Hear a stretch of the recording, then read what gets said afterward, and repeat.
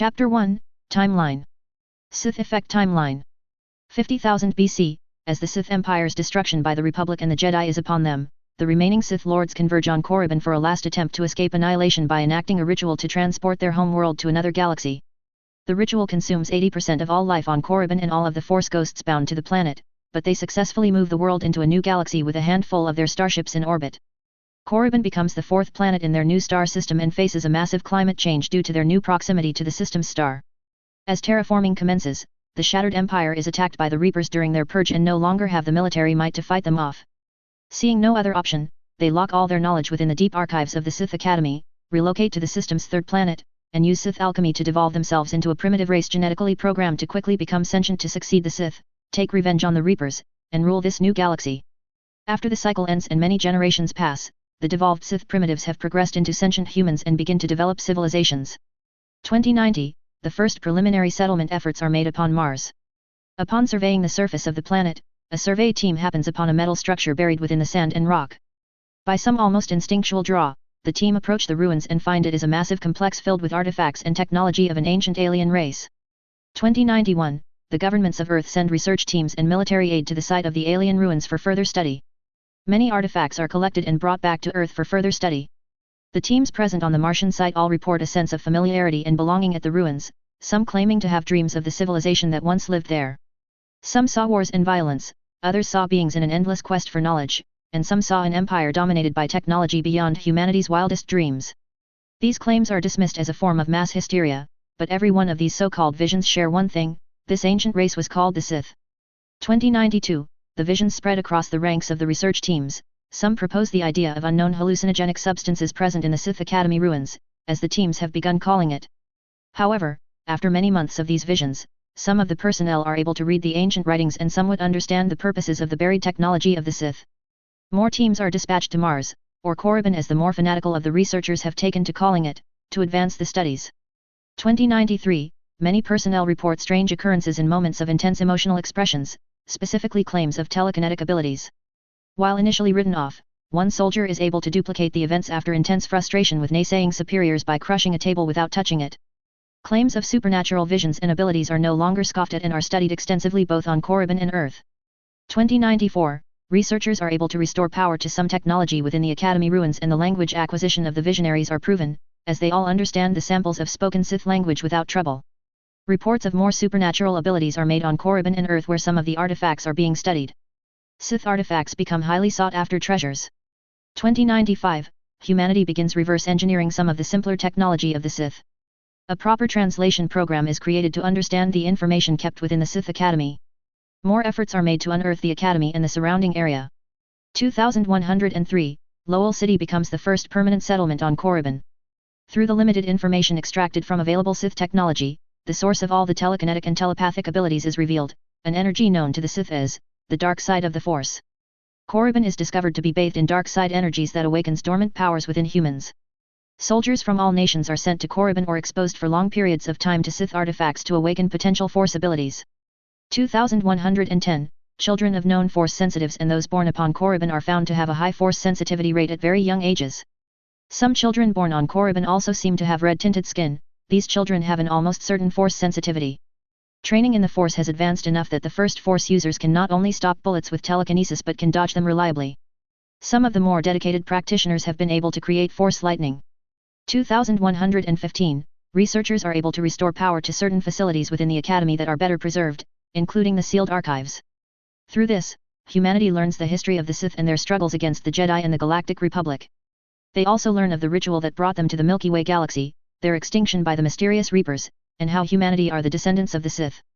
The public is made aware of the findings, with certain facts omitted or embellished, and a cultural shift begins to change human customs to be more in line with the Sith of old, valuing pragmatism and individual ability while devaluing utilitarianism and restriction. Sith Basic becomes a commonly taught language.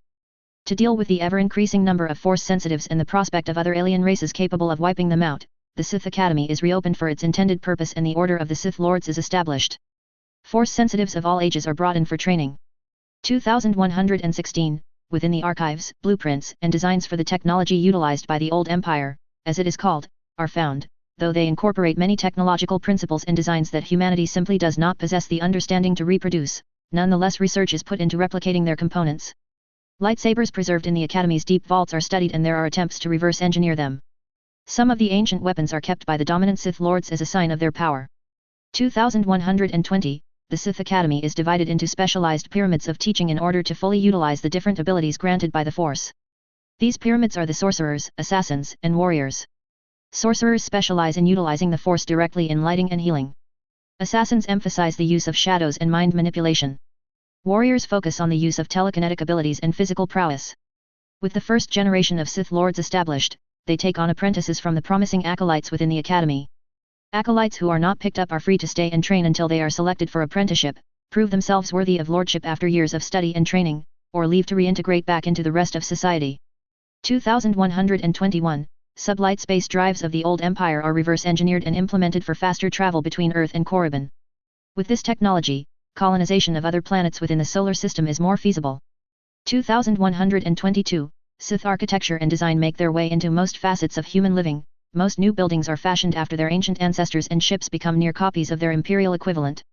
2125, blasters and turbolasers are successfully reverse-engineered. All military and security personnel and equipment are refitted with the new technology. Research into hyperdrive, shielding, and droid technology begins. The pyramids of the Sith Academy reorganize themselves with one Dark Lord at the head of each. These Dark Lords of the Sith, or Darths, make up the Dark Council and guide the Sith Lords, apprentices, and acolytes. The Valley of the Dark Lords is also mostly unearthed at this time, granting access to the tombs of the ancient Sith and the treasures buried beneath. 2126, Kaelor slugs are discovered hibernating in the buried tombs and the Academy discovers a new and effective way to train their acolytes in real combat. Extermination runs into the tombs become common exercises and helps prepare the future lords for the horrors of the galaxy. 2127, Sith alchemy is discovered within holocrons found in the deepest tombs of Korriban.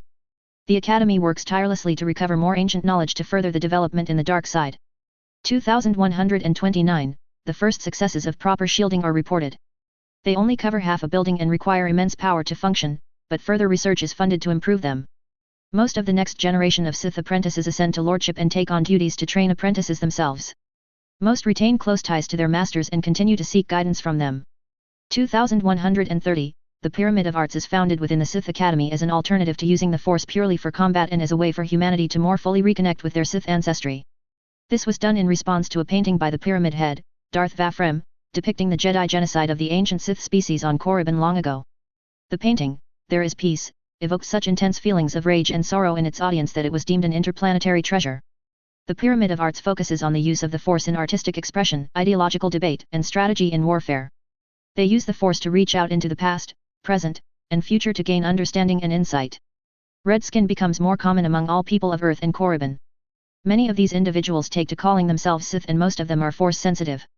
Red skin becomes a sought-after trait amongst the human population due to the high rate of Force sensitivity and stronger connection to their ancestors. Sith names become common as well.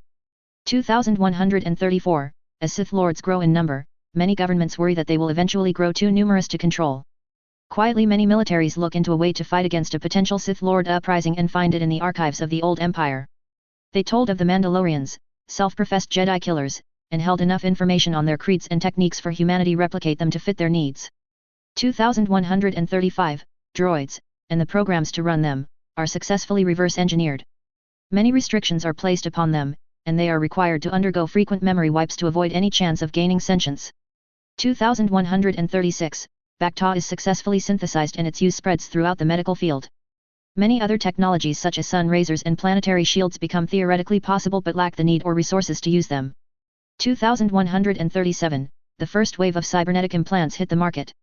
Life expectancy of humanity increases drastically thanks to advances in medicine, cybernetics, and Force abilities.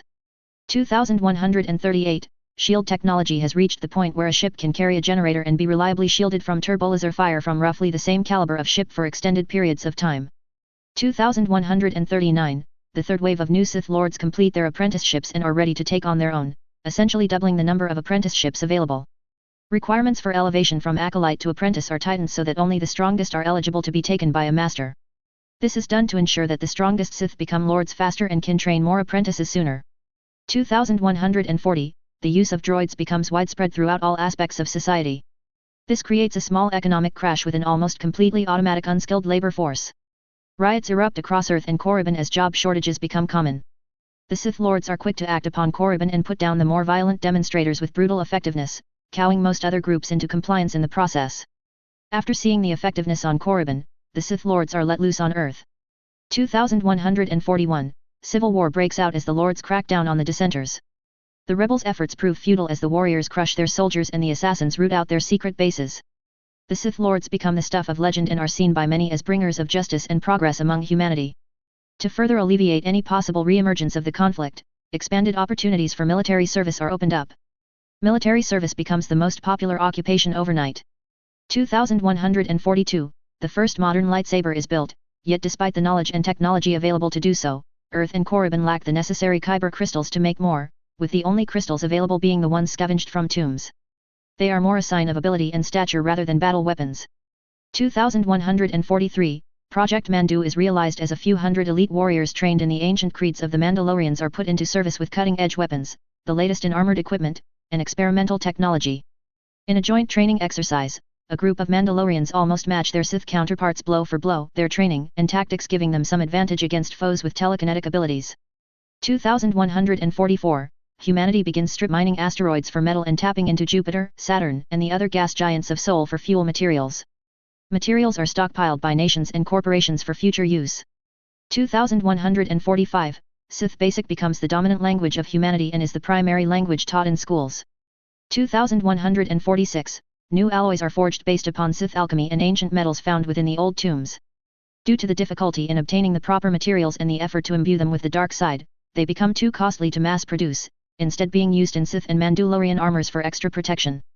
2147, hyperdrive technology on par with the old empires is successfully developed. The nations of Earth sign the Alliance Charter and become the Sith Alliance. Humanity changes its name to Sith to honor their spacefaring ancestors and hoping that the name will one day reign triumphant across the galaxy. The Alliance is headed by the Parliament Consuls, the 4 Dark Council members, and the Ministers of Warfare, Exploration, and Logistics. 2148, the Sith Alliance sets out to conquer the stars in full force utilizing the hyperdrive to search out all star systems near Sol. Surveying teams are sent to habitable planets as soon as they are found. Their efforts quickly bear fruit as they come across several habitable planets, naming them New Dramund Kos, New Yavin, New Malisur, and New Teres. Sun razors are built in uninhabitable star systems to harvest matter and energy from the local stars. New materials become available to produce stronger and more durable ships. 2149, the mass relay is discovered within Pluto's moon, Charon, when a starship is pulled out of hyperspace by its fluctuating gravity field. The Sith archives make mention of these relays as the means by which the Reapers reached the Sol system. After much deliberation, it is decided to utilize the method of travel rather than destroy it. Upon reaching the other side of the relay, the Alliance finds the Arcturus system and discovers more relays of the network. Seeing it as a point of strategic import, the Sith Alliance begins construction of a space station in the system. The first Star Destroyer Harrower-class battle cruisers begin construction based upon the designs created from the ancient Sith. These designs incorporate turbolasers, ion cannons, concussion missiles, proton torpedoes, and deflector shields. Military doctrine of the Alliance is built upon the foundation of the old Empire utilizing coordinated efforts from capital ships, destroyers, fighters, and bombers in their attacks. New droid foundries are built to construct the legions of construction droids needed for the Alliance's foreseeable endeavors in colonization and militarization. Asteroid mining explodes across Sol and sun razors are pushed to maximum capacity as metal stockpiles quickly begin to thin. 2150, through a blind light speed jump, a system is found near Sol but with only one barely habitable planet. The Sith Lords on board the exploration vessel are drawn to the frozen world and make preparations for landing. Using the Force to navigate the surface, they find a system of caves filled with blue and green kyber crystals. The planet is named New Ilum, after a planet of the old galaxy. Sith alchemy becomes its own pyramid in the Order of the Sith Lords, adding a new Dark Lord to the Dark Council and High Command. Use of the art on fellow Sith is forbidden, however certain groups begin to experiment regardless. Miranda Lawson is born from such an experiment with prominent scarlet skin and incredible force sensitivity. 2151, the Terminus destroyers, supremacy fighters, and extinction bombers for the building Sith Armada are commissioned at this time. It is also discovered that the raw kyber crystals found at New Ilum continually reject the dark side, creating faulty and unreliable lightsabers for the newly ascended Sith Lords. Research into the deep archives reveals the process of crystal bleeding in order to create a proper crimson-bladed Sith lightsaber. After many successful trials of the art, crystal bleeding and lightsaber construction becomes a rite of passage for acolytes to become an apprentice. 2152, battle droids are created and fielded for security and military use. These range from vaguely human-shaped bipeds to mobile turret quadrupeds. Colonies outside of the Sol system are established on the newly named planets of Demeter, Eden Prime, Minder, and Terra Nova, as well as the previously surveyed New Dramund Kos, New Malisur, New Yavin, and New Teres. While not instantaneous like the mass relays, hyperdrives do allow for more thorough explorations of regions outside of the relay network. 2153, based upon a megalaser design found in the Academy archives, a new Dreadnought-class starship is commissioned. New construction droids are implemented in ship construction, accelerating the construction of the Sith Armada. New Ilum is colonized successfully, though travel there is restricted due to its abundance of kyber and the value of such crystals to the Sith. 2154, John Shepard is born to Lieutenant Hannah Shepard and Lord Jason Shepard, possessing a strong connection to the Force. While not possessing the red skin of the pure-blooded Sith, his eyes are a molten gold and red, proof of his strength in the dark side. Sith intelligence is formed and the Minister of Intelligence joins Alliance High Command. Agents are posted within each colony to monitor for signs of insurgency and are given state-of-the-art and experimental equipment to carry out their orders. 2155, the first Sith Armada is completed and split into two groups, expeditionary and defensive fleets. The expeditionary fleets patrol the fringes of Sith space and scout out new worlds to conquer, while the defensive fleets are stationed at valuable locations such as Sol, Arcturus, and New Ilum. The first Harrower Star Destroyer to take flight is christened, the Judgment of Mar, after an ancient Dark Lord. 2156, the first Silencer-class Star Dreadnought, the Vengeance of Nox, is constructed, taking the Harrower design but refitting the forward hangar bays between the ship's prongs with a massive megalaser and stretching out the length of the ship to just over 1 kilometer long to accommodate a dedicated reactor. The main weapon is calculated to be strong enough to destroy scores of fully shielded ships in a single shot and can be fired in relatively rapid succession, earning it the nickname, Fleet Killer. The second and third Silencer Dreadnoughts, the strength of Imperius and the wisdom of Oculus, begin construction. 2157, First Contact. Chapter 1, First Contact. All rights to EA and BioWare, this is a fan work. I just want to clear a few things up here before the story really gets going. First, this is not the Sith Empire. While much of the ideals of the old Empire have been carried over, they are still closer to what the Alliance is in canon, albeit leaning much more towards renegade than Paragon. They don't practice slavery, they don't murder each other at the slightest inconvenience, and their main focus is building up their civilization. 2. Turbolasers are a pain to get any sort of consistent measure on, so for the purpose of this FIC I will be using the destruction of Teres as a baseline for their power. Meaning that a ship with 16 heavy turbolasers, like the Leviathan in KOTOR, can raise a planet in a timely manner from high orbit, about 10,000 kilometers. Meaning they can blast through a Duracrete skyscraper like it was a sand castle from that distance if it is standing still. I've narrowed effective range to about a quarter of that so they can reliably hit a moving target from 2,500 kilometers onward and can almost always hit at half of that. Third, hyperspace is ridiculously fast compared to MassEffect FTL, even in the slowest estimates possible. The most concrete answer about how fast hyperspace gets is that it can cross light years in a matter of minutes. So I'm going to try and be generous to MassEffect and say that 2 light years per minute is around the average speed of hyperspace. Granted, they will still have to deal with the hazards of hyperspace, so it is not like they can go anywhere they want at any time. With that out of the way, enjoy. In the not so distant future, in a galaxy not so far away. Sith Effect. Episode 1, First Contact. The Sith Alliance rises. After mastering the technology of their ancestors, the Sith Empire, the Alliance experiences a new age of colonization across the stars. Using the mass relays, they spread quickly into uncharted space. New worlds become available for them to conquer and bring into their growing civilization, in preparation for their eventual fight against the Reapers. The latest colony, Shangzi, has undergone the initial stages of population and is prospering. Being the farthest colony out, it has become a staging point for charting new hyperspace lanes into unknown territory and is frequented by Sith Lords and their apprentices who wish to make their names during the expeditionary missions. One such mission is to activate the dormant relay at the system's edge for further expansion opportunities. However, the first expeditionary fleet has been delayed and left the activation team without the protection of their star destroyers. Having already received orders from High Command, the team prepares for the unknown, unaware of what awaits them. The massive tuning fork-looking construct floats in place against the backdrop of open space, unmoving and inactive, as 2 vessels draw nearer to it. The smaller of the 2 is boxy with 2 wings protruding down each of its sides. The larger of the 2 overshadows its companion. The vessel is a long and slender wedge with 2 sets of wings protruding off the back near its large engines. Its laser batteries all face forward as it approaches the mass relay. Upon the bridge, many officers and technicians in grey uniforms work at their consoles as astromech droids roll across the walkways and security troopers stand at the ready. At the head of the room, a single man stands looking out upon the relay with his molten gold and red eyes. He wears a dark cloak over metal armor plates and bears a stern expression upon his withered face. His eyes remain locked onto the structure, as if assessing it. Does it bring back memories of the first relay, Lord Grissom? Comes a voice from behind him. He turns to see a decorated officer approach from the rear of the bridge. Captain Stellas. Lord Grissom nods in acknowledgement. Not quite, I'm afraid. The captain steps beside the Sith Lord. Something have your mind preoccupied, m'lord? You seem, if you don't mind me saying so, rather distracted. Grissom closes his eyes and lets out his breath. The force is stirring.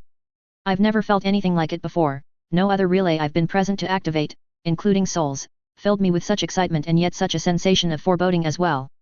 I understand, m'lord, even the activation team was getting restless and High Command has been impatient with charting new systems for colonization. However, our mission is only to activate the relay and bring the Scarlet Fang and research vessel to the other side and back, nothing more. No exploring for us quite yet, the fleet will be here in a week for that. And should we happen to discover the Reapers on the other side waiting for us? Or whatever might be this galaxy's version of the Jedi, perhaps. Grissom comments. If we do find them waiting for us, we will face them as Sith. Stellas responds with a smirk, without fear and without remorse, and take as many with us as we can. Should we die, the Alliance will avenge us. Don't be so quick to rush in towards certain death, Grissom chuckles. History seldom remembers those looking to die. Sir, a comms officer calls out, the activation team is within range of the relay. They want final approval before commencing. Granted, the captain answers, let's get this over with then. The officer relays the order, and the smaller vessel flies closer to the relay. After some time, the blue core glows and the inner rings spin. The bridge cheers as the construct flares to life. Confirmed relay activation, the comms officer says. Pity you left your former apprentice on Shangzi, he would have loved to see this, the captain says to the old Sith Lord. Jason will have plenty more opportunities to see them in his lifetime, I assure you. When I finally retire from my duties, he will likely take my place standing upon these many ceremonies with his own apprentices. Sir, the activation team is now waiting for the response from the other side's activation. Very good, once we receive confirmation of response, we will run through the last few checks and prepare for relay jump. Grissom's countenance turns sober as he looks back out to the relay. Still, I can't help but feel the dark side stirring. Like conflict awaits. As the Sith's mission unfolds, at the far end of the relay jump, a patrol fleet of slender ships cruises close to the relay, 15 in total, 9 smaller than the other 6. Massive guns protrude out of the front of each ship as they fly in tight formation. On the command deck of the lead vessel, spiky avian beings work at their consoles as one sits overseeing the lot of them. Though he looks out into the blackness of space with a disciplined stoicism, he struggles to stifle a yawn from his mandibles. I have no idea what I've done to Palavan High Command, but spirits, they must despise me. Finally promoted to captain, and I'm stuck patrolling, he mutters, what are we even doing out here? Cheer up, Captain Cicerus, says another officer holding a steaming cup, 2 more weeks and we're on shore leave. Care for a drink, sir? Thank you, Tuliun, and yes I would. Cicerus accepts the cup. 2 more weeks circling this middle of nowhere section of space with no pirates, mercenaries, or even the spirits damned Quarians. Just a dead relay. Sir, relay 314, it's activating. An officer at a console shouts. What? How did a ship evade our sensors? Cicerus demands, and who would be dumb enough to violate Citadel law right in front of us? Sir, we're not picking up any ships. It appears to be activating from the other side. Cercerus' eyes widen. Spirits, is this first contact? These idiots. Don't they understand the dangers of recklessly opening the relays? They are either incredibly naive or truly fearless, the lieutenant adds. Orders, sir. The lieutenant inquires. He looks at the console displaying the information before opening a channel. Attention all vessels, this is Captain Cicerus of the command ship, Spear of Justice. Primitives have violated Citadel law by opening relay 314. The punishment is clear on this matter, they must be detained, by force if necessary. Send a message out to High Command that we've made first contact with a potential client race. With luck, we'll be bringing them into the galactic community under our jurisdiction. Yes sir. The bridge responds as they rush to battle stations. After a few minutes of waiting, a Turian appears in the hologram projector, Captain Cicerus. The captain salutes, Admiral Septimius, sir, relay 314 has been activated. We believe it is a primitive race on the other side. Requesting permission to traverse the relay to enforce Citadel law and requesting reinforcements to bring this race into civility as a client race of the hierarchy. Septimius smiles at the captain, permission granted. Well done, Captain, I will move my fleet to your location. Suppress whatever force is activating the relay and scout ahead for our invasion. Luckily my fleet has just put down a small pirate base close to your location that can reinforce you in a few days' time. Thank you, sir, Sisirus responds as the hologram disappears. Sisirus sits up in his chair as the ships all take formation for the jump, ignoring the dark shiver down his back. Everything checks out green, sir. We are ready for relay jump, the logistics officer says. Lower the deflector shields for our transit and give the all-clear for the research vessel to proceed, still as orders. The ship's shields dissipate, and the two vessels fall back to take the proper approach to the relay. As they begin to move forward again, the relay flares to life. What's going on? The crew look over their instruments. We don't know, sir. We haven't done. Wait, something is coming through. The Turian patrol emerges from the relay transit and hold their position close to the massive tuning fork-shaped construct. What in the... Sir. Another officer shouts, I'm detecting increased energy buildup from the foreign vessels. Activate scanners, I want to know what we are dealing. A blue light streaks through space and strikes the Scarlet Fang's thrusters as the ship is rocked from the powerful impact. More streaks of blue carve into the durasteel hull and alarms start going off. Kalag, damn it. Re-engage the deflector shields. Still as orders. After a few more hits, the ship is enveloped in a faint glow and the blue stakes ripple against the shields. Damage reports. Still as demands. Captain, our engines are hit, we've lost 30% of our thruster capacity. Superficial damage to the hull but no breaches. All other system operating normally. The activation team's vessel was hit as well, they're gone, sir. Damnation. Captain Still as hisses. Focus, Captain, Grissom snaps him back to the situation, we need a plan.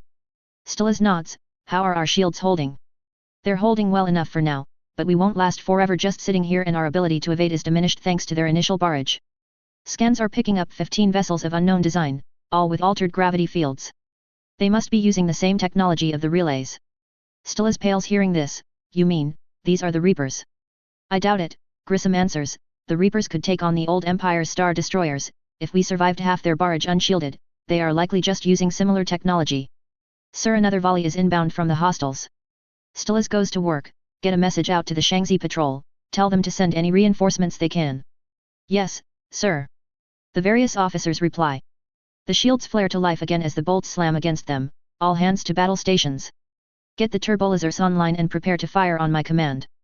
As orders are being thrown around, Lord Grissom approaches the communications terminal, open a channel on every frequency available to us and start hailing, I would have a talk with these aliens that would dare attack us.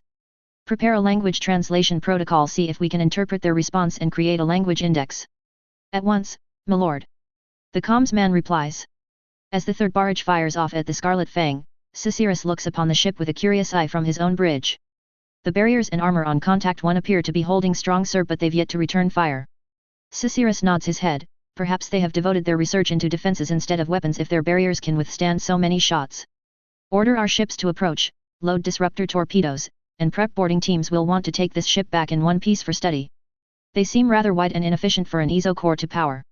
Actually, sir, the officer begins, I'm detecting no element 0 from these ships. Sisirus head bolts towards the officer, what? None. They must not even be FTL capable. Fresh out of their home system, Lieutenant Tuliun adds. The communication console beeps as several channels light up, sir, Contact 1 is hailing us on open channels, several open channels. They must be desperate seeing our overwhelming firepower. Open it up so that we may hear their surrender, Sisirus commands. After a few moments the holodeck lights up and Lord Grissom appears before the bridge. Alien hostiles, I am Lord John Grissom of the Sith Alliance destroyer, Scarlet Fang. You have invaded Sith space. Cease your attack at once or suffer the consequences of attacking the Sith Alliance, he orders in Sith Basic. They resemble Asari somewhat, except smoother and with fur on their heads, the lieutenant comments. If you do not cease hostilities, you will be declared an enemy of the Sith Alliance and will be destroyed, Grissom continues, halt your approach and remove your warships or we will retaliate. Do they even realize we can't understand them? The comms officer ponders out loud. I doubt these primitives even have any kind of translation program. Still, we shall send a message back, demanding their surrender. We can say we tried. Sir, they've transmitted a message back to us. How kind of them, now we can shout back at them in a language they actually understand, Still as growls, run it through for analysis. A Turian appears on the holo COMM, speaking, if one might call it that, in a rough pattern of sound to the human's ears. The message ends moments later as Grissom and Still as glance at each other and then to the officer at the comms. Was that enough of a sample for proper translation of these scaly birds' language? After a few moments of running the message through the many recorded languages of the old empire, the man pipes up, "Yes sir, it may be a little rough, but it should be workable enough to understand." "Let's see what these curs want," growls Grissom. They play the message through the translator and Captain Cicirus reappears on the hollow, primitive, ship/vessel, "I am, leader/commander/conductor, Cicirus of the, numbered, species, patrol fleet of the, species, hierarchy. You have, damaged/broken/torn, citadel/tower/castle, log by activating a, sleeping/inactive/dormant, relay. You are to, surrender/submit, yourselves over to our, control/authority/power, for your crimes against the galaxy. Any, resistance/defense, will be met with deadly, attack/force/retaliation. Once your species, submits/surrenders, or is, pacified/destroyed, as needs be, you will be, uplifted/taken, as our, client/subservient/slave, race. Do not, resist/defend, you cannot win." The message ends and the crew looks, irked. Many within earshot sneer and scoff at the words given and the tone of the translation. None, however, compare to the anger permeating off Lord Grissom. Darkness and rage radiate from his very being. Yet, he laughs. And the crew shudders. So, these featherless birds believe that they have any right to attack us, make us into their slaves. Uplift us? Punish us? The pinnacle of all sentient life in this galaxy and any other, like we are some misguided children. His laughter stops as a nearby astromech is crushed by the force before being sliced to smoldering pieces by a crimson blade.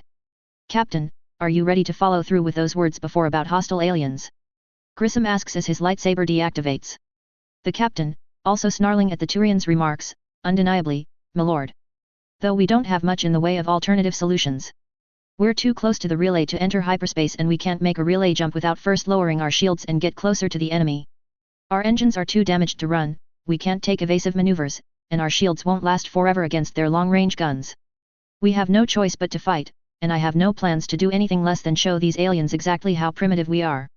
Captain, hostiles are moving in on our position, their weapons are still firing. Then charge to meet them, still as orders, get them in range of our turbolasers and open fire." The Scarlet Fang's damaged thrusters flare and the ship flies off to meet its enemies, shield holding against their mass accelerator rounds. Once the destroyer crosses the 2,500 km mark, turbolaser turrets swivel and take aim at the closest vessel. The barrage catches the frigate off guard as bolts crash against the hull of the ship, ignoring the barriers protecting it. All it takes is 5 volleys and the frigate explodes as its decks are shredded and its core breached. The Scarlet Fang bridge cheers as they destroy the ship.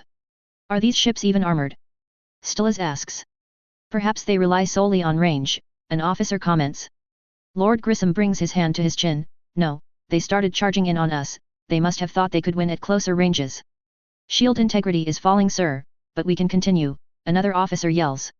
"Good, then target the next one, leave these fools in pieces," Stillas orders. On the Spear of Justice's bridge, the crew is silent as the second frigate before them is ripped apart. Spirits. They completely bypassed our barriers. Evasive maneuvers now. Avoid their weapon fire at all costs and launch all torpedoes as soon as you are able. Sir, their weapons seem to have a more limited range. Should we not retreat to a safe distance and continue our bombardment? If we did that, we may exhaust our cores against their barrier and leave ourselves completely at their mercy. We need to bring their defenses down or we won't be able to cripple them, Cicirus responds. The frigates launch disruptor torpedoes, and the destroyer is swarmed with alerts. Their point defense guns are overwhelmed as the torpedoes crash into the deflector shield. The space around detonation is warped, and the shields overheat as the ship rocks. As the bridge regains itself, Grissom shakes the dizziness away. "Damage report," he orders. "Shield integrity is down to 37%, m'lord, but the shock disrupted our targeting protocols and knocked out several other power systems across the ship, recalibrating now. Divert as much power to shields as you can and launch concussion missiles," Grissom orders, "target the frigates. Small vessels inbound, I believe they might be boarding parties. Turbolasers won't be calibrated in time and missiles are still loading. Order all Marines to the hangar, I don't want them anywhere close to the bridge," Stillas commands. "They're not moving towards the hangar, they are docking at the airlocks," the radar officer replies. "Strange," Stillas hums. Grissom walks away. "Order your men to protect the engines, the reactor, and the bridge." "M'lord, where are you going?" Stillas asks. He smirks. "Pheasant hunting." The airlock bursts open and Turians spill into the corridor. They raise their weapons and march into the ship. The dim emergency lighting blinks as pieces of the ship's interior fall out of place. The soldiers step around the debris and work towards the direction of the bridge. These primitives sure love their gunmetal and red, one says. Focus, the leader hisses as they pass an intersecting hallway, find it clear, and move on. The last soldier through, however, is pulled away with a scream, followed by a sharp buzz and 2 loud thuds. The squad turns back to face the enemy but find only the smoking pieces of their comrade cut in half from shoulder to hip. The leader stifles a gasp, what in the... Another interrupts as he flies away from the group. The squad turns in the direction of their taken comrade, only for that buzzing sound to return as a red light radiates behind them. 2 are cut down by Lord Grissom's crimson blade before the others can turn and fire. The first shot pings off his shoulder pauldron as he dodges the rest, cutting down 2 more in close proximity. He pulls his outstretched free hand back towards his chest and the Turians' weapons are yanked from their grasps. One thinks fast and charges, an orange blade forming around their hand. Grissom blocks the attack, and his lightsaber eats into the MassEffect field. His free hand grabs the Turian soldier by the throat and crushes its windpipe. He then launches the body into the remaining 2, knocking one to the floor and pouncing on the other. As he kills his target, he stabs the downed one in the chest, leaving only 1 soldier left. Grissom deactivates his blade and marches across the hall, to the soldier he pushed away. He lifts the alien in the air with telekinesis and pulls him close. The Turian struggles as Grissom pulls out his hollow communicator and holds it between them. If you want to stay alive, you do exactly as I say, Grissom growls as his hollow COMM repeats the message in the Turian language. On the other side of the ship, more Turians are on the move, through the dark corridors. As their leader peeks around a corner, he catches men in black and red armor setting up cover and gun emplacements. Behind them a large machine hums loud enough to be heard from the Turians' position. Bravo 2, reporting, we've located the ship's core, disabling now, he says to his glowing Omni tool. He primes a grenade and gives a signal with his talons. The team rush out and fire weapons, the leader throwing the grenade in the middle of the group. The troopers dive for cover as the metal explosive detonates, flinging away one of the slower men and destroying the gun emplacement. The Turians take cover in the divots of the wall as the troopers return fire. Die alien! Bolts of red plasma fly through the corridor and strike at the Turian soldiers. Shots to the armor knock the Turians off their feet, the ones that hit flesh tear it apart. The streaks of blue mass accelerated rounds strike one trooper in the shoulder, shattering his armor and sending him to his knees. His comrades provide cover fire as another trooper rushes in and sprays him with Bacta. One trooper emerges from cover with a cannon in both his hands. He cranks the handle and fires a volley of explosives at the Turians in cover. They fall back as the other Alliance troopers open fire on them. Advance! Shouts the assault trooper. The Turians make a hasty retreat, but as they near the airlock they are stopped by a metal monstrosity with a boxy body, 4 legs, and guns for arms. They fire upon it, but the rounds simply spark off its metal frame. The battle droid clicks and beeps before gunning them down with its twin blaster cannons. The Turians fight on but fall one after another as the squad of troopers catches up and open fires from behind. The last of the boarding party falls to the battle droid's cannons and the troopers secure the airlock. Bravo 1, come in, the comms officer says to the console. Bravo 1, come in. Bravo 2, report. We've lost contact with our boarding teams, sir. They must be jamming them somehow, Cicirus responds. Launch the next volley of torpedoes, bring their shield down. The next wave of warheads fire and barrage the ship's shields. They withstand the detonation and continue to fly forward, launching missiles at the Turian frigates. As the missiles impact the closest frigate and the destroyer fires upon the next ship, the boarding vessels latched onto the destroyer's airlocks explode into pieces. The bridge is frozen for a few seconds before the communication terminal picks up an alert. The officer gulps. It's contact 1, sir. Put them on, he growls at his subordinate. The hologram lights up, this time displaying Lord Grissom, Captain Stellas, and a lone Turian soldier on his knees. Both the officer and Lord sneer at Cicirus, who eyes the scant signs of battle damage on Lord Grissom's attire. The harrowed expression on his soldier's face tells him what transpired aboard the Sith vessel. Can you understand us now, alien? Stellas spits. Cicirus' eyes widen as their speech comes through in rough but intelligible Turian. It took some time to analyze, but our protocol programs were able to crack your language, Grissom begins. It only took slightly more time to dispatch your soldiers than it did deciphering your crude tongue, Turians. He cut them to pieces, sir, the soldier begins. He used biotai. Grissom drives his boot into the soldier's back and crushes him into the floor. Speak unpermitted again and you'll be fortunate if you are dragged back to Seoul with any of your limbs still attached. Who in the spirit's names are you? Cicirus barks them. Stellas huffs. We are the Sith Alliance, conquerors of the galaxy. You have trespassed in our space and have murdered our people. Such impudence will not go unpunished. Cicirus scoffs at the assertions of the captain. Primitive races are all the same, they all believe that getting off their rock of a home planet somehow destines them for greatness. You are nowhere close to being the dominant race in the galaxy, You're just another barbaric race that's grown far too ambitious for their own good and need to be shown the order of things before you cause your own extinction. Grissom's eyes narrow at him, and what delusion of yours gives you the right to rule over us, the Sith, the greatest species in the galaxy? Your might? Hardly. All of these ships and you can't even destroy one single terminus destroyer that you've ambushed. Pathetic. Turians have been spacefaring for over 2 millennia, yours is an upstart race of primitives. We have the most powerful fleet in the galaxy, entrusted to keep order in Citadel space. We will not be talked down to by a race that has yet to master MassEffect technology. If we did not find you, you'd have destroyed yourselves in your hubris before the turn of the century. You should be grateful that we offered you a chance to survive under our care. You are no match for the... Cicerus grabs hold of his neck and gasps for air as Grissom's outstretched hand flexes in a constricting gesture. I've heard enough of your pretensions. Know this, alien, you have made an enemy of the dark side's chosen people. When your worlds burn, when your fleets lay in shambles, and when your people are marched through the streets in chains, remember that it was you who fired upon us. Pray to whatever fictitious gods you worship, it matters not, you will know the true power of the dark side of the Force. You will know the revenge of the Sith. As Grissom shouts, 3 more Sith destroyers emerge from hyperspace behind the damaged Scarlet Fang. The hologram cuts off as the ships rain turbolaser fire upon the Turian warships.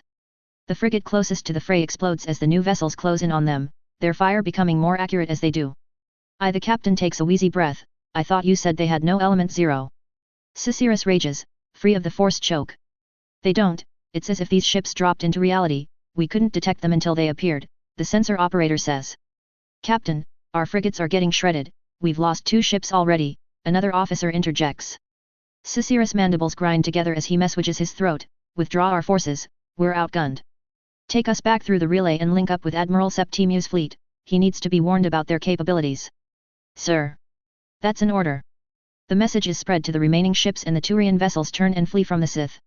They fly back through the relay as another of their frigates and even a cruiser falls to turbolaser fire. Captain Stillas breathes a sigh of relief as his ship is encircled by its allies. Sir, we're being hailed, the comms officer speaks up. Put them through, he replies. The holo COMM lights up and another ranked officer appears before them, Captain Stillas, Lord Grissom, I am relieved that we've made it in time. I am Captain Irons of the Shangzi Patrol. Well met, Captain, Lord Grissom responds, you've come at just the right time. Without your timely intervention, we may have been blasted into oblivion. Still, we lost the activation team's ship and the aliens got away, Irons says, I'm sorry we couldn't do more. We must return to Shangzi at once, Stillas replies, if what the alien said is true, there are more of them out there and they seem to think we will be easy prey for their military. They will be back, likely with an invasion force to take the planet. They can try, but we will not make it easy for them, Lord Grissom growls. So, that's Chapter 1, the opening skirmish that kicks off the First Contact War. The Turians are in for a nasty surprise when they realize what they're dealing with, the rest of the Council too for that matter, but that comes later.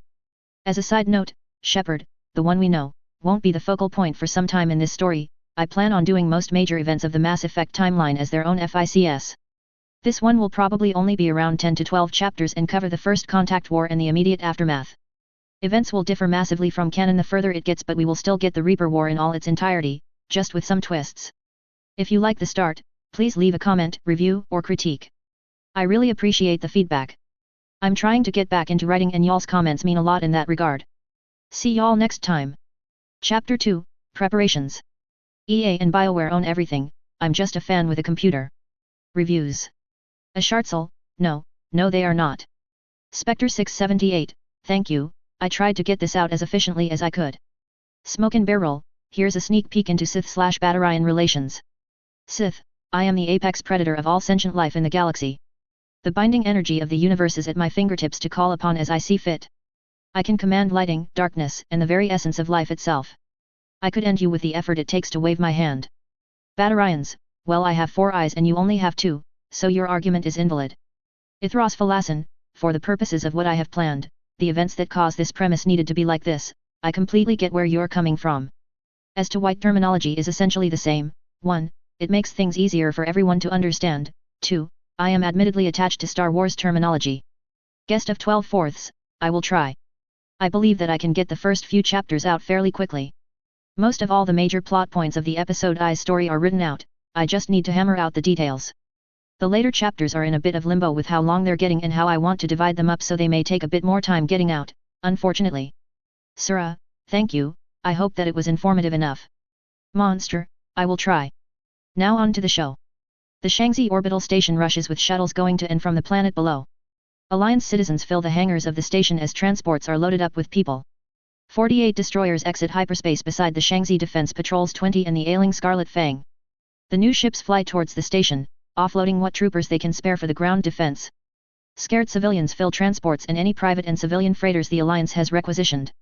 Military commanders, Mandalorian leaders, and Sith Lords gather together at the center of the station, in the command deck.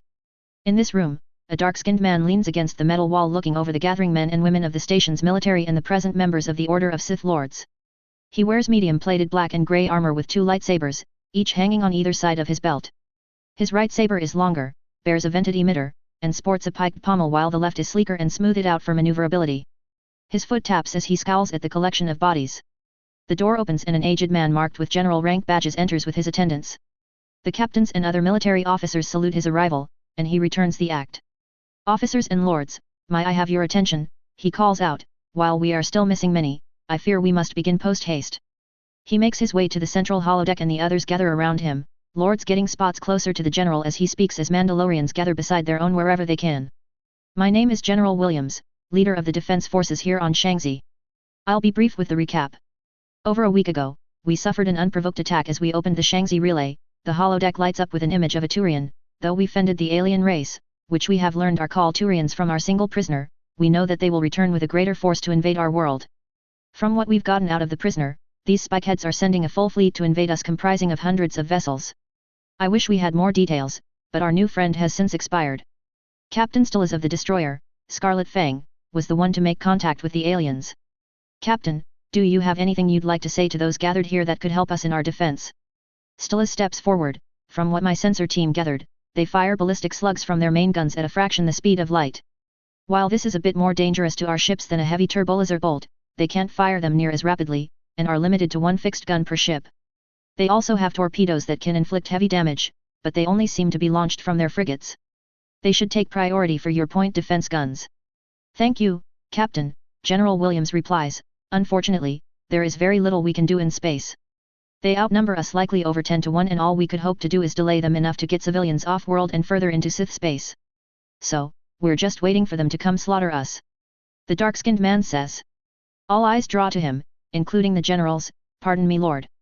David Anderson, he replies, apprentice to Lord Jason Shepard. Lord Anderson, Williams continues, we currently do not have the forces in space at our disposal to mount any sort of offensive.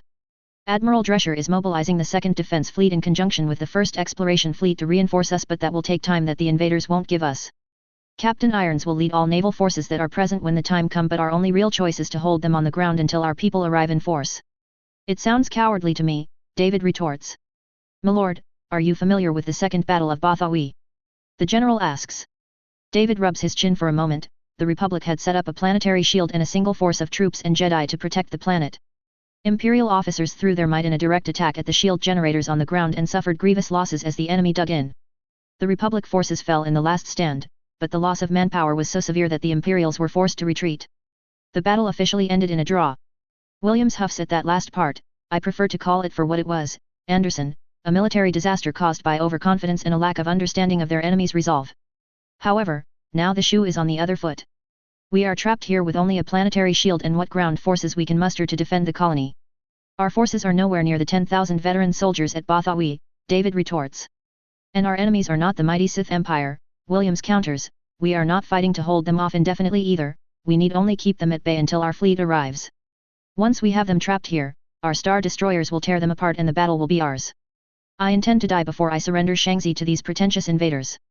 Spoken like a true Sith, a new voice says as the doors to the war room open and close. My lord, the soldiers and officers bow to him as he approaches. He wears heavy maroon and black armor, similar in pattern to David's. His obsidian black lightsaber hilt sways from his belt with every step of his heavy boots. His short black hair rests slicked back atop his head while a scar runs down the right side of his face. He approaches the Sith apprentice with his golden eyes and veiny expression locked on him. Master Shepard, David says as he kneels. Rise, apprentice, we've no time to spend on pleasantries, Shepard says as he takes his place at the table just as Lord Grissom enters. What do our forces look like, General? The aged lord asks.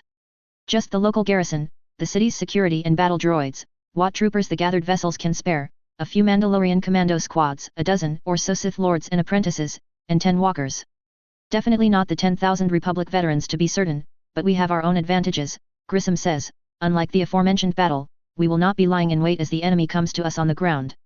They don't understand our technology, it is likely that they will therefore not go right to our generators in the beginning.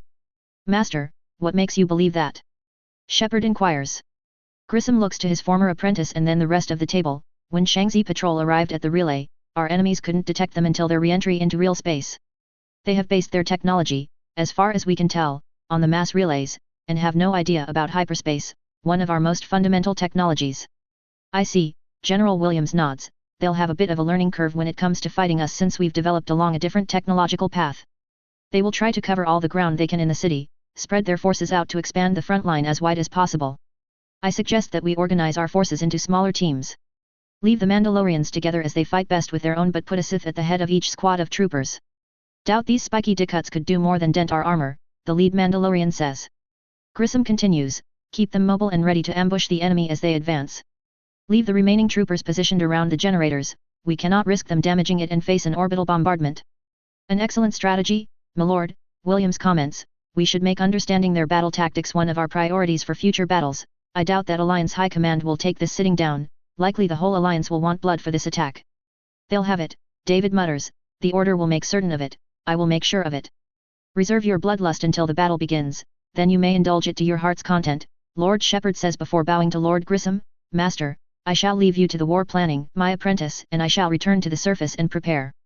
Very good, Jason, we shall meet again for drinks after our victory. But master, this is not a debate. Come. Shepard leads his apprentice out, passing a hooded lord as he enters. Lord Shepard. Lord Harper. Shepard acknowledges his comrade as David bows his head towards his better. Once they are walking towards the elevators, Shepard speaks up. You're growing impatient. David takes a breath. Master, I refuse to stay calm as we are in the middle of an attack against our people. We are lords of the Sith, we should be doing the attacking. They reach the elevators as Shepard presses the control pad. Our job is to destroy the enemies of the Sith. We cannot do such by diving headfirst into a doomed endeavor. We are not so desperate as to try our luck with such actions. I never said we were desperate, David replies as the empty elevator opens up. The two enter and Shepard selects the docking bay on the panel. Then why do you desire to march us to our deaths? Or are you so confident in our ability to win with such abysmal forces here? We are Sith, we have the Force, Master, these spikeheads do not, David answers.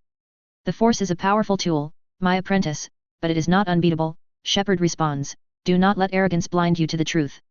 We can be defeated, the Galactic Republic and Reapers proved that to the old Empire.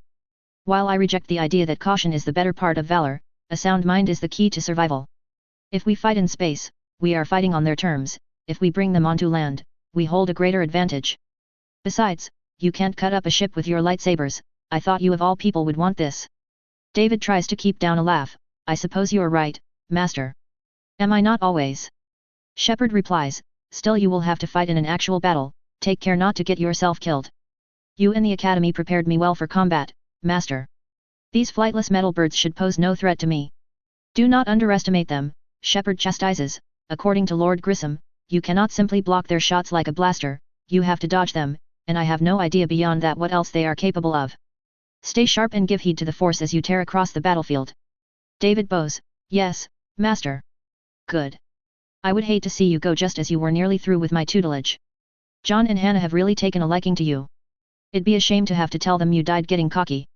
David rolls his eyes. How are Hannah and John anyway? John's doing well, to be frank, he's been a massive troublemaker lately, Shepard explains. We're considering keeping him out of school with how much he refuses to sit still and uses the Force like a toy. Honestly, if Lord Grissom weren't here for the relay opening, I'd be back home setting him straight and taking care of Hannah. What's wrong with Hannah? We found out we're having a second child, Shepard says with a grin forming. By Regnos, that's got to be the worst timing in the history of the Sith, David says with both mirth and concern in his voice. Well, what true Sith could deny the most intimate of passions? Shepard's smirk grows wider. With any luck this war will be over before she's due and I'll be back home to welcome the child into the galaxy. Hence why I have no intentions of dying today. The elevator opens back up and the two of them exit into a hangar filled with moving crowds of troops and civilians. How's John taking the news? Rather well given his track record, Shepard answers. He's excited to have someone else closer to his age that is strong in the Force. You think they're going to be Force sensitive? David asks. Can't say, I couldn't sense anything, but John says he has. Until proven otherwise, we'll keep on letting him believe that. A Gauge-class transport flies by the hangar as shuttles depart from it. David holds his gaze at the ship as the damaged Scarlet Fang flies beside it. I never understood why they design Gauge transports to look so much like Terminus destroyers. Personally, I think the old Empire just didn't want to design a whole new line of armor specs for a new design to save credits, and we inherited the mindset. Fair enough, but that's similar. He gestures to the two ships. If you didn't know better, you'd say they were the same class at a glance. That ship in particular may as well be. The Scarlet Fang is unfortunately too damaged to fight effectively, so it's been relegated to transport duty as well. What a waste, David grumbles. Shepard hastens his step. Come, the soonest shuttle will be departing in a matter of minutes. I would like us to get some time to spar before we're in the field. Afraid you're getting rusty, old man? Hardly, apprentice, Shepard jests him. I fear that you have not received a proper beating recently, and while I may not be able to discipline my son for his reckless behavior right now, you are well within arm's reach. David's hand drifts to his offhand lightsaber. Bring it, I've been practicing. The two Sith come upon the shuttle to the planet and continue on board. I would hope so. I wouldn't want this to get too easy for me. On the other side of the relay in the Gallium system, 854 Turian warships, made up of contributions of the 29th, 27th, and 26th fleets, assemble around an orbital station. At the center of the swarm of ships are two, 1 kilometer-long behemoths sitting side by side with one another. Aboard one such dreadnought, Pavelin's Hammer, Captain Caesarius marches. He passes several officers that salute him as he moves with haste to the command deck. The door opens and he is greeted by the face of Admiral Septimius along with his immediate officers, Commodore Vitas and General de Solas Arterias. And should you succeed, Arterias, I will inform the Primarch of your contributions to the campaign and make your request to him. Upon the captain's entry, Septimius scowls at him while the other two remain neutral in their expressions. Caesarius salutes his superior. Admiral, sir. Captain, Septimius replies with a sour demeanor, I read your report. The primitives roughed you up enough that you retreated. Yes, sir. He replies as his gaze falls to the floor. I thought I had misread, but hearing from you, that you actually showed such cowardice in the face of an enemy brings a new level of disappointment I never thought I could reach in my life. One of my own officers, nay, one of my own people turning his back on a battle and forsaking his orders. What kind of Turian are you to abandon your duty? What excuse could you have to flee a battle? Their weapons tore up our hulls without triggering our ship's kinetic barriers, Caesarius explains. We think they may have developed energy weapons. One ship destroyed several of our frigates before we had a chance to bring it down, then 3 more appeared out of nowhere, so we withdrew. Septimius huffs at him. Were it not for the fact that this technology can be made to serve the hierarchy, I'd have had you court-martialed and stripped of your command for such a cowardly act. If you show any cowardice in front of me again, however, I will do much worse. Yes, sir, thank you, sir, Caesarius replies. You are on thin ice, Septimius leers at him as he speaks. For the invasion, you and your ship will be in the rearguard, and I expect you to stay there for the entirety of the battle. Am I clear? Yes, sir. Dismissed, the Admiral orders, and the captain obeys. As the doors close, de Solas speaks up. You shouldn't be so hard on him, the information he's given us is truly a boon to our invasion plans. Isn't that why you've acquired a second dreadnought for the Sith pacification? Arterias, I don't tell you how to lead your men, don't tell me how to discipline mine, Septimius growls. De Solas opens his mandibles as if to argue but then closes them. Spirits be willing, we should have these barbarians under our thumb in less than a month, and their energy weapons will be standard issue within the year. Finally, the hierarchy will have an edge in technology for the first time since joining the Citadel, and having these Sith working for us will make us an economic powerhouse. Assuming they don't cause any other problems after our invasion, de Solas adds, let's not get ahead of ourselves. Bah, Septimius dismisses the sentiment. What race could resist our might once we have a grasp of their home world? Permission to speak freely, sir? Vitas asks. Granted, Commodore. There are a great many unknowns here that may complicate the process. For one, they have technology that is close enough to being on par with ours, they merely lack the numbers we possess. It will be difficult to sway them into our patronage due to the fact that we may not have anything to offer that they would find valuable. We'll let the politicians hash that out. Our duty is merely to quell these primitives into submission, the Admiral answers. Yes, sir, Vitas replies as his eyes drift elsewhere. If there is nothing else to discuss, Arterias, you may take your leave, Septimius says. We depart the Gallium system within 12 hours. De Solas salutes and departs from the two naval officers. He departs for his shuttle in the dreadnought's docking bay. Upon arrival, a much younger Turian in black armor stands to greet him. Brother, how did it go? As well as I could have hoped, Saren, de Solas replies as he takes his seat. the Admiral is a good Turian, but his straightforwardness and inability to see beyond what is in front of him has me concerned for the lives of my men. He wants a shock and awe assault on the world's capital. You don't believe we can do it? Saren asks as the shuttle departs. We can, and without too much trouble on our side if we were fighting slavers and pirates, De Solis answers him, but we're not. We are fighting a new race on their home world with technology that is vastly different from ours. Saren's eyes narrow a bit. You think these primitives can defeat us? I think that there are too many variables for this to be a simple operation. De Solis replies, and I'm thinking that I'm not the only one to consider this. Commodore Vitas seemed to have doubts as well. Regardless, orders are orders and the Primarch wants this world under our control as quickly as possible. At least some good has come out of this. A bewildered expression crosses Saren's face. Brother, you'd never think of going behind the back of the Admiral, would you? De Solis waves his brother's worry away. Never, but we talked a bit longer about what will happen when the campaign is done, and I've secured a favor to fast-track you into the Spectres. What? Saren gasps. Saren, we both know you hate command duties, De Solis says. You're a good soldier but you're a phenomenal warrior. Mom and Dad wouldn't want you stuck in a Blackwatch cabal with no way up the hierarchy. If you're a Spectre, you bypass all of that and become an agent of the highest authority. De Solis. Saren looks at him with wide eyes. You could have asked for any number of favors, why this? Because I promised Mom and Dad that I'd look out for you, De Solis says. I don't need you to look out for me, Saren replies with a slight edge to his voice. I am capable enough to do it on my own. I know you're capable, I've seen it. However, Turian society isn't kind to bare faces like us. I want you to have a better life than me. You've always had something that most Turians will never find, the drive to go beyond your capacity. I can see it now. In a few years you'll be the youngest Spectre ever inducted into the service, a legend. Isn't my position in Blackwatch enough for you? Saren inquires with a growing irritation. All I want is the best for you after everything that's happened. Can't you just be proud of me for what I've already accomplished on my own? De Solis sighs. I really don't want to have this argument again, little brother. Just, when we are through this, at least consider this opportunity. Saren says nothing as he glares defiantly at the floor of the shuttle. De Solis grumbles to himself as the last leg of the journey back to their cruiser is made in tenuous silence. Their shuttle lands and Saren is the first to disembark. Saren. I thought you said you didn't want an argument, the younger brother growls as he walks away. The days pass over the Shangzi colony. 19 more planetary patrol destroyers arrive to reinforce the planet's meager defenses. 2 Gauge-class transports remain at the station to ferry what civilians they can out of the system. On the planet below, the central government office has been turned into a fortified military base where General Williams and his officers wait, primed and ready for any sign of their enemies. The days of tension gets to the men and women of the planet, but that tension does not last as relay activation signs are detected. Sir, the Navy is detecting the arrival of entities via the local relay. Williams rushes over to the man at the console. How many? They're having a hard time telling with how fast they're entering. They might be trying to hide it by coming all at once, but based on what they can estimate, hundreds of ships, sir. Force be with us, Williams groans. Wait, they're moving now. They seem to still be in real space but moving at faster than light speeds. They'll be here soon at this rate, the aide says. Raise the shield, prepare anti-air guns, and get every squad into position. We need to be combat ready the moment they're in atmosphere, Williams orders.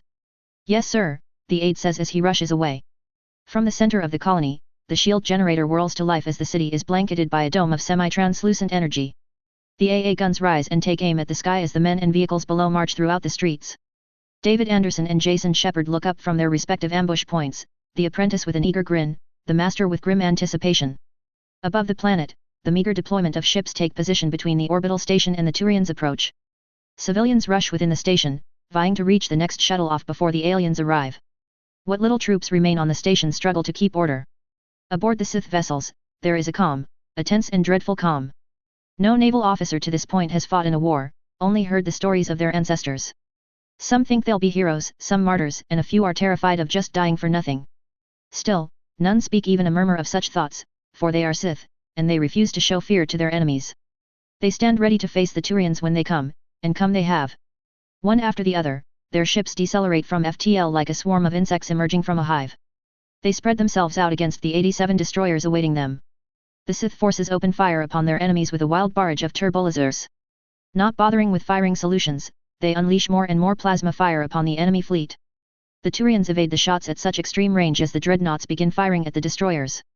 The Sith evade as best they can as they maintain their blanket fire, taking an unlucky few in the wrong place at the wrong time out of commission. One dreadnought shell finds its mark and takes a bite out of a ship's deflector shield. The impact shakes the bridge of the destroyer and tosses several officers around. The ship falls behind its comrades as the Turian fleet enters medium range. The cruisers start firing as the Sith ships begin focusing their turbolasers on specific ships. The Turians slow their advance but continue to fire upon the small fleet. Aboard Captain Iron's ship, the crew scramble to keep their ships at its highest maximum combat level. "Sir, our shields are holding for now, but if they keep dropping like this we won't last once their frigates launch their torpedoes." "Another enemy down, sir, acquiring a new target." "Concussion missiles loaded and ready, sir." "Possible breach in the lower decks from that last shell." "They never told us about those big ships, Kayla, damned things are sniping at us from the back." Outside the transparasteel window, one of the destroyer's shields fail from 3 direct hits from dreadnought shells and takes hull damage. "Order them to fall back to the station, see if they can get their shields back up." "Yes, sir." "Captain, a large group of Turian's ships are making for the upper atmosphere of the planet, should we intercept?" "Hold the line here, Iron's orders, there are still civilians escaping the station, we must hold out as long as we can. The colony has a shield and a generator that could withstand the destruction of Telos and Teres, it will endure." As the Turians enter the system and take heed of their enemies, there is a general sense of ease among the officers. The pitiful fleet of cruiser analogues can only scratch their mighty force as they begin firing at extreme range with their dreadnoughts. From the bridge of Septimius dreadnought, the Pavelin's hammer, officers gather and organize information crucial to the invasion. "Admiral, initial scans show that there is a massive patch of civilization just below the orbital station, likely the capital of their world," an officer on the bridge relays to Septimius. "Well then, tell Arterius that he has his target," the admiral responds. "Scan for possible military and government installations within the area for Arterius to focus on. Afterward, continue scans for other signs of civilization and targets." The officer does as he's told and relays what information he picks up to de Solis. The general takes a few minutes to look over the map and narrows points of interest down to a handful to focus on. He passes orders to all the dropship pilots for both primary and backup drop locations. With his preparations done, he makes his way down to his command ship's bay to his awaiting men. "Soldiers of the hierarchy, today we fulfill our duty both to the Citadel and to the Palaven. These primitives have broken the law and opened a mass relay. This cannot go unpunished. Without us to stop them, we can only imagine the horrors that they may have unleashed upon the galaxy. As such, it is our mission to bring them to heel and take them as our client race, for the good of the galaxy. I have faith in every one of you. Do your duty to the hierarchy and bring us swift victory." Dismissed. The soldiers salute and board their dropships. Saren nods along and follows his Blackwatch squad into theirs, and within minutes the cruisers halt their advance within the planet's upper atmosphere. Dropships disembark from the hangars of their respective ships, each filled with soldiers deploying to the planet below. The Turians descend to the surface, unaware of the forces that await their ground assault, as the galaxy's greatest soldiers dive right into the nest of the dark side's greatest warriors. I apologize for those expecting a lot of action in this chapter, it's mostly set up for the next one. We meet Anderson for the first time here as an apprentice, and yes, that is MC Shepard's dad. There will be a few other characters that will be Sith Lords over what they are in canon, especially biotic humans, since most can't exist yet because the Sith haven't had any interaction with Element Zero. In fact, the only human character of note that would remain a biotic is Jack, since she was born after the First Contact War. Speaking of, there will be a lot more casualties, and this will be an actual war, not merely an incident. Also, I have not read any of the books on Pre-Game Me, so this is most certainly not going to be the same de Solis and Saren as in the Expanded Me universe. I will make his personality accurate to the games when that part comes around, but anywhere else is going to be specific to this FIC. As for the Star Wars elements, it will mostly be from Legends and Old Republic era canon, though a few concepts from Disney canon will be included for narrative purposes, like crystal bleeding. Anyway, what did you think? Too slow? Too much talking? Not enough Star Wars? Not enough Mass Effect? Please review, as your feedback is always appreciated. Chapter 3, Invasion. EA and BioWare own pretty much everything here, I do not. Reviews. Ithros Phalasin, I imagined that the Marounds would be fast enough to just turn to liquid and repulse in a more chaotic fashion, making blocking with a lightsaber ineffective. It is my understanding that lightsabers melt metal and push it out of the way like in the movies. Unlike a blaster bolt, which is forced to be coherent and will not splash once it impacts the saber. I would still be worried about blocking it, but that is just me. Hellion 117, War. What is it good for? Nexus Gundam, the rebel fleet wasn't able to automatically detect the shield over the second Death Star the moment they emerged from hyperspace, so I imagined that it was something you'd have to scan for specifically, and considering the differences in technology, the Turians would have no idea what to look for. A Shartzel, the Turians will learn pretty quick. They think the Sith are primitive based upon their own bias towards their technology. Turians are the mightiest military in the galaxy, or so they think. Turians use MassEffect, therefore, MassEffect is the mightiest technology and those who don't use it are primitives. As for ship numbers, the only races we have numbers for, that I'm aware of, is the Quarians and the humans in the original First Contact War. Quarians are the biggest at 50,000 ships, though not all of them military, we only know that the majority are civilian. I'm assuming here that they have a bare majority, so about 26,000-ish, therefore 24,000 are combat capable. The Turians, at least from how I understand their attitudes in games, believe that even if a fight broke out, they'd win, but it would not be easy. Since they have the superior ships, I'm assuming that they have fewer of them to throw at the Quarians, but not too fewer. So, for the sake of this FIC, I figured they'd have somewhere between 18,000 to 20,000 in total across their 32 fleets, putting each fleet at around 600 ships. I've also set it up to where the Asari and Solarians together equal the Turians, so in this universe they each have about 10,000. This is all speculation on my part and for the purpose of serving this narrative, so please don't consider me a lore expert. Roly nolly, me too man, me too. Guest who knows much more about the lore than me, I apologize that I am not fluent with the technical end of Star Wars lore. For the sake of the FIC, the two sides will be a bit more even than their canon counterparts. If playing fast and loose with the lore turns you off from this FIC, I completely understand. As a side, I am really glad I have no plans of doing any MassEffect and Warhammer 40k crossovers. Looks nervously at fanfic scrap folder. Nope, definitely don't have any ideas for that. Surah, in time. Jake Thurbal, thank you. A Tengochuk, I'll try to keep it flowing. Azijin, next chapter is now, and many Turian errors will be brought to light, and they'll make a few more along the way. Mandalore the Survivor, so these Mandalorian are a separate branch of the military and act as auxiliaries within the Army and Navy. They are mostly independent and get paid by the job, though they are expected to answer the call to arms from the Minister of Warfare, who distributes their funding. When they created Project Mandu, they did so with the specific intent to create a fighting force to put a stop to the order of Sith Lords if needed that is loyal to the ministry, so they adhered to everything they found in the ancient vaults like it was doctrine, though I did have plans to have them branch out more later on in the series. Funnily enough, I never thought to make Rex a Mandalorian, or at least a follower of the creeds, but that makes so much sense, I may have to incorporate some elements of that. Turians on the other hand. There's going to be a lot of bad blood between all Turians and all Sith, so it is unlikely in this universe, for now. As for how the elements of the Sith Empire will affect the Alliance, the leaders were given a heavily biased version of events, therefore they do not know the fullest extent of the Empire's depravity, though they have a good idea. The populace has an even more embellished version that almost makes the Imperials out to be heroes without equal. The main thing keeping them from going off the deep end is that they have just had this history placed upon them and are still figuring out their place in the galaxy. They have not been festering in hate like the Empire did for so long. Lastly, besides the Sith purebloods, I have only intended to bring the MassEffect races into the story, sorry. Kajka, well, here's the next piece for ye. Now on with the show. The Turian dropships descend on the city like locusts, moving to specified areas of likely strategic importance. As the Turians descend in coordinated formations, several impact the shield at once. The first wave falls almost in its entirety, as does most of the second, while the majority of the third pulls up before they can impact it. Some of the group slow down enough to pass through without it ripping them apart, only to become easy prey for the AA guns beneath. By the fourth wave, all dropships receive word that their direct descent into the city is foiled and to regroup at a secondary landing point to the city's east. Desolas lands in the midst of the panic at the secondary landing point as other landing craft are in various stages of disembarking troops. He activates his shuttle's communication panel and calls the command cruiser. Captain, we've secured a landing site beyond the city's barrier, I'm ordering an orbital bombardment to break it. Focus shots on the locations where the AA guns are, should you break through then civilian casualties will be minimal. Acknowledged, General, beginning bombardment, the captain responds. A few seconds pass before the first shell comes screeching through the atmosphere. The shot impacts the barrier with a crash audible from the Turan base camp as the air quakes from the force of impact.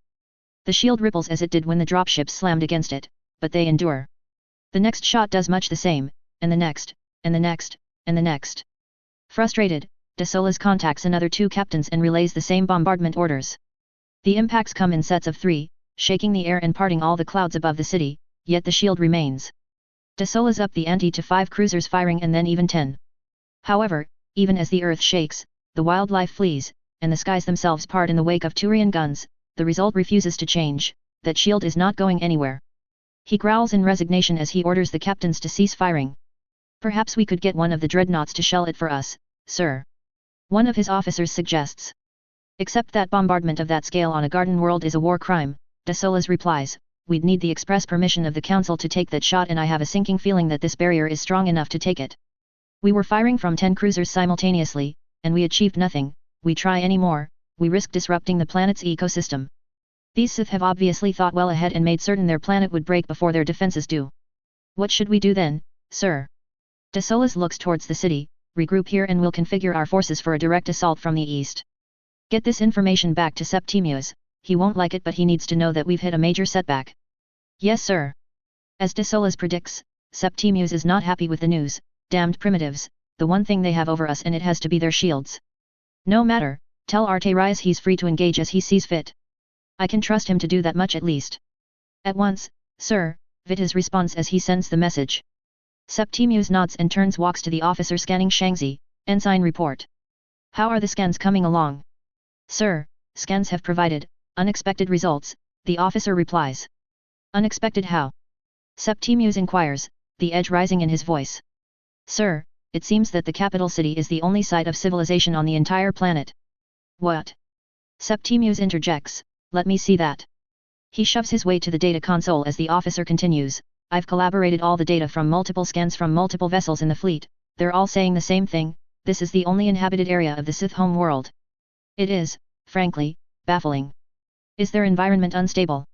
No sir, atmosphere is well within standard oxygen and nitrogen ratios for sentient life, temperature is optimally distributed with only the pole bearing an uninhabitable biome, and the vegetation is spread out in a very optimal pattern across the world. By all accounts, this world should be teeming with civilization. Unless there is something our scans cannot pick up, I'm afraid I can't say why this is. Septimius grasps his chin, perhaps some sort of megafauna that has hunted them down to this last city on their world. It might explain their shield technology. We'd be able to pick up toxicity or nuclear fallout if they nearly wiped themselves out in a war. Maybe disease has left them in such a state that there are only enough of them to inhabit in one functioning city, but why would they stay on world at all at that point if they could travel to space? Admiral, Commodore Vitas intercedes, I believe that perhaps a simpler answer is at play, though one that is ultimately more frightening. This may in fact be only a colony world. That hits Septimius like a ton of titanium as the ensign at the terminal ponders aloud. That would explain why there is only a single city of civilization, albeit a very large one. But that would mean we're dealing with their planetary defense forces, not their full military. Septimius hisses as he turns a glare to his XO. You knew. I suspected it was a possibility, sir, Vitas explains. However, given what we knew at the time and how Sith lacked any amount of element zero, I dismissed it as only that, a slim possibility. However, seeing the state of their world, it has now become the most likely scenario, however unlikely it seemed before. Spirits, Septimius curses, they could have who knows how many forces mustering elsewhere as we lay siege to their world. We need to accelerate our occupation. Come what may, we need to be ready for their reinforcements, and if we can hold their world hostage to gain the advantage, we shall. Accelerate the takeover of their space station and the occupation of their settlement on the ground. Make certain Arterius understands how urgent this is. Yes sir. Vitas replies. We need to send word back to the hierarchy, we may need reinforcements, Septimius adds. We would have to send a ship back through the relay to the next active COMM buoy as none are currently linked through relay 314, Vitas replies. Then compile all the necessary data and send a frigate back the moment you do, better yet, send Cercerus, that should keep the coward away from any glory, Spitmuse almost smirks. At once, sir, the officer at the terminal replies. We need to accelerate the takeover of that station, it likely holds important information we can use to fend off whatever forces they may send to push us out of the system. Advance into short-range combat and surround them. Vitas furrows his expression, sir, that would take away our advantage of attacking at range, our forces would be more vulnerable the closer we get. But we can also separate them and prevent them from falling behind one another to prolong their ship's combat effectiveness. We would take them out of commission faster than we are now, which would likely save us casualties in the long run if the retaliation force arrives sooner rather than later. Vitas nods, I see. Very well, Admiral. The Turian ships charge forward in tight formation as orders circulate through the fleet. Packs of frigates spearhead the charge as cruisers fall behind the smaller ships, continuing to fire upon the Sith vessels. Captain Irons observes the change in battle tactics. Sweats.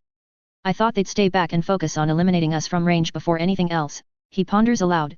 They must have gotten impatient, but why? Are they that dedicated to making it to the station? This is bad, we'll be overwhelmed just sitting here.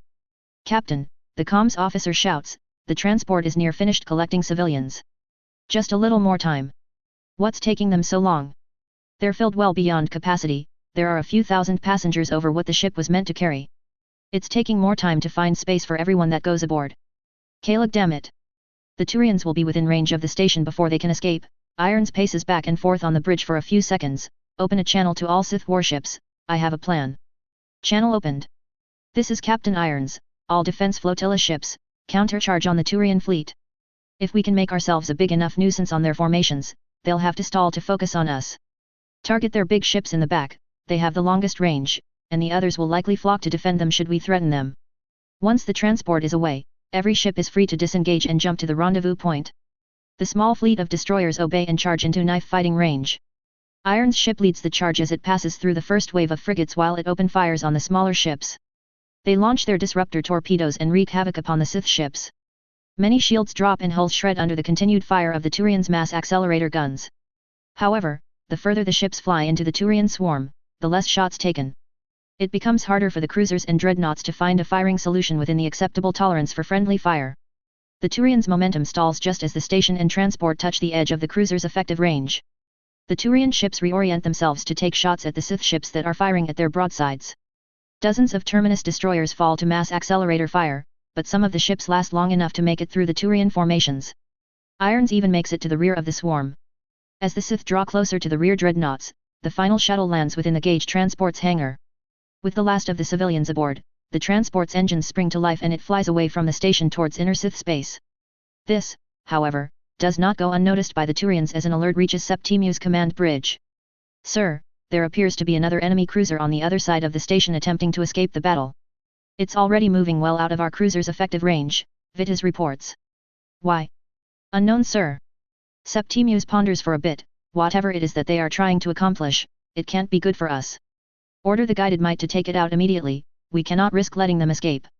It will be done, sir, Vitas responds.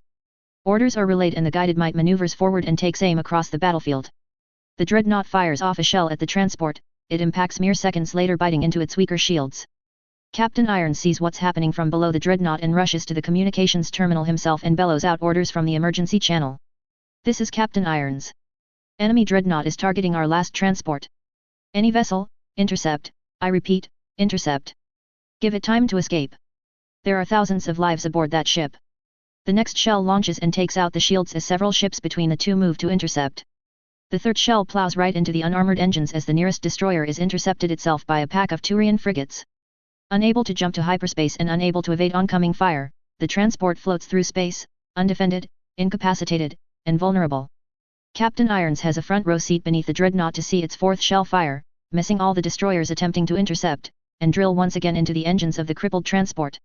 The shell breaches the reactor and sets of a chain reaction that detonates the power source. The ship and the thousands of civilians aboard are erased in a blaze of fire. Irons and his crew are stunned into silence. Everything they and the other Sith forces have done in space, every life that has been sacrificed, is now meaningless. Their people, over 16,000 people, are obliterated by the invading force and there was nothing Irons could do to save them. Only avenge them. Give me ramming speed, Captain Irons says. Sir. I said, give me ramming speed. Irons echoes as he points to the offending dreadnought, if we die, we're taking those scum with us. For every civilian they've murdered this day, destroy that ship. Yes, sir. The bridge officers reply. Alarms sound to abandon ship across the vessel as the engines boost to maximum thrust. The shields at last fall to mass accelerator fire and the durasteel armor takes the full brunt of the slugs. Irons remains steeled in the face of his certain death. Sir, the self-destruct sequence is primed and ready, his first officer reports. He nods and addresses the deck as the ship rocks from sustained fire. Ladies and gentlemen, though our time together has been brief, I thank you for your service and advise you to escape. Divert all power to the thrusters, cut off communications, life support, everything that won't get us there faster. The self-destruct only needs one person to stay and activate it, and as captain, it is my solemn duty. Fight on, for Earth and Korriban. The bridge salutes him as the ship is rocked by another slug, for Earth and Korriban. The spirits of the guided Might's bridge crew continue to rise. They'd taken out a retreating vessel fleeing from behind the station and acquired a new target.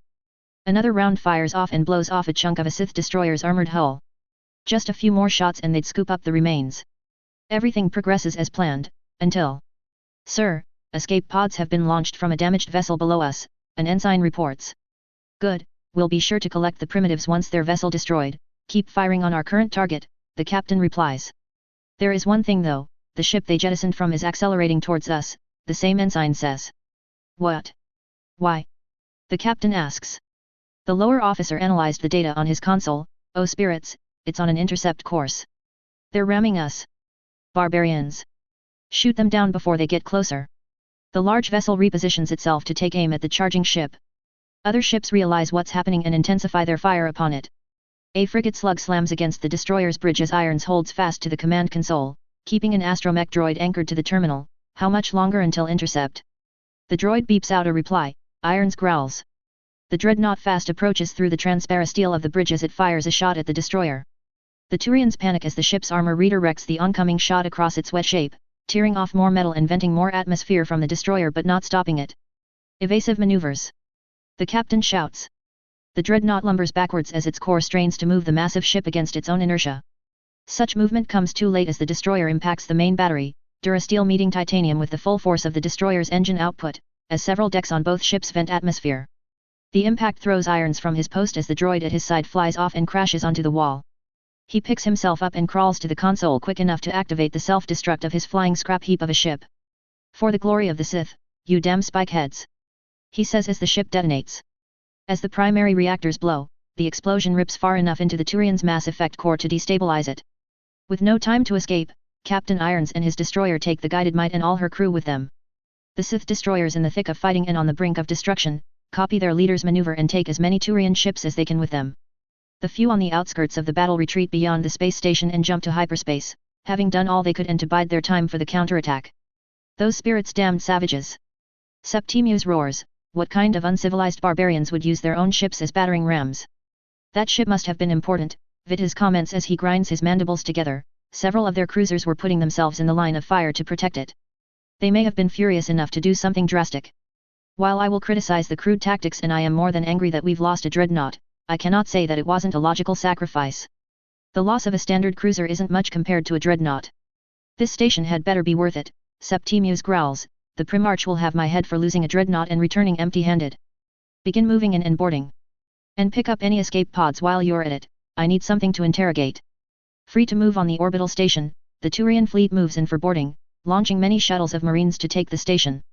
The hangars are sealed shut but the Turians go for the airlocks. The station's meager force of security droids stand ready at their master's command to ambush the invaders. As the Turians break through across the station, the droids fire upon the aliens. The Turians return fire, taking down a few of the infantry-class machines, but the few assault-class battle droids take many more shots and dish out much more damage. After a long slough, the Turians break through and infiltrate the station. Blast doors shut and power shuts off across the station as the Turians make their way through the station. Even the shadows themselves seem to prowl around them, always watching, for now. De Solis groans over his holographic table as he surveys the battle and takes in the news from the fleet. His whole assault has become 10 times more troublesome with all that's piling onto him. This shield is proving to be a spirit's damned pain in the ass. The fleet can't bring it down without wrecking half a continent. If we go in too fast, we crash against it, and if we descend slow enough to pass through, their guns tear us apart. Even if we overwhelm them with numbers, the casualties would be unacceptable and insufficient to hold the city, let alone assault their holdouts. He groans as he clicks his mandibles together in frustration until his tent opens up. He straightens himself up as Saren enters with a salute. Sir. Saren, good. I have a special mission I want you to be a part of. Saren's mandible twitches. Brother, It's not because you're my brother, De Solis interrupts him with steel in his voice. I may pull political strings to open up doorways, but I will never stoop so low as to show favoritism on the battlefield. I'm choosing you because you're one of the best soldiers I have at my disposal. Saren shuts his mouth and inclines his head. I'm sorry, De Solis, it was wrong of me to assume such. You're a good Turian, I know that. De Solis sighs. I'll forgive your outburst. As I was saying, we've yet to locate the location of their shield projector or power source. However, we know where their AA guns are located, and I believe that hitting them would be the next best thing. My plan involves moving almost half of the main force from our location directly into their city while you and several other squads infiltrate and take out those guns. When that's complete, we can fly more of our troops into various points in the city and close in on their central force from all sides. But De Solis, would it not be prudent to simply march over them and rout them slowly while we advance? It would be, but things are continuing to go wrong for us here. I've been informed that this is not in fact the Sith home world, but a colony. If we cannot seize the city fast enough and compel a surrender, we may find ourselves trapped in a difficult position. Spirits, Saren swears, the Admiral really was a fool to launch such a hasty invasion. Like I said, There are too many factors at play for this to be a clean victory, De Solis responds. At any rate, orders are orders. Assemble your squad, we move out in an hour. Yes sir. Saren salutes. The hour passes and the Turian assault is underway. While the main force concentrates on the center of the city, the flanks spread out ahead to keep the north and south secured for encirclement. A cabal of biotics marches ahead of the north flank, scouting ahead. They scan every intersection, side street, and building for ambushers. They pass several parked skycars and one of the Turians takes a brief look at them. How do these people have flying personal vehicles? Every race has personal flying vehicles, his leader hisses, focus. He shakes his head, no, I mean, how do they have them without element 0? How are they able to fly? These obviously don't have wheels, so they must at least hover. Does it matter? We can figure that out once we subdue them. Until then do you job. In that moment of distraction, a rocket screeches from the rooftops and detonates on top of the Turian leader, reducing him to smithereens. The others take cover and gaze skyward to see something else flying right at them. More rockets, take cover. The XO orders. They bunker down as they hear the burning of jets draw nearer. Then, one by one, the rockets cease, replaced by boots hitting the ground and translated Turian. Well, what do we have here, Jesse? Looks like a bunch of spiky dickhuts to me, Zaid, a cocky voice mocks. The Turians peek over their cover to see 7 Sith people in elaborate armored suits lined up in front of them with weapons at the ready, led by one in yellow and white armor brandishing a blaster carbine. Each armor is different, but they all share one commonality, each bore the mark of a tusked beast skull on their armor, the mark of the Mandalorian mythosaur. One of the Turians peeks just a little too far out of cover and is suppressed by a burst of fire from the leader, Spirits. Surrender, then get the hell of our planet, the leader shouts. Turians never surrender, the now commander says as indigo light builds up in his talons. The only time you'll see a Turian's back is when he's dead. Good, that just might make you lot fun. The Turian throws a shockwave at the group. Most evade but some get caught in the blast. However, once in the air, they correct themselves with their jetpacks and rush the invaders. The Mandalorians circumvent the Turians' cover with their air superiority, but the Turians create singularities to trap them midair. Jesse gets snagged and shot at. The shots ping off his armor plates and he pushes his jetpack to maximum output to free himself from the gravity ball. Closer to the ground, Zaid fires upon the leader, who put up a biotic barrier to cover himself. Not backing down, Zaid launches a rocket that blasts the shield apart before rocket tackling him. He then puts down another Turian with a body shot but comes under fire as well. He ascends to the sky once again as another commando tags him with an explosive dart and kicks him towards his comrades. The dart explodes, killing the first Turian and incapacitating the rest. The rest of the biotics attempt to use their abilities to regain control of the skirmish, but the Mandalorians seem to anticipate every move and their mobility and armor make them difficult to land hits on. It doesn't take long for the remaining Turians to get surrounded and held at blaster point. One Turian tries to take his soul captor out with a biotic charge but an electro dart ends that attempt in an instant. The commando sneers as he kicks the convulsing body away. Mundlary's balls, these things are even uglier in person, Zaid. Another reaches for his sidearm, but a shot from Zaid's rifle ends him before he can draw. Unless anyone else feels like getting put down today, throw down your weapons then put your hands behind your heads. Most comply after a moment but one soldier at the edge of the group makes a run for it. However, Jesse launches a harpoon into his leg and drags him back kicking and screaming. Oh, we got a runner here, Zaid says, get him on his feet. The Jesse retracts the harpoon and another pulls the alien to his feet. Zaid strides up to the runaway and bashes him across the face with his armored fist. The alien drops but Zaid just stomps on his instead. After the few more hard kicks with his Boothiel, the Turian stops moving, knocked out and bleeding blue all over the street. Don't retreat my arse, Zaid growls. The Turian attempts to scout the orbital station net dismal results at best. Whatever Sith elements are left aboard are not making it easy for the Turians, what with the power outages, blast doors and automated turrets keeping the aliens at bay. Unable to open the doors wirelessly with their Omni tools and unable to use the integrated terminals, the Turians are left prod around the electrical wiring in their attempts to break in. As is the case of one 6-man squad. I think I got it, the technician says as he tinkers with the door. You said that 10 minutes ago, another replies. Just be grateful I can even get these things to budge at all, he shoots back. Primitive technological engineering isn't exactly covered in basic. A spark of electricity from his Omni tool and the metal shifts. I got it. The door slides open but before anyone can celebrate, the technician is pulled into the darkness beyond with a scream, Callum.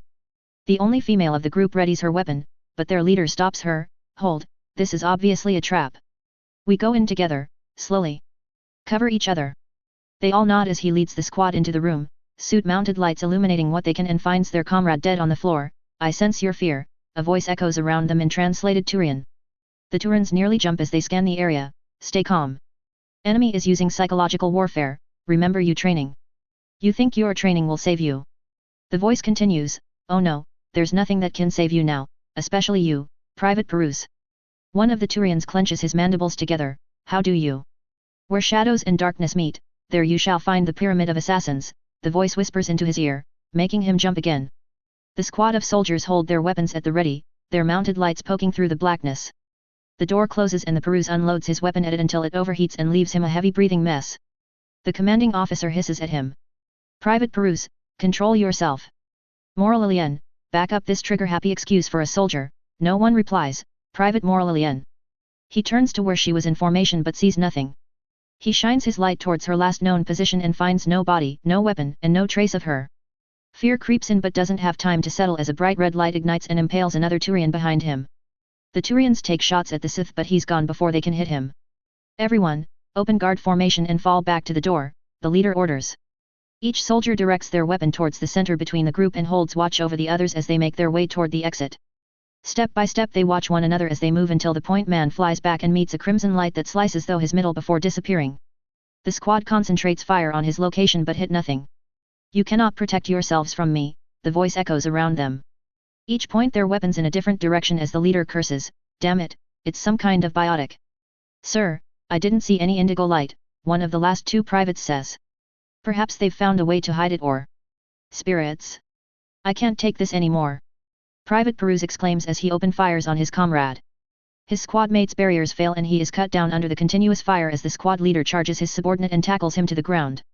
What the hell are you doing? Peruse babbles and raves for a moment but before he can form a coherent thought, his head twists, and with a hearty crunch, his neck snaps as he's held down by his commanding officer. The last Turian leaps up from the ground, weapon at the ready as his gazes in disbelief at the body of his deranged soldier. Alone, last Turian points his weapon towards any sound, any flicker, and every imagined disturbance around him with frantic anticipation. You aliens truly are a detestable race, the Sith's voice echoes in both the corridor and the Turian's mind. Your kind has snuffed out countless Sith lives in less than one day, and for what? The Turian spins around and fires his rifle at nothing. Where are you? Come out and fight, you coward! Is it ego? The Sith ignores him, arrogance of falsely believing in some misbegotten superiority? Or perhaps something a bit more basic, fear? No, too disciplined for either of those. Something else. Reaching into the alien's mind, the Lord pulls at the thoughts of the soldier, who clutches his head in pain.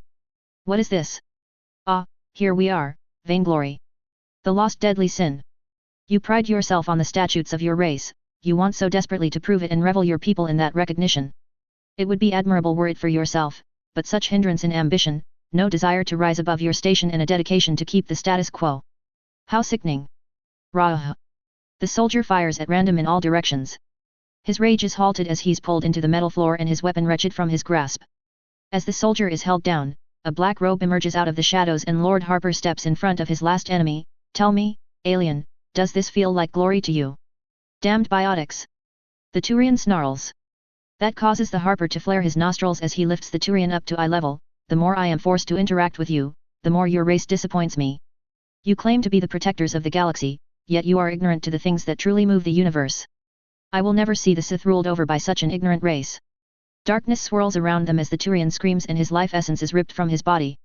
Saren moves ahead of his 10-man squad through the alleyway and into the empty street of the city, diving right into cover and scouting out the immediate area. He gives the signal for his squad to move and they catch up to him. They all find cover not too close to one another and settle in behind cars or other wide enough civil emplacements. Precruz, scope out ahead of us, Saren orders. One of Blackwatch Turians behind a skycar nods and unfolds his sniper rifle. He looks down the scope at the almost open area beyond the street, nothing ahead, just looks like some kind of transportation station. We're still pretty far out from our target. I'm surprised we haven't seen a single civilian, another Turian adds. Perhaps they've bunkered down somewhere in the middle of the city or evacuated the planet. It's not as if that matters, Saren growls, they will be under our thumb all the same once. Hold, Precruz interrupts, I see 5 contacts. Black armor, carrying weapons and searching around the place. Looks like a small patrol. Saren chances a look around his cover and sees the black specks in the distance. Have they spotted us? Negative, they're just sweeping the area. Hold on, 6th contact emerged. He's looking right at me. Can he see you? Another squad mate asks.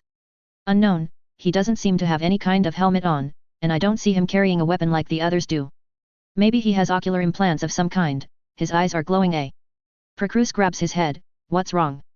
Head's just started aching, the sniper replies. Get over it, Saren orders, what's the enemy status? Procrus looks back down the scope, spirits, they're moving towards us. They haven't started firing, another Turian says while unfolding her rifle, any chance they're just patrolling this way and we can sneak past them? Negative, they're moving faster and hopping from cover to cover, save the helmetless one.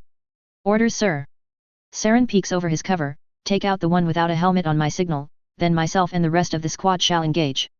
I'll take out the closest with a biotic charge and take point, everyone else cover me. The other Turians nod in agreement as the troopers move closer. Saren watches as one enters his biotic charge range and gives the signal. Procrus scopes out the dark-skinned man, lines up the shot, holds his breath, and fires. The Sith, however, moves his head the moment Procrus pulls the trigger, and the round flies past him. The sniper curses as blaster bolts start flying at him. With an angry groan, Saren charges the nearest man just before he makes it to cover and throws two more off balance with the impact. Saren then takes cover and throws a singularity at both of them, as his squad mates take free shots at the suspended troopers.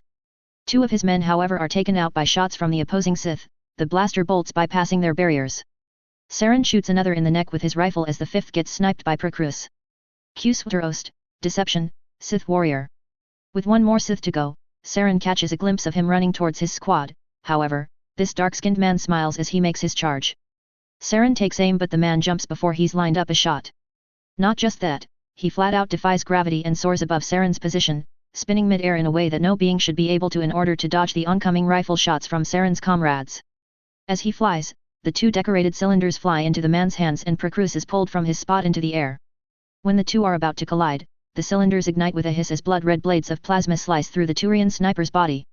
As his body flies off in two pieces, David lands behind the car he was using for cover and pushes his arm towards it. The vehicle flies away in response, crushing three more Blackwatch soldiers against another Skycar.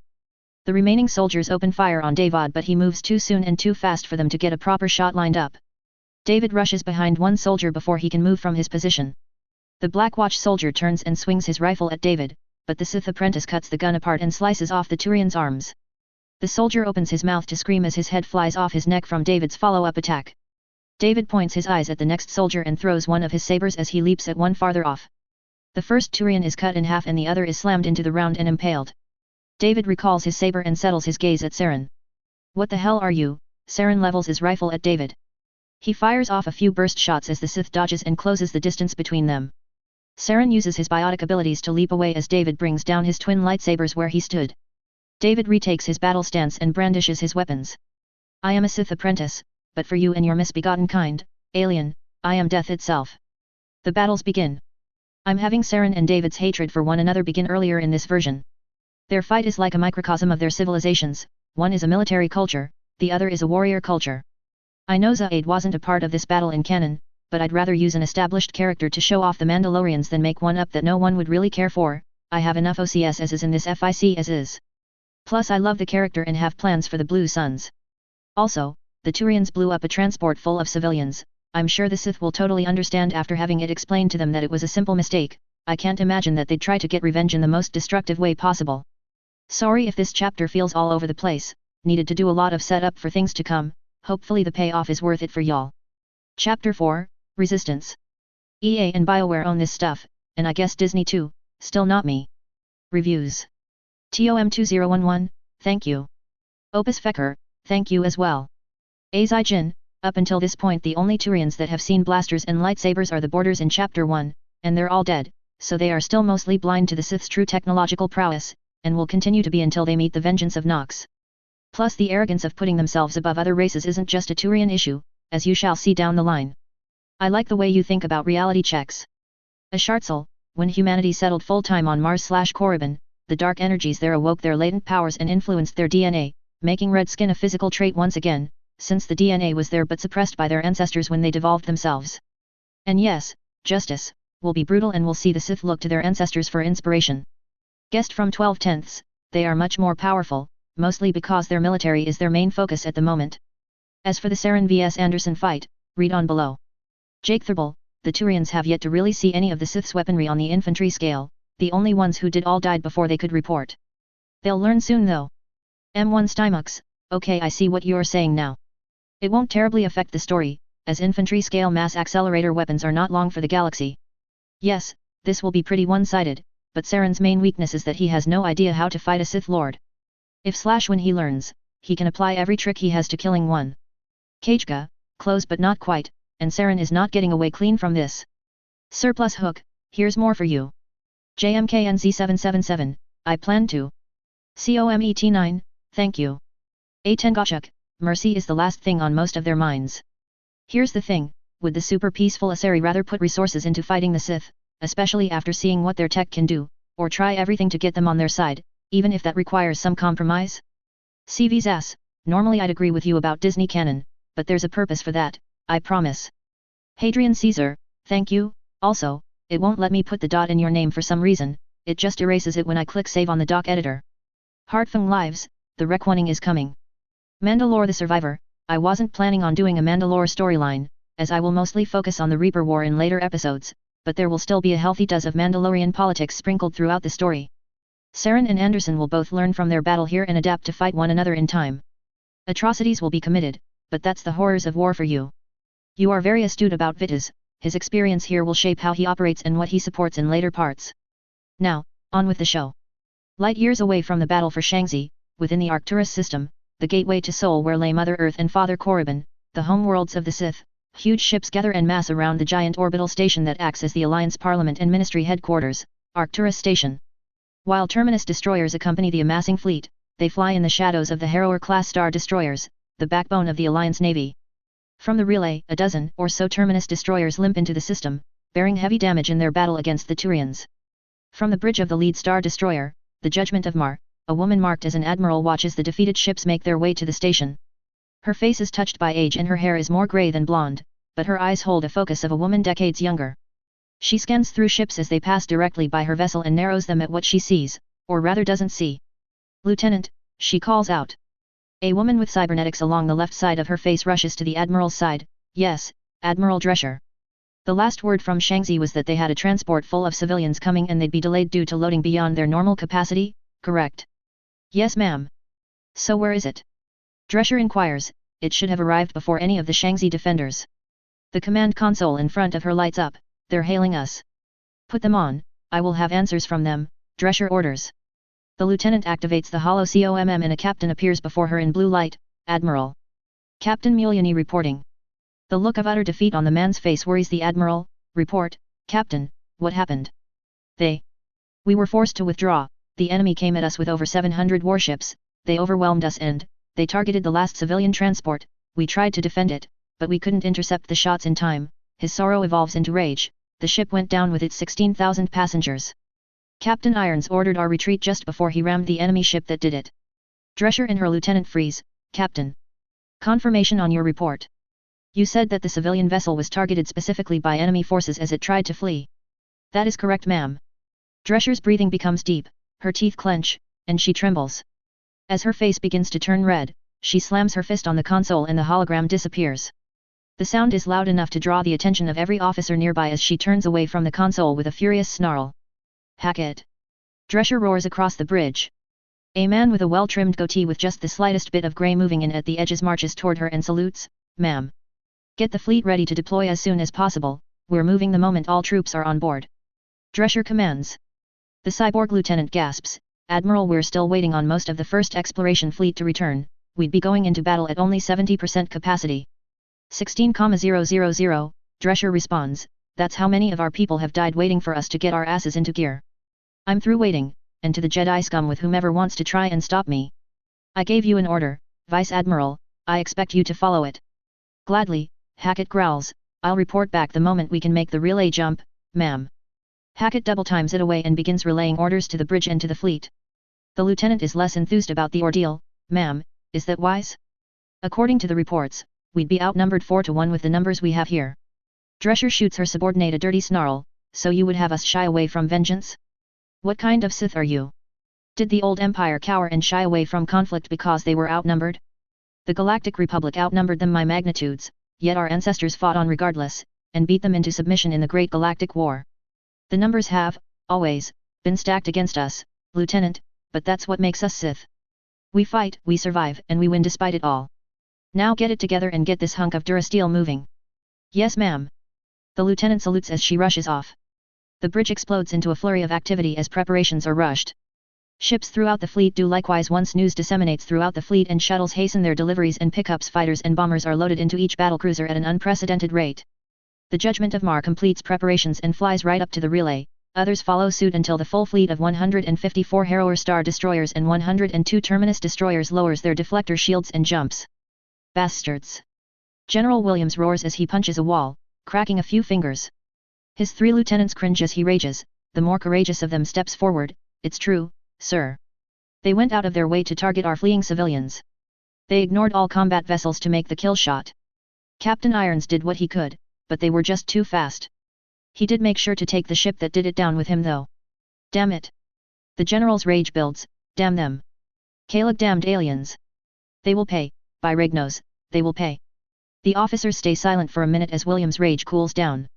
The general cradles his injured hand as he paces the office.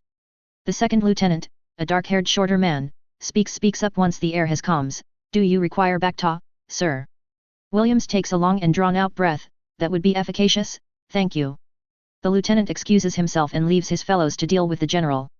The only woman of the group breaks the silence. Sir, what are your orders concerning these developments?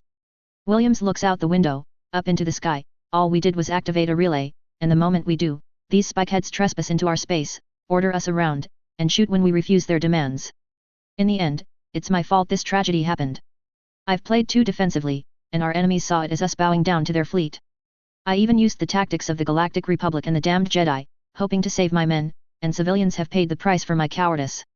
I was content to hunker down and let Drescher fix everything once she arrived, no more. Order everyone guarding the shield generator to the front lines. Yes sir, the male lieutenant objects, that would leave you, the shield, and everyone here completely defenseless to any attack made by the Turians. 2 of those statements are correct, he replies. Get my combat armor ready and requisition an X3 from the armory. Sir, as much as I agree that these aliens need to die for what they've done to our people, what good will charging out yourself do? The other lieutenant asks. It will prove to the dark side what kind of general I intend to be. It will spurn our forces to action, and it will.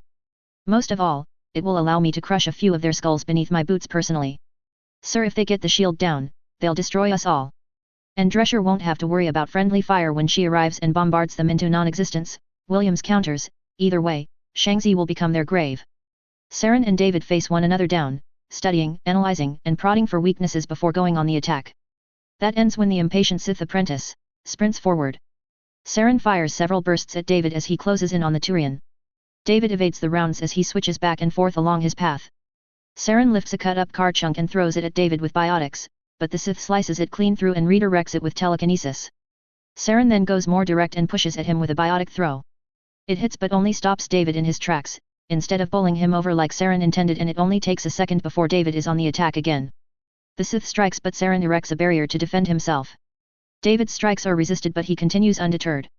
He strikes again and again, with more fury and more power behind each succeeding blow. In a panic, Saren detonates his barrier into a biotic nova that blasts David, and everything else around them, away. With his defenses down, Saren made for cover behind a yet untouched sky car, only for it to be dragged away. David pulls the car towards him and slices it to chunks with his sabers before lifting the pieces into the air. David throws the chunks of debris with telekinesis at the biotic Turian one after another. Saren dodges all of them with only a few bumps and returns fire, forcing David to dive off to the side. Saren checks his rifle as he makes his way to more solid cover. The temperature cools but the prolonged and constant combat is wearing on its heat tolerance. The buzz of lightsabers draws nearer, and he tosses a smoke bomb in the air. The device explodes and covers the area as Saren moves from his position. Within the massive cloud, Saren stalks his opponent. He finds the red glow of lightsabers without issue and lines up a shot without nary a sound. He fires off a controlled burst but David leaps to the side. Astonished, Saren fires freely at the moving crimson light. David weaves through the cloud, dodging when he can and ducking behind cover when he must. He turns his lightsabers off and the shooting stops. Saren cuts his losses and makes a biotic charge to safety, finding cover inside a building as his rifle cools. David sweeps both hands in front of him, and the cloud blows away in a rush. David stalks through the now battle-scarred street, his lightsabers at the ready. "It's no use hiding from me," David taunts. "I bet you think you're so clever, thinking smoke would hide you from me. Sight or no sight, I was trained in the depths of Korriban's ancient tombs where Kaelor slugs waited around every corner to tear me up and feed me to their hatchlings. Darkness is always the ally of the Sith. So long as the Force serves me, there is nowhere you can hide. David leaps towards Saren's cover and ignites his blades, cutting through the wall and forcing him away. Saren withdraws deeper into the building as David pursues him, slicing up anything that stands to obstruct him. Saren leaps 3 floors up with biotics and takes position behind an open apartment door. David makes his way up in much the same way, but as he clears the railing, Saren tosses a grenade at him. David pushes the explosive back with the force and Saren throws up a partial barrier in a panic. The explosion throws him out a window as indigo light shines around him, slowing and directing his fall. He rolls through the impact with minimal damage, but David blasts through the same window and swoops in like a bird of prey. Saren almost smirks to himself as he throws a singularity at the approaching Sith, suspending him in the air. Though caught off guard, it enrages David, and he releases his rage into a mighty force scream. It blasts at his opponent as Saren raises his gun. The shockwave throws the Turian back into a local vending machine, somewhat cushioning his crash. Saren's options die off quickly as David overpowers the biotic pressure with the force and lands on his feet. The force powers of the Sith frustrate everything the Saren is trained for. Use biotics to keep an opponent pinned at range and wear down heavier opponents until you get a kill shot, simple. However, the Sith apprentice continues to power through and bring the fight as close as possible while making projectiles moot. Oh, and then there are the lightsabers, those plasma swords of death that spit in the face of all known Citadel technology that this Sith is swinging around like a man possessed.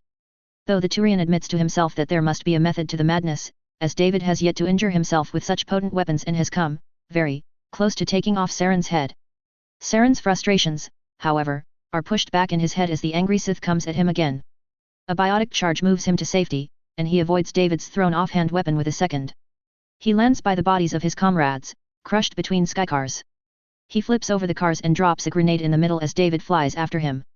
Saren charges away as David bounds over the vehicles and the explosive does its job, triggering his comrades' grenades in the process.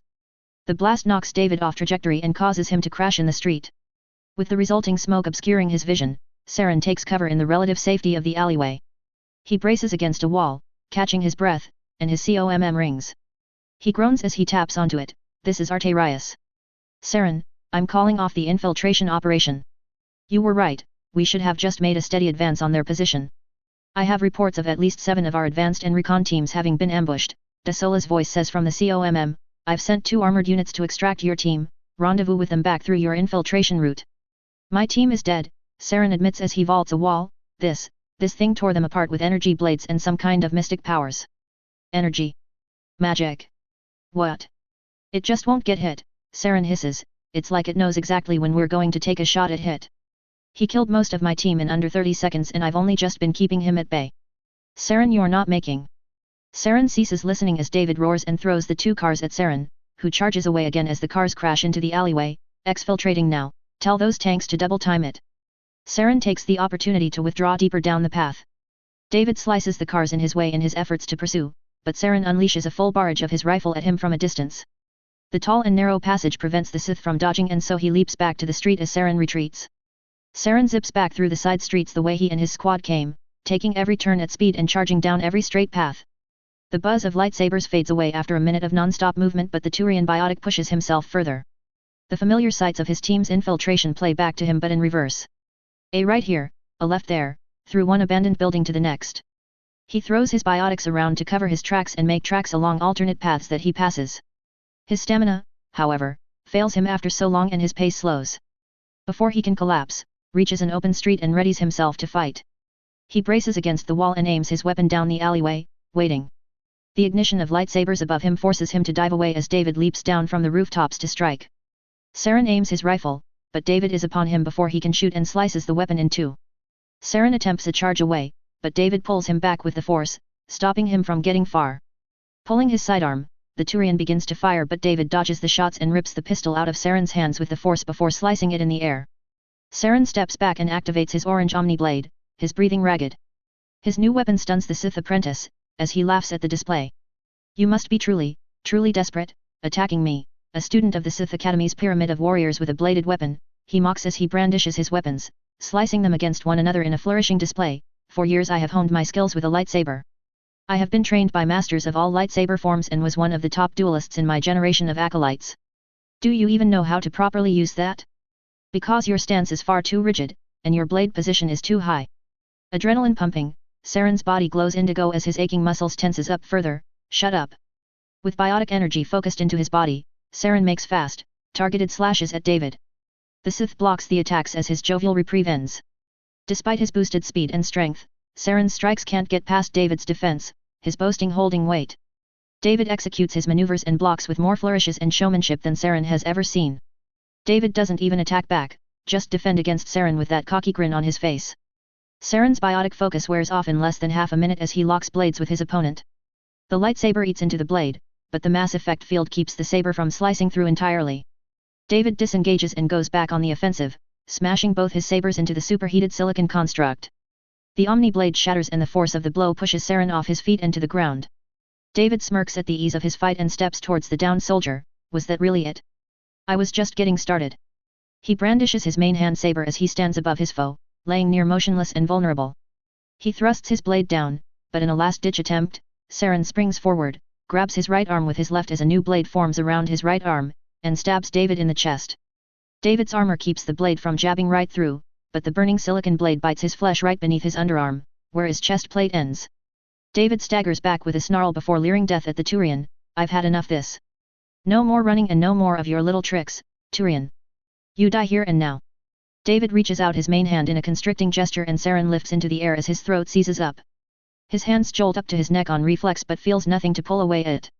Turian discipline kicks in as he reaches for his belt but finds all his grenades spent and his sidearm gone. With the last of his strength, he charges his biotics in his left hand, much to David's anger. I said no more tricks. David shouts as he releases Saren and slices his left arm off at the shoulder. The Turian screams as both he and his arm fall to the ground. David relishes it for the moment as he circles the Turian like a vulture. You think this pale imitation of the Force can stop me? That anything you could do can even hold a candle to the abilities of a Sith Lord. It doesn't matter how much discipline you have, how many little toys are on your belt, or how your fake abilities work. Without true power, you cannot win. Saren's eyes look desperate as they find their way back to his attacker, who looks upon him with utter rage and disgust. However, Saren's eyes then land on something else, something behind the raging Sith. David senses a disturbance and turns his head back as well. Not one, but two Turian light tanks take position behind him as their infantry takes aim at him. David flips away from the oncoming barrage, but a luck shot scores a glancing hit on his lower left arm near his wrist and he drops his offhand saber. He hisses at the pain as he lands and finds his way into cover. He tries to recall his offhand blade but the first tank fires at him.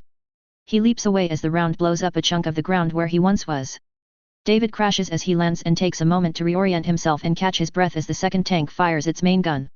David's fatigue and injuries costs him as his second leap is slowed and the force of the shot throws him into a building wall. He crashes and tumbles as the infantrymen move in to take shots at him and drag the maimed Saren away. The Sith apprentice rolls into a pile of rubble. The one tank drives closer, while Saren is loaded up into the other as it retreats. David pulls himself up as he takes stock of his surroundings. He curses as half the infantry and one of the tanks advances. The young Sith apprentice dives away as the tank fires on his cover.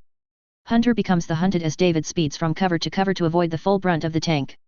With the force empowering his muscles and his injuries fueling his hatred, he gets a good distance away without issue. Finding a good spot of cover in a building, he rushes through it and to the neighboring one. He climbs to an elevated floor and peeks out a window for the tank. He spies it a way off but then ducks his head down to avoid being spotted. As David keeps his head down, he feels the ground tremor. A slow rhythm, becoming louder with each beat. Boom, boom, always in sets of two. Not explosive, but rather heavy. Like footsteps. As David realizes what's coming, he grins. From the direction of Central Command, stepping out from a crossroad is an armored bipedal Talon-class walker. The ground crunches beneath its feet as turns towards the Turian tank. The two seem to stare down one another for a moment as their crews report the contact with one another, then the shooting starts. The walk fires first with its heavy cannon as it chases its prey. The tank endures the hit, but damage alerts send the crew into a panic. The infantrymen around it are not so lucky as the blast sends everyone outside the armored vehicle flying. The tank fires but misses as the walker's irregular movement throws off their firing solution. The walker retaliates with its lower mounted gun, unleashing a storm of fire upon the Turians. The next shell from the tank carves into the frame but the walker keeps running. The second shot from the heavy cannon blows the turret off the frame and cripples the engines. The crew flee the doomed vehicle as the walker comes upon it and crushes the downed tank underfoot. Having relocated to the top of a city building with their captives, Zaid and his crew lays about looking down for more Turians to ambush. After no other forces come their way, the Mandalorian warriors become bored. said boredom leading to addressing the topic of their new friends. So, these things have some kind of Sith Lord wannabes on their side, Zaid says, they thought they had the balls to put one over on us there. Only question now is what to do with these bird-faced dickuts. Pretty sure we just hold them until they can get a POW camp running, the man in Arctic blue armor beside him says, maybe a few more of them will run, and we can get some more target practice. Yo, Zaid. Jesse calls, just got a message on the holo, these scum-sucking Aruatai blew up a transport full of civvies. The jovial air turns bitter cold his words, they did what? Lies. One of the Turians, the hierarchy would never stoop so. A punch from Zaid and a broken mandible cuts him off and shuts him up, who gave you permission to talk? Any thought of resistance ends right there as the squad turns back to their comrade, new orders from General Williams, all Turians are to be killed on sight, only exceptions being lieutenant-ranked officers upwards, and they're getting a one-way ticket to the Sith Academy for interrogation. None of these spikeheads have any bars, the only woman of the group in sandstone and amber-colored armor says as she draws her pistol, orders are orders. Took the words out of my mouth, love, says the Arctic blue man as he strides beside her with his rifle at the ready. You can't do this. Another Turian shouts, we are prisoners of war by Citadel law. And is blowing up civvies in line with your precious law. The woman growls, because where we come from, it's punishable by death. We have rights. You damned savages. And our people don't. Her partner shouts as he takes aim at the Turian's head. Nilsson, Hamada, put those things away. Zaid orders as he approaches the captives with his wrist-mounted flamethrower pointed at them, these things murdered our people, they don't deserve something that quick. Zaid ignites his flamethrower, and his squad does the same before torching the Turian captives. They burn in agony screaming semi-coherent pleas as the Mandalorians give them an extra dose of fire. As they turn to ash, the Mandalorian flamethrowers cease, and the group is once again left to their own devices. Anything else from the general? Zaid asks. Just that we march to the front lines and take the spikeheads head-on, Jesse relays. Bloody brilliant, I've got several thousand reasons to gut these aliens today. Move out, we're going in hard and fast. Zaid commands before jetting off, his squad following. At the Turian forward base, De Solis waits among the troops as the armored units he sent out return with his failed infiltration teams, or what is left of them. Most no longer walk amongst the living, but the one that matters most is alive, according to reports. Alive, but injured. What happened to the other tank? De Solis asks. Gone sir, the commander of the heavy unit replies, last we were informed, they encountered an enemy mobile heavy weapons platform that walked on two legs. They engaged and were defeated when their vehicle was, well based on the communications we received, it was stepped on and crushed. One of the scouts accompanying it managed to send some images before their demise. The commander sends the images to De Solis on my tool, the walker astounded him. The legs are an obvious weakness, but the design allowed it to effectively carry more heavy weapons without costing too much of the vehicle's mobility and range of fire. If the fact it can take a tank shell and keep going is anything to go by, it is well protected too. The last image confirms that, indeed, the tank met its end beneath the foot of the walker. What's the current status of the extracted asset? The commander looked away, alive, sir, but the enemy did a number on him. The squad medic did all they could but, to be frank, sir, there's not much more we can do here without a proper medical facility. De Solis holds his professional expression together but almost shoves past the commander to get to the vehicle. As he arrives, the squad pulls Saren out on a stretcher. De Solis gasps at his brother's armless and battered state. His professionalism shatters as his brother lay in front of him. Unable to speak, the medic approaches with a report. Sir, it's not good. Aside from the obvious missing appendage, we have a crushed windpipe, scattered spinal damage, muscle tears across his body, fractured bones, and minor internal bleeding. Thank the spirits that the cut was cauterized, else infection or bleeding out would be all too real of a risk. Saren. De Solis shouts, what in the spirits' names were you thinking? Mission. He groans, lost all my men, needed to complete the mission. I called off the offensive, De Solis growls. Saren reaches for his belt and draws Anderson's lost lightsaber, Sith technology. Brought back a sample for the hierarchy. Saren gives the blade to De Solis, and the general ignites it. Several of the Turians around him jump back from the crimson sword. De Solis stares at the lightsaber and Saren's missing arm with a morbid realization. These prim. He shakes his head, the Sith really do have energy blades and spirits know what else. De Solis deactivates the saber and gives it back to his brother as he opens his mouth again, had to bring back something. Couldn't let the mission be a complete failure. Brother. De Solis tries to speak, why? Wanted you to be proud, couldn't betray your trust. De Solis fights back his emotions and turns to his subordinate, get him off-world and tell my command ship to get him back to the hierarchy as fast as we can, he has captured a valuable technology sample and has experience in fighting these advanced soldiers. The men nod and transport the downed Turian to a shuttle. De Solis returns to his command base and slumps into a chair as he assesses the data sent to him from any survivors of his advance teams. It paints a grim image. Despite taking down the normal rank and file Sith troopers, they stand no chance against the special forces the Sith deploy. Soldiers with jet thrusters on their backs, men waving plasma blades around, and one report of a Sith shooting lightning from their fingertips. De Solis' mind turns to biotics, but it doesn't quite fit the reports. He shudders to think of what the Sith may have in their possession to grant such abilities. He spends time reconfiguring his forces for the slow push into the city, but his thoughts are interrupted. General, the officer at the communication station grabs his attention. We've picked up a holographic frequency being broadcast from the colony, unencrypted. So, either they want us all to hear it, or they've gotten desperate, De Solis replies. I very highly doubt that it's the first. Put it on. Williams appears on hologram a moment later, suited up in heavy combat armor, all black super commando set, with his head exposed and grimacing. This is General Andrews Williams, leader of all Sith forces in the defense of Shangzi. It is a dark day for the Sith Alliance. Not long ago, I was informed of a great tragedy befalling our people. The defense flotilla that had been assembled in orbit failed at its first and foremost mission, and a transport carrying over 16,000 civilians was fired upon and destroyed with no survivors as it attempted to flee the system from the orbital station. There's way that's true, no self-respecting Turian would knowingly fire on a civilian vessel. Liars, all of them. De Solis ponders his foe's statement. Yes, no good Turian would, knowingly, fire upon civilians. However, with the Admiral's rush to secure the planet in the face of the inevitable reinforcements from the Sith military, it is a definite possibility that he fired upon it not knowing what it was in his desperate push to entrench his forces in orbit.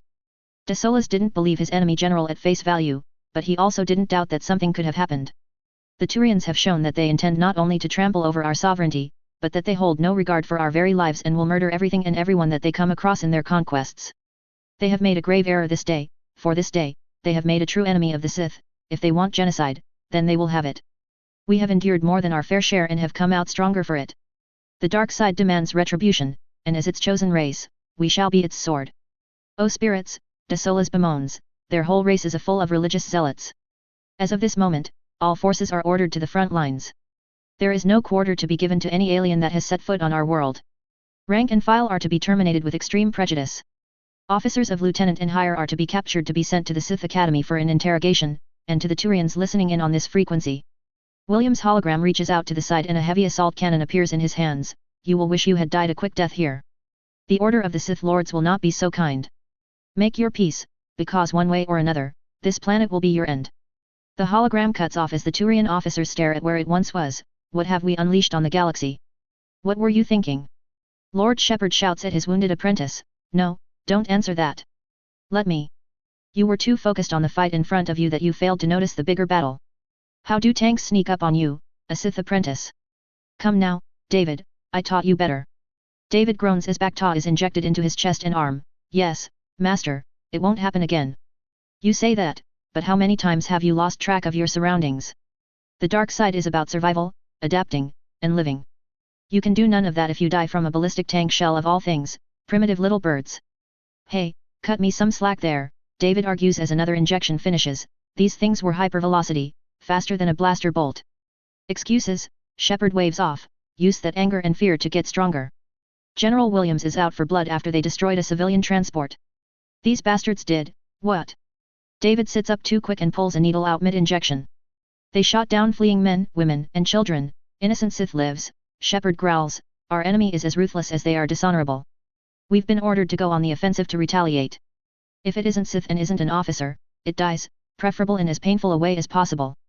Then get me another Bacta injection and put me back into this fight, Master. I will make Shangzi run blue with these birds' blood, David affirms. Bacta is in high demand right now, Shepard says, you'll have to wait your turn for either that or a sorcerer to finish patching you up. In the meantime, I'll be heading off to the front lines. You're just leaving me here. David growls.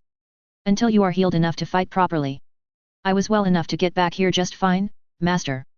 I can fight. With your injuries, you're not fighting at your full potential. Without your second saber, you're going in handicapped, Shepard counters. If it was just one, I would allow you, but with both, I'm not letting you go anywhere. Besides, no matter what the general says, someone needs to guard this place against infiltration, and you've such a great track record so far. David grinds his teeth together before relenting. Fine. Good, you can rejoin the counterattack once you are cleared by a medical personnel or sorcerer. Understood. Yes, Master. And if I catch you outside of this facility without any of their consent, save for it being under attack, I will thrash you so hard, break your disobedient ass so thoroughly that you'll wish you were bound and taken alive into a breeding Kalor slug nest. The air writhes around the Sith Lord as he speaks. David shows no fear, but feels far more than he'll ever admit. I understand. Septimius punches the human ensign, crimson blood flies from his mouth and the gashes on his forehead and cheeks. The Sith grunts and groans as he turns his glare back on his captor. If you think this is anything I can't handle, you wouldn't have lasted 3 minutes during the rebellion. My people have done things that will peel the skin off even your ugly ass face. You hear me, you Hutt scum sucker? When my people get their hands on you, you're going to wish your parents, or spawner, or however the hell you things procreate, were never born. You killed our people, and you will pay blood for blood as the dark side demands. Septimius shakes out his wrist as he leaves the chamber. Keep him here a while, I may be back. Yes sir, the Turian Marine says as Septimius departs the room. The Admiral makes his way back to the command deck. Commodore Vitas, his faithful second, stands reading something brought up on his On My tool. Septimius strides to his seat. Has anything changed on the current battlefields? Vitas nods. The station is resisting very effectively, our squads are disappearing as we try to break through their security. They don't seem to have remote access, or none that we can detect, so they've been forced to break them open using the control wiring, a long and unreliable method. There are also reports of shadows coming to life and taking soldiers, but we assume these are some kind of advanced recon agents of the Sith. And on the ground? Even worse in some regards, Vitas answers, while there are more survivors to report back, we've lost much more of our troops in the campaign to take the city. General Arterias has ordered his command ship back to Turian-controlled space with what he called valuable technology samples, as well as compiled a report of their initial findings for the troops here. Personally, I'm not sure what to make of it. Take a look. Vitas sends the report to his commanding officer and the Admiral pulls it up. Septimius reads through the reports from the ground, his eye twitching as he comes to the claims of soldiers on jetpacks and walking vehicles. When he reads the words, plasma swords, he scoffs and disregards everything beyond. Get me in contact with that sorry excuse for a general, now, Septimius orders. The communications officer obliges and connects the line to De Sola's command base on the surface. Admiral, De Sola salutes as he appears on the hologram.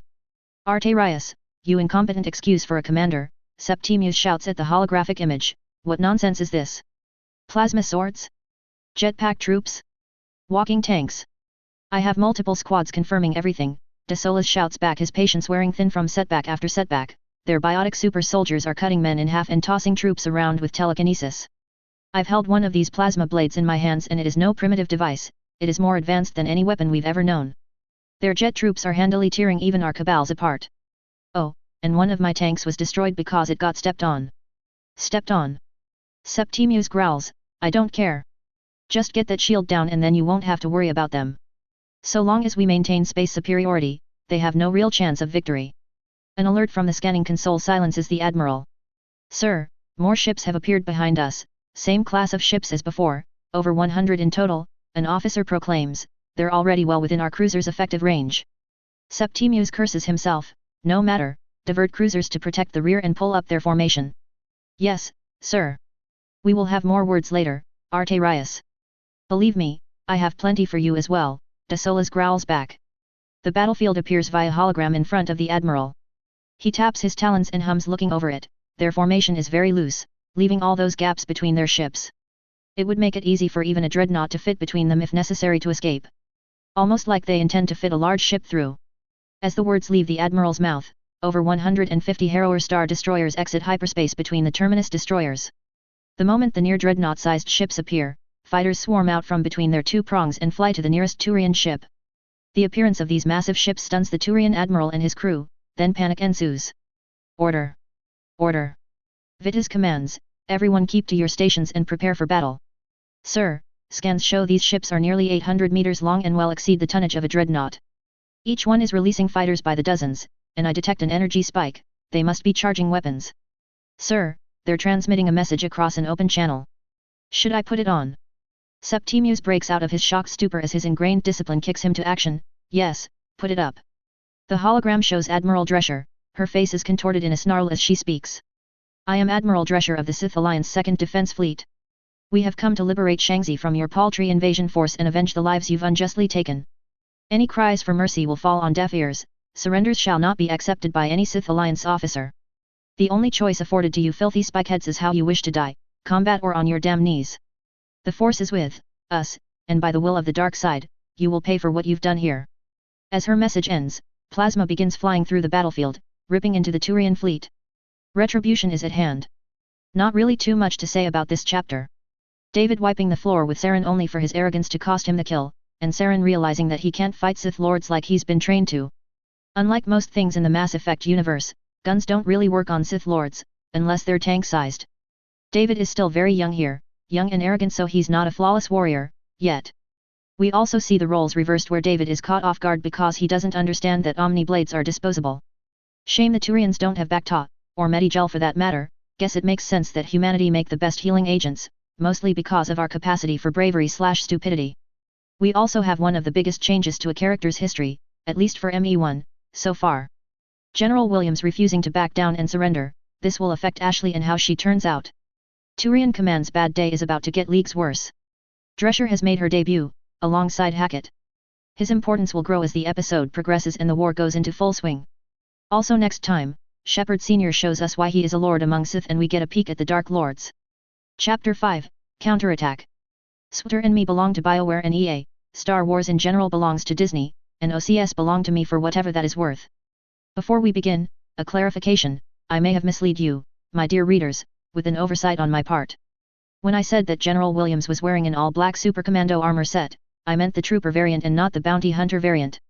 Williams is not a Mandalorian, he's a soldier, albeit with some very advanced armor. Reviews. Heartfelt lives, Fallout equals swift and painful, Council reaction equals panic. Roly nolly, they certainly do. Azai Jin, next chapter is now, you are welcome, and read on. Guest number 1 from 12/14, you're welcome and thank you. Guest number 2 from 12/14, retribution has come. Hadrian Caesar, I had considered that, though it really wouldn't affect the story. Perhaps I'll do a one-shot after the episodes are done as a what-if. Altarius, in short, yes, that is very close to what I have planned. Comment 9, yes. Jake Thurbal, hope you brought your can opener. KITE 15663, crystals aren't really in short supply for them, they have a whole planet filled with them, they just have to impose their will onto them to bleed them. Even if the Turians could find a way to reverse engineer them, they lack the resources to actually make more. Fishcake 147, he's an easy antagonist, and I need him alive. Eric Freak, yeah, this episode is more about establishing the setting and players than diving into the characters, that has been left to the subsequent episodes. I hope this naval battle is sufficient. SCYFLY, the Force is pretty important to the Sith so it needs to stay. When they were attacked they had next to nothing established on Earth so they couldn't hide their stuff there. The relays mess with gravity wells so they can't transport them through hyperspace and destroying it means they lose their home system plus it is safer than hyperspace. There is some plot pushing on my part, you are correct and I apologize for falling short on that end. Guest number 1 from 12/15, thank you.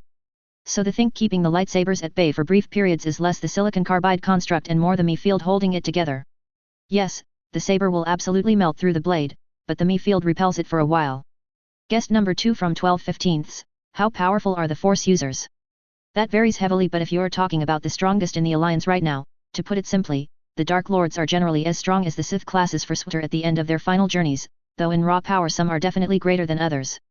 Remember, most of the Sith Lords have equal access to most of the old Empire's secrets, mostly because they all haven't been established long enough to start stabbing each other in the backs yet, so they all have access to the most powerful secrets and lore of the Sith Empire. None are stronger than Vitiate, but they are definitely more in Valen's weight class.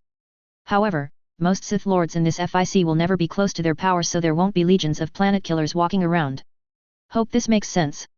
Hamilton 406, unfortunately, even with the knowledge of building a lightsaber, they lack the crystals to do so, even more, they lack the actual ability to use them in any effective way. Melee is still to them a method of last resort and it is not worth dedicating so much time to train their soldiers with it when a Sith Lord will destroy them in melee for most cases with nearly no effort. Mandalore the Survivor, this Vitis is going to be much more justified in his methods because of the Sith and their challenge to Turian combat doctrine. Drescher is just fun to write and Hackett is definitely her grounding force in this episode. There are level heads within both sides so atrocities won't get too out of hand. It should also be noted that what the Sith consider to be atrocities is very different to what the Turians do. As stated above, Williams is not a Mandalorian, sorry for that confusion. Coraja 2029, Forceabilites won't get too crazy here but I hope that doesn't detract you. Mgafda, not in one consolidated place, no, but but the sun razors should output enough materials to match them in time. Faranaludalo, I thought it would be better safe than sorry. Plus these rounds are faster than blaster bolts and it would be easier to dodge them anyway. Barry, he's definitely in for a reality check much like how the Turians are facing one now. Oscuro Signore 51, there will be other super weapons, though not the gauntlet because no other race uses hyperspace and it wouldn't be worth investing into. In a sense Harper forms his own pyramid, just not a sanctioned one. Since the Dark Council doesn't manage the civilian or most of the Ministry's affairs, they have less pyramids and I'm not planning on making any of the others right now. Most of the duties of the Pyramid of Ancient Knowledge are divided up between the Pyramids of Arts and Alchemy, and the Pyramid of Assassins acts as the Order's Intelligence and Secret Keepers branch, so that's covered. Guest from 12/18, don't worry, haven't dropped it. Arthan 1997, it's not dropped yet, and I will at the very least finish the episode. Hasia Sema, thank you. Now on to the show. The bridge of Septimus Dreadnought, Palavan's hammer, erupts with panic and activity as the Sith fleet advances undeterred by their mass accelerator slugs, enemy fighter craft incoming, and fast. Launch fighter screens, protect the cruisers and the Palavan's hammer and cruisers. Vita's commands. Sir, cruisers are taking heavy fire, we've lost 4 already in their wild volley. These vessels have 4 times the firepower of the previous vessels we've faced. Our slugs aren't even slowing them down, even dreadnought shells can't pierce their shields. Concentrate fire then, Spitmuse orders, separate into battle groups of 5 cruisers and all of them concentrate fire on a single target. We still outnumber them over 4 to 1, if we can leverage that, we will be victorious. On the other side of the battle, aboard the Judgment of Mar, Admiral Drescher stands hunched over at the hollow table, her mind racing with how to dismantle the larger invading force. Beside her stands Hackett, also deep in thought, and around her are projections of her subordinates throughout the fleet. Officers rush to and from their leader's station, dropping off data pads and carrying out her orders. Ma'am, they're focusing fire upon us, our shields are steadily dropping, one holographic captain reports. My ship's under heavy fire, I need to pull behind. Shouts another. All ships rotate positions on the front lines and double our ship's advance. Their primary weapons rely on range and their guns are fixed. Once we engage them broadside, we will hold the advantage, Drescher orders, and priority 1 will be cutting them off from the planet. Have the vanguard of the left flank undercut their position and begin encircling their forces. It will be done, Admiral, another hologram responds. Admiral, these spikeheads are forming up to make an attack run at my position, permission to consolidate a few more ships for a counterattack, one Commodore says. Granted, you'll have command of the Kalug's Return, Crate Dragon, and Infernal to bolster your forces. Send in fighters to thin their defenses and take out their point defenses while our star destroyers provide supporting fire. Once their defensive screen is down, we will bomb their frigates and cruisers into oblivion. That will leave their command ships unprotected from boarding. What about on the ground, Admiral? Another of the holographic captains speaks up. Once we've cut their fleet off from offering any support, we will locate their base of operations and bombard it from low orbit. After we've effectively cut off their head, we will land troops to finish the job. Any more questions? When no one speaks up, she dismisses them and turns to Hackett. Vice Admiral, the Judgment of Mar is yours to command while I monitor the battlefield. Yes, Admiral, thank you, he replies with a salute as he takes his leave. As she analyzes the positioning of both sides, another woman approaches her. Admiral. Drescher turns and narrows her eyes at the woman. Watcher, to what do I owe this interruption? I would like to amend your plans for the enemy command ships, the woman replies. While I admire your zeal and fury, it will do us no good if it blinds you to the opportunities that present themselves. Out with it. Drescher demands. Kresch, can you intelligence types say anything that isn't slathered in pretension? The Watcher takes a deep breath. Destroying and capturing their ships outright would give us a definite win in this battle, but we can gain so much more in the war by letting a few of them go. Let them go. Perhaps better wording is required. She puts her hands up. I mean, let them lead us back to their systems. We can track the Turians as they travel through their space, marking the stops they make and provide the military with further targets once High Command declares war on them. It would cost us little in the battle and deliver us so much more in the war. Drescher huffs in place of agreeing with the intelligence officer. And how would you go about achieving this? The Watcher smirks. I came aboard with my field agent charge, Cipher 14. He is an expert in stealth operations and is more than capable of setting a tracking beacon on their ship where no one will find it for some time. All you need to do is order your forces to escape with the captives that are most certainly on board and allow them to flee through a break in formation. Drescher hums to herself, giving the Watcher woman a sidelong glare. That is, reasonable. Very well, we shall implement this strategy. Grey Wing Squadron, form up for an attack run, the flight leader says. Copy that, Grey Leader, an ensemble of voices replies. Grey Leader leads the charge with his squadron falling in beside him. Their supremacy starfighters zip through space alongside dozens of other squadrons. Their radars light up as they close in on their targets. The fighters unleash a storm of plasma on the approaching Turian ships. The Turians veer in every direction, dancing to avoid the sea of red bolts. The sheer number of shots blows many Turians to smithereens, while the remaining fighters take aim at the Sith ships. As they draw near, the supremacy fighters push their twin-ion engines to the max and rush right past their screen. They fly over the cruisers and frigates faster than their Guardian defenses can track them. A few shots hit home, but the squadron regroups for a second run. Maneuverable little bastards, Grey Leader grumbles, Grey Leader to Grey Wing Squadron, these things can spin circles around us, but they can't take a hit worth a damn. 1 or 2 shots should be enough, so get as many shots off as you can. They know we're faster than them, let's show them exactly how much faster. The squadron makes another attack run, gunning down more Turians as they twist and turn through space. After a few more passes, the screen is thinned enough for the second phase of attack. Grey Leader to fire strike, you are clear to make your attack run, he announces over the comms. Copy, Grey Leader, moving in, someone replies. As the fighter squadron makes one last pass, a line of extinction bombers descend upon the larger Turian vessels. Turian fighters regroup to repel the attack, but the Sith squadrons swoop in and break their formation. The Turians can only watch as the Sith drop proton bombs onto their ships. The bombs hit the barrier and detonate their payload, concentrated, high-energy protons. The ship's barrier collapses in on itself as the positively charged particles distort the cruiser's mass effect field. As the core's mass expands, so does the gravity, crushing itself and going critical. After a second, the core implodes, then expands in a brilliant explosion. The Sith COMM frequencies fill with shouts of joy at the display as the Star Destroyers move in closer towards the center of the Turian formation and cut off their line with the planet. Admiral Drescher looks across her holodeck at the battle unfolding, her eyes tearing through the images, looking for any weakness, opening, or fall to exploit. A Turian detachment approaching her own vessel catches her eye the instant they move. Vice Admiral, what is the status these ships? She asks her loyal officer. A pack of frigates that's separated from the main group, is bypassing the front line, and headed right towards us, ma'am. I believe they mean to attack us, he says with the beginnings of a grin. She scoffs at the audacity of such a maneuver, they underestimate our Star Destroyers at their own peril. Let them come then, fire turbolaser batteries and quad laser turrets the moment they are within range. As the frigates close the distance, the Star Destroyers do just that and their 32 turbo laser batteries tear them apart one by one. At close enough range, the Judgment of Mar launches proton torpedoes at one, causing it to detonate. The last few surviving Turian frigates launch their disruptor torpedoes at the battle cruisers. Some are intercepted but most impact the deflector shields, flaring to life to repel the singularity-producing bombs. The remaining frigates are destroyed, and the Star Destroyers on the left flank cut between Shaanxi and the Turian fleet, dipping lower into the atmosphere than the Turian cruisers can and destroying any frigate that comes close. The Turians stop firing as firing solutions point them towards Shaanxi.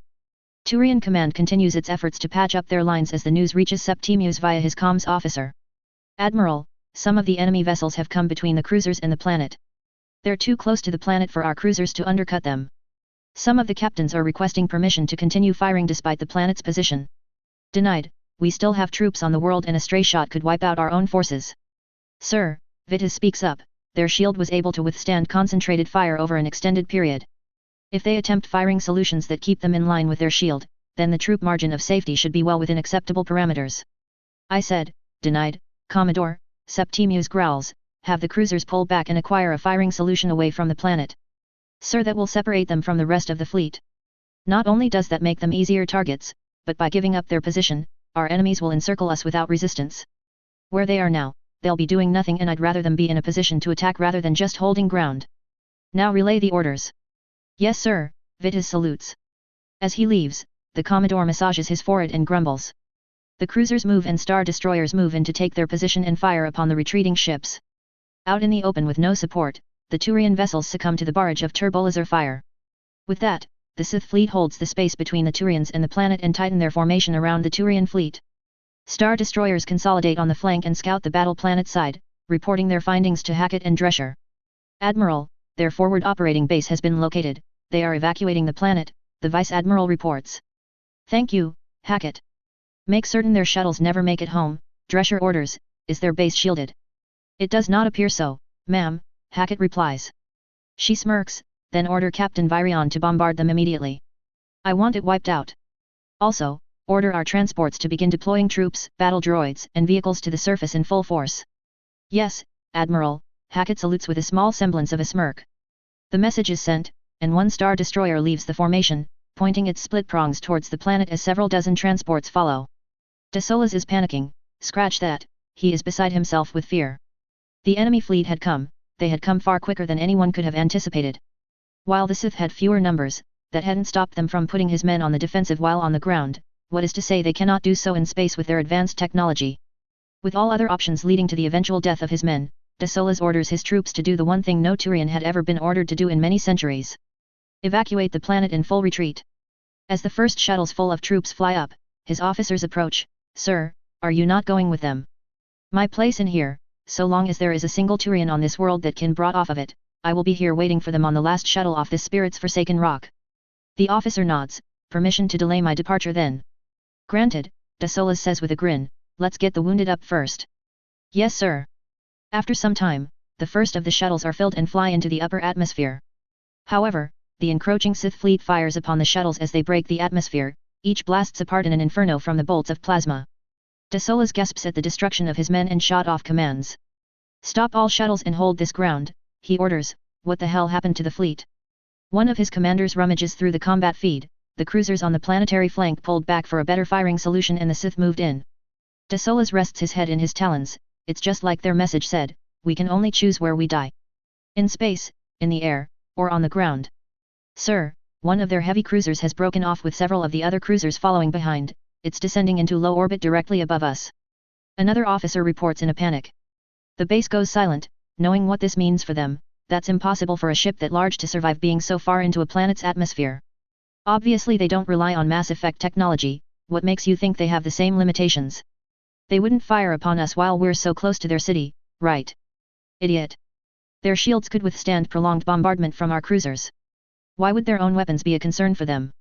As the situation sets in, Desolas sighs in resignation and looks at each of his subordinates. Gentlemen, I thank you for your service. It's been an honor to fight beside you. He approaches the comms officer and grabs the transmitter as a shadow looms over them. To all Turian forces on the ground, the enemy is upon us, our fleet is being torn apart and they've locked onto our forward operation base. They have made it known that they are not accepting surrenders or extending mercy to us. If the spirits be willing, I would greet each and every one of you in the next life knowing that you gave your all till the bitter end. This enemy we are facing is ruthless, their technology is incredibly advanced, and their powers are beyond our understanding. However, we are the greatest military this galaxy has ever seen, and I expect you all to die as the soldiers you were trained to be. Spurts guide you and give these bastards hell. He hangs up the COMM as his men around him salute. In a way, I'm glad Saren got injured. He only lost his arm, if he didn't, he'd have certainly lost his life here. A Star Destroyer becomes visible from the ground as its weapons take aim. I wish I would have told him I was proud of him. In another second, a bombardment of plasma rips the base and the surrounding area apart. The sight of orbital bombardment on the Turian base does wonders for the diminishing Sith morale. Despite their dwindling numbers, the troops, lords, and Mandalorians cheer as though they've won the battle. The Turians, now backed into a corner, fight with increased zeal, determined to take as many of their enemies as they can with them before reinforcements arrive. The front lines at the outer districts of the city become a bloodbath on all sides. At the forefront of the Sith forces, General Williams leads any who follow him on an assault of a Turian holdout. The combat feed rings in his helmet as he fires upon the Turian troops. His X3 cannon blows every Turian apart along with their cover. Dozens are killed trying to cover themselves as shots crack against the general's advanced trooper armor. The walker support behind them tears into their more fortified defenses and crushes anything in its path. Seeing the walking armored vehicle, the Turians concentrate rocket fire upon it. Most of the rocketeers are shot as they launch their ordnance, but after about a dozen or so rockets, a lucky hit cracks the lower leg joint, and the walker goes down. It crashes into a building and brings the structure crumbling down with it, crushing a few troops in the process. Undeterred, Williams continues blasting at the Turians, but the aliens, emboldened by the loss of the Sith heavy support, advance on Williams and his troops. Williams guns down the charging Turians, but a Cabal vanguard charges him. Williams crashes backwards, still clinging to his cannon. The Turian biotic blasts him in the chest with a shotgun, the heavy armor chest plate taking most of the damage but cracking apart as Williams grabs his sidearm and puts a blaster bolt into his assailant's unarmored right arm, blowing it off. As the general hoists himself back up, the Turians overrun his position and swarm him. He blasts away as his armor is chipped and broken. A shot to the leg brings him low as the Turian Cabal pulls himself up with his one arm next to him. The alien ignites an Omni blade and swings up at Williams. The blade cuts through his helmet and only just cuts at the general's face as Williams lets out a painful cry. The loss of balance slows the Turian's follow-up strike. Williams slams his cannon into him and blows him into two. Williams continues to fire upon the encroaching enemy on one knee and with one eye covered by blood. His cannon overheats and he returns his hand to his sidearm. With only one good eye at the moment, he can't make the necessary headshots to end the Turians in a single hit. Williams takes another round to the chest, a higher caliber, which breaks through his damaged chest plate and sends him to the ground. He attempts to return to his feet but his injured body refuses to comply. As his enemies close in, the buzz of a lightsaber whirls over his head. The saber spins and cuts down two Turian soldiers as Lord Shepard dives into the fray. He recalls his saber and leaps forward, slashing every Turian he passes in two. A Turian primes a grenade, but Shepard grabs hold of him with the force and throws him into his nearest comrades, blowing them up. A small group takes shots at him from behind a skycar, but Shepard pushes the vehicle into the building behind it, crushing the aliens. A surviving Cabal charges him, but lightning surges from the Sith's fingertips, and causing the charge to lose momentum and crash into the ground, screaming in pain. A second later the life leaves the agonized Turian and Shepard turns his attention to a new threat. He leaps forward, decapitating a Turian that pops up from cover and rushes his comrades near him in a sequence of attacks that takes down a Turian with each slash. A Turian gets the drop on him from behind but gets yanked from his position and flies towards Shepard. Shepard reveres his grips and plunges his saber into the Turian as he is pulled close. From the next line of soldiers, a Turian launches a rocket at Shepard, who raises his hand. The rocket stops in the air and a push of Shepard's hand flings it towards where it came. It impacts the side of a thin, 5-story building, blowing a huge chunk of the wall off and causing the building to lean. As more troops fill the street in front of him and a tank rolls towards him, Shepard looks to the crumbling building and grins. He stows his saber on his belt and reaches out with both hands. The building creaks and groans as Shepard pulls. With a resounding crack, the building falls into the street and upon the approaching force. A soldier stands in front of the wreckage, his rifle damaged. He aims at Shepard, but his throat closes up before his head spins and snaps as the Sith Lord approaches. Shepard leaps over the fallen building and slams into the ground behind it. He blows several Turians away with the force and electrocutes a Cabal that shielded herself. As more Turians converge on his position, jet-packed Mandalorians swoop in from above him and lay down fire upon them. Their leader, Zaid, lands beside Lord Shepard and fires upon their enemies. Mandalorian, I had this covered. I figured as much, but it looked like fun, so we decided to join you. Shepard rips a door from a skycar as a makeshift shield. General Williams is back in the other direction, and I assume he could use some help extracting. Zaid fires a carbine burst at a Turian diving for cover, just came from there, the poor bastard's already getting bloody dragged back to a safe zone. Then everyone heard that stunt you pulled with the building and are rushing here for some action. Shepard throws the door at another Turian, cutting him in half, then do try to keep up. Shepard launches himself forward and crushes a Turian beneath him as he lands. The Mandalorians move forward as well, boosting higher and firing down on the Turians that can't find cover. A Turian launches a rocket at Jesse, who dodges but the rocket hits the building just behind him. A chunk of Duracrete falls on top of the unfortunate commando and crushes him on the ground. Jesse. Zaid looks away at his comrade as a Turian gets the jump on him. His armor withstands the MassEffect rounds but his carbine does not, and Zaid throws the broken weapon at the offending Turian, knocking him down for Shepard to deal with. Zaid rushes to Jesse's body, only his head, arms and upper torso peeking out from the slab of Duracrete. The rest of the squad forms up around their leader and fallen comrade as Zaid removes the helmet and beholds Jesse's lifeless eyes, opened in shock at what had happened. The yellow-armored commando shuts his comrade's eyes. Nilsson steps beside them. Zaid, I have Bacta. Save it. Zaid snaps, he's gone, Jesse's gone.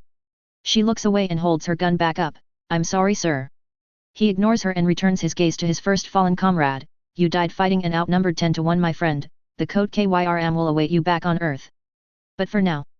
Zaid grabs Jesse's rifle and returns to the fight, blasting away at any Turian in his path. Come on, Jesse, let's get these Aruatai.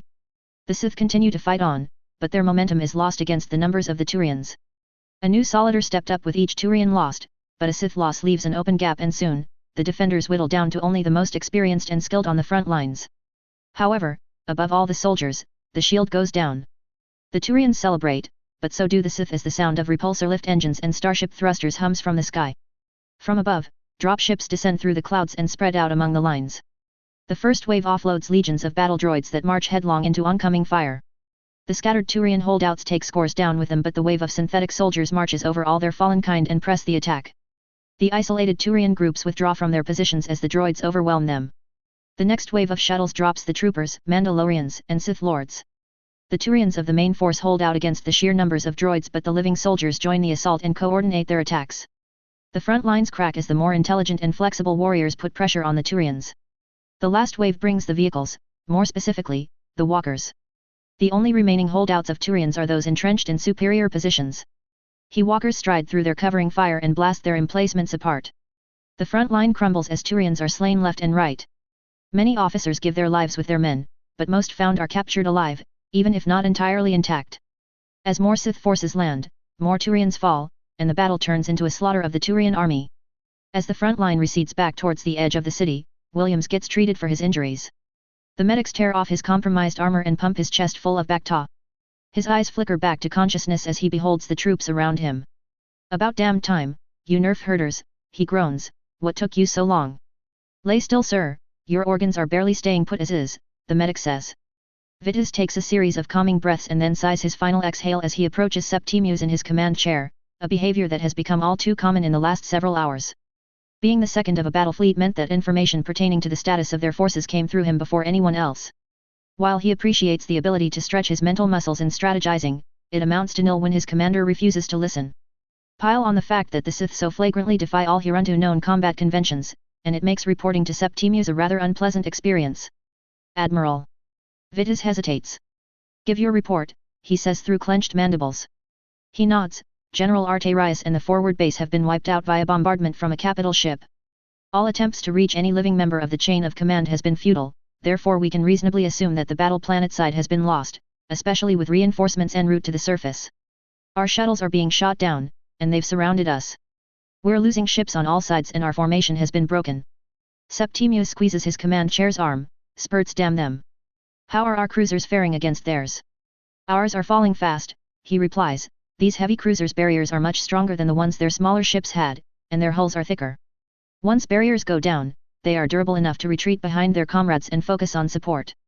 At such a close range, our cruisers don't stand a chance.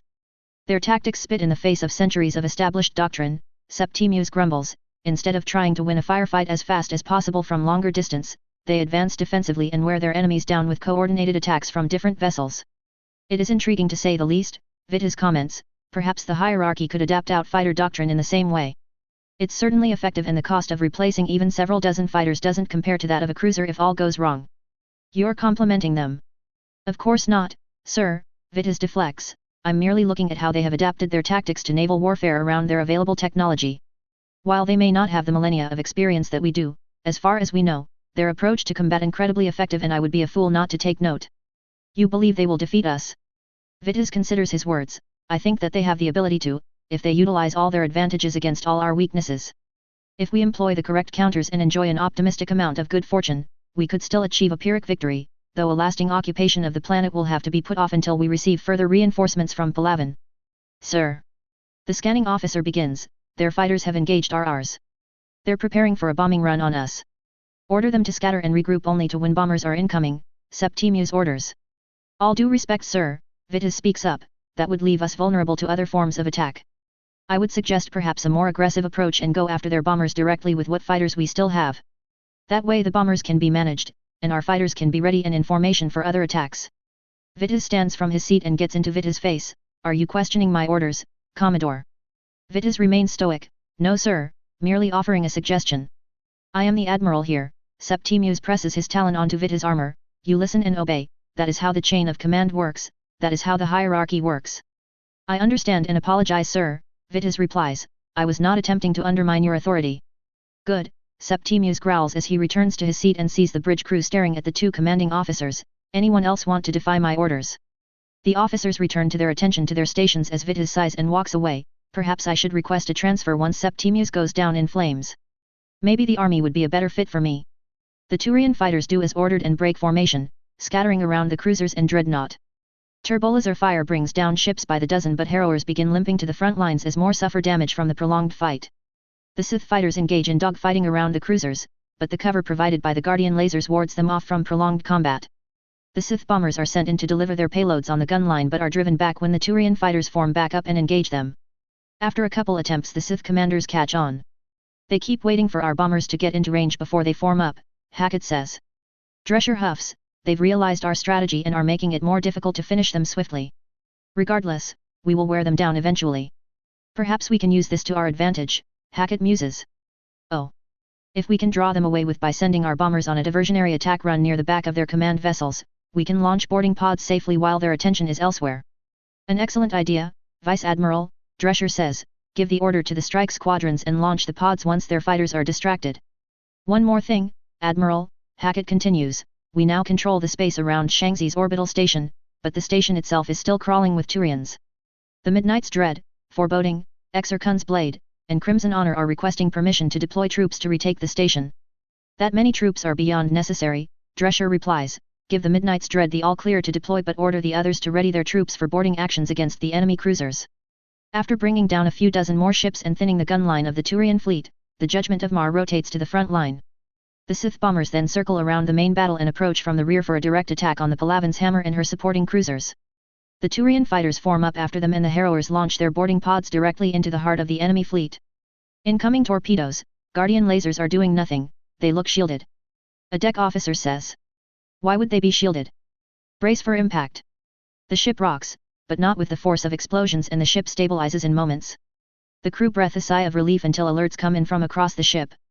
Engineering reports soldiers and synthetics assaulting their position. They're all over the lower decks. We've detected hull breaches but no atmospheric loss. These things are anchored onto the hull of the ship. Other vessels hit by those torpedoes are reporting the same thing. They actually launched boarders at us in torpedoes. Septimius asks, how the hell did they manage that? Where were our fighters?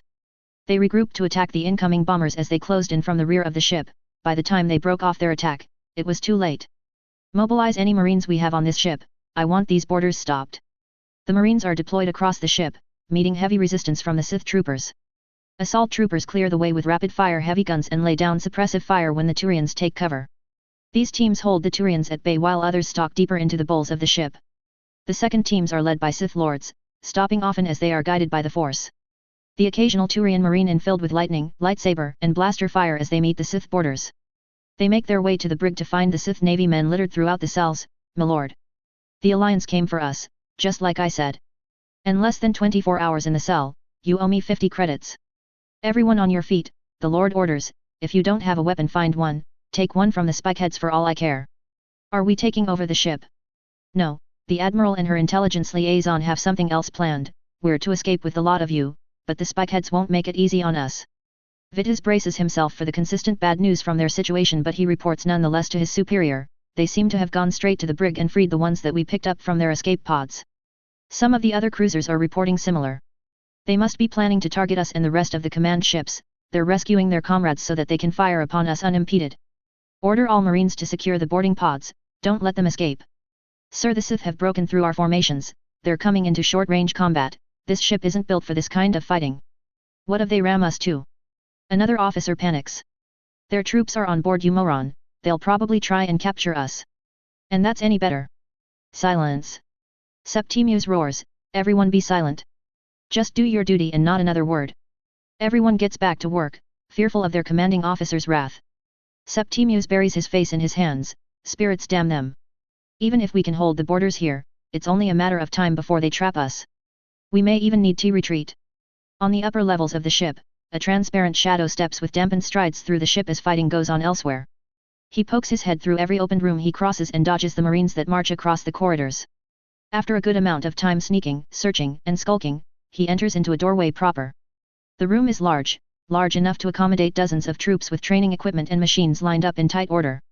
What draws the agent's attention, however, is a panel a few paces beyond a drawn combat circle. The panel itself is indented and damaged, not from battle but from a sparing match gone wrong. For the agent, it is perfect. A training room isn't high on the list of damage repairs after a battle, the damaged panel should be noted prior to the battle, and it is just loose enough to pull it out. The stealth field falls as the agent becomes visible, perfect. He pries the panel off and removes his backpack. He presses a few buttons and the whole thing comes to life. He presses it into the inner workings of the wall, and it latches itself to the metal and wires. He presses a few more switches and buttons as the beacon transmitter pulsates with light. The black-clad agent sets the device, replaces the panel, and seals it shut before leaving the training room looking as untouched as possible. It's done, give me 2 minutes and then give the command to withdraw the remaining troops. Consider it done, agent, his handler replies. Going silent, Cipher 14 out, he says as his body is cloaked in projected light and his form vanishes. As he returns from whence he came, 3 Turian soldiers are standing near his boarding pod. He growls while he slips close to the group with steps drowned out by the Mayday sirens. His cloaking field falls as he pulls his vibroknife on the first soldier. With a quick slash of his throat, the alien gurgles away his last breath and his comrades level weapons at Cypher 14. He throws the knife, disabling one of the soldier's rifle and holds the Turian corpse as a shield. The armed soldier fires and the agent throws the body him as he draws his blaster pistol. 14 blasts the stunned Turian between the eyes and nails his companion in the leg as he goes for another weapon. The Turian falls with a crash as he taps his communication piece, but 14 puts a blaster bolt into the back of his head before he can speak. His work done, the agent hoists up and drags all 3 bodies into his pod and closes the hatch. Seconds later the order to retreat from a select few of the ships is given. A few cheap infantry droids are left behind to cover the escape and self-destruct when the pods are boarded. All the pods close and jettison off of their hull anchors back towards the safety of the Star Destroyers as they open up their lines and charge forward. It looks like you were correct, Admiral.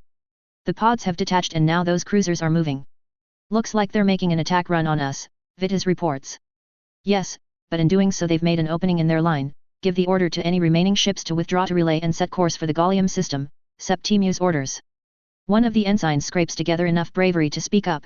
Sir, this would mark the first time a full Turian force has retreated in the last. I know. Septimius snaps, but what good does dying here do anybody? We have samples and data from the battles here. The hierarchy needs those if we want to win this war before the Council discovers it. Now give the order before I shoot you for insubordination. The ensign relays the orders and every ship still in operation turns and flees. The Sith fleet takes wide shots as they retreat, leaving only Septimius dreadnought, a few dozen frigates, and less than 100 cruisers of the original 854 ships. Drescher watches with stone-cold eyes as the ships vanish from sight. She turns to the officer beside her. Are we tracking them? Hackett nods. Yes ma'am, the hypertransmission is coming in clear. The enemy dreadnought is moving towards the relay, albeit slowly by FTL standards. Good, get slicing teams on their captured ships and move more troops down to the surface. I want every last spikehead off Shangzi in a body bag or in chains 3 days from now, and prepare a message for the Minister of Warfare. Yes ma'am. Drescher looks out from the bridge into the fields of mobilizing Star Destroyers, captured Turian cruisers, and space debris. She lets herself smile and drink in the first Sith victory over a foreign power, the first of many in this galaxy. With nothing to report, her officers leave her to her own thoughts until... Admiral, a priority 1 holo call for you, the comms officer says. She sighs and rolls her eyes. Very good, I'll take it in my quarters. Ma'am. It is marked as High Command ASAP, and it's from Korriban. In an instant, the fearless and furious Admiral Drescher goes pale in the face. I see. What are you waiting for them? Put them on, now. The officer does as ordered and Drescher rushes to the holo COMM. 5 figures appear before her, 4 men and 1 woman, 4 in robes and 1 in armor, and each with a lightsaber at their side.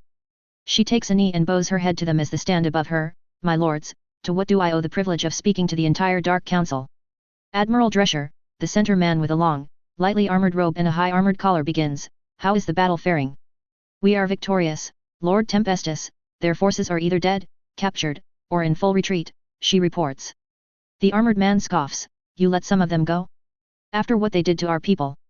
Drescher's body tightens as a weight presses down upon her, but the farthest man right, wearing ornate robes, speaks up. Oh, knock it off, Ferris.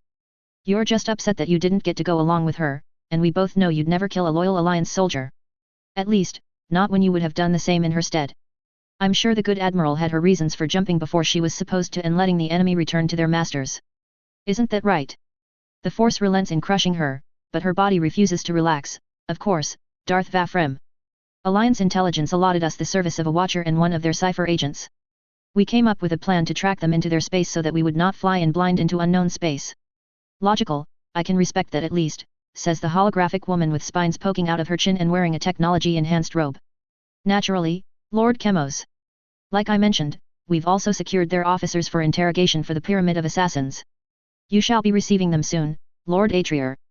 The last man in dark robes, a large hood, and a ghastly 6-eyed mask inclines his head in acknowledgement. Very well, Admiral, Tempestus says, get your intelligence attaché to work slicing their ship data. You've done quite well for an officer. You've driven the enemy back, now make certain your troops are ready to push against them. Ferris growls, we've gained momentum, don't waste it. Of course, milords, Drescher bows again, I will get to work immediately, we will be prepared when the time comes. See that you are, Darth Vafrem replies before all 5 of them disappear. Merry Christmas everyone. I wanted to get this one out before the new year, hope everyone likes it. I hope my take on proton ordnance vs me fields is acceptable. Theoretically, the massive amount of positive charge introduced by detonation should overload the core, at least if my understanding of me fields and cores stands true, though I am not the biggest tech expert here. I tried to make this a back and forth between the two admirals, Septimus holding to a failing combat doctrine while Drescher pushes in aggressively.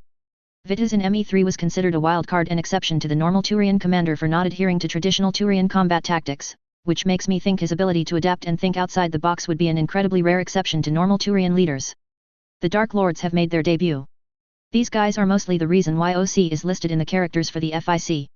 I think from their names, descriptions, and outright mentions it is obvious which pyramid they all rule over. Not much else to say concerning this chapter except that if you want the exact armor sets and outfits for the Dark Lords, they are as follows. Darth Ferris Ruthless Oppressor Armor Set. Darth Tempestus Bells Alvis Inquisitor Set. Darth Chemos Sovereign Executioner but red and maroon. Darth Atrier Shadow Disciples Armor Set, all black, with Wayward Warrior Mask. Darth Vafrem Callous Conqueror Set. Note, none of them, save Darth Atrier, are wearing helmets or masks right now, and only Darth Ferris will be putting one on in the foreseeable future. Anyway, if you liked the chapter or are new to the FIC, please leave a review, it is always appreciated. Chapter 6, War. Star Wars belongs to Disney, as much as I wish it didn't at times. SWTOR and Mass Effect belong to BioWare and EA. So I'll address this right out of the gate. Yes, the Turians have a lightsaber. No, they will not be able to make more. They lack both the resources and the inclination to do so. Only the Sith will have lightsabers in this story, mostly. They'll definitely be the only ones making them. Reviews. Pater Richard, thank you, I did. Heartfung Lives, you are correct. Surplus Hool, thank you. Kite 15663, if I would compare this war to anything, it would be most like the invasion of France in World War II. The grand strategy of the Sith will be laid out below. Frank Q, thank you for reading. Comment 9, I've not seen Muv Love, I'd have to before I tried anything with it. Eric Freak, thanks. M1 Stymax, the reason there are no biotics now is because they've not interacted much at all with Element 0. That will change later. Azijan, here is what they do next. Adrin 1997, you are closer with your prediction of the Batarians. Guest number 1 of 12/24, thank you, I will do my best to. Guest number 2 of 12/24, Sith Intelligence and the STG will be getting along like two beta fish in a bowl. Kajga, thank you. Jake Thurble, yes, the Reapers are still the big baddies of the overall story. Shipunk, thank you. Guest of 12/25, you are on to something there. Godolph Greed, I'm touched. Let's just say that Asari and Sith Lords don't mix well in melding. Val Cruz, I figured that since they have a completely different syntax from any human language, it just translates into the closest human equivalent in English, but I can make that adjustment.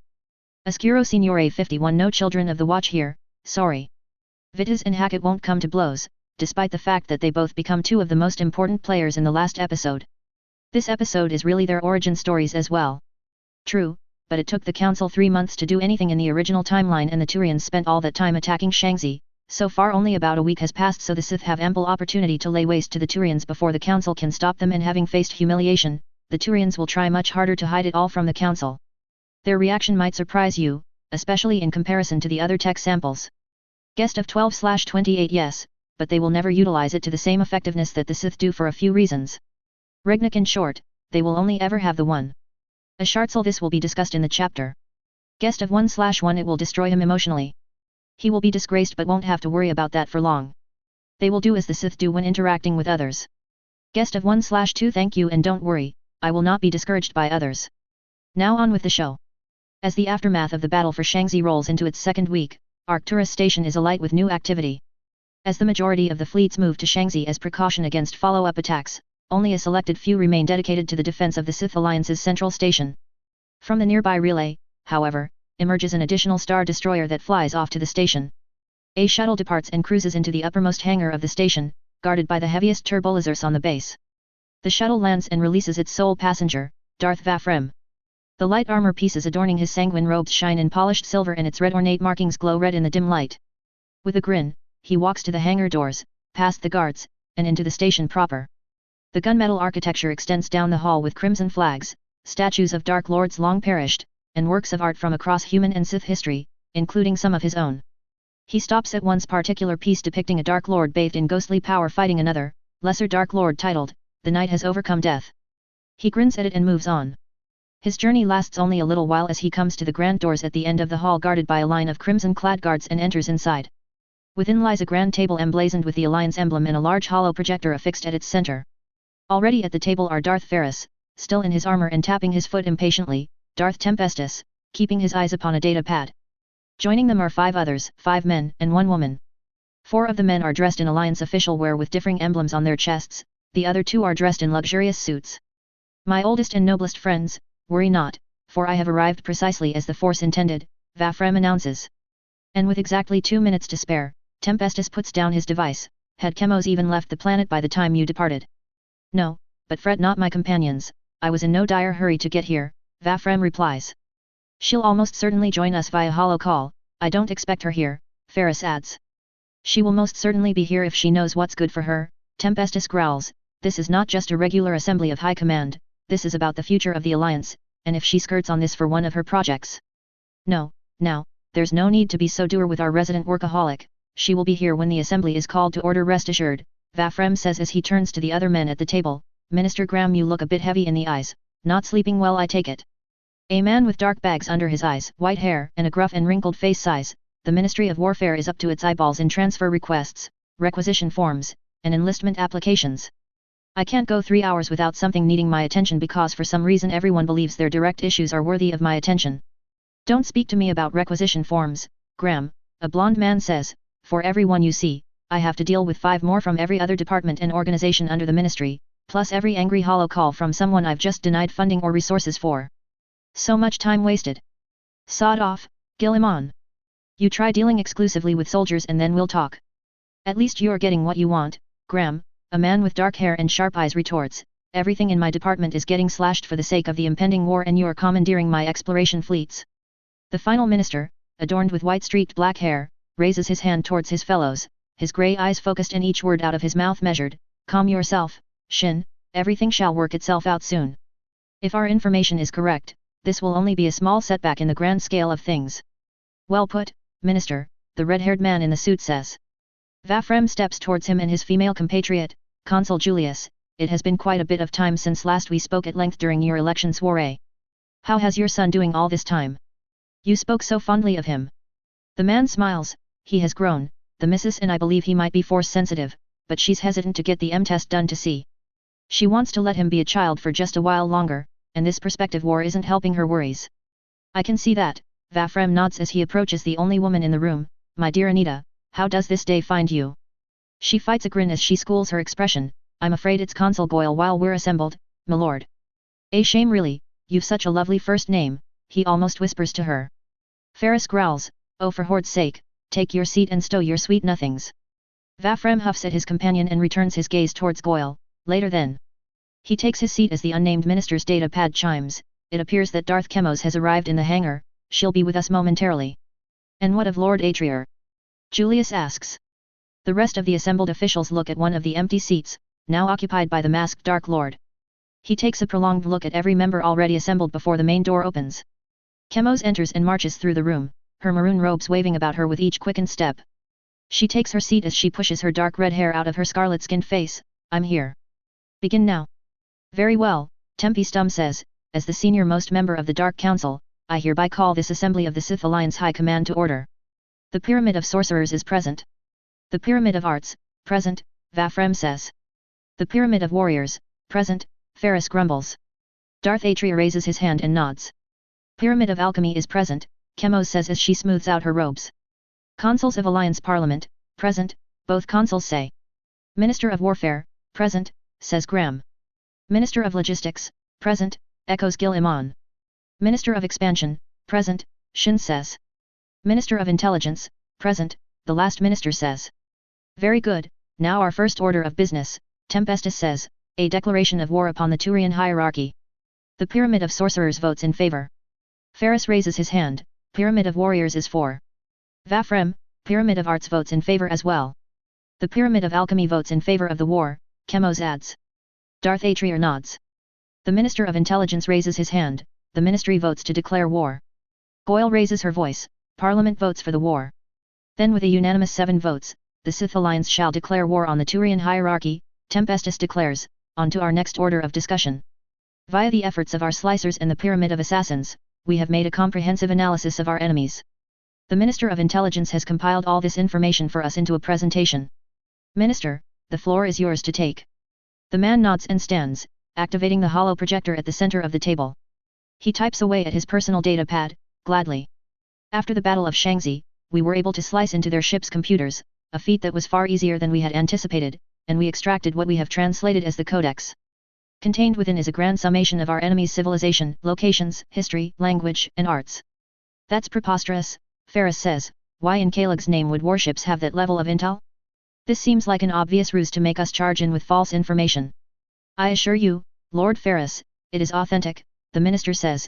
Every ship we sliced had this same information available, and the pyramid of assassins were able to confirm from the minds of the prisoners the integrity of this codex. Atrier nods in affirmation. Our enemies are either incredibly naive or incredibly self-assured, Chemos says. Well then, what are we dealing with, Minister? Consul Julius asks. The Minister of Intelligence presses a few icons on his data pad. Turians, Consul, a militaristic race of avian descent. Their government operates directly as a military chain of command. The higher their service in the military, the higher they are ranked in society, hence why their civilization is called the Turian hierarchy. An entire culture filled from every level with soldiers? How boorish, Darth Vafrem says. No wonder they believed throwing troops and ships at our planet would defeat us. No appreciation of the finesse of battle from these types. Indeed, my lord, the minister nods to him. We can expect strict adherence to military doctrine and a fight to the last man mentality. Holding their planets would be especially challenging because every citizen is drafted and serves in their military late in their adolescence. Their strategies are predictable, however, mostly because they've always had the biggest guns in their section of space. We shouldn't underestimate them though, Chemos adds. Both times we have triumphed in space was because we held the element of surprise. An element that will almost always be on our side, the minister continues. Their FTL keeps them in real space. Therefore we should be able to detect their approach long before they're in range. It's also leagues slower than hyperspace, meaning we have the advantage in mobility on a grand scale. Exactly how much slower are they? Goyle asks. Around 15 light-years a day, with necessary stops after 50 hours, the minister answers. Vafrem bursts out laughing at the numbers presented. A day. Forget holding the advantage, the only way these creatures will catch us is if we are standing still for them. Their day's journey is an 8-minute hyperspace cruise. They must make exclusive use of the relays to get very far, the minister Graham adds. If we blockade the Shangzi Theta relay, there's no other way for them to invade our territory. Shield-wise, ours are also far ahead of theirs in defensive capability, the minister resumes. While ours can block anything with high enough energy, theirs is limited to kinetic projectiles. Coincidentally, this is also what their main guns fire. Their frigates are also equipped with singularity-producing torpedoes. And how exactly do their weapons compare to ours? Tempestus asks. The minister takes a breath. Their weapons pose some threat. They outrange us by far and their dreadnoughts can fire more rapidly than the Vengeance of Nox can, though nowhere near the same power output. Those gravity torpedoes do give me pause for concern, but only their smaller ships seem to carry them. However, since their barriers block solid objects, our turbolasers can bypass them and their armor is laughable at best. Proton-based weaponry seems to cripple them immediately, so they will be our greatest weapon against them. Proton ordnance? Minister Graham questions. We've discovered that the technology that operates these ships, as well as the relays, is called MassEffect, and is sensitive to highly positive and negatively charged particles, such as the highly potent positive charge of proton torpedo ordnance. On a side note, they don't seem to effectively field fighters as we do. Theirs are much slower but more maneuverable and their mounted weapons are slower to fire. Like every other Turian vessel, they're also unshielded against plasma, making them easy prey for our squadrons. All in all, if we keep our engagements at close range and destroy their frigates first, we should have no problems overpowering our foes. The group nods and Darth Ferris leans back into his seat. So now that we know we can best them in space, how do their ground forces compare to ours? In our favor, the minister says, our standard plat steel armor is much stronger than what they're using, our blaster weapons hold more destructive power, our walkers can gut their tanks, and they have no Bacta equivalent to revive their soldiers. If this war were to drag out, we may even consider sending droids at the spikeheads. It might be our best bet to win by attrition. You say that like a long war doesn't seem likely, Consul Goyle says. Yes, and unfortunately it is not likely because we would win so easily, the minister responds. Our enemies have allies nearly as strong as they are militarily, and richer in both resources and technology. And they will likely join the war effort if push comes to shove, Tempestus growls. Surprisingly, no, the minister answers, the Codex gives us quite a bit of insight into the galactic community. Apparently, we've broken their most damning law, we've been opening relays. However, the Turians have also broken the law regarding first contact with new sentient races. In fact, their invasion has broken many of their central government's laws, codes, and mandates. In all likelihood, they are doing all of this without higher approval. Meaning that they want to keep this from their allies, Vafrem says, and given their culture as a straightforward military civilization, they likely lack the creativity and flexibility to allocate large amounts of ships without notice. And using the Force, we can know when and where to strike, Tempestus says. Looks like the Pyramid of Arts can finally prove its worth, Ferris jabs. Circling back to my point, the minister says, if this Citadel Council, as they are called, discovers our war, they will likely intervene and coerce us into a peace treaty, and we can all guess which side the treaty would favor and who would be called the aggressors. As we are now, we lack the resources to fight the entire Citadel in earnest. Even fighting the entirety of the Turians would stretch us too thin for my liking. The manpower of the Citadel would especially eclipse ours several times over with the number of civilizations they can draw from. So, this Citadel is made up of multiple races then? Chemos inquires as she massages her temples. By the ghost of Marka Regnos, it's the Galactic Republic all over again. Fortunately, they do not command that many resources or races. In a practicality, there are only a few races we must concern ourselves with. He types into his data pad and an image of a Turian appears on the hollow table. By now we're all familiar with the spikeheads, correct? All the attendants nod. The Turians control the majority of the armed forces in Citadel space. They have organic playing that gives them minor resistance to radiation but not enough protection to matter to a blaster bolt. They are also responsible for maintaining Citadel borders. A good percentage of their forces are dedicated to it, meaning they will never be able to throw their full might at us. Also, due to some fortuitous circumstances, Citadel law limits the number of dreadnoughts they can have. Why in Tolak Horde's name would they willingly limit their most powerful weapons? Ferris shakes his head. They somehow think it helps keep a balance of power, milord. He presses a button and the hologram changes to an amphibious-looking biped with horns. Next are the Solarians. They are a short-lived species with accelerated mental faculties. They learn quickly, react quickly, and think quickly. They are more suited for espionage and research than combat. However, we will likely have to be on the lookout for them wherever we go in Turian space. They run the greatest intelligence network among all their races. Atrier leans forward, the 6 eyes of his mask drinking in the image of the creature. Surely you're not threatened, dear minister. Ferris says, I wager you'd be one to want to test your cloaks and daggers against theirs. My feelings are irrelevant to their activities, he responds. If they make themselves into an issue for the Alliance, I will remove them from the equation as the galaxy spins on, none the wiser. Now we move on to our next race. The hologram changes again. This time to a slender female humanoid with tentacle-like crests where hair would be. Most of the attendants gaze in awe of how similar it looks to humans and Sith. Vafrem whistles at the image, very fetching beauties. They are called the Asari and may perhaps be the most dangerous and intriguing race in the Citadel, the minister continues. The pretty ones always are, Vafrem hums. Considering they bear such similarity to us, it makes sense that they'd be the superior race among these creatures, Tempestus says.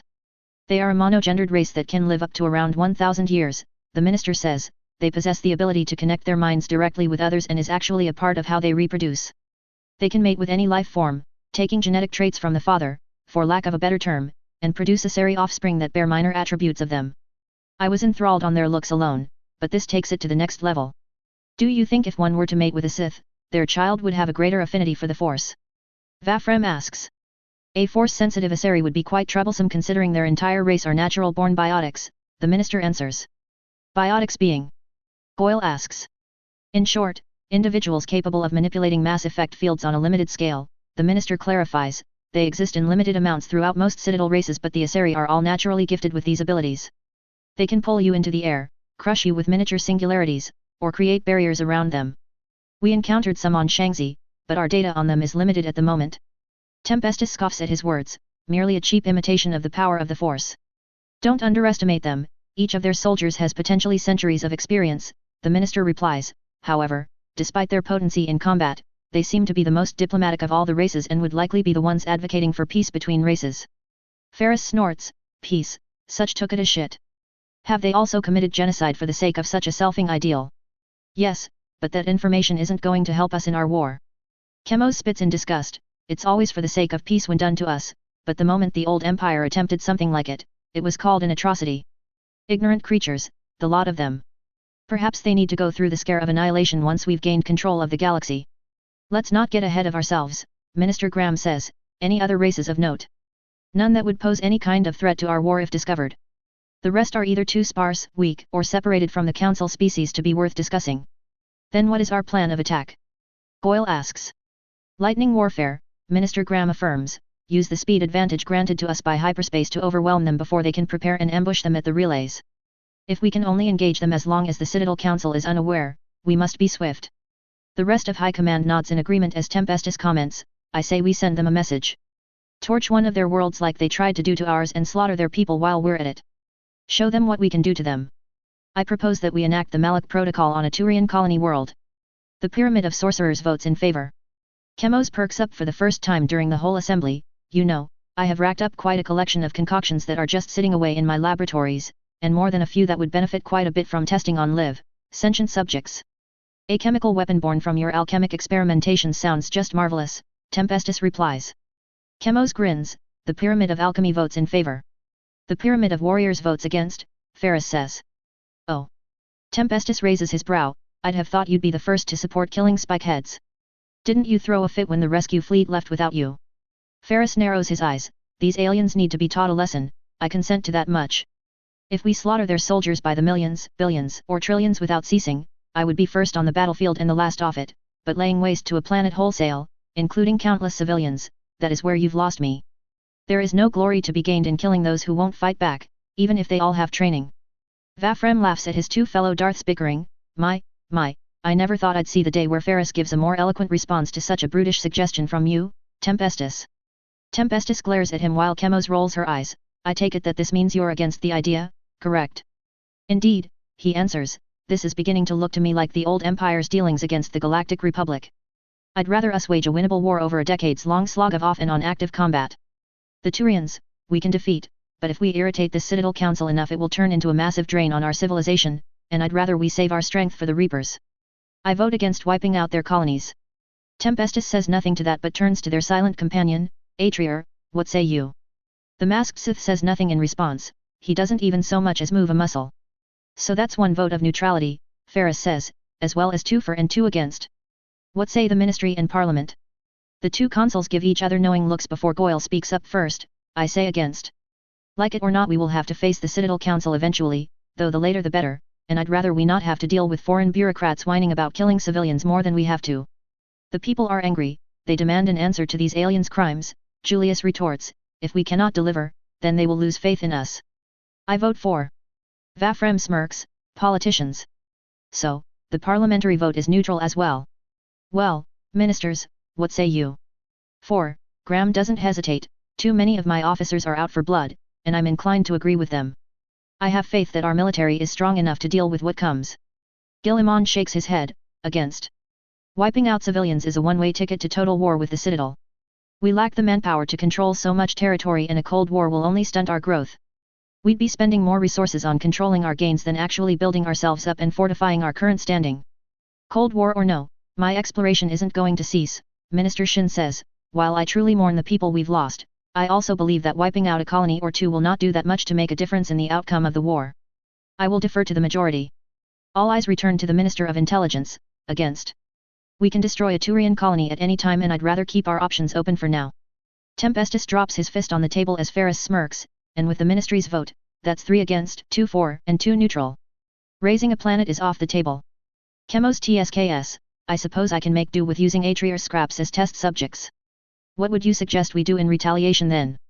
We pit might against might, the way it ought to be, Ferris replies, we succeed where they failed, take one of their planets, and when they bring in their reinforcements, we introduce them to the vengeance of Nox. I agree with that at least, Graham comments, show them just what we're capable of. Hopefully we can avoid the casualties we sustained in the battle over Shangzi, Guilliman adds, 15 Star Destroyers have been taken out of commission, 15.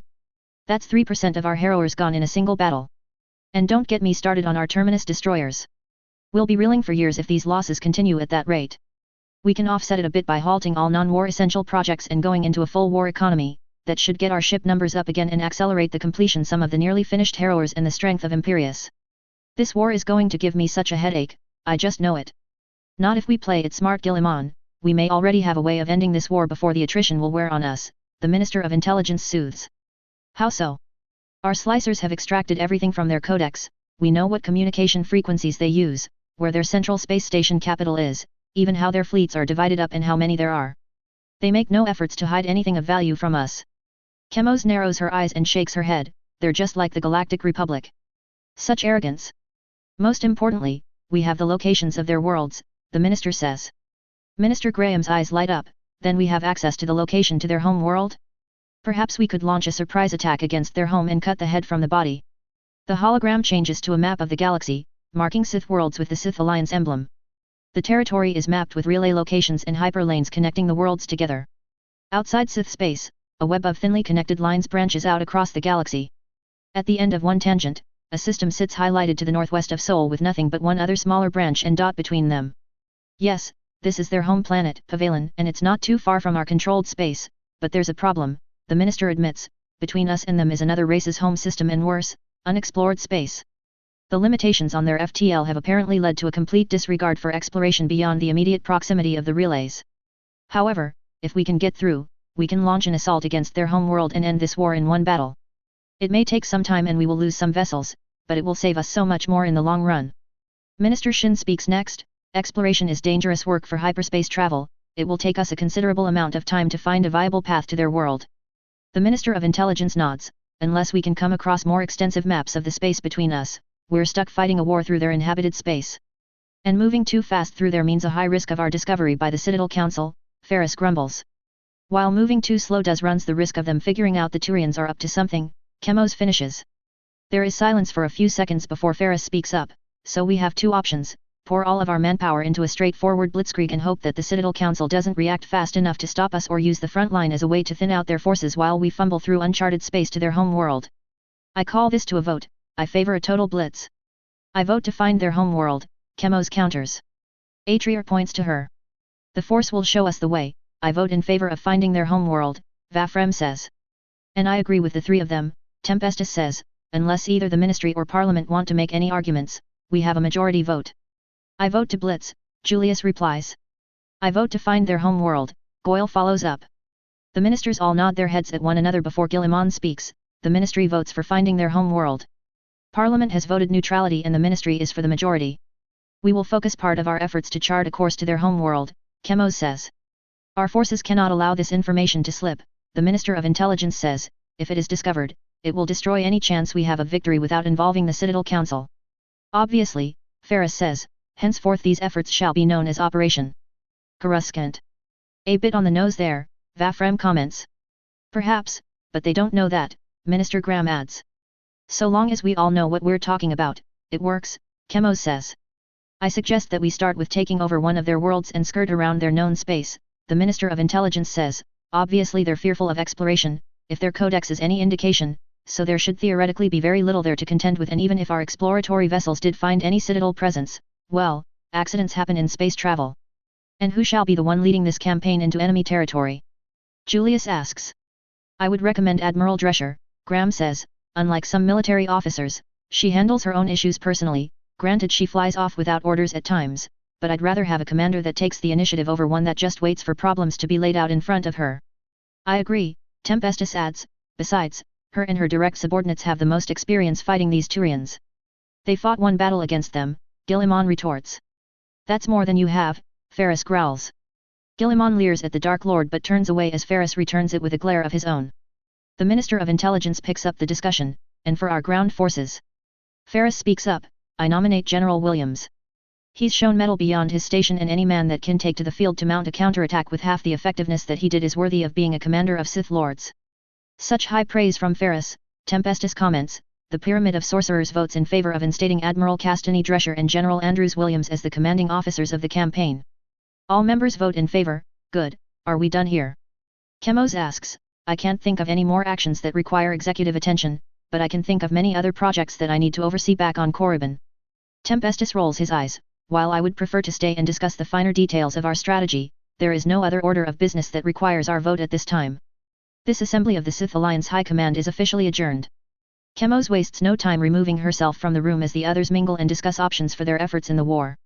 In just 2 days, Sith High Command primes and organizes their forces into the new Alliance First Assault Fleet with Admiral Drescher and General Williams at the helm.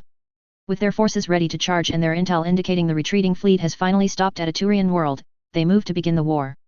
The crowds of people gather within the streets Lowell City, the largest settlement on Korriban outside of the Sith Academy. The Dark Council, sends Darth Chemos, enter out onto the civil government building balcony overlooking the masses of Sith citizens.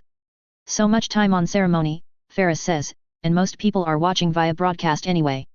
Having a live crowd helps with aesthetics, makes us seem closer to the people that we lead, Vafrem says. Besides, fiery speeches to the masses are mainstays of wartime culture throughout human and Sith history. We would be remiss in neglecting to indulge in such a tradition. It allows us to control public opinion, keeps enlistment rates up, and mitigates fears that come with wartime. Atreus nods and turns his head forward, casting his gaze to the people. Remind me why it is that I am the one announcing our declaration of war. Tempestus asks. It is expected of the Dark Lords to do these things and you're the best public speaker of the five of us, Ferris answers. Chemos didn't care enough to show up. Atreus' mouth only moves when he's lying. Vafrem can't get in front of a crowd without sounding like a pompous ass, and I'm too blunt for the public at large. You are the least of all evils here when it comes to dictation. Although, I'm not certain as to why it is that you're complaining, you love the sound of your own voice. Fine, you've made your point, Tempestus says as he takes to the podium and his fellow Dark Lords take their seats behind him. And here to address us now is our glorious Dark Lord of the Pyramid of Sorcerers, Darth Tempestus. A robotic voice introduces him. The crowds cheer as Tempestus takes his place, and it takes some time for them all to calm down enough to get the message across.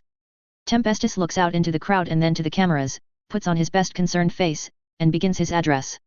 Ladies and gentlemen, good citizens of the Sith Alliance, my dearest friends and companions in the dark side.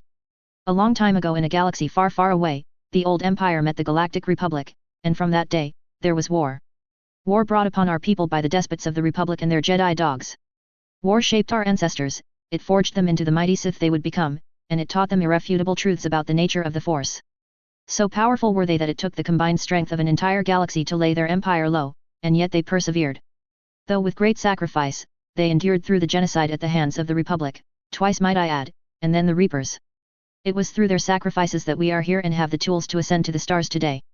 Now we face a similar conflict to what they endured well over 50,000 years ago, war on astronomic scale.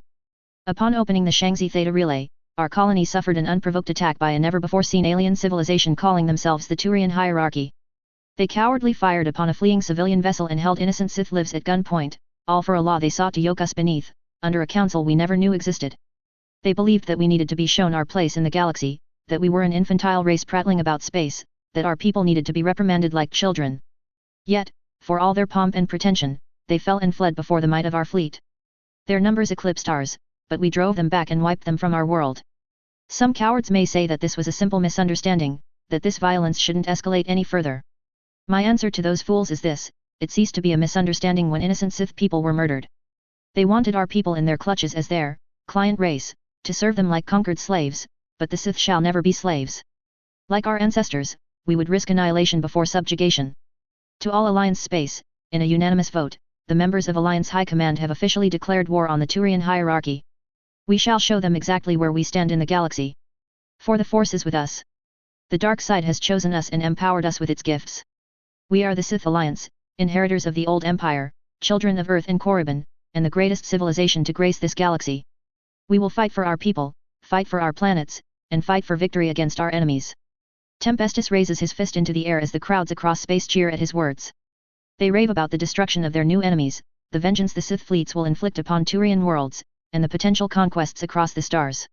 Tempestus grins at the reception of his words as a feeling passes over him to speak one last thing. Peace is a lie, there is only passion, he begins as the crowd joins him in reciting the rest of the ancient Sith code. Through passion, we gain strength. Through strength, we gain power. Through power, we gain victory. Through victory, our chains are broken. The Force shall free us. The crowd's cheering reaches new heights. The Force trembles at the fanaticism of the Sith and the dark side fills the hearts of all present. The broadcast concludes aboard the Judgment of Mar as it hovers near the Shangzi Relay along with hundreds of other vessels. Admiral Drescher stands from her seat at the bridge to address her crew and fleet via holo COMM, all personnel of the Alliance First Assault Fleet. Today is the day we make history. Before this day, no military had ever dared launch a campaign into Turian space. We are not just any civilization, however. We are the Sith Alliance's army, navy, and order of lords. At this moment, the remnants of the enemy invasion fleet are stopped at what we assume is one of their worlds. This world will be the first conquest of the Alliance, even if we must kill every single Turian soldier on it. Prepare for combat, and shall the Force be with us. The bridge cheers as Drescher takes her seat again. Vice Admiral Hackett takes a stand at her side. A very inspirational speech, ma'am. Drescher hums an uncommitted response before speaking. Let's get the fleet moving. The longer we wait, the more likely that the enemy vessels will move on. At your command, he replies. And make certain every ship re-engages their deflector shields the moment the relay launches them. I won't be giving them any chances for an ambush. Of course, Admiral, Hackett nods as he steps away. William steps beside her as the ships maneuver into position, his face scarred, his chest riddled with cybernetics, and his posture stiff. Let's give these thing hell, Admiral. Of course, General, she replies with a smirk. Within a few minutes, the Judgment of Mar cruises towards the relay, and is shot to its correspondent receiver. The other Alliance ships follow suit until the fleet arrives on the other end. Once all ships are confirmed and in formation, they blast off into hyperspace along the tracked path of the Turian dreadnought. It takes 12 days for the failed pacification fleet to limp the Gallium system, taking many long breaks to ease the burden of travel on their damaged vessels.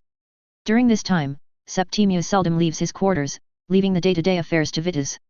The defeated admiral stews in his frustration and anger, thinking of the many thousands of lives lost to the Sith in the battle both above and on Shangzi. He puts a gag order on all his subordinates not to disclose any information on the battle before he makes his report. When the Turians at least reach the planet of Torix, Septimius sends his report to Palaven, and not long after, the Primarch himself calls directly. Driven back. What do you mean, driven back? The Primarch shouts. The intel we gathered suggested that they lacked the ability to travel outside their home systems, due to a lack of Element Zero on their ships. However, it appears that they're the first race in recorded history to find a method of FTL that doesn't rely on it. A fleet of their heavy cruisers appeared in close combat range before we could react and tore us to shreds. That's impossible, every race uses Element Zero, the Primarch responds. Tell that to the thousands dead in space and on the ground thanks to bolts of concentrated plasma.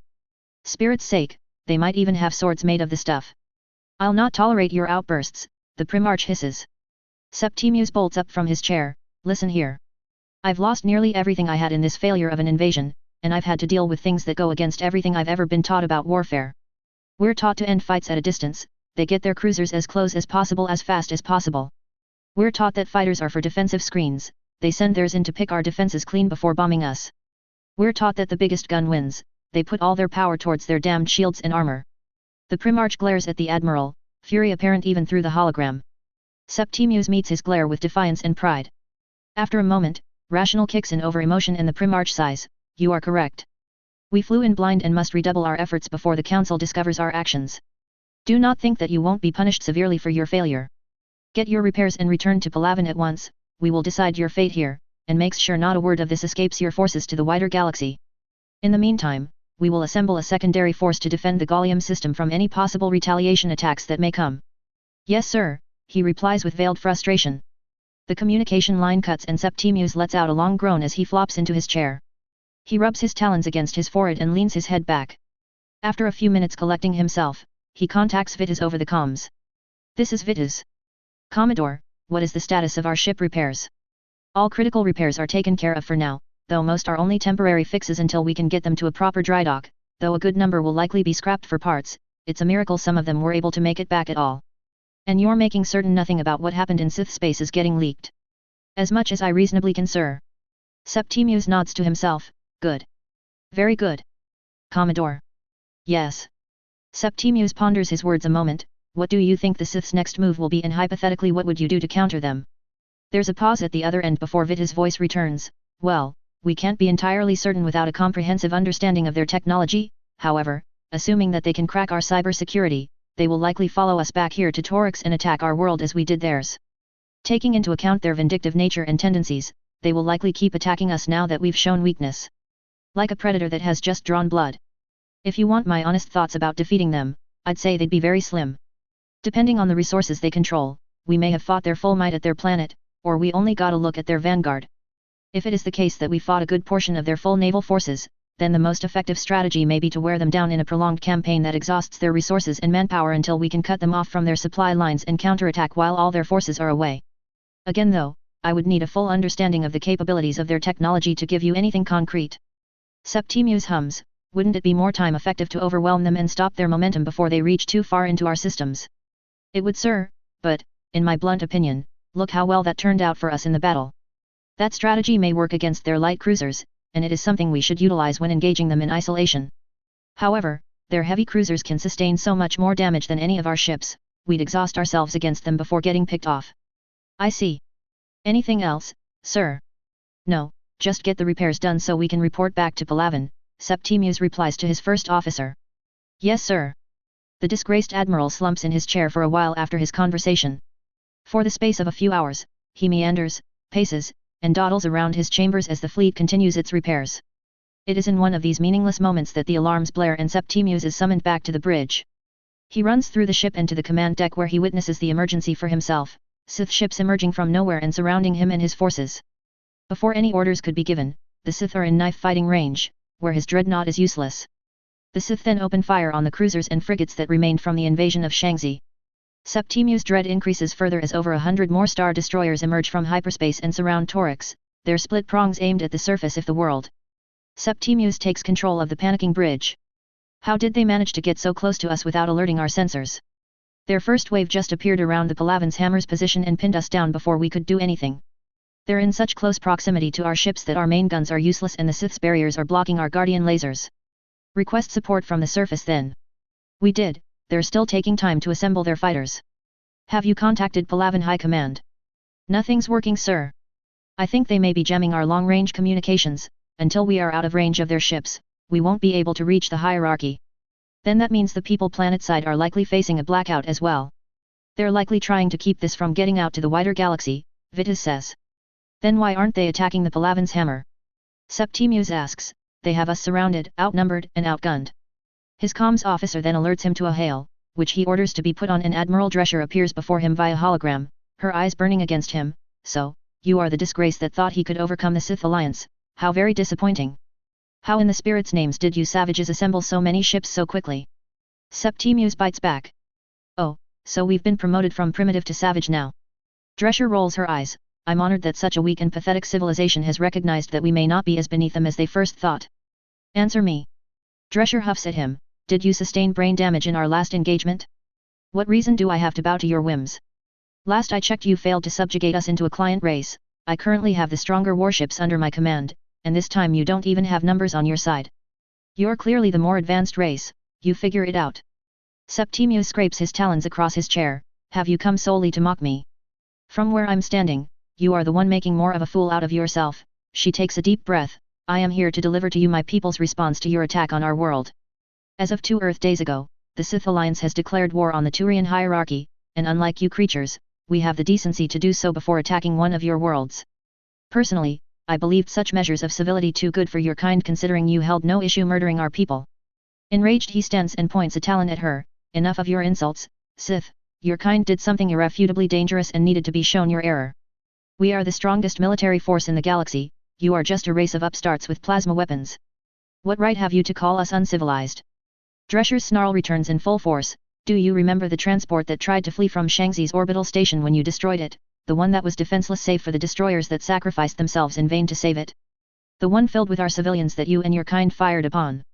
Do you expect me to care at this point? Septimius shouts at her, I've just suffered the greatest defeat and humiliation my race has ever seen. The moment I return to Palavan, I'll be court-martialed, stripped of my rank, and executed. I've much more on my plate to even give a passing thought to the deaths of you savages. Admiral Drescher flares her nostrils as Hackett enters the hologram. Admiral, the fleet is in position, and we've located several military installations on the planet. Thank you, Vice Admiral. She glares back at the Turian Admiral. You invaded us, Admiral, you murdered our people, and you wanted to bind us to your will like a damned servant. If you feel no remorse for your deeds, then I have nothing more to say to you. Go crawl back to your masters and tell them that they can expect us on Palavan very soon. She turns to the side. Begin the initial bombardment. At her order, the scores of star destroyers fire upon the planet. Plasma rips through the atmosphere and tears into the planet's surface. Destruction rains down upon military outposts and airfields, killing thousands in the assault. To the terrified and panicking sentients on the planet, it is as if hell has come to Torix. The reality is not too far off. The star destroyers surrounding the Palavan's hammer and her escorts break formation, allowing the dreadnought the opportunity to flee. Septimius scoffs at that. Do they think I will run without a fight? They've left us no choice, Vitas says. Septimius gets into Vitas' face. Withdrawing from their system was one thing, but this planet belongs to the hierarchy, and I'll be damned if I let it go without a fight. And you'll be dooming whatever force the hierarchy is sending to fortify it. Vitas shouts back, if we cannot get clear of this system to warn the hierarchy, our people will be ambushed on this side of the relay and wiped out. If that happens, how many more planets can they conquer before we can stop them?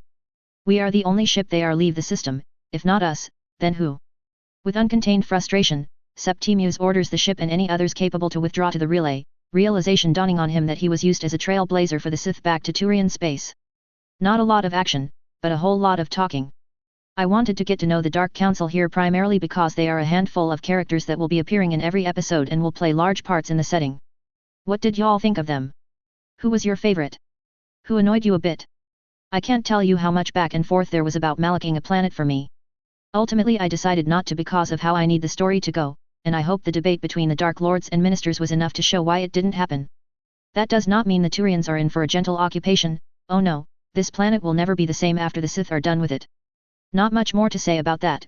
The counter-invasion will be covered in the next chapter, which is being a bear to write, so expect it to take a while. Chapter 7, Torix. I own nothing. Disney, EA, and BioWare own everything important to this story. Just wanted to start off by thanking everyone reading this FIC for getting it up to over 500 favorites and over 600 follows. Y'all rock. Reviews, boy these have piled up.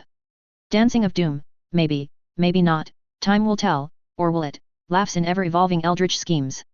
Piotrs 223, it certainly does. Frank Q, going on the offensive is what Sith are best at. Comment 9, I'll have to check it out eventually, though right now this is my #1 priority for my fan works. Travis BTMB, the ion cannons are on me because I never brought them up, though there is not reason to believe, at least according to my research, that the Sith Empire had access to disruptor rifles or Verpine shatter guns, or at least to a degree that they would have saved schematics for them for the Alliance to inherit. Nonyarb, me too, it is really fun to write. Rolly nolly, it would be kind of cool to see that, but I chose the Sith partially because their culture clashes so well with the Citadel philosophy. Hasia Sema, thank you, I'm flattered. Blue Snowman, thank you. KITE15663, it will be very difficult for the STG to do much of anything against the Sith without losing most of their agents. Won't stop them from trying though. Eric Freak, not sure what they would really gain hacking the relays they would control, they wouldn't learn much they didn't already know. The Quarians are a little ways away, so you'll find out what the two races think of one another soon enough. 123 Cold Sunashare, here's the next part for you. Surmu, disrespect is what Sith do. Farunaludalo, the power cell is not unique to the lightsaber and it only lasts potentially forever on virtue of being a lightsaber. In any other configuration, it's just a above average power cell. Star Wars blaster weapons still have issues with overheating, even thousands of years after the Sith Empire, so I don't think the heat containment can work in projectile weapons based upon that fact. Mi has energy weapons, the Guardian lasers, but the problem with them is that they have a pitifully short range. Realistically it would be cheaper to copy a turbolaser, better range and power.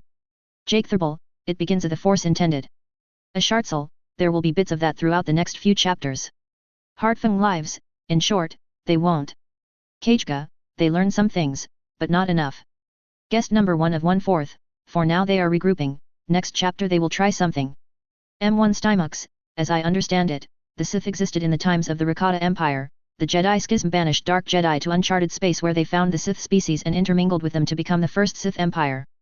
They kicked off the Great Hyperspace War because one Dark Lord wanted to use it, a rallying cry behind him as the new leader for the Sith, though the Alliance believes that the Republic and Jedi started it. The parallels were addressed in the speech when Tempestus talks about the genocide attempt by the Republic. AMON34, thank you. X Scorpius, thank you. Nexus Gundam, the Turians have a very knee-jerk reaction to it all. Shipunk, thank you. Guest number 2 of 1/4, Septimius is to stride forward to think that far ahead, if Vitas were in charge, it would be different. Shadow Cub, the Asari are not going to get along with the Sith like they think they will. Guest number 3 of 1/4, the Sith will not stop until one side achieves victory. They don't believe in ceasefires, or at least they don't believe in honoring them. Libruff98 us, I'm having a pretty good time writing this, here's the next part for you. Ravan Fan, so, the Dark Council acts as the majority of the executive branch of the Alliance, they have 5 votes while the Ministry and Parliament have 1 each. No single Sith rule the Alliance, though Darth Tempestus likes to consider himself otherwise. Zol Tanatreu, thank you. Evil Hound, thank you. King of Summer 245, as the Alliance exists at this point, there are many laws that prohibit the less than desirable behavior of the Sith Lords from the Empire. Essentially this is the type of Sith civilization Darth Mar fought for, unified for the good of their race and the conquest of the galaxy. Asay and Sith would be able to have daughters in the normal way that they do in canon, but Sith traits will have interesting effects on the offspring. Yes, there are factions looking into the light side, though most have no idea what it is. Oscuro Signore 51, so the consuls are essentially a cross between the US Speaker of the House and President rolled into one office. They sign/veto laws made by Parliament as well as serve as the civilian interests on high command. At this point, they have not dabbled too far into creating monstrosities and they won't get far enough in time for the Reaper War. Funnily enough, I was planning on possibly making an anthology work detailing interesting/important events that just don't fit into the timeline of the episodes. Doing a retelling of the First Contact War from the Turian civilian POV would make a pretty good one for that. For the most PAR, Mandalorians will use mostly the same ships as the other races, though mostly modified to suit their needs. As for the ship classes, I'm mostly focusing on presenting the types we have concrete information on, i.e. Harrowers, Terminus, and Gauge classes. Thought he lack of Fury interceptors shall be rectified soon. Admiral Dane, there's a lot more stability in the Alliance than in the old Empire, they have actually learned a thing or two from how their ancestors fell. AVORA 111, thank you. Lord Malum, not abandoned, here's the next chapter.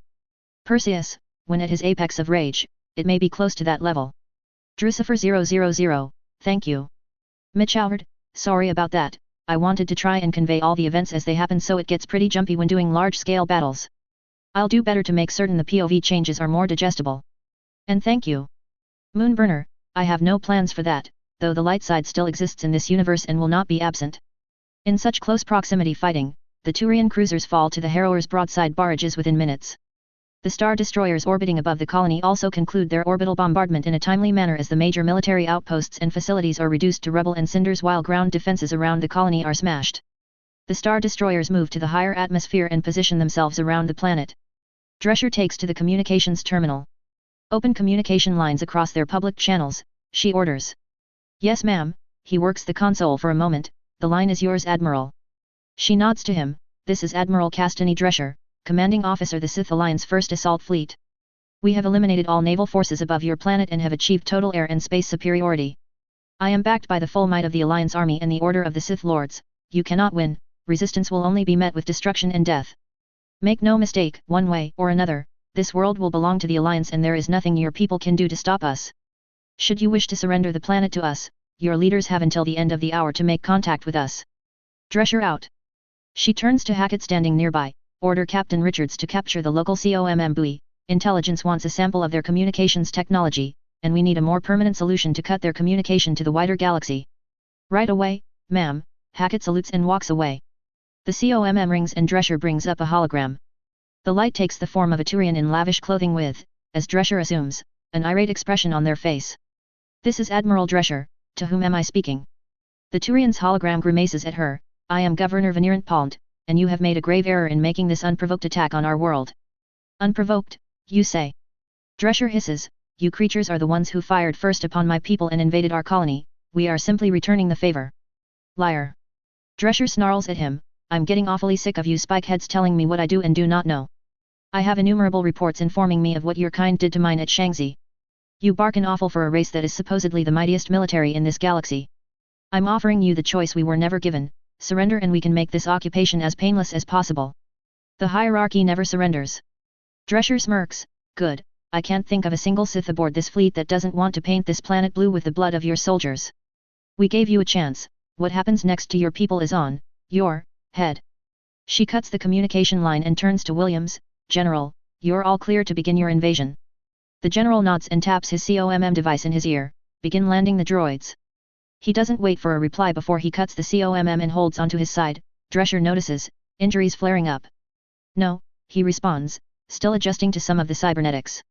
I'm a little too old to be having new parts put in at this point. Don't give out on me now, Williams, you're still the most experienced general we have in the military at the moment.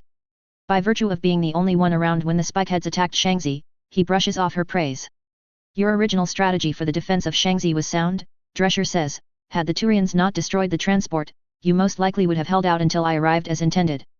Plus, your field command of our forces was impressive, not many generals in history could lead from the front against such overwhelming numbers.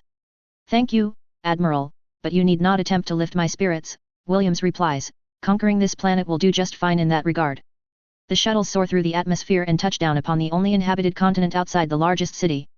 Out of the bays march out legions of battle droids, from the humanoid infantry class to the quadruped heavy assault droids. A sea of metal men surges against the edges of the colony defenders hold against the tide. Blaster bolts fly like a swarm of locusts at the Turian soldiers, who return fire in almost equal measure. Protected by their fortifications, the Turians withstand the assault, the droids less so. Broken droid parts pile up beyond the hastily constructed barricades around the city as the clankers fall. Though the Turians take some losses, it is nothing compared to the hundreds and then lower thousands that the droids lose as they fail to break through. Then the next wave comes marching in, more heavy assault droids and specialist droids along with vehicles and a command crew to set up a forward base. The defenders' losses grow and grow as more Sith forces make landfall. The droids continue to march over the scraps of their fallen as their line moves closer and closer, their aim becoming deadlier and deadlier. As the last holdouts along the outer walls of the city stand their ground, they fight with zeal and precision, managing the onslaught of synthetic foes. The reports reach the judgment of Mar, and Williams looks over the data with a grin. "Admiral, here are the locations of every point where the Turians are holding out against our ground forces. A light barrage from the fleet should be more than enough to wipe them out." "Agreed," Drescher says as she opens a communication line and relays the information to her forces. "Battle Group 10, fire upon these targets, single light barrage." The Star Destroyers directly above the colony prepare firing solutions for their turbolasers, the batteries swiveling and angling into place. The already panic-stricken Turian citizens of Torix collect in the center of the colony where the defenses are at their strongest. In the rush for relative safety, many are trampled and some are killed.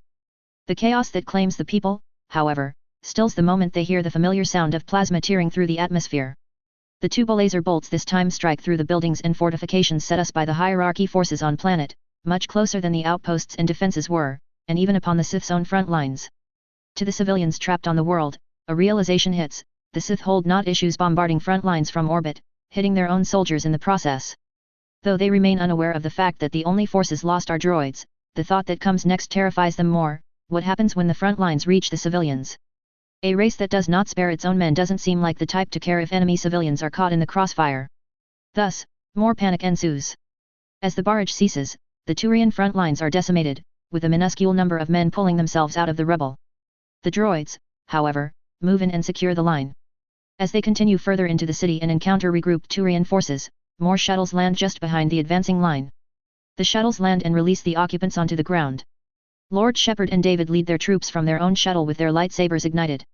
They charge forward towards the front line of battle droids engaged with Turian military forces. Shepard and David leap above the falling droid line and lay into the defenders. David carves through the Truians with rapid strikes, his new lightsaber held tight in his offhand. He kills each target and moves to the next one he sees before their bodies hit the ground. Shepard takes his opponents slow at first, observing positioning and proximity to one another.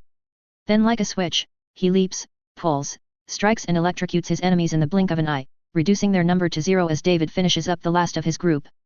The troopers pick off the stragglers distracted by the Lord and his apprentice, and the defensive line is soon broken.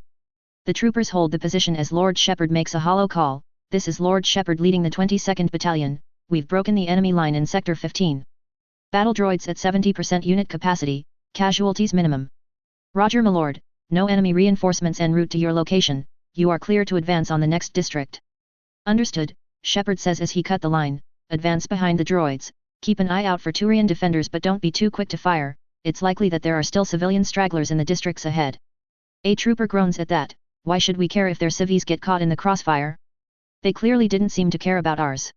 "Orders come all the way from high command," Shepard says. "If you want to challenge the Dark Council, be my guest. You'd be more ambitious than most Sith." The Sith move out, encountering minimal resistance as thousands more do the same across the colony. With hundreds of Sith Lords on the field, enemy forces fall in droves. The power of the dark side overwhelms the defenders as they advance into the central districts. Many Turian civilians left behind in the middle districts of the city hear their first blaster shot and see their first Sith as the advance continues. The sight of their dark helmets and armor sends shivers down the spines of the lesser constituted Turians. Some do their best to avoid being seen, others take up their arms and attack. Their training tells them to take out their officers and send their squads into disarray. Their targets, however, are more often than not Sith Lords, who sense their attacks coming and deal with them as they see fit. Some subdue them, most however, see them as active combatants, and kill them for their attempts. From a second-story window, one would-be gunman takes aim at Lord Shepard's skull with their service pistol. The Sith Lord avoids the shot as the troopers turn to its origin. The resident assault trooper takes it a step further and uses his cannon to blast the window, and some of the wall, into the apartment. The Turian flies across the room and slams into the opposite wall, debris littering the floor. Shepard leaps into the hole in the building and corners the man, lightsaber in hand. "You know, I want you to understand that you had a choice not to get involved. You could have chosen to stay out of the fighting and you'd have most likely been left alone." The Turian man lifts the pistol up but Shepard yanks it into his hand with the force. "Now help me to understand why it is you chose to throw your life away." Piss off, is all the answer the Turian gives. Shepard ignites his saber and bisects him without another word. David leaps up to his master. Aren't you the one always telling me not to fool around with my opponents? Shepard smirks at his student as he tosses the pistol away. While I'm glad that lesson has finally sunk in, depending on his answer, I may have considered letting him live. You'd offer him mercy? David asks. I've gained nothing killing him, I'd at the very least sate my curiosity if he gave me a real answer. Shepard answers, however, it was nothing but impulse and uncontrolled rage. This is precisely why I've taught you how to properly harness your rage, your emotions. If your emotions wrest control from you, you will end up like this pathetic thing, dying for nothing. David's eyebrow rises. He's a civilian, we are Sith Lords. All these civilians were once soldiers, Shepard reminds him. They're taught not to think, not to feel, and when their emotions overcome them, all that ingrained discipline evaporates. That is why we must learn to use our emotions to our benefit, to fuel our power, David says, and like all fuel sources, if mishandled. Shepard smirks. It seems your humiliation on Shangzi has done more for your teaching than I could have. I should hand you your ass more often if that's all it takes. In your dreams, old man, David huffs. Come on, we have more Turians to kill. They both leap out and rejoin their troopers. Fighting dies down for a time and they come across several other Sith battalions all closing in on the center of the colony. Resistance ramps up after as they engage the Turians' second line of defense. These forces are bolstered with volunteers wearing civilian clothes or the most basic combat armor. Shepard and his fellow lords offer these Turians no mercy as they cut them down and their men shoot them from cover. Dozens are sliced into pieces as they attempt to understand the powers before them. Trained for combat at range, their barebones melee combat experience proves their downfall as they cannot so much as scratch the Sith Lords. At first, the civilians stand with their enlisted comrades. As the militiamen fall, however, they abandon the fight. The troopers use them as target practice as Shepard ignores them. Nearby, he hears screaming and the buzz of a lightsaber. He and David turn and see a lone Turian woman in cobbled-together armor on the ground. Before her stands a snarling Sith Lord with a double-bladed lightsaber. Please, mercy! The Turian woman cries. The Lord snarls, what about my aunt, my uncle, and my cousins? Did your kind offer them mercy when you destroyed their transport over Shangzi? The soldier claws at the ground as she's dragged towards the Lord before he slices her down the middle. He turns to see Shepard and David observing his display. If they weren't ready for the horrors of war, they shouldn't have attacked us, he says before moving on towards the retreating Turian lines followed by the master-apprentice duo. A pressing feeling draws Shepard's attention as they continue. He reaches out his senses and the force pulls him towards a building that a squad of troopers enters. There's a large concentration of life forms in there, Turians. He leads his battalion into the building at a quickened pace. They enter to see a long hall with doors popping up at uniform intervals. The Sith troops break down one of the nearest doors and rush in. Screaming erupts from the room as Shepard forces his way through the troops. Backed against the far end of the room are at least 60 Turians, almost half of them crying children. The walls are decorated with soft arts, there are numerous chairs and tables arranged, and the children all wear the same uniform clothes. Shepard reaches out his senses again and finds a similar number of beings in almost every room around them. This is a school for children, David says. These must be their parents. They've come to protect their kids, Shepard comments as his mind drifts off. John. Troopers, purge the aliens. A voice commands. The troops outside Shepard's command raise their blasters. The Turians panic as parents throw themselves over their kids. The crying ramps up and Shepard steps forward between the two sides. Hold. These are civilians, our orders are to leave them be unless they strike first. The troopers' leader, a lord of Oriental descent, likely an apprentice due to his young age, scoffs at his words. We've been attacked by these so-called civilians all throughout the city. How long until take up arms and join the others in the fight? You're a fool to try and stop us. David gets into his face. Look, you bastard, I don't agree with High Command's decision either, but they are still our orders. And don't you dare insult my master, you nerve-hurting son of a bitch. The Lord ignites his blade. The civilians cower. You think I'm afraid of you or your spineless master? How about Darth Ferris? Shepard asks as his eyes harden. By the look of your armor and stance, you come from the pyramid of warriors, the same as my apprentice and myself. I can imagine what the Dark Lord of Warriors would do when he learns one of his own instigated defying express orders he supported. When he discovers this, he will hunt you down, bring you back to Korriban, and crush every bone in your body into dust one by one and then leave you dying on the floor for every warrior aspirant to see what fate awaits them when they cross a Dark Lord of the Sith. With that in mind, think, very, carefully about this next question. Is that what you want, boy? An aura of darkness enshrouds Shepard as he speaks. The troops around them back off as the young lord takes a step back. He deactivates his saber and stomps off towards the exit, his troops remaining with Shepard. David smirks at the display and Shepard calms himself. He taps his ear COMM and gets command on the line. This is Lord Shepard of 22nd Battalion. We've got likely a few thousand civilians taking shelter in what I assume is an education facility in Sector S5, requesting backup at my location.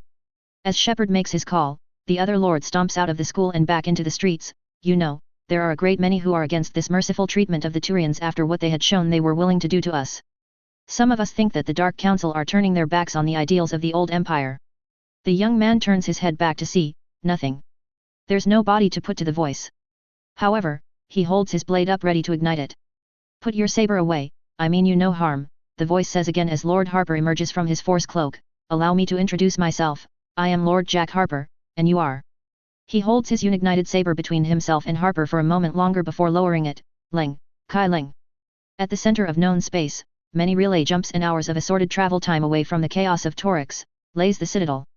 The massive station, home to millions of different individuals from just under a dozen races, stands with its 5 arms stretched out and defended by thousands of ships including the massive Asari Dreadnought, the Destiny Ascension. In the middle districts, rife with common class peoples and discount markets, stalks a Turian in very plain clothes. As the day/night cycle begins to turn dark for the day, he slips into an average-looking Turian bar and confronts the bartender, ordering a Primarch special. The Turian at the bar then nods and slides him a drink and a key. He downs the drink and swipes the key before heading across the establishment to another door. He unlocks it and steps inside. The room is sparse with no windows but does include a holographic projector at the far end. He closes the door, and it seems to seal shut. The Turian man turns on the hologram projector and the image of the Primarch appears before him, scowling. You're late, Spiritus. Apologies, sir, Spiritus replies. Councillor Bellies held me up about some troop movements that hadn't been reported to the council. The hologram clicks his mandibles. Damn it, we have less time than I thought. I'm assuming that whatever we are diverting troops to is the reason you've called this meeting away from any possible ears of the rest of the council, Spiritus says. You're correct, Councillor, the Primarch answers. We've run into a bit of trouble with a policing incident that has since escalated into a devastating conflict. We ended up making first contact with a new sentient race, and they are incredibly hostile. They call themselves the Sith, and they have some very advanced technology as well as abilities we've never seen in a sentient race before. The Primarch goes on to elaborate upon the incident at Relay 314, the failed invasion of Shangzi, and the counter-invasion of Torix. Over the secure link, Spiritus receives all the compiled reports of Sith technology, tactics, and biology, as well as reports on the interrogation of the scant prisoners retained from the Battle of Shangzi. The entire ordeal shocks the Turian councillor. You cannot possibly expect me to believe this. Spiritus shouts at the hologram. I assure you, Spiritus, this is very real and very much a threat. We made some tactical errors and underestimated their technology, but we've reconfigured our forces and sent 2 fully manned rescue fleets to reclaim our lost world and drive them back beyond Relay 314. However, I require you to keep the council unaware of our pacification of them. And just how do you expect me to hide the disappearance of hundreds of our ships and the sudden loss of a planet?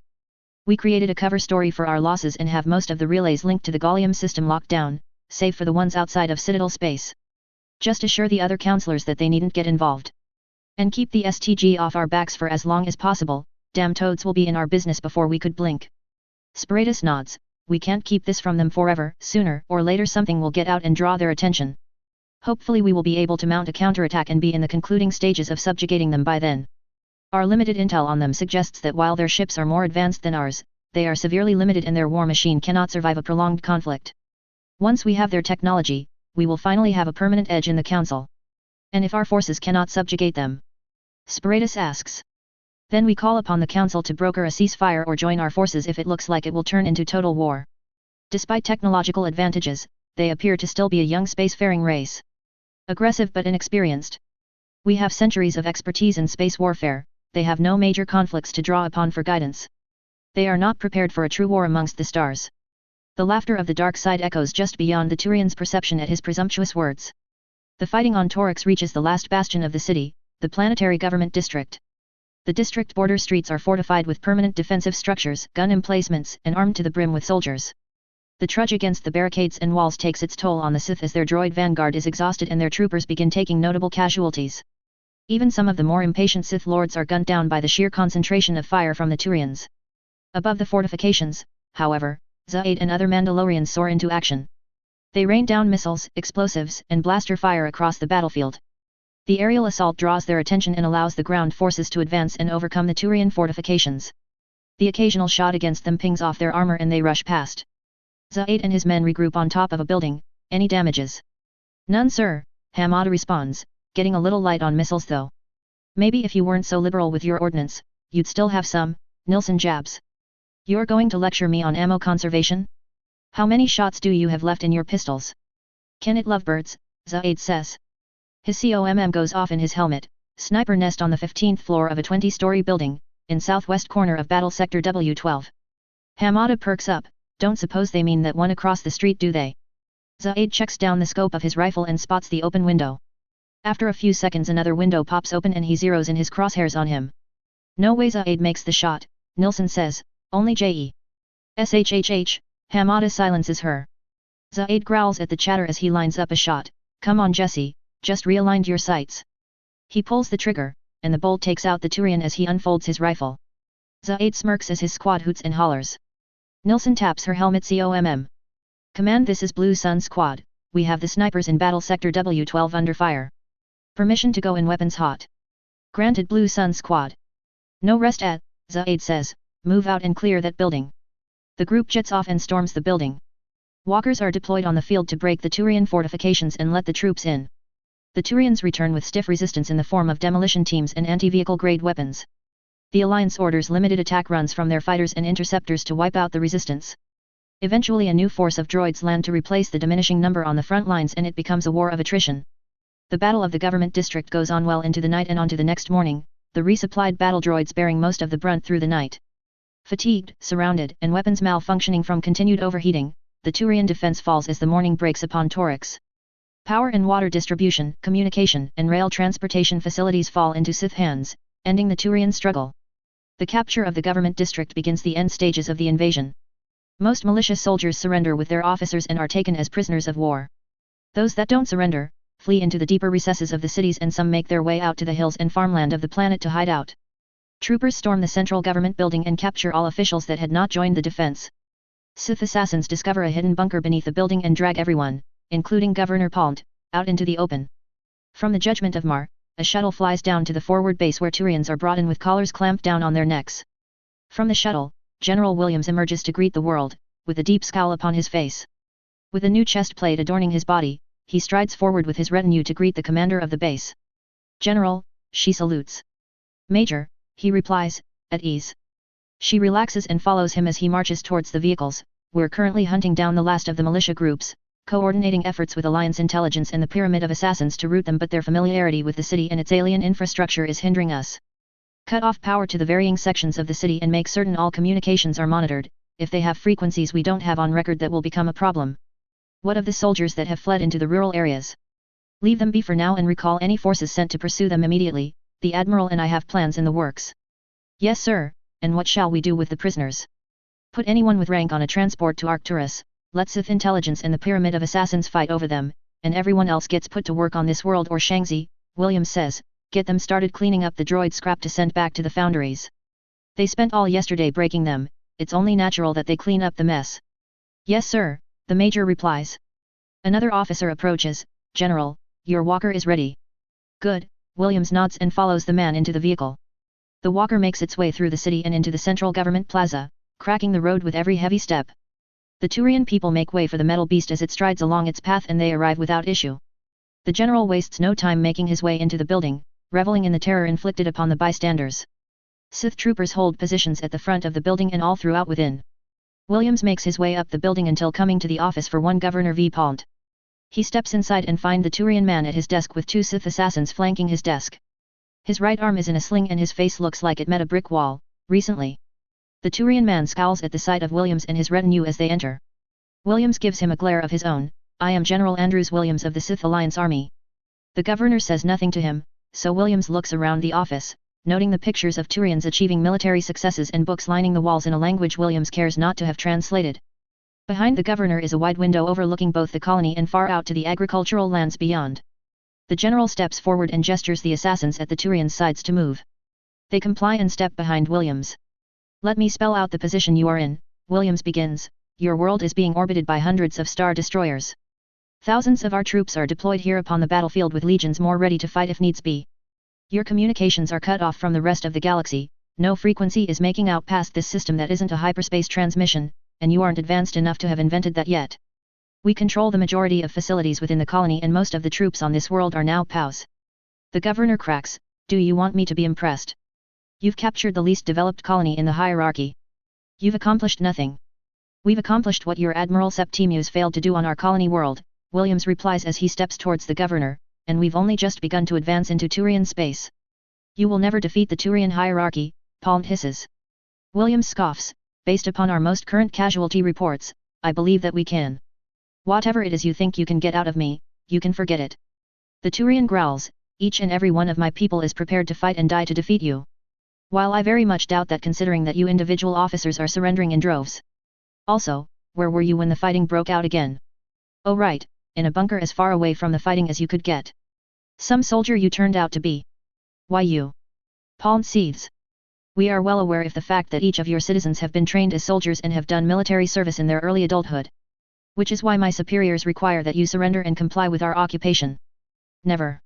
Stands from his chair and the troopers level their blasters at him.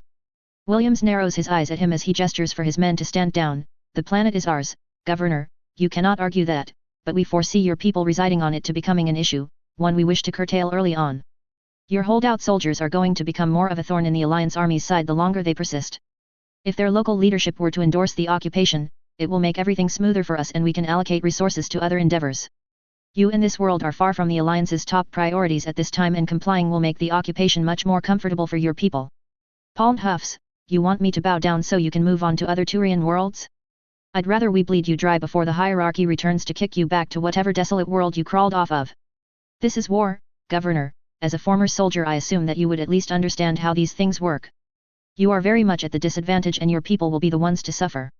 Governor Palm slams his good fist on the desk, I told you that you can forget it. You can torture and kill me if you wish, but I will never comply with this and never will the people of Torix. You know, some might be disappointed to hear you say that, Williams says as he paces the office back and forth, it would make things so much easier while we are here for you to cooperate. High Command would most definitely appreciate it but I, however, hold no such desires for an easy occupation. While I would never dream of crossing my superiors, your obstinance gives me an opportunity I will not let pass me by. Your kind has yet to pay back its blood debt. 16,000 civilians were ruthlessly murdered by your people in your military's desperate attempt to subjugate us. 16,000 people who never signed up to fight, whose only goal was to flee. 16,000 that I had failed to save. He shakes his head. The death of a soldier is a necessary sacrifice of war, the death of an innocent is a tragedy, and I intend to collect on those 16,000 tragedies before this war is over. Williams pulls out his portable hollow COMM and Drescher appears. General. Admiral, the governor is refusing to surrender, Williams says forcing down a cruel smirk.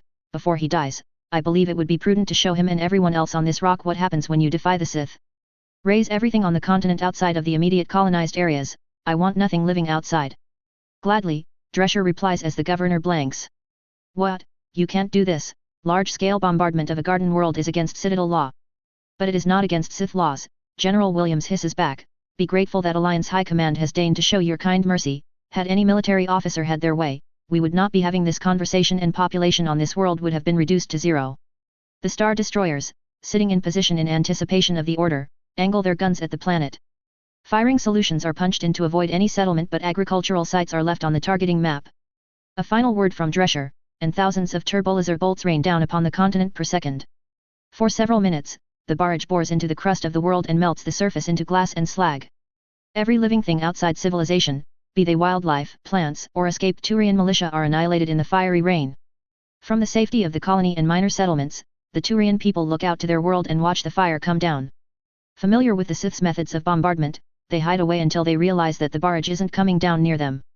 Though their relief is short-lived as they realize that it is coming down everywhere else and that their world is breaking apart before them. Ground quakes shake through the settlement as the weakened crust of the planet buckles across the continent. The barrage even destroys a good portion of their agricultural land, raising their primary food source. Governor Palm looks out from his office at the crumbling ground outside the colony in horror. William's stoic face contends with a small grin as he sees the horror sink into his enemy's face. Stop this! This is barbaric! The Turian says as he rakes his talons across the window. Perhaps, Williams says as he deftly draws his blaster pistol and aims at the back of the Turian's head, but you could have prevented it. The general pulls the trigger and kills the governor as the barrage goes on for many more minutes. He watches the crimson rain with a stoic expression etched on his face. Once the continent is raised of all its native life, he turns his attention to the troopers and assassins at his back. Find me the next Turian in command of this rock. Yes sir.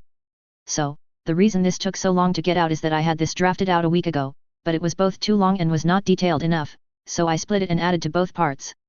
Originally the final bombardment was the halfway point, but it lacked any real character interaction. Next chapter should be out much quicker since it is already almost done. Also, a personal opinion, writing large-scale action is a bit boring, unless you are invested in all characters involved, hence why I tend to break it up with dialogue. Not much else here, Sith just doing what the Turians couldn't. They had the element of surprise, uncontested dominance in space and weapons and tactics that the Turians had no real counter to. It was a pretty one-sided fight. I hope Shepard Sr. doesn't come off as too compassionate just yet. I'm trying for more a pragmatic type of character that really isn't interested in rocking the boat just because he can. Like Darth Oculus. If you liked or hated this, leave a comment and help me improve the story. We're about halfway through my planned chapters of Episode 1, though this is subject to change if necessary. Chapter 8, Subjugation. There are no rights from Disney, EA, or BioWare involved with making this story, only passion. Reviews. Servant Ambrosius, of all the things in this story, Cerberus is going to be the most like they are in canon. Hadrian Caesar, the Sith Alliance has had about 50,000 years for their genetics to stabilize, mostly, but they still have some interesting effects, which will end up benefiting them in the long run here. KITE 15663, your description of how the Sith would approach the Council is pretty in line with what most of their stances are here. Spying on a people with two different spy organizations is a very bad idea, no matter how good the STG is. I find the Council to be hypocrites most of the time who are too enamored with their own self-righteousness to actually do what they can for the greater galaxy, kind of like the Galactic Republic. Thorfax Dragon Keen, and down below, they will learn that lesson again.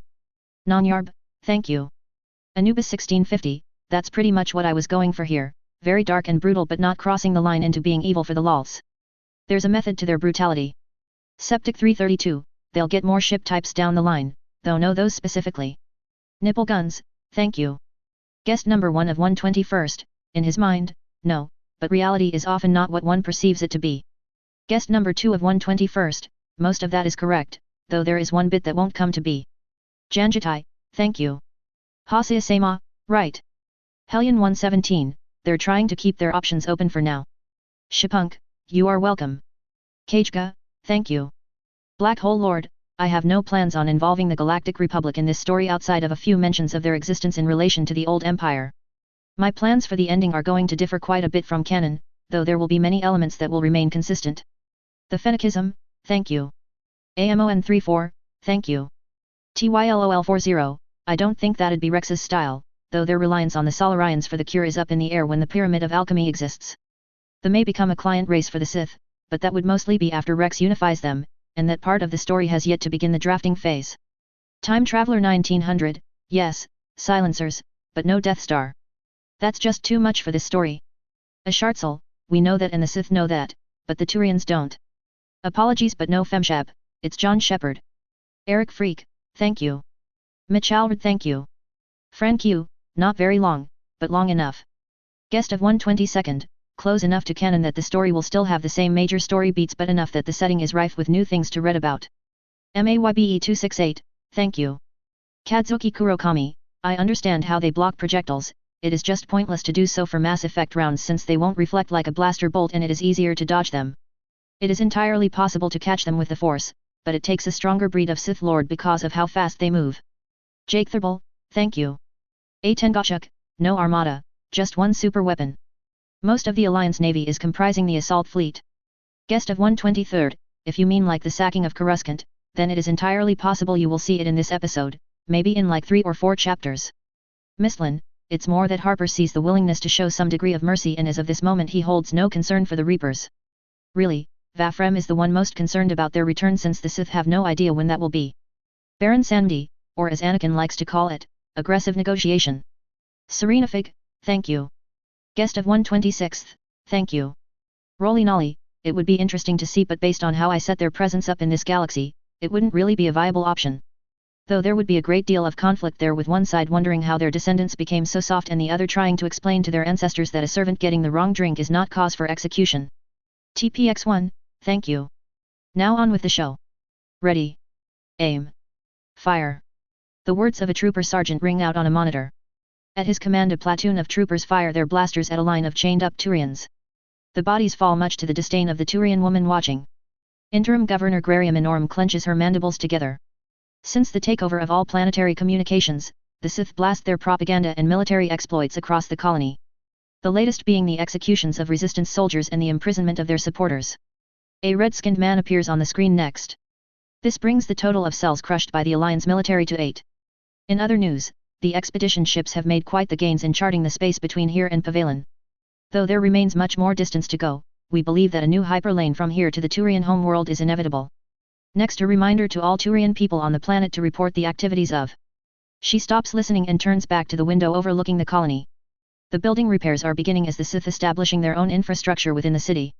Military outposts are converted to Sith barracks, AA guns are replaced with turbolazers defenses, and the Alliance flag is flown from every major building across the city. Outside the colony, there is naught but grey and smoking ruin. Where days ago would stand rich agricultural fields and forests, now stands blasted scars of glass and dust. Her thoughts are interrupted as her door opens. I said no. Her words die as she looks at the man who has come to her. General Williams, you will find I do not care what your demands are. When I ask to see you, interim governor, you will answer to me. She turns her shoulder to him. Bark all you want. You need me breathing, else you'd have never kept me alive this long. Williams huffs as he releases a portable hollow projector beside him that projects the image of Admiral Drescher. Don't think we are out of options yet, we still hold the capacity to lay this entire planet to waste. But you won't, Minorum says, like all pirates and warlords you still fear the Council's wrath. Drescher's brow twitches. We fear nothing, High Command has expressed their desire for mercy upon you.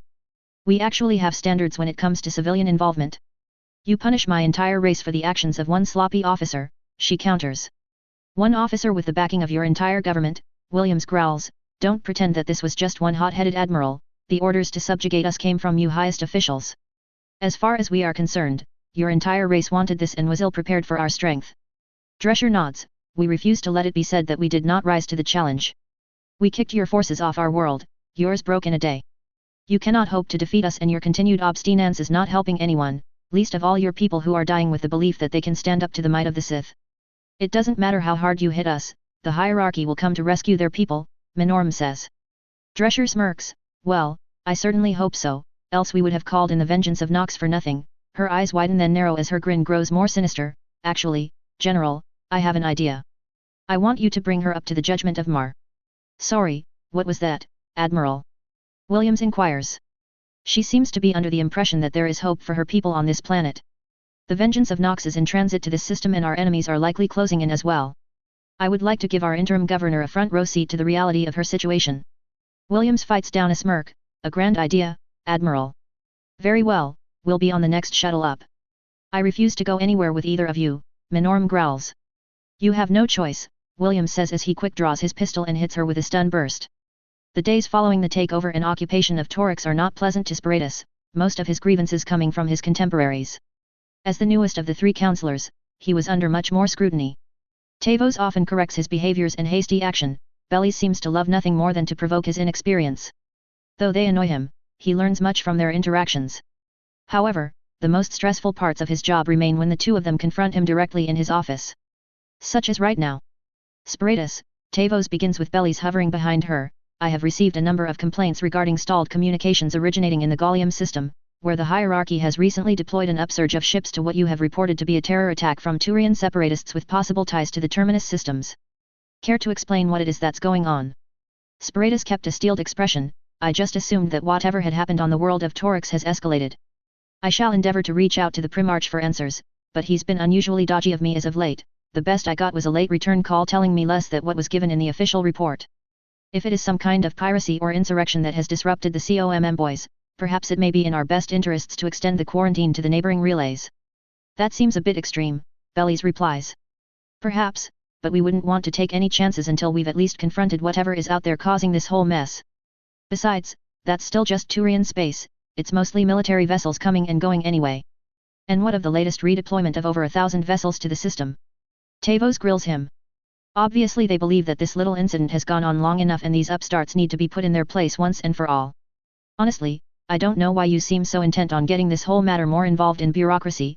The faster the Turian military can clear this whole mess out, the sooner we can lift all the restrictions and continue business as usual. Tavos turns his words over in her head. Very well then, I'll see to it that the people and media are informed of the quarantine. I would be more comfortable if we dispatched a Spectre to accompany your fleets.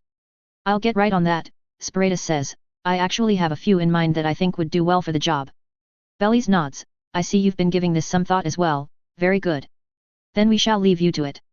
If you require the aid of the STG, I can offer you some of our agents. I don't believe that will be necessary, Sparatus waves him off. Even if he is refusing to get back to me, I don't think the Primarch would tolerate another race getting involved in what is strictly a Turian affair. Of course, we shall take our leave, Tavos says as she departs with Bellies right behind her. He's hiding something, Bellies says the moment they are out of earshot. Almost certainly, Tavos replies. The only question is, does he know what he is hiding from us? Is he a participant or just a pawn in what the Primarch is up to? Do you have any STG contacts within the quarantine system? Yes, but because of the communication blackouts, I have no way of getting reports from them. Perhaps some pirate or separatist force is in fact making its way into Turian space. Or perhaps something else is going on entirely. Regardless, let's keep our ears open. Update me once you have information you're willing to share. Bellies smirks, of course. I shall more carefully monitor Turian troop movements. Tavos nods and I can have my contacts within the Council of Matriarchs keep me informed of any orders of Element Zero by the Turians. Over the occupied world of Torix, the 1-kilometer-long dreadnought, the Vengeance of Nox, emerges from hyperspace along with its escort. It flies with all the pride and importance that the crown jewel of the Alliance fleet should as it makes its way to the center of the first assault fleet.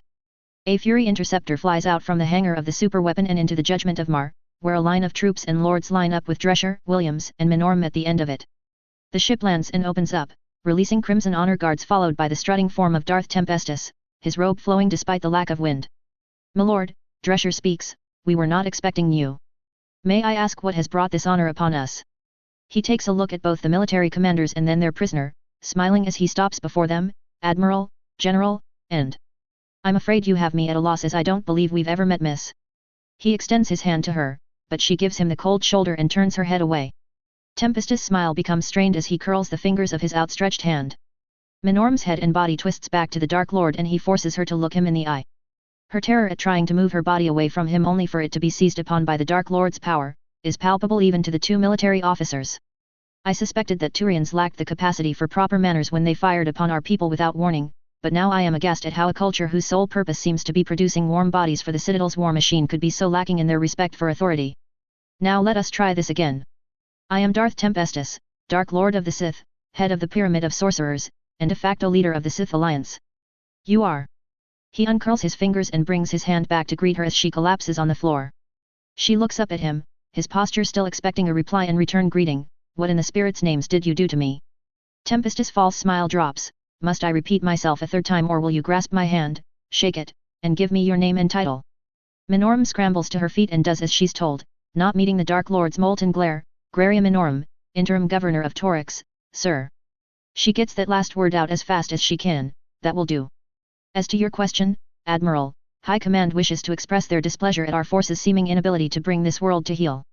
I am here to personally see that the occupation proceeds by whatever means I see fit. Now, may I ask what exactly it is that this Turian is doing on your command ship, Admiral?" She refuses to surrender this world and as the only living authority figure on the planet that hasn't engaged in the Resistance's guerrilla warfare campaign, she's the only Turian we can reasonably use to pacify the populace here. Hence why our occupation has hit a wall.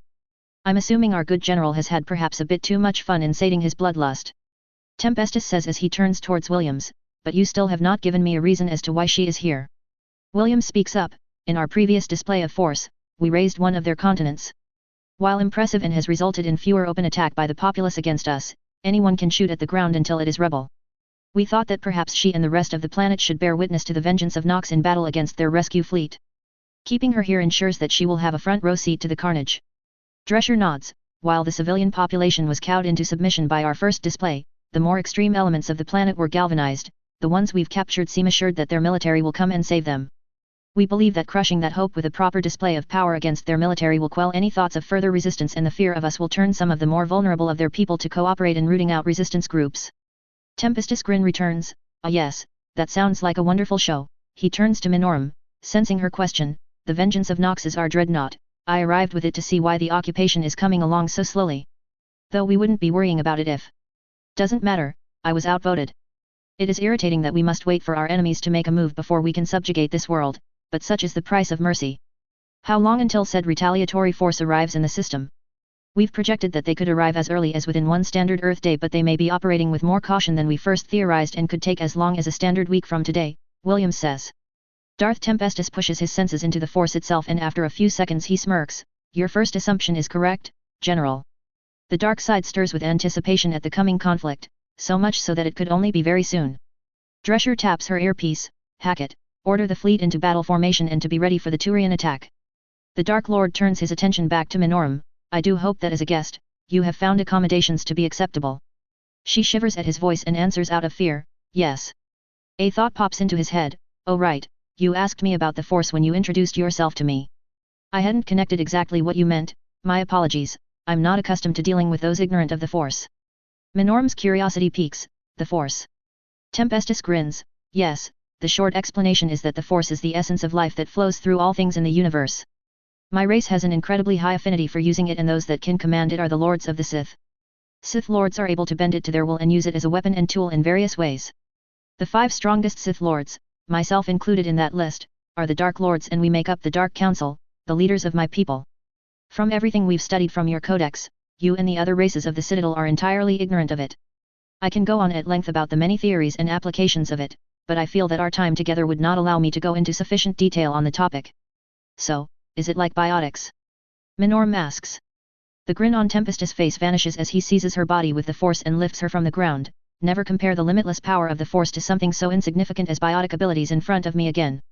To say that the energy of the universe is as simple to understand as creating a mass effect field due to a meager mutation is an insult to my race that I will not tolerate. Do you understand me? She gulps, yes sir. He drops her and turns his head back to Drescher and Williams. Come, we have other matters to discuss away from alien ears. Drescher and Williams bow and respond, yes, my lord. 20 hours pass and the full force of the Turian fleet is assembled on the Gallium system's sister relay. 1,400 vessels, including 3 of their newest dreadnoughts, and thousands of soldiers stand ready to take back their colony world. Armed with the battle reports of Commodore Vitas, Admiral Septimius, and the late General Arterius, they adjust their strategy to meet the Sith's tactics.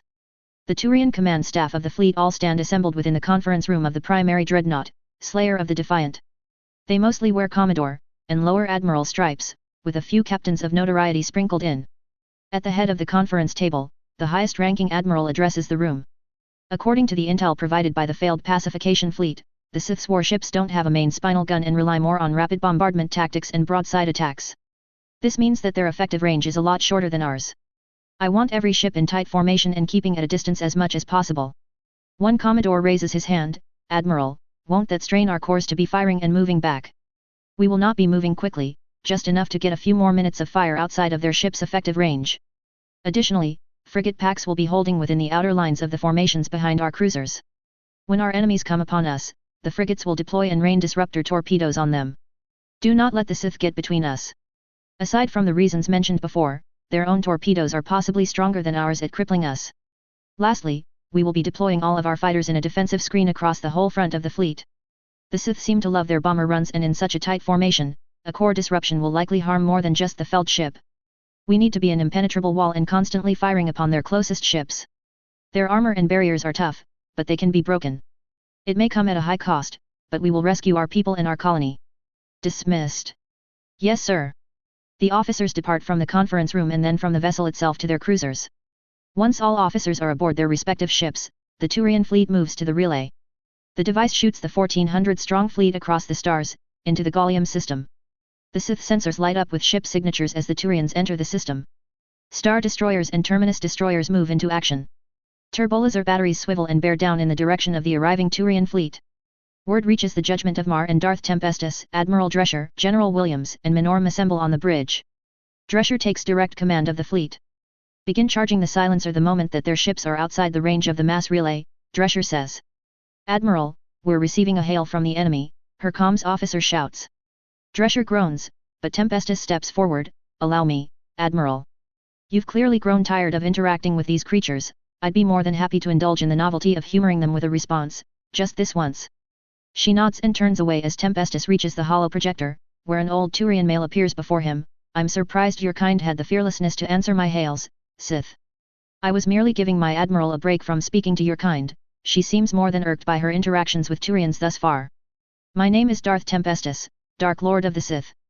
For all intents and purposes, I am the highest authority in the Sith Alliance. Do you savages go out of your way to pick the most childishly threatening titles? The urge to strangle the Turian begins picking at Tempestus' mind. I am Admiral Yurvem, commander of the 9th Fleet of the Turian hierarchy, the most powerful military in the galaxy. I am currently in command of over 1,400 vessels from over 3 fleets to liberate your occupation of our world. Marvelous, Tempestus rolls his eyes. Now what is it you want to speak to me about? The Turian admiral scoffs at him. The hierarchy demands the complete and total surrender of your forces here as well as our colony world and to submit your civilization to our authority. That's all you spikeheads ever seem to want from my people. Frankly, I can't see a reason to acquiesce your request, Tempestus replies. The Sith have no intention of surrendering, not to you and not to any Turian that comes our way. In fact, we intend to win this war and put your kind in their place. Your tenacity is impressive, I'll give your kind that much, the Turian says. I'm giving you one last chance. Surrender and we will forgive the damages done to our people. You will be treated leniently as a client race once you are fully integrated into galactic society. Tempestus glares at him. Oh, you'll forgive our trespasses, how generous. What about your crimes against us? Are you going to ante up for those, and take responsibility for the lives you've taken from our race? You may be willing to brush aside the deaths of your own people, but we are not. Also, being a client race to your kind is a type of shame and embarrassment that I would never subject even so much as my people's criminals to. You dare besmirch the hierarchy like this? Yurvem blurts out, we have been the protectors of this galaxy for well over 1,000 years. Trillions rely on us to keep order in civilized space. You should feel honored that we found you before a race like the Batarians did. We are stopping you from destroying yourselves and the rest of the galaxy with your wanton opening of the relays. You have done nothing but become a thorn in our side. Sounds an awful lot like self-righteousness to me, he replies. I would rather see my people wiped out to the last man by the Jedi or the Reapers before I would see them live under your rule. The thought that such a primitive and ignorant race such as yours believes themselves superior to mine, fills me with disgust. The only fitting place I can see your race in my people's future, is beneath our bootfields. Yurvem fumes at this. You insolent upstarts. You have no idea the greater workings of the galaxy. I know enough, and I'm not impressed. In fact, I'm rather disappointed with the state of the galaxy. So stagnant and self-assured, just like your people, Tempestus says. I will not be talked down to by a pompous, arrogant, prideful. Tempestus lifts his hand in a grasping gesture. I've grown weary of this conversation and your continued existence. With a twist of the Dark Lord's hand, the Yurvem's head spins around and his hologram collapses. Minorum gasps at the display as Tempestus cuts the connection.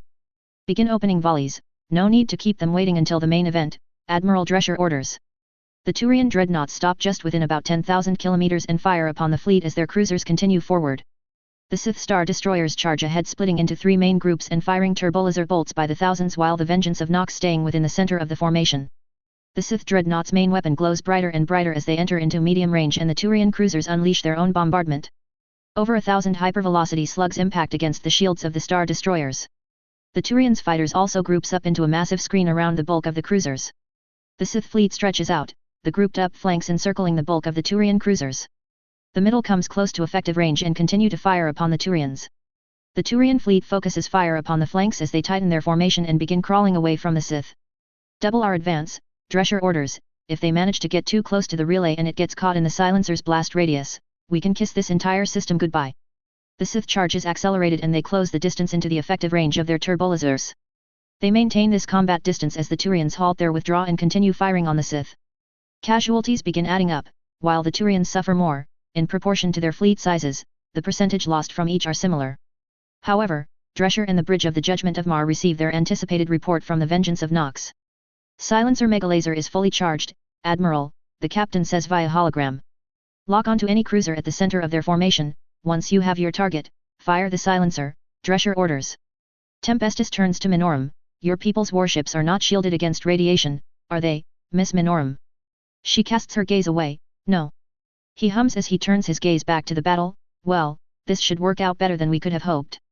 Aboard one of the hierarchy dreadnoughts, the Turian Rear Admiral, succeeding the late Admiral Yurvem, gives orders in response to the Sith maneuvers. Keep formations as tight as possible. Their primary weapons are their plasma turrets. If they can cut between us, they can tear us apart at broadside. Keep forward fire strong on their flanks and unleash our frigate packs upon them if they come into knife fighting range, the Turian commander says. Admiral, there's a massive energy buildup within the enemy fleet. the scanning officer says, and we're detecting a rise in radiation levels. I've never seen levels this high outside of the direct proximity of a star. It takes half a second for the shock to subside from the commander, redirect and intensify forward fire, target whatever it is that's giving off that radiation. If it's some kind of weapon, I don't want to know what it is capable of. The Turian ships focus fire upon the vengeance of Nox, but her escort intercedes and shields the ship from fire. The barrage of hypervelocity slugs continues as some of the star destroyers take hull damage. The megalaser glows bright as the vengeance of Nox pulls ahead of its escorts. The Sith fleet breaks away as the dreadnought flies into effective range. Fire! The captain commands. The coherent radiation beam cuts between ships at the speed of light. The heat of the orange beam melts the hulls of any ship that it passes by. Once it strikes a Turian ship, however, the energy builds, expands, and then explodes. The inferno atomizes the cruiser and every other in the ship's direct proximity as the explosion of heat melts every ship near the center of the fleet.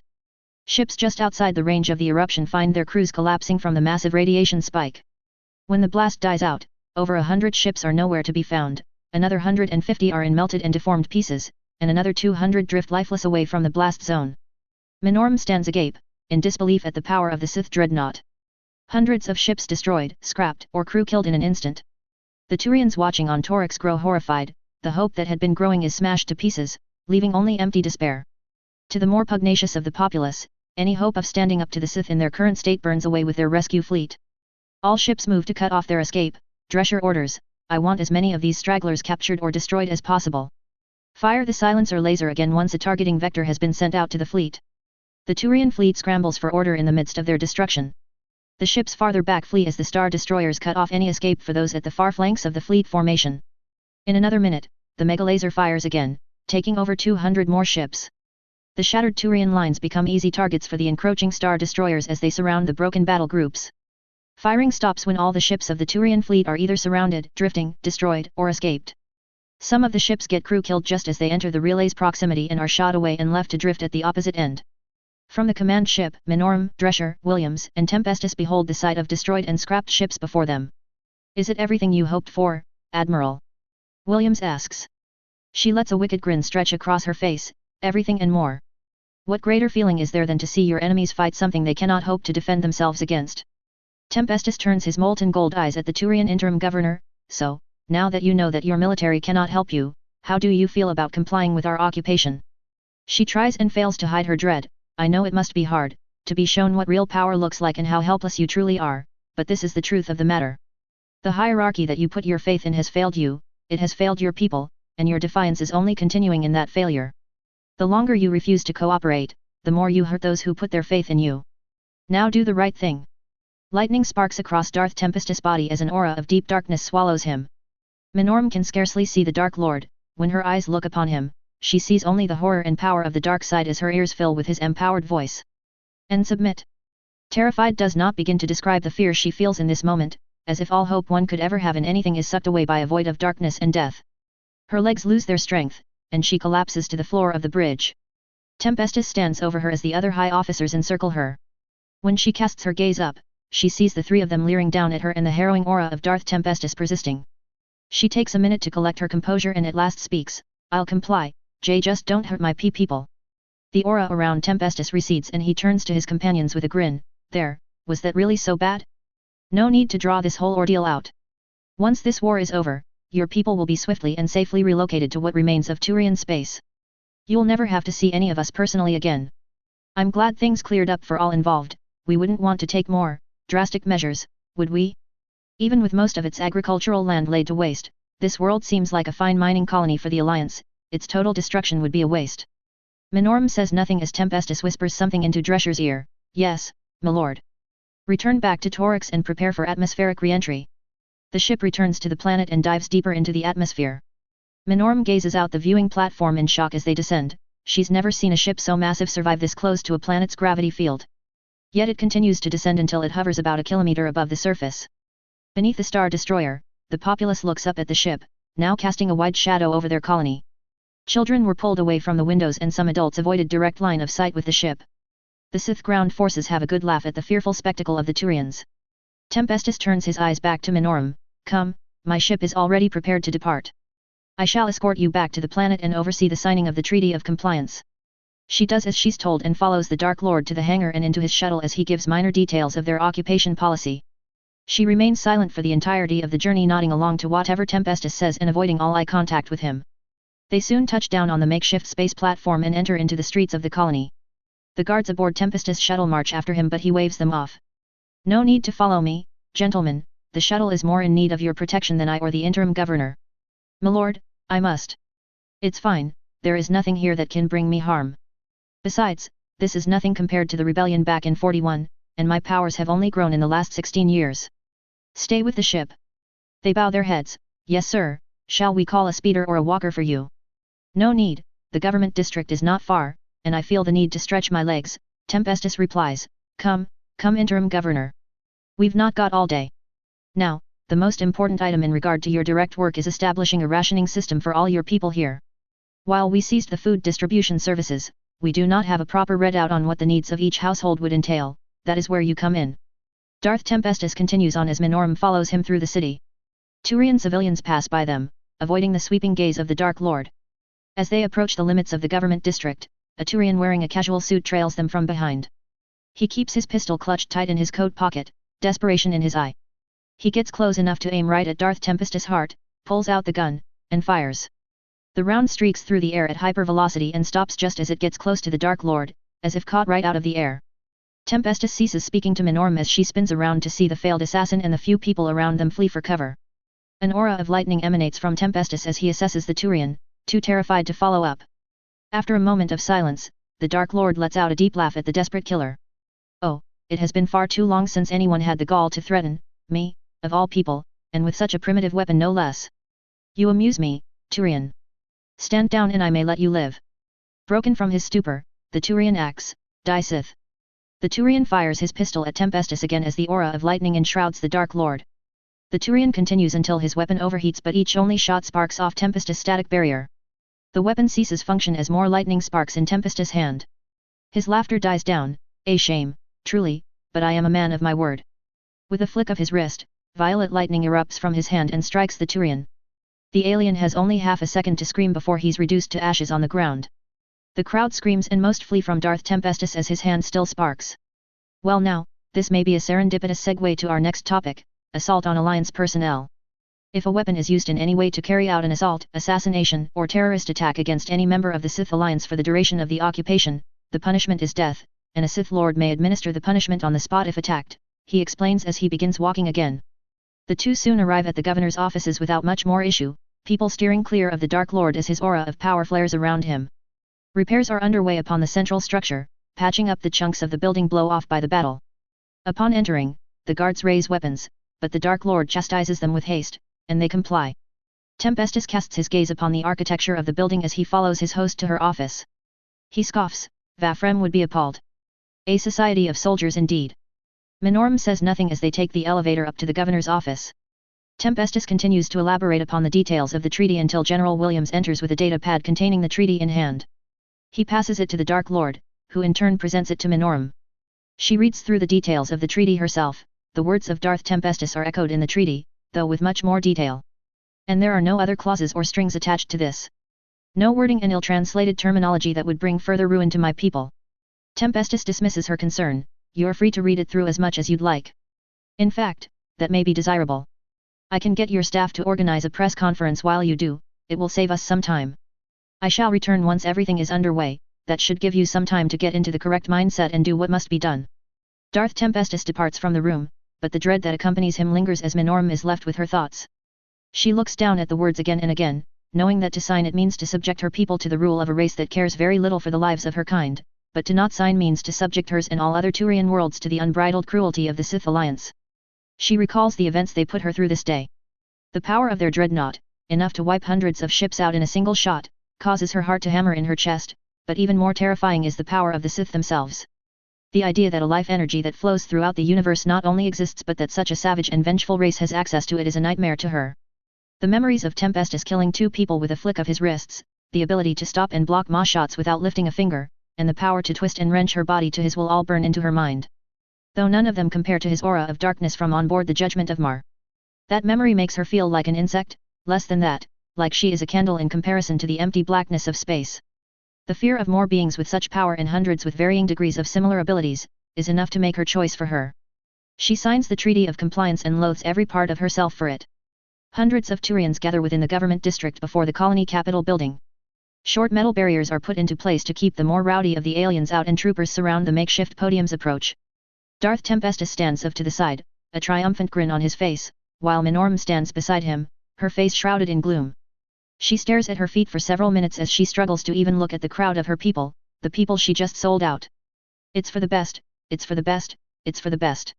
She repeats to herself in a whisper. Interim Governor, Darth Tempestus gets her attention. I fear we don't have all day. She takes a quick glance at him before hustling to the podium and speaks into the microphone. People of Torix, my name is Graria Minorum, Interim Governor of the colony, the only authority left on the world. She searches for the right words, as of this day, after careful and thorough deliberation of our position and status. I am officially surrendering the planet to the Sith Alliance and placing us under their occupation. The crowd gasps and some boo her as she stands before them piecing her statements together in her head for a moment. The 1,400-vessel-strong hierarchy rescue fleet that came to liberate our world was beaten back by the Sith. Their dreadnought made swift work of our military's naval forces. The videos transmitted across the colony were not false. I was there aboard the Sith command vessel. From the moment their dreadnought fired its first shot and took out nearly 500 ships, the Turian fleet fled the system, leaving us on our own. The present crowd whispers among themselves as an atmosphere of terror descends upon them. In light of these events, I have made the decision to comply with the Sith occupation of our world. For the safety of every Turian on the planet, I advise that we all comply with our captors. Rage, that's the only word to describe the crowd.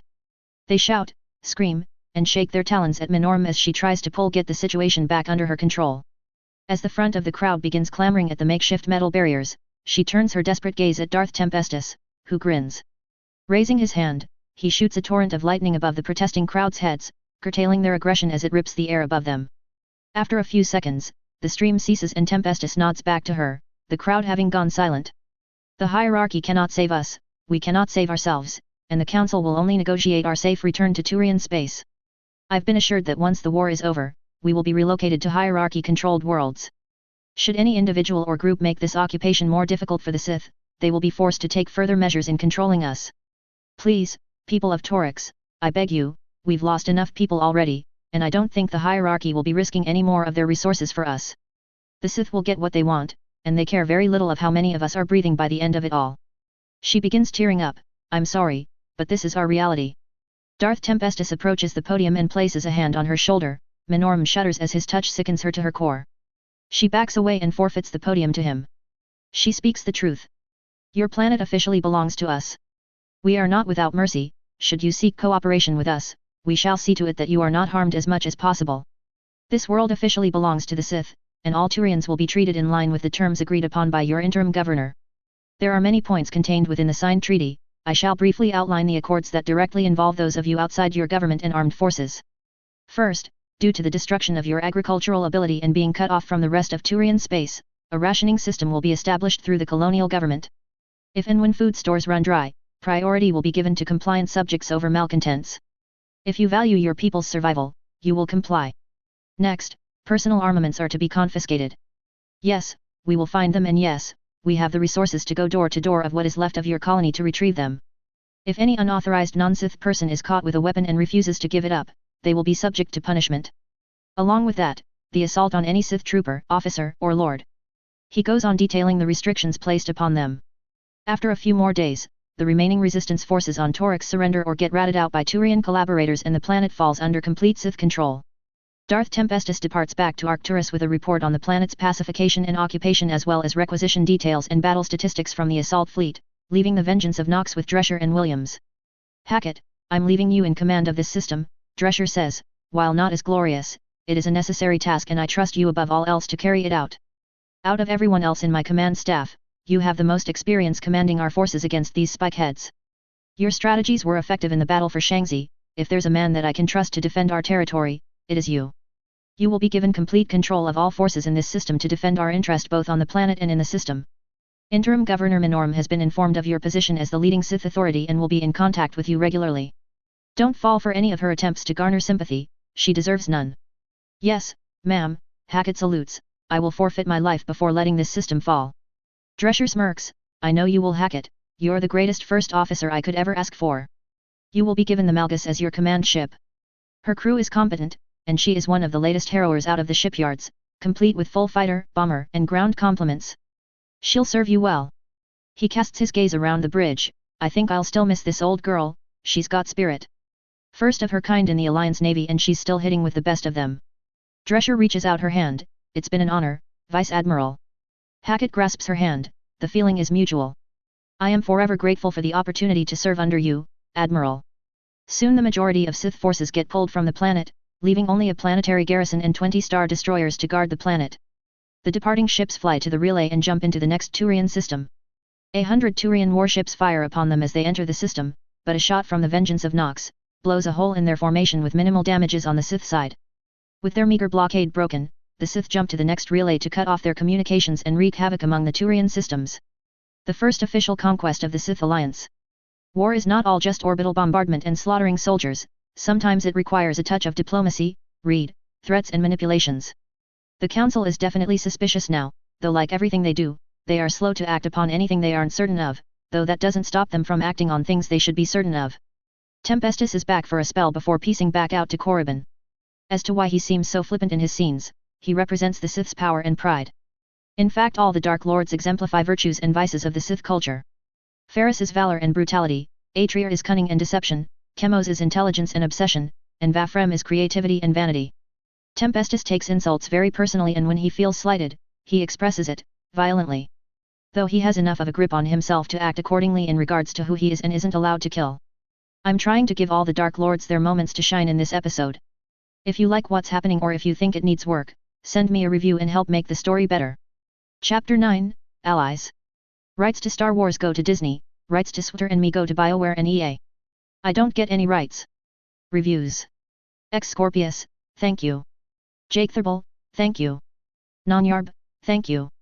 Shipunk, thank you. Heartfung Lives, not yet but it will happen. The Fennecism, thank you. Kajka, well some did, specifically the dreadnoughts and those closer to them, in total around 300 ships. I apologize, I should have been more clear. The ones that were crew killed and flung through the relay were only a portion of the ships that got away. So the Turians know of the vengeance of Nox and what she is capable of. Council is still in the dark because nobody in the hierarchy wants to admit they messed up, except maybe Vitas, but he values his life so he won't.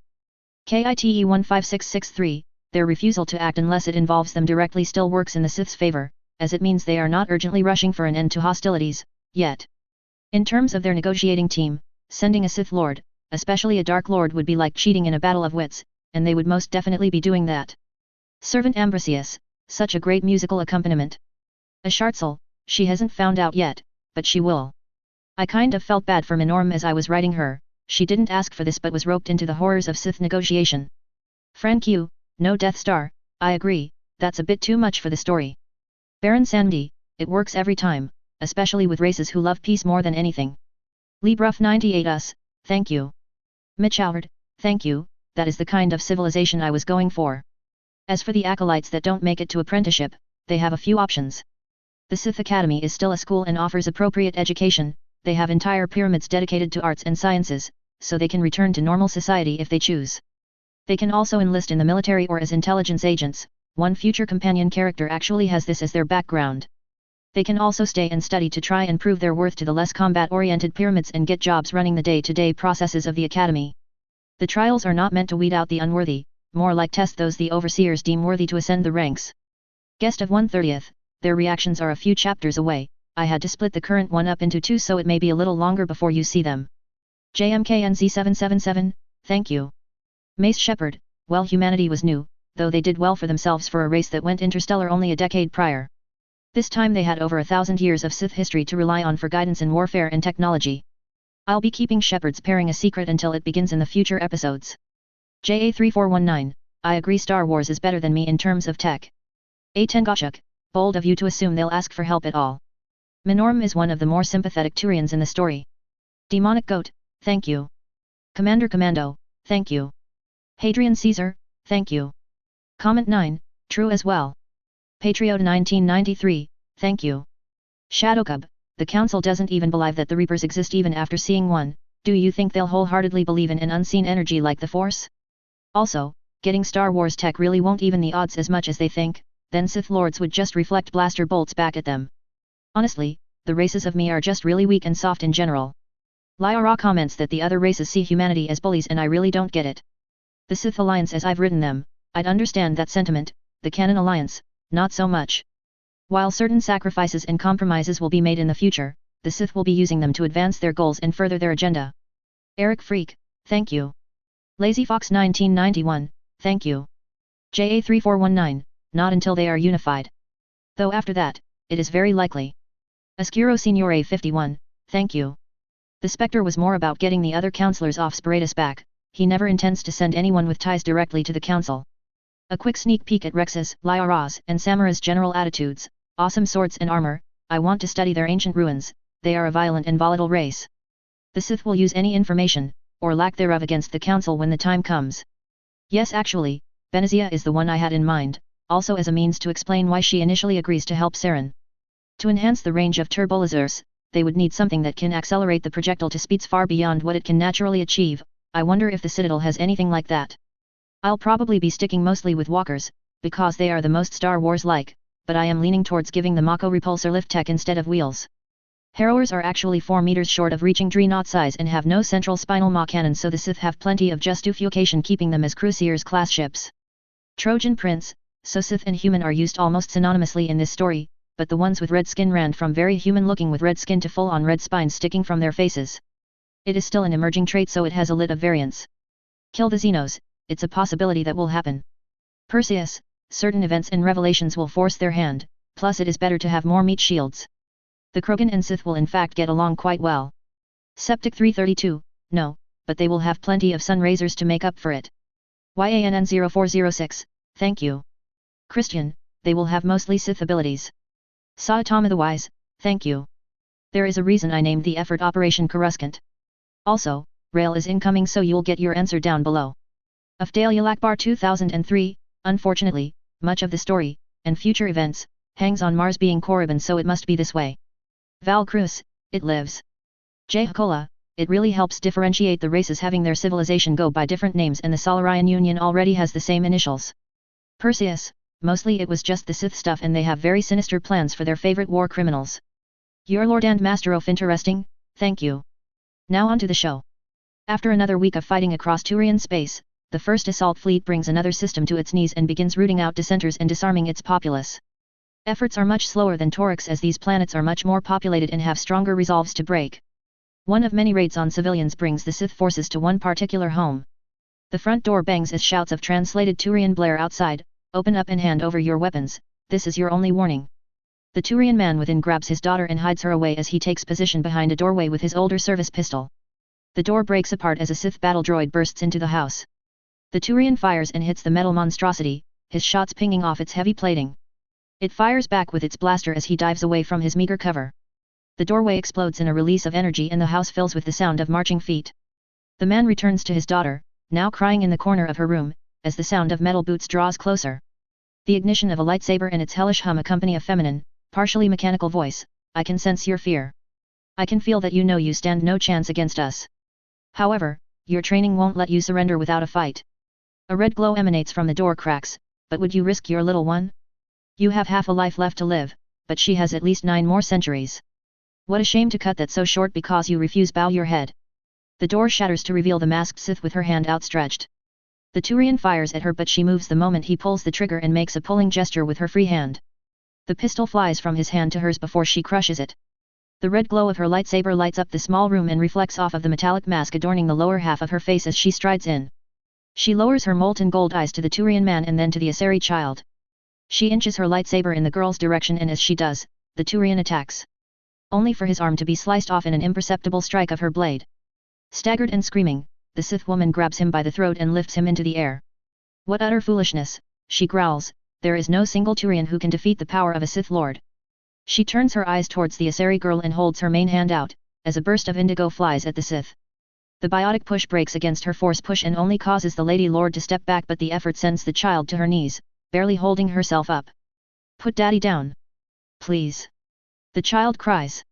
She drops the man and aims her saber at the child. Stop. I'll cooperate. Spare her, please. She just a girl, she doesn't know what she's doing. My wife and I keep our weapons in a locker in our room. That pistol was the only exception. And your wife, where is she? The warrior growls. She's captain of a freighter, she isn't supposed to be home for another week, he replies, let my daughter go, please. Fine, she replies but slashes her saber across the Turian man's face. Gah! He cries out as he clutches his charred faceplate. Daddy! Next time a Sith Lord demands your surrender, you had damn well remember that it is not a request, the woman says as she extinguishes her blade and marches out. As the Sith conquests continue, a single frigate-class ship flies into the Salvian system from uncharted space, where lies the relay connected to the Gallium system. The frigate is of an older Asari built and modified at almost every point with stronger engines, more intense life support, and a more complex and efficient MassEffect core. This is the Durfrey, scout ship of the Quarian patrol fleet headed by her captain, Raelzora Vast Durfrey. We should be in range of the local COMM buoy, send our survey report to the fleet, the captain orders. Weeks charting space for resources and just another report of nothing, his second, Han Garel, replies. Nothing is still something, Rael replies, then we know where not to survey in the future. Sir, one of the lower officers begins, we're not connecting to the COMM buoy.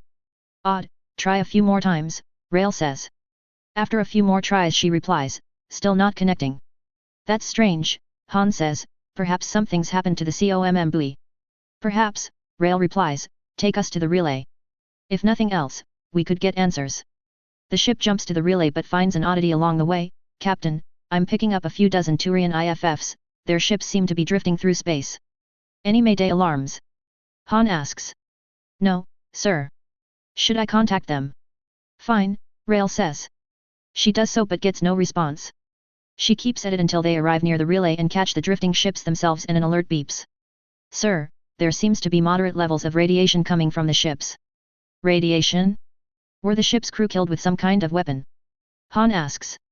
Possibly, he admits, but at the current levels, it should not, considering the Turians' natural resistance to it. If I had to guess, they were hit a few weeks ago and have been drifting since. Well, they're not salvageable, but where did they come from? Rael asks. Maybe the relay, Han answers, scan for a radioactive trail. The crew does so, and the results confirm their origin from the relay, head a course to the other side. Rael, is that wise? The Gallium system is Turian space, they even have a small colony there. The fact that these crew-killed ships originate from there is concerning. If something has happened, it may be wise to check it out and report on it so that we can warn the migrant fleet of a possible threat. A radiation weapon would be devastating to our live ships. Ever the dutiful risk-taker, Han jabs. We're scouts, it's what we do, Rael replies, prepare the crew for departure, we're going through the relay. Han sighs, yes sir. The ship speeds off to the relay. The atmosphere of the ship becomes more and more tense as they reach the massive transporter. There are a few moments of hesitation, but it is quelled by Rael's insistence and a quick weapons check. Then they jump. And land right into a debris field. Their scout frigate veers left to avoid a wrecked Turian cruiser as it drifts by the relay. A moment later their alarms go off. By the ancestors, what has happened? Rael murmurs. Sir, radiation levels are abnormally high, we need to get out of here. Unidentified ships are closing in from just beyond the debris field, sir. Their cruiser? No, almost dreadnought-sized and there's at least a dozen of them. Rael panics at that as he looks out the viewport. Sure enough, the wedge-shaped silhouettes of Harrower Star destroyers come upon the lone scout vessel. Rael considers fleeing, but the floating junk orbiting around the relay makes that problematic. He gives no thought to fighting, the size of the ship seems reason enough not to try. So, he waits and prays that he'll get to see his family again. They receive a hail from one of the ships and answer without delay, but not without reluctance. Attention unidentified vessel, this is Vice Admiral Stephen Hackett of the Sith Alliance Navy. You have entered Sith Alliance space, who are you? Hackett demands in translated Turian as he appears on their holo display. Rael steadies his tone taking in the sight of this new species. I am Captain Raelzora Vast Durfrey, we are scouts of the Quarian migrant fleet. Our apologies, we saw Turian ships floating just beyond this relay and came to investigate. We were under the impression that this was a Turian-controlled system. Hackett raises a brow, are you and your people allied with the hierarchy? Rael scoffed, not a chance, but it was too odd for me to just ignore, and we came to investigate on my orders. We are not associated with those spike-headed Bashtets or the Council. Hackett stares at the masked aliens, stay where you are. Move, and you will be treated as hostile. The line cuts but the approaching star destroyers maintain course. Growing uncomfortable with the dread and silence, Rael decides to get the crew productive. Prepare a first contact package and send it to these Sith. If all they have to go by are their interactions with the Turians, they may not even know about us or the Council yet. The crew get to work compiling data in a translated language index. After several minutes, they send the program along the same frequency Hackett hailed them on. Package sent and received, sir, one of the lower officers says. The tension on the bridge loosens a bit. What do you make of the situation, Captain? Rail taps his fingers on his command chair. They're at war with the Turians, or will be soon, that much is clear. Perhaps a first contact gone wrong. Do you think these newcomers are naturally hostile to other species, or did the Turians pick a fight with them? Turians, always bet on them shooting first, the crew all mumble in agreement. However, looks like these Sith actually have teeth to bite back with if they're occupying one of the hierarchy's worlds. That's pretty scary, don't you think? A race just now entering Citadel space with enough firepower to take on the Turians, whose only interaction with the rest of the galaxy is hostility. Then how about we do our best to change that? Maybe we can get a powerful ally out of all this. Rail, you can't be serious, his XO says, the Council already hates us, but if we aid an enemy of a Council species, they will exterminate us. They've already condemned us to extinction, a slow extinction aboard ships that are constantly falling apart and forced to roam the stars until the last light of life is sniffed out. These Sith have massive ships, can you imagine the resources needed to keep them operating, let alone build that many just to guard a single relay? The ancestors lead us here for a reason, maybe the Sith are that reason. We need materials, we need new vessels, and we desperately need allies. They can possibly give us all three. This is the opportunity of a lifetime, to be on the good side of a rising power in the galaxy. Let's get ourselves out of this hostage situation first, then I'll consider making friends with them, Han says. Aboard the Malgus, Hackett paces about the bridge, his mind running 100 light-years a minute. His rank gives him access to the deciphered Citadel Codex, an opportunity he has taken full advantage of. He is aware of nearly every part of Citadel culture. Yet, before him lays another new unknown. The existence of the Quarians and their knowledge of the Citadel Council casts doubt on the grand strategy of the war. Sir, the unknown has sent us a first contact package. They included a language index, the ensign at communications reports. Hackett holds his chin for a moment, humming to himself, run the index through our translation protocols and upload it to everyone's holocomms. I want a copy of this package on my datapad as it's translating.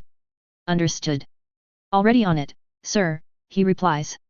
Was this race not a part of the Council Codex? An officer inquires. No, and that's what's piqued my interest, Hackett says. These Quarians obviously have experience in space travel. They are from a migratory fleet, if I understood them correctly. Perhaps an enemy of the Citadel. That one did seem to harbor ill feelings when we brought up the Turians. The COMM officer says. My thoughts exactly, Hackett affirms. He scans the text as it appears on the pad, stopping and rereading some segments on occasion. He rubs his chin for a moment before turning to his comms officer. Tell the ships at the relay to keep weapons trained but not to make any aggressive moves than are necessary. I'll be reading through this in my office. Yes sir, he replies as Hackett departs. He marches to his Spartan office quarters and pores through the information from the Quarian package. His features scrunch and furrow as the gears in his head turn. Exiled from the Citadel and completely spacefaring. We can use this, he hums to himself, the Force has granted us quite a boon in our time of need. Hackett reads through more detailed data as it appears and his mind begins to formulate a plan, one that would change the fate of several races in the galaxy in the decades to come. Upon the Turian homeworld, deep within the secluded walls of the core military R&D facility, a Turian looks over documents and notes taken over the past few weeks as well as the samples of blasters laid before him. An alert on his On My Toll takes his focus away and he steps to his private terminal where he is graced by the image of the Prim Arch. His eyes stare at the engineer, heavy and weary. Sleep seems a distant prospect for the Turian leader. Sir, the engineer salutes. Grigolien, your report is late. I expect better from my chief engineer of R&D. My apologies, sir. I was waiting until we had more of an understanding of the samples we've received before submitting anything. There is one particular bit that has us stumped regarding the plasma sword. Though we've been able to understand almost everything else you've given us. That is acceptable. What do you have so far on that weapon? He sighs and pulls up documents on his screen, sharing them with the Prim Arch. While we understood that this device was incredibly advanced, we underestimated exactly how much. I've compared it to all protein artifacts we have on record and none of them compare to this. These Sith have been able not only to harness the power of plasma, but also to keep it contained in a free-flowing form. Such a feat for our current level of technology would theoretically require a device many times the size and would be a massive drain on the energy supply. Then how is it that they can make a device small enough to fit into your talons? What we've found is that it's a near-perfect energy recycling system within the device. Theoretically, it could be used for decades without a power source replacement. That sounds amazing. It very well might be, if it wasn't dependent on being a spirit's damned sword. The chief engineer growls, we've tried harnessing the power from it but appears to only be nearly unlimited while in the form of a sword. We've found that the excess energy is trapped within the containment field and routed back into the device, hence why we don't get burned unless we touch the containment field, despite the blade being as hot as a star. Could we somehow recreate the plasma itself? That's the next problem we face and the one that has us stumped, he replies as he pulls up images of the blood-red kyber crystal. This crystal seems to harness the energy from the cell, amplify it, and project it through the focuser lens. It is the most central component to the weapon, and we have absolutely no idea what it is or how it does it. We believe it to be something native to their home system, and we have not yet found in it the greater galaxy. What can we do with this research? Surely there must be something we can glean from the weapon. Personally, I find the sword to be a lost cause. Even if we could get any of these components to work, any attempt to recreate it on a larger scale would be pitifully short-ranged, and if we made them infantry-sized, they'd be so expensive and so ineffective for our troops that it would amount to serious losses for us. Yet our enemies have been using them to tear our troops apart by the dozens. Our enemies also have the ability to shoot lightning from their hands, according to the reports you've given me. Perhaps their aptitude with bladed weapons isn't something we can quantify. If you want my opinion, their ranged weaponry has far more potential. I can at least understand the principles that go into it. Very well then, explain. The chief pulls up the pictures and schematics of the taken blasters. This canister contains a processed and volatile gas mixture. The exact methods to achieve the properties it holds is unknown to us. When the trigger is pulled, a small amount of that gas is released into this chamber and the power supply charges it into a plasma-like state.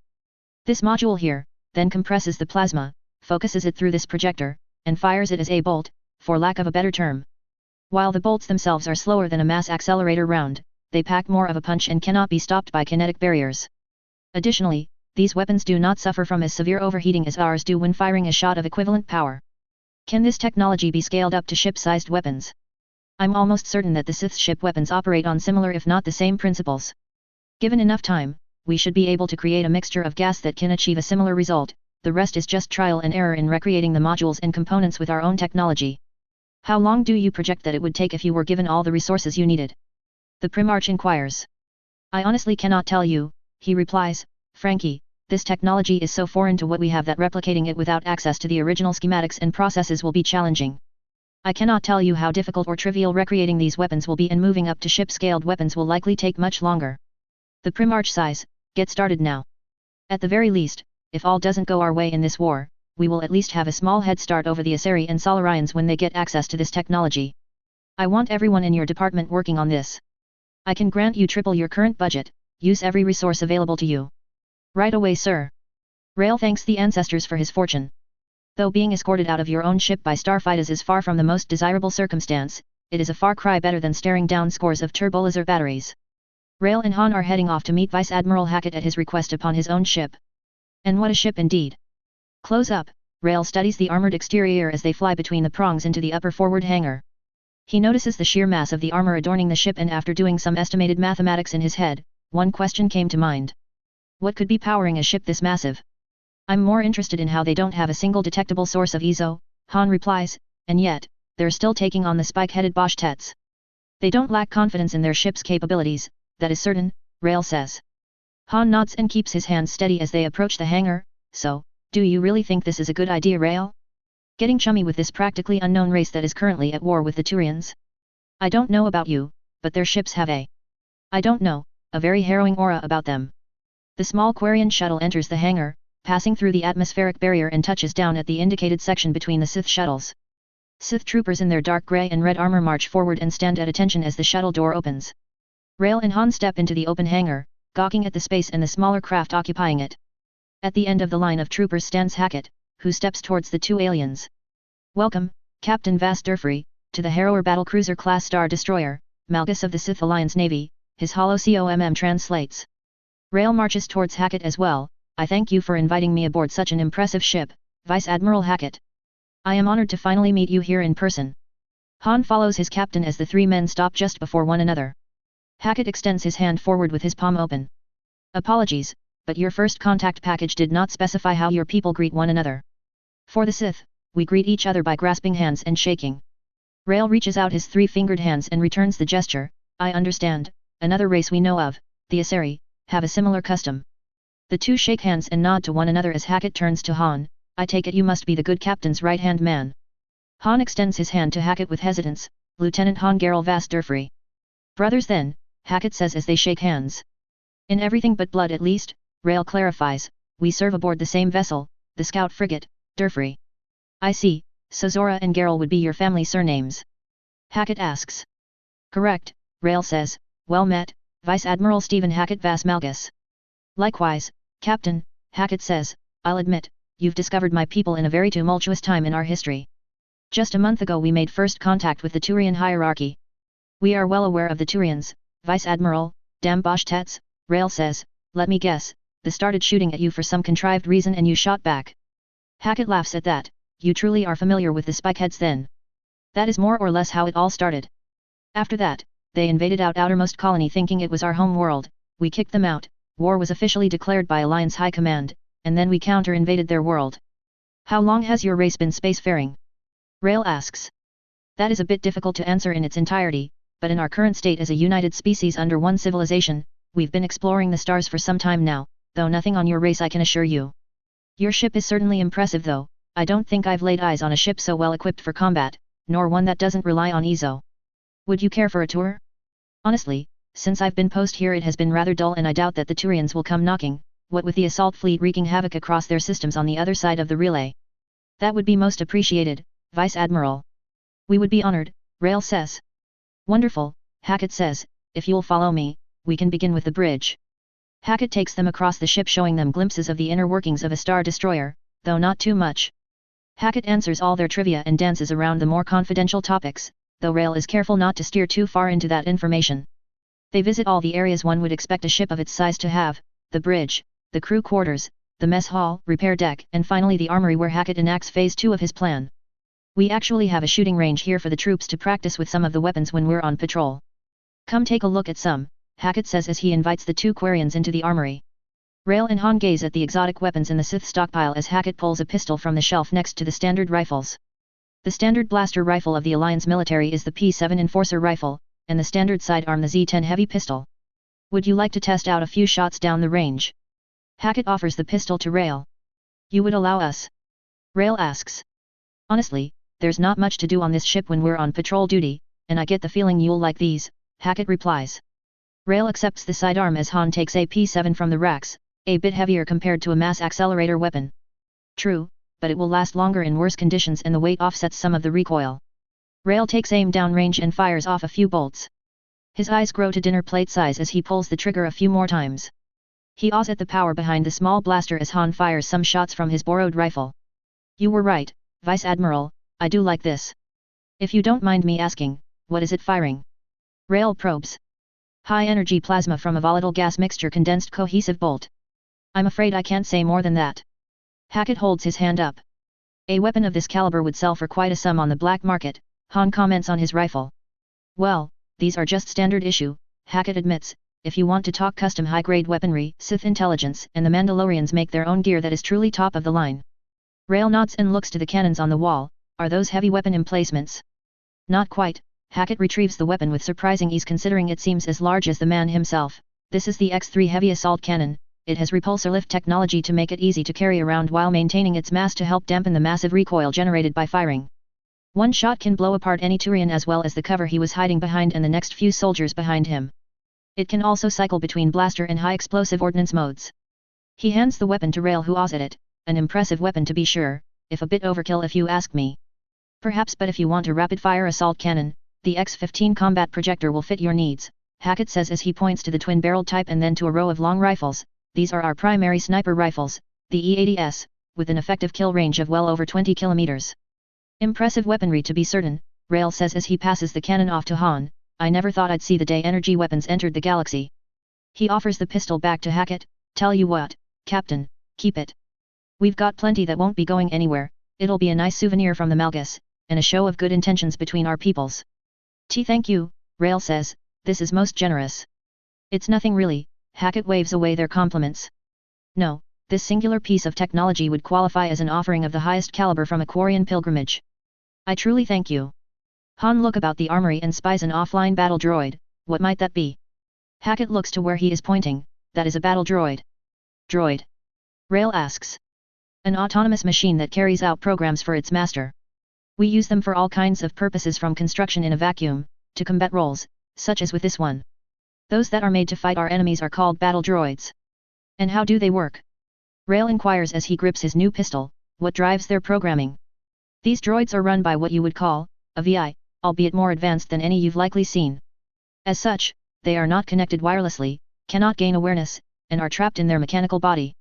We are not in the business of creating artificial intelligences. I see, very good, Rail says as he relaxes. There's a great deal that can easily go wrong with AI and not always how one expects. Hackett nods, a very astute thing to say. Regardless, these war machines make up a majority of our ground assault force's vanguard. They are commanded and controlled by specialized shock troopers. Han looks the machines up and down with steeled nerves. I can see how you've been able to handle the Turians on the ground if you have hundreds of these on the front lines. These as well as our heavy assault droids, Hackett replies, think of those as walking turrets that can seek out enemy infantry. Keela S. Eli, Rail shakes his head, you're certain this is your first galactic war? Your weapons and tactics give off a very different impression. The first we've seen in the Milky Way galaxy. Hackett dodges the question as he leads them out of the room. However, while our ground forces blow the Turians out of the water, that is to say we completely outclass theirs, our navy is nothing to discount. Just one of our Harrower battlecruiser-class star destroyers, such as the Malgus, boasts 32 turbolaser batteries, several quad laser turrets, ion cannon defenses, proton torpedo tubes, concussion missile launchers, 4 deflector shield generators, and a complement of 95 starfighters, 32 bombers, 35 transport shuttles, and room for up to 7,300 ground troops on top of its standard marine complement. Rail stumbles hearing this. I haven't the slightest idea what your weapons and shields are capable of, but you carry so many smaller craft, why bother with it when they're all worthless if the ship is destroyed by a well-placed shot from a dreadnought? A fair point based upon MassEffect technology. However, our ships were not designed with outranging an opponent in mind. The job of a star destroyer is to get into the thick of it and overwhelm enemy vessels with turbolaser fire, swarms of fighters, and bombing runs. I'll put it this way, it's much harder to retreat from a star destroyer than it is to close the distance to a dreadnought. Rail nods, I can see the wisdom in that. It's just that dreadnought supremacy has been the staple of naval combat in Council space for millennia. To hear it so disregarded by any race is surprising to us. Don't get me wrong, dreadnoughts have their place. Ours was responsible for the majority of the damage you flew into when you exited the relay. However, if we relied on one ship and strategy, our enemies would only need one hard counter to defeat us. Getting in close gives us more options to attack and defend. Plus, our mounted weapons aren't exactly strapped for power either. Take a look. He gestures to the planet outside a transparasteel window. Rail and Han recoil at the sight of Torix. Save for the specks of civilization, flows of lava scar half of the world. One continent remains green, but it only highlights the grey and black of the charred one. It's a devastation that both Quarians cannot fathom. The amount of firepower necessary burn a continent in such a way is beyond even the migrant fleet. Han breaks from his stupor first. This is an atrocity. Rail snaps his head to him, ready to shoot the man himself as Hackett replies, yes, it was, but it was necessary. The Turians held no regard for our sovereignty or our lives. They felt that they had every right to murder our people because they thought us their inferiors. We were not willing to risk these thugs getting off the hook with just a slap on the wrist after what they did to us.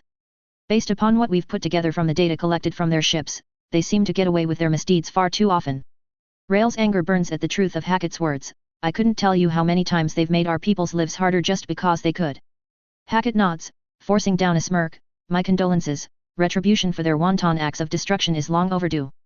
Because there isn't anyone who could do anything to them since they practically neutered the Krogan, Han adds.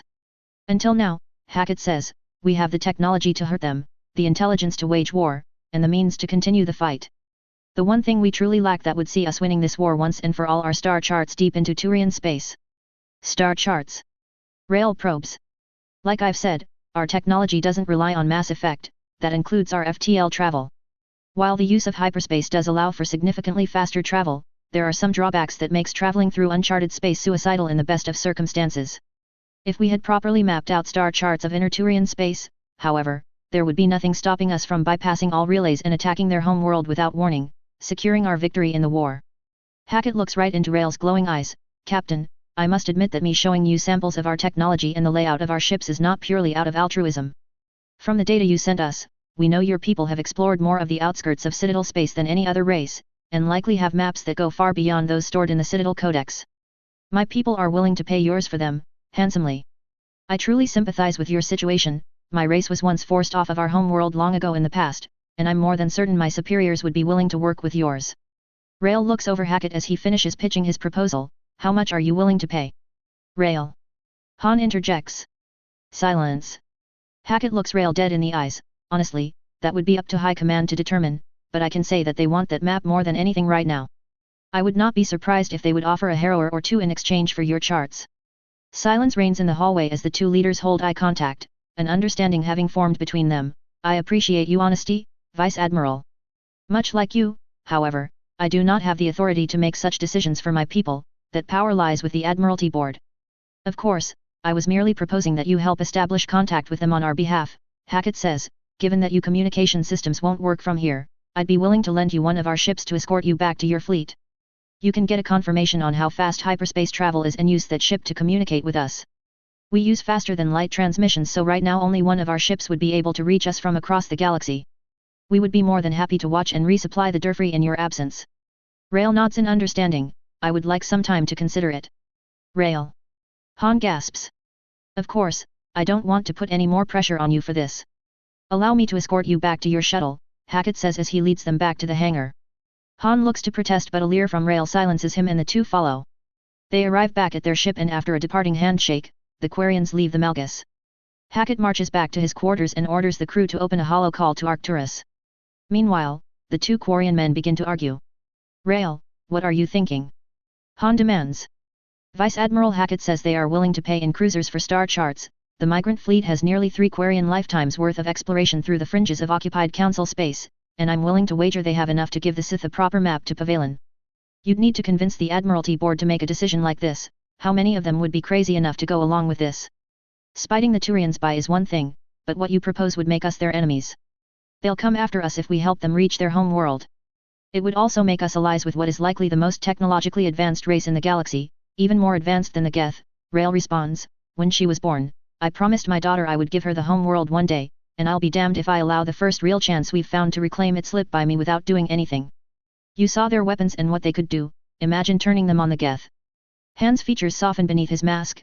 Fine, I see your point. I really would love to turn that rifle against them to see what it does to the damned machines. And think of their ships, imagine what having just 10 of those harrowers would mean. More space for the overcrowding issues, more defense for the civilian fleet, and more firepower to turn against pirates and Geth. What have the Turians done to help us in the last 3 Quarian lifetimes? Nothing, in fact they allow it all to happen. What do you think the Sith would do if they found pirates harassing their allies? Annihilate them, Han admits. We will never be in the Council's good graces, Rail says. They've proven that every time we've needed help and they've refused. However, the Sith are willing to be our allies, and if the cost of their friendship is to throw those Turian Bashtets into their crosshairs, so be it. Vice Admiral, are you out of your mind? The Guilliman barks. No sir, I believe that courting the favor of the Quarians will be a worthwhile effort for the war and perhaps beyond, Hackett answers. Even the old Empire had allies in the Great War against the Republic. But promising harrowers. The Minister Shen bemoans.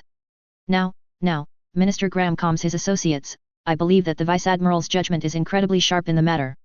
We're losing more ships and putting more at risk as we continue headstrong into Turian space. Spending a few at a later date for Operation Coruscant's success is a logical decision. Hackett bows. Thank you, sir. I agree, the Intelligence Minister adds. These Quarians are a free variable on the galactic stage. We can use them. True allies will likely be few and far between after the war, and from what we know, most of the factions outside the Council's jurisdiction are less than savory. The Quarians are desperate and destitute, but they're civilized. I believe it would be wise to establish good ties with them and perhaps bring them under our wing. I believe that my new contact, Captain Zora, will want to get in touch with his superiors. However, since we've destroyed the Citadel COMM boys as we've advanced, they cannot reach them with their own communications. As such, I've prepared a Terminus destroyer to establish a hyperspace communication link to them. This will also accelerate getting them there and back if needs be. I see, Graham says, we will have to run some of this through High Command, but I believe that the Dark Lords will go for it. I believe that we should be there for the negotiations, should their government accept our proposal, Guilliman says. I'll have to get Yvette to clear my schedule in that case. Agreed, the Intelligence Minister says, we should be ready to depart the moment we receive confirmation, or at the very least be ready to holo call in. Keep us updated, Vice Admiral, and once again, good work. Thank you, sir. The holograms flicker out as Hackett relaxes his posture for a moment, the anxiety slipping out of his body. He takes a few moments to recompose himself before making another holo call. Minorm appears at the terminal, disheveled and exhausted. Vice Admiral, I'm in the middle of. I need you to send up a supply of Turian alcoholic beverages, the highest quality you can find down there, Hackett orders. Minorm pauses at his demands. Vice Admiral, I am up to my mandibles in logistical reports about the new rationing measures alone. I cannot just. You can and will, end of discussion, and I had better receive those drinks as soon as possible or I'm shutting down your colony's power grid. Am I clear? Minorm tries to summon up some level of defiance, but the memory of Darth Tempestus suppresses any will to resist. Yes, Vice Admiral, I will get right on that. Hackett nods. Do this for me and I'll see about getting a shipment of supplies brought in from other Turian worlds we're occupying. You're too generous, sir, she replies with broken relief. I'm glad you understand. Dismissed, he says as he cuts the connection. Hackett then takes a seat and relaxes in his quarters for a few hours. An alert rings on his data pad approving of trade to the Quarian people should their star charts be enough to reach Palaven. The message bears approval from every office in High Command and generous terms for the trade between the two peoples. Hackett smiles as he reads it over and orders that a copy of the official proposal be sent to the Durfrey. Not long after that, he receives the words he's been waiting for. Vice Admiral, I am willing to take your proposal to the Admiralty Board. Sorry it took so long to update, I had to spend last week traveling to a funeral and couldn't work on anything for a while. The part at the beginning is mostly to hammer the point of the war still going on across as the war itself is more in the background in this chapter. Also, this chapter was getting too long so I split it up into two, the next part should be out soon. Everyone's favorite race, the Quarians, have finally made their appearance. This and the next chapter are why Rael's name is in the description. While he is not in the story too long, he is crucial in changing the Me-Galaxy setting for many races. We also see Hackett at his best here. Even in the main story, after Udina is outed as counselor, he's the de facto leader of humanity and has to at least play the part of politician. I thought I'd explore a bit of that part of him here. Also, I do not know if Star Wars assault cannons really do have repulsor lift technology built in, but the way they're swung around in the game and trailers makes me think they do. Not else much to say, Sith meet Quarians, it goes much better than the Turians. Leave a review if you so desire. Chapter 10, Trade. Blah, blah, blah writes. Blah, blah, blah I own nothing. Blah, blah, blah this stuff belongs to Disney, EA, and BioWare. I want to thank everyone for helping get this story to over 1,000 followers. I never thought I'd ever make it this far but y'all proved me wrong. Reviews. Servant Ambrosius, yeah, the high and mighty attitude really isn't doing them any favors against a race that actually understands what true might is. I agree that having a civilization filled with Darthmars is GG for any other faction that opposes them. Siravius, revenge is a dish best served with plausible deniability. Heartfang lives, considering they'd have to go through the Sith Academy, they'd likely just be more like their chosen pyramids, with perhaps some tendencies towards engineering or violence respectively. KITE 15663, I agree. Plus trying to do a complete technological overhaul will wreck the Citadel economy if they try it. Necromancy 94, I thank you for your patience. Spidic 332, while it may make some things easier, it won't be widespread throughout the Alliance. Saitama the Wise, thank you. JMKNZ777, thank you. Shipunk, thank you. Ashartzel, true but there's the if, the Turians discover it. Besides, there are more benefits to being on the good side of the most technologically advanced race in the galaxy. Blasters would fundamentally change how warfare is conducted on an infantry level, considering they bypass kinetic barriers, but yes, against the Sith, it just makes their job easier, and their manufacturers richer. Guest number 1 of 2/14, keep reading to see how the two unlikely allies grow and stick it to the man. They will try to make their own versions, though they will always be inferior to the Siths. Well, here's the question in regards to what the Citadel would do, would they rather have the most technologically advanced race with them or against them? Libruff 98 us, thank you. AMON34, thank you. Val Cruz, thank you for pointing that out. I checked my original document on my computer and I guess the FF document manager didn't like the INR and got rid of it both times I wrote it. It's been fixed now. As for the others, oversights on my part and I apologize for the sloppy writing. Nonyarb, thank you. Guest number 2 of 2/14, thank you. Philippine Del Rio, and they will only get better with time. Frank Q, one might say it is going so well because of how bad the first one went since neither the Quarians or the Sith like the Turians much. Jake Thurbal, a friend in need is a friend indeed. Editor, the Sith and Jedi can both fall, just in different ways, the Sith from within and the Jedi from without and both because of arrogance. Hasia Sema, thank you. Roly Nolly, everyone needs a friend, the Quarians are just getting one with slight anger issues, stonks of ambition, and a massive chip on their shoulders. I imagine this is what it was like having Napoleon as a friend in his heyday. Oscuro Signore 51, once again, the Citadel is so assured in their self-righteousness to see the problems they create. Oh, they will do more than just hire out workers. I will work on getting more at-series walkers established in the future. The Acclimator would do very well as a newer transport and would be perfect on a certain battle on a certain moon in pirate space in the future where a certain Sith will gain some notoriety as a butcher. No Sith warblades mostly because the pyramid that would make them would have the least amount of use for them since the pyramid of alchemy is more about research than fighting, although they do have them for testing purposes. The old empire didn't just gather all their stuff in one place before they left the galaxy, it was a rushed last-ditch effort to stay alive. They only gathered all their stuff away after it was made apparent that they couldn't beat the Reapers in their current state.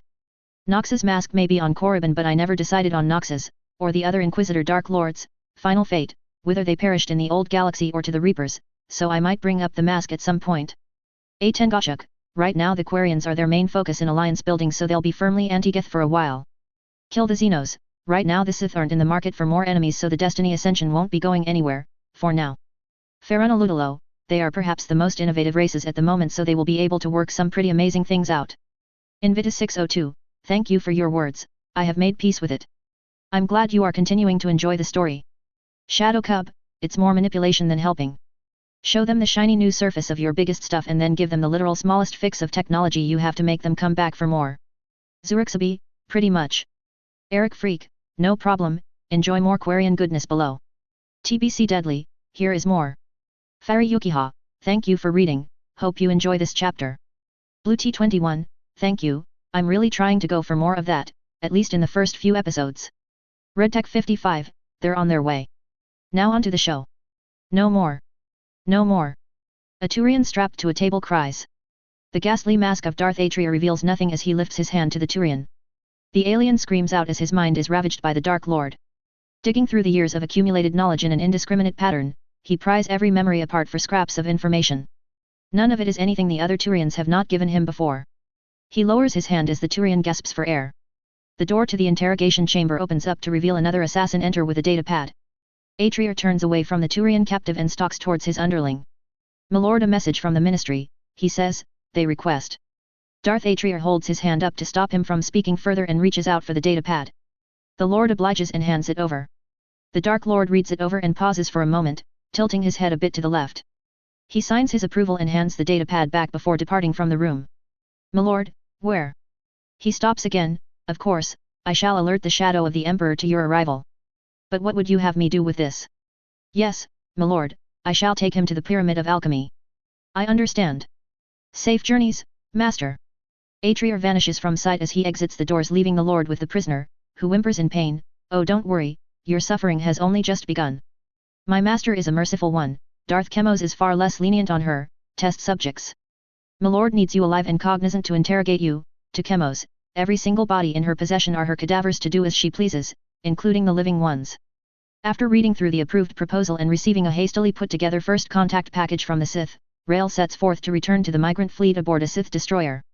He argues for a lighter transport, but Hackett insists that there be more firepower, just in case of a Turian attack. Rael relents.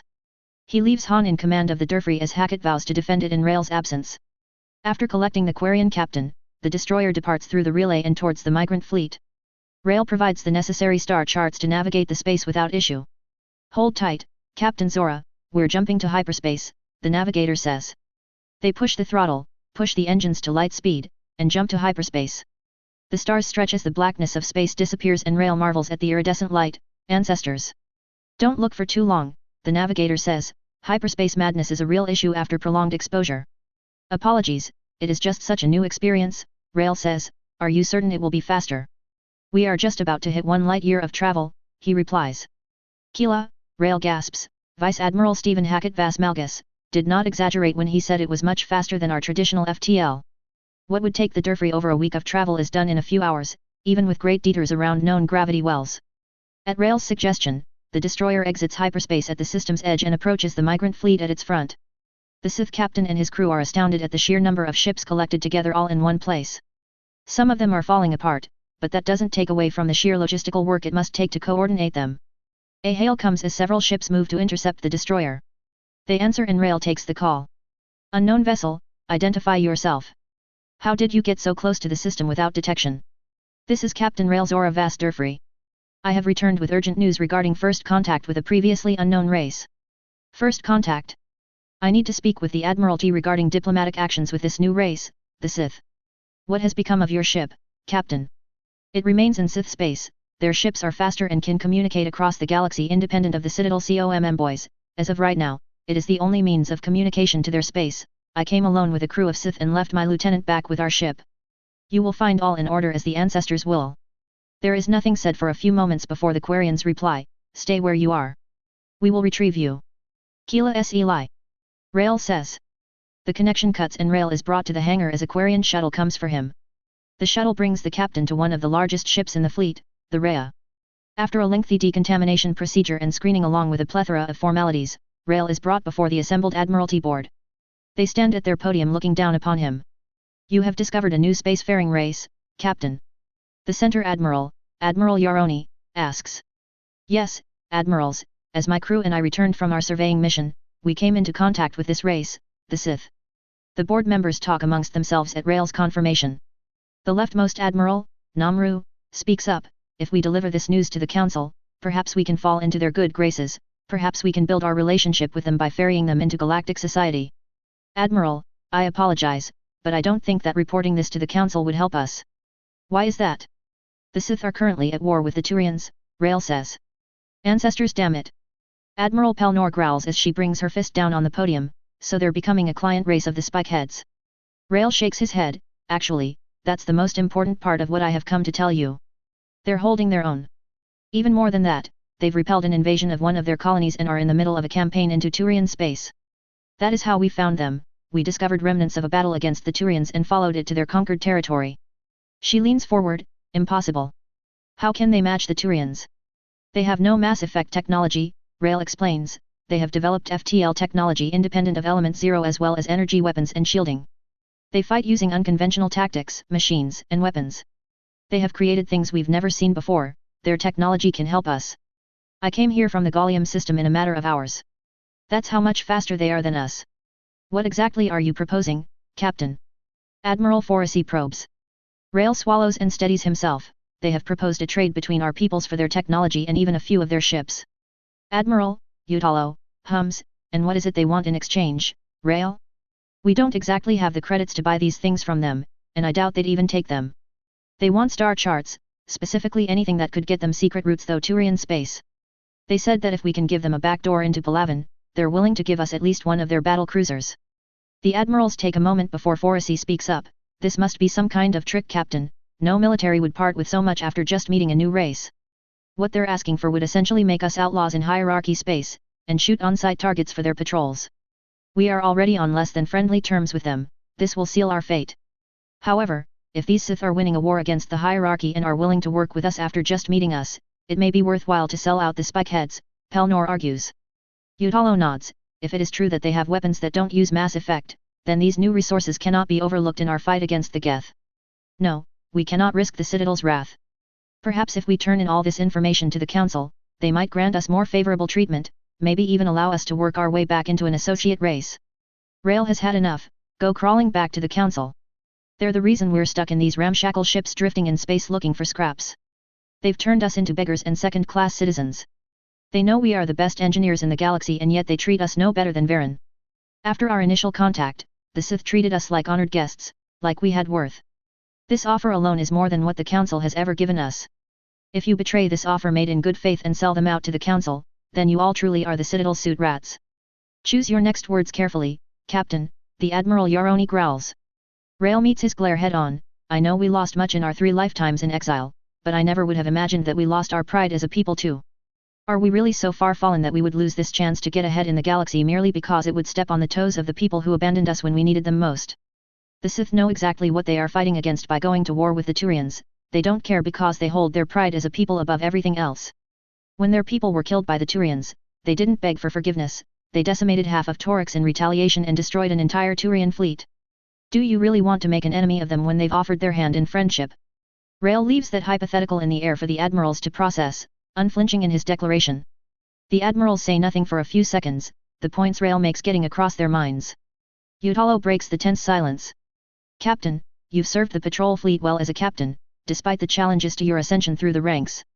If you believe that this race can aid us, I will take your word for it. Thank you, Admiral, Rael says as he bows his head.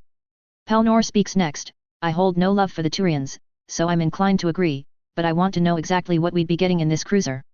If we're going to piss off the most powerful navy of the Citadel, this ship had better be spectacular. Believe me, Admiral, it most certainly is. Vice Admiral Hackett spared no time in describing its features, and we were even given a sample of their weapons. Rael says, they are willing to send an envoy to discuss specifics either in person or by negotiate proxy via their faster-than-light communication technology. Do you have a recommendation, Captain? Namru asks. Let them come here and meet with them in person, Rael answers. If my understanding of their culture is correct, they'll come to us aboard one of their Harrower battle cruisers and you can see exactly what it is that this race is capable of creating. I have all the information that they allowed me to take here on my Omni tool, if you would like. Yes, that would be most appreciated, the Foresi says. Rael transits the data to them, and they begin reading through it. Thank you, Captain. We will need time to go through it all and come to a consensus. You may leave but be ready to return once we have come to a conclusion. Yes sir, Rael bows and turns to depart. Captain, the Yaroni calls out, don't make a habit of speak out against your superiors.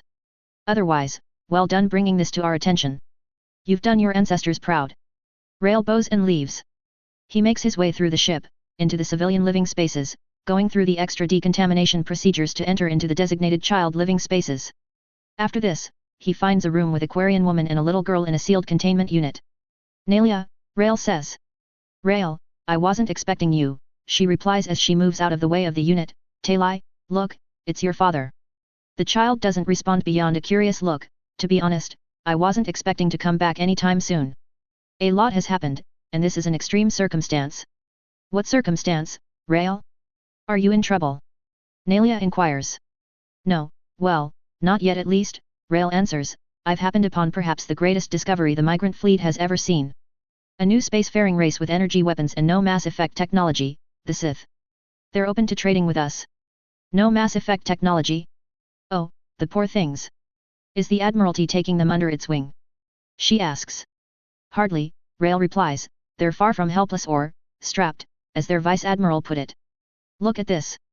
Rael pulls the blaster pistol from his belt. Rael. Don't wave a weapon around in front of the baby. Sorry, dear, I got too excited. He displays it to her on his palms. They call it a Z-10 heavy blaster pistol. It's a marvelous piece of technology. It supercharges some kind of gas mixture, forcing it into a plasmic state, condenses it into a semi-coherent bolt, and fires it as pure kinetic energy. It bypasses barriers and even comes with a non-lethal stun mode. Rael, that's not possible, even the Geth could not create such technology, Nalia replies. It is, I've used this exact pistol on their ship, Han was with me, he can testify of their power. I've analyzed, scanned, dismantled, and reassembled it. It has furthered my understanding of how their technology operates and it is leagues ahead of any race's weaponry. According to them, this is a military standard armament. I can hardly imagine their top-of-the-line weapons and technology. Rael. This is too good to be true, she replies. If they are so powerful, why would they be trading with us? Do they not know of our kind's situation? I made them aware of what has happened to us, but they are willing to aid us. They offered us ships in exchange for our maps of the fringes of Turian space. Their FTL, like everything else they make, doesn't rely on MassEffect and is magnitudes faster, though vulnerable to large enough gravity wells. With these charts, they plan to sneak across Turian space and attack Palaven directly. The Spikeheads will get what's been coming to them and the Sith will become our first allies since the Morning War. Attack the Turians. She shouts, upsetting Talai. Ah, yes, I forgot to mention. The Turians made contact with them first. It didn't go well and now the two are at war. That's not important, what is important is that we can acquire some of the most advanced ships in the galaxy for something that we are just letting sit in our ship databanks. But they will be used to attack the Turians, she replies. Don't worry about that, from what I can gather, the Sith have thinned their fleets quite a bit, so I don't think they'll have enough manpower to launch a campaign against us in retaliation anytime soon, Rael responds. And what about the Turian people, what will happen to them once these Sith get their hands on our charts and attack Palaven? How many of their people will die for our shiny new ships? How many more of us will get to live because we have these new ships and the other plethora of weapons we could receive? They are willing to trade with us, they very well may be willing to ally with us. The home world would be within our grasp, don't you want Talai to be able to set foot on Renok? So, we're trading lives for lives? Is that what we've been reduced to? She laments. Rael calms himself and places a hand on her shoulder. Nalia, it's not about killing Turians. It's about giving a future to our people. To me, that is worth reaching out to the Sith. You truly believe that? She asks. More than anything else, he begins, save how much I care about you and Talai. She nods her head, okay. I trust you. Thank you, he says as he taps the dome of his helmet against hers. Talai stirs once again, do you want to spend some time with her for a while? Of course, he says as he steps towards the unit. I'll leave you two alone, I have some things I must take care of soon. Can you watch her for a few hours? Talai fusses as her mother leaves her side, I should be able to, I doubt the Admiralty will be done debating on what they should do anytime soon. Nalia nods and departs. Rael places his hand on the unit, calming his daughter in the process, I promise you, Talai, you will see the home world, and your children will grow up without the need for a migrant fleet, an incubation unit, or these suits. I promise you with everything that I am that I will make it so. There are some people out there that will help turn all our dreams into reality. They might be a bit full of themselves, but they are our friends. With the Sith and Quarians working side by side, there is nothing we cannot do. Rael ends up being correct on multiple counts. First, the Admiralty takes 6 hours to make their decision, opting to hear the Sith out on their proposal. Through the Sith destroyer's hyperspace COMM technology, they contact Hackett and organize their meeting. The Admiralty takes Rael's advice and asks the Sith to meet them within the migrant fleet's current system of residence. The second thing Rael was proven right about was that the Sith would indeed show off their impressive ships by arriving in a Harrower, the shadow of the Emperor. All the Quarians able to see it from the fleet fear and admire it in equal measure as the Admiralty board a shuttle to the Might warship. They bring Rael along as an advisor, having had the most experience dealing with the Sith. Their shuttle lands to a military welcome, much like Rael's last time aboard a Star Destroyer. Unlike his previous welcome, however, within the like of soldiers are Sith Lords of the Pyramid of Assassins. At the end of the procession stand 6 individuals, Vice Admiral Hackett, the Sith Ministers, and Darth Atrier. The Quarians walk towards them, Rael leading the way as he approaches Hackett. Vice Admiral Stephen Hackett Vas Malgus, it is good to see you again, Rael says as he reaches out his hand. Hackett returns the gesture, I feel the same, Captain Rael Zora Vas Durfrey. May I introduce you and your Admiralty board to the Ministers of the Sith Alliance. Minister Graham of the Ministry of Warfare, Minister Shen of the Ministry of Exploration and Expansion, Minister Gilliman of the Ministry of Logistics, and the Minister of Intelligence, name classified. Rael bows his heads towards them, a pleasure to meet you all. May I introduce Admiral Utalo of the Patrol Fleet, Admiral Foresi of the Heavy Fleet, Admiral Yoroni of the Civilian Fleet, Admiral Pelnor of Special Projects, and Admiral Namru of Research and Development. The ministers give a brief bow of their heads to them, we greet you on behalf of the Sith Alliance. We hope that we can become well acquainted with one another. We would certainly hope so as well, Admiral Yoroni says, may I ask who this is with you? I'm afraid we did not receive an introduction. Hackett speaks on his behalf, this is Darth Atrier, Dark Lord of the Sith, head of the Pyramid of Assassins, and a member of the Dark Council and Sith High Command. He is one of the 5 most powerful members of my race and has graciously offered to host this negotiation on his personal Star Destroyer, the Shadow of the Emperor. Darth Atrier bows slightly. He speaks no words but a feeling passes through each of the Quarians saying, welcome to my ship.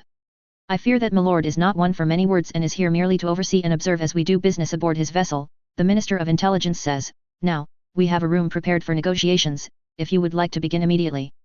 Yoroni nods his head, that would be best. Very well, Minister Graham says, follow us. Both groups get moving through the ship, Darth Atrier, however, vanishes from sight early into the journey. The Quarian admirals react similarly to Rael had observing the features of the ship as they pass through the corridors. Their minds are filled with amazement and their guards lower at the observed features. The admirals each get a slight headache one right after another before it subsides just as quick. They soon arrive at a room with a large table set up at the far end and 6 chairs on each side. The Quarians are ushered into the room and take their seats as Darth Atrier reappears in a seat on the Sith end of the table. Everyone gets comfortable and the Minister of Intelligence speaks first, now, I see no reason to dance around the subject at hand. We have come to negotiate for your star charts into Turian space.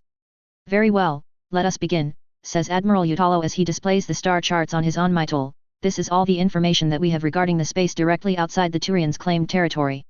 In the fleet's early years, we searched through the area desperate to find dextroamino worlds and our predecessors believed that they'd be more plentiful around Turian space.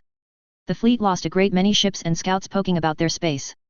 Our condolences, we've lost our fair share of good people to the spikeheads, Hackett says, they didn't even care if they killed our civilians when they were shooting at us.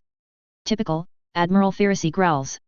Some dots light up in the unmarked space, through our scouting efforts, we can safely say that these are star systems and singularities that would best be avoided. We cannot speak for the integrity of the rest of the uncharted space, but we are confident that between all our exploratory routes is nothing of major concern. The minister analyzes the map. Most of the space from Torix to about a quarter of the way to Palaven is the same as what they've charted. The rest of the map, while split up, is sound enough to give them a passable route around Turian space, with periodic dips back into the fringes of charted territory to avoid obstacles. Given the limitations of MassEffect space travel, it is more than he was expecting. These maps would most certainly be helpful to us, Shen confirms, very impressive astrocartography.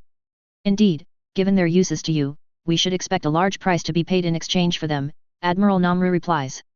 Rail sweats under his mask, as Gilliman responds, we are willing to pay a premium for such charts, but our coffers do have limits and our own progress into that area of space is not stalling as of yet. There is also the danger to ourselves to consider, Admiral Yaroni begins, this will be putting our fleet and people at risk of Turian retaliation. We lose good people every day to the spikeheads, Graham retorts, we are already taking a great risk. The tension rises and both Hackett and Rail feel it, admirals, ministers, there's no need to exchange barbs with one another, a synthesized voice speaks. They all turn towards the voice, towards Darth Atrier, this unnecessary tension aids none but the Turians. We are all friends here, he says extending his arms out to gesture to everyone. The Quarians hang their heads a bit as Admiral Utalo speaks next, we are all friends here. Apologies, we've been burned far too much by other races. I apologize as well, Graham says, I did not mean to trivialize your concerns. Thank you for your words, my lord. Atrier nods at Graham. We understand the risks we are putting you under by asking for these, the intelligence minister says as foreign thoughts enter his mind, rest assured that any involvement of yours shall not leave this room. As far as the Citadel and their Turian lapdogs are concerned, we will have just met you as the war winds to a close.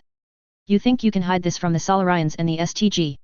My department has more tools at their disposal to keep our secrets safer than you can possibly imagine, the Minister of Intelligence says, and the Pyramid of Assassins has powers far beyond what any Citadel race is capable of when it comes to deception and shadows.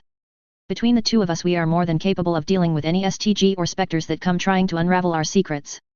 Atrier inclines his head. No one shall know that you were involved, in fact, no one outside of the men in this room, the Dark Council, and our direct subordinates shall even know how we acquired them. It would be most advantageous if the Turians believed that we could strike anywhere in the galaxy without warning until the end of hostilities. And what is to stop you from turning on us once you've won your war with the Turians? Yaroni asks. The Minister of Intelligence responds, even if we were to join the Citadel after the war, do you expect us to be treated with truly open arms after we've decimated one of the Council race's home worlds? In your experience, would we be so easily forgiven, even if it wasn't us who started this whole mess? The Admiralty Board mules it over but all of them come to the same conclusion, no. With respect, admirals, Gil-Iman begins, your race and ours are outsiders to the wider galaxy. Compared to the races of the Citadel, who have centuries or more of association with one another, we are upstarts to them, no matter how advanced our technology is. That is just natural tribalism, protect the in-crowd over the out-crowd, we'd do the same. Pile on the aftermath of waging this war, and we will be at a disadvantage. However, with you as our hypothetical allies, we have a better shot at establishing our place in the galaxy.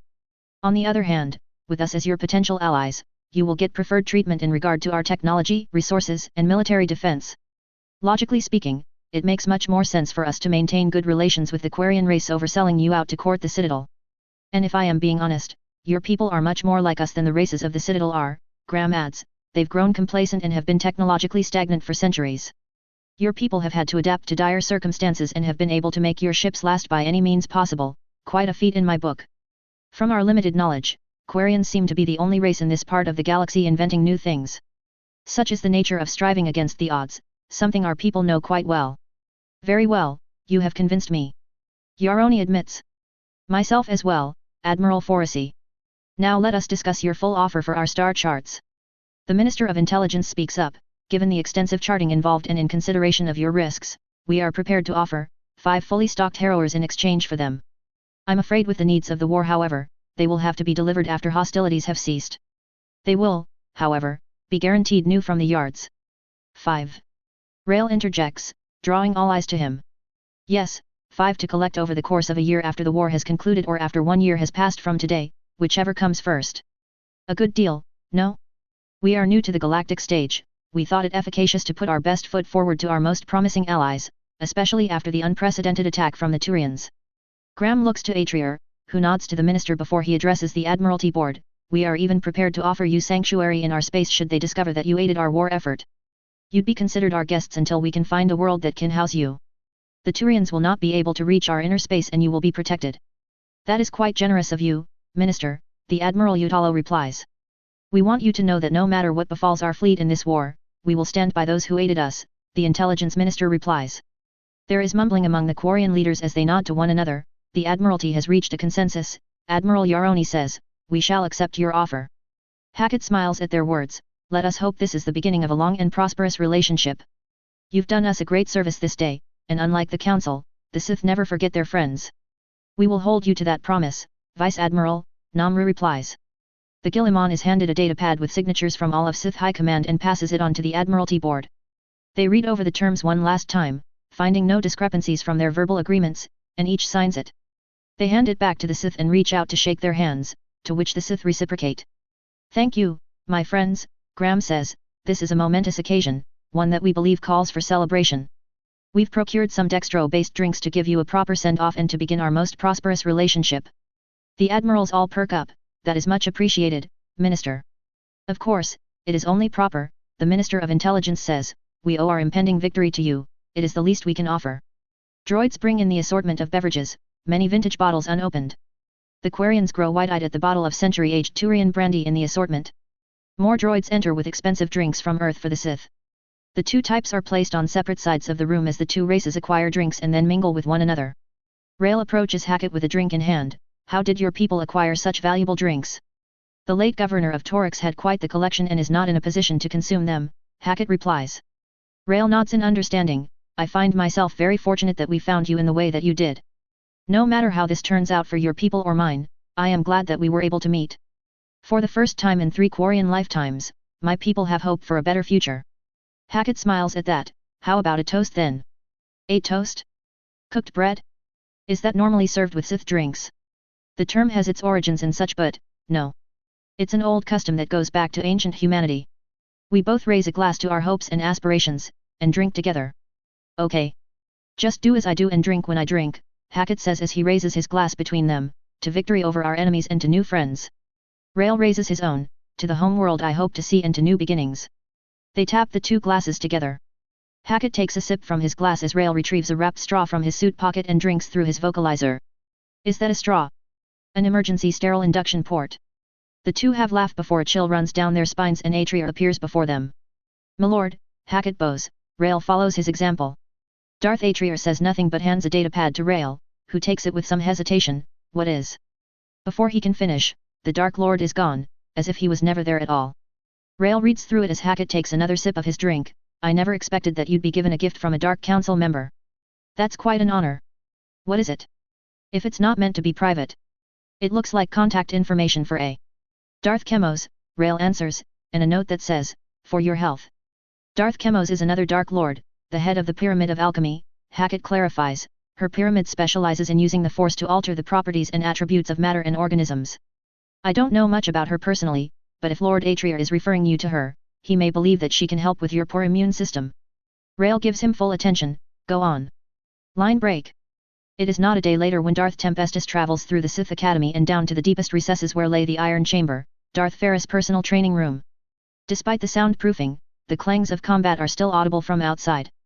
Tempestus opens the door, beholds his contemporary, Darth Ferris, going at a massive droid without his weapons. Out of his armor, the Dark Lord's muscles are on full display with blackened veins bulging against his pale skin. Ferris, my friend, Tempestus enters into the room. The massive Sith warrior rips the battle droid apart with his bare hands. I thought I told you I didn't want to be disturbed until the expeditionary flotilla has made progress to Palaven. Tempestus smirks as he lifts a portable hollow projector from his violet robes. Ferris casts his mechanical punching bag aside, summons a dark grey towel, and marches to his fellow Dark Lord as he projects an image of Sith space. The hologram zooms out to Turian space and a path snakes across the outskirts of Citadel space, connecting Torix to Palaven. Ferris gazes at the image with wide eyes.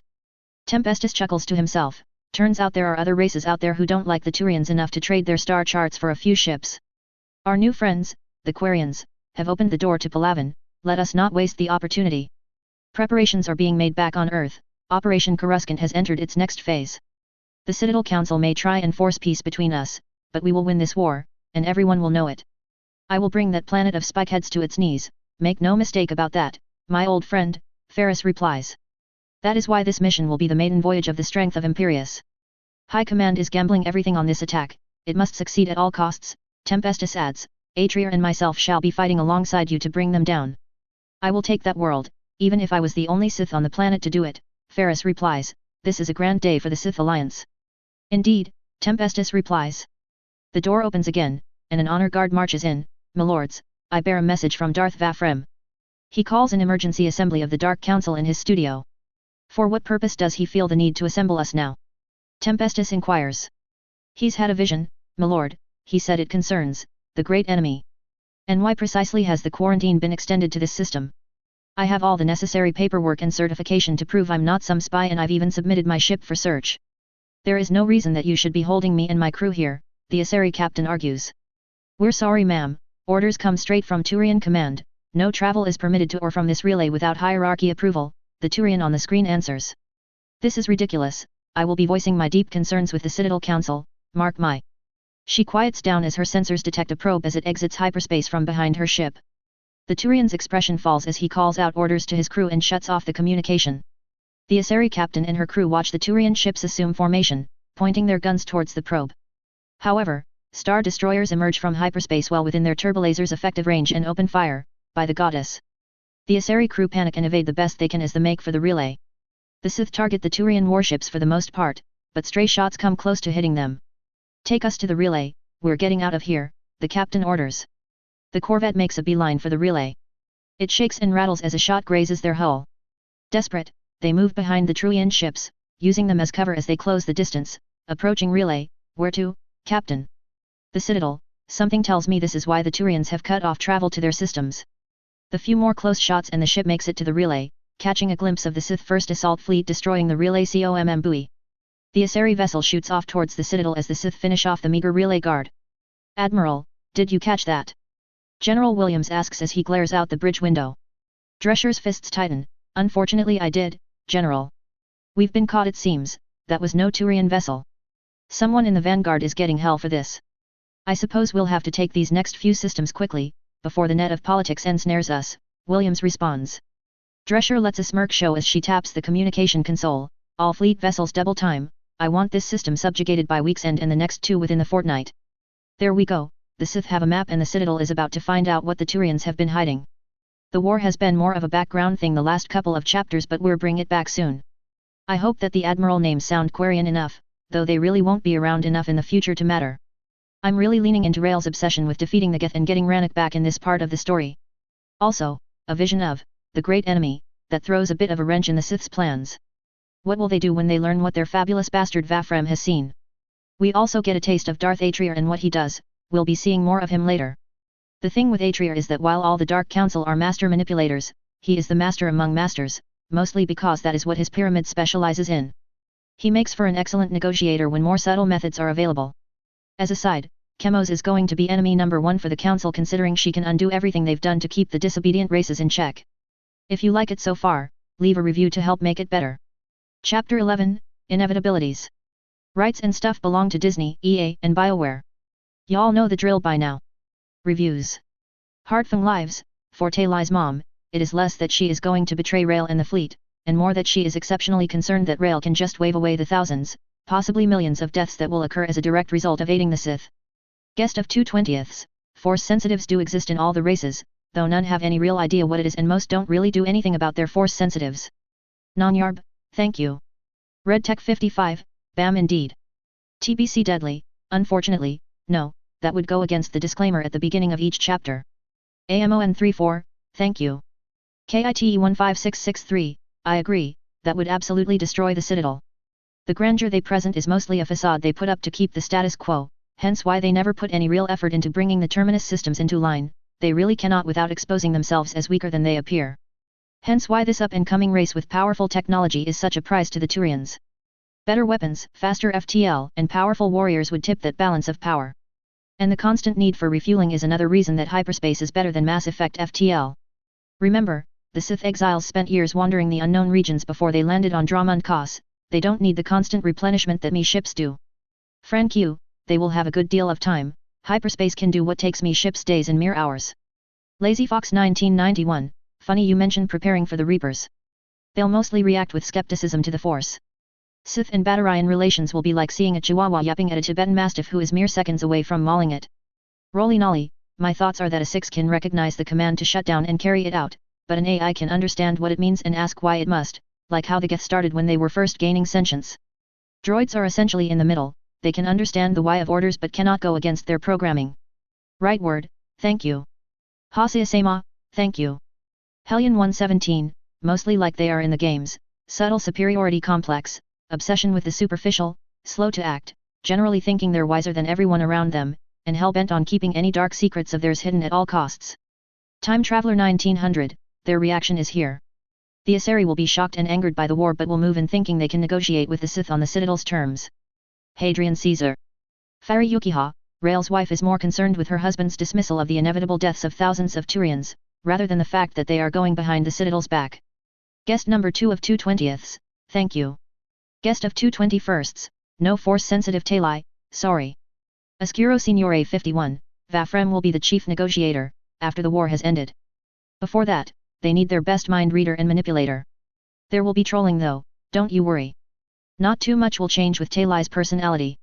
By her own admission, her father was always military-minded, this will just reinforce that in her mind.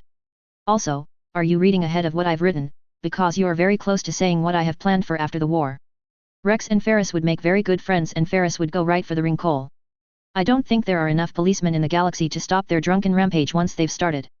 Lord Zero, thank you. Mitch Howard, thank you for bringing that to my attention. In regard to the old Sith Lords, it is more a matter of if they died fighting the Republic or the Reapers rather than if they died at all.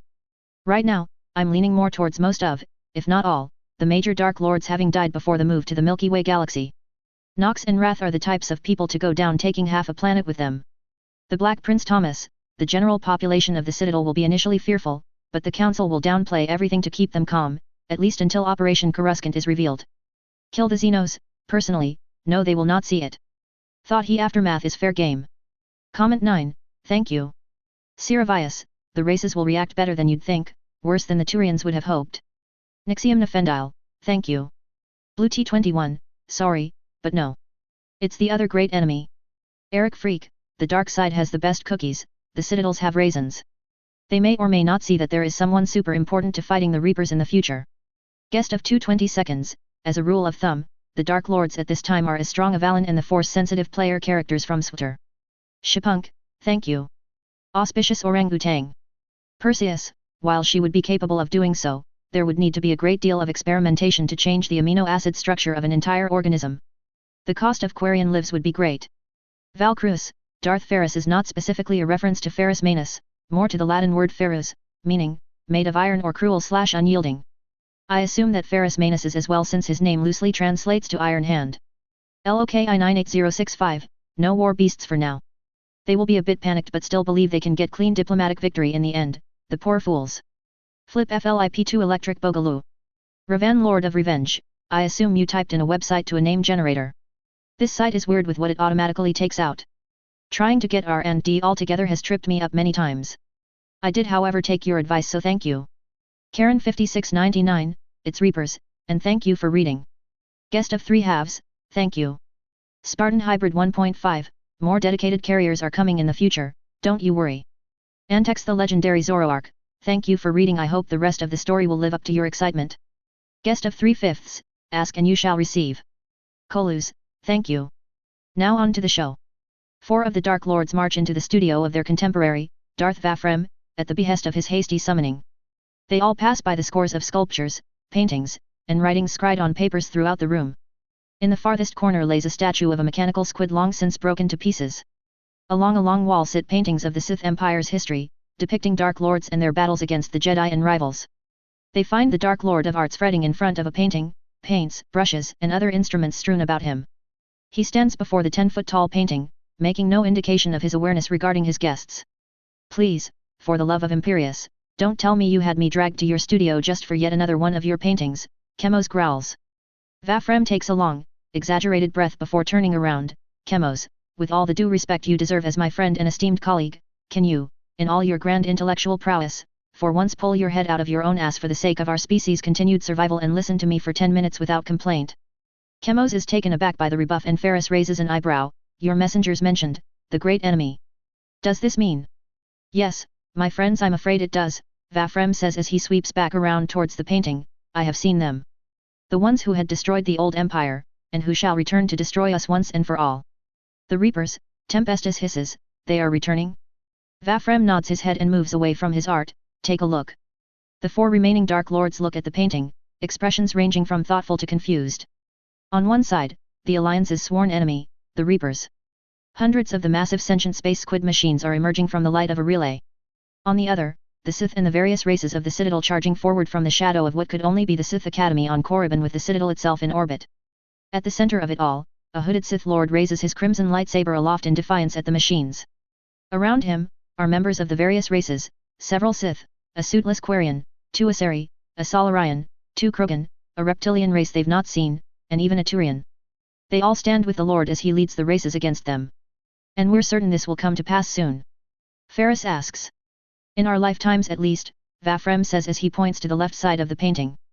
There stand the 5 of them, ready for battle and commanding some of the combined forces. Tempestus rubs his forehead. By Tulak Horde, why now?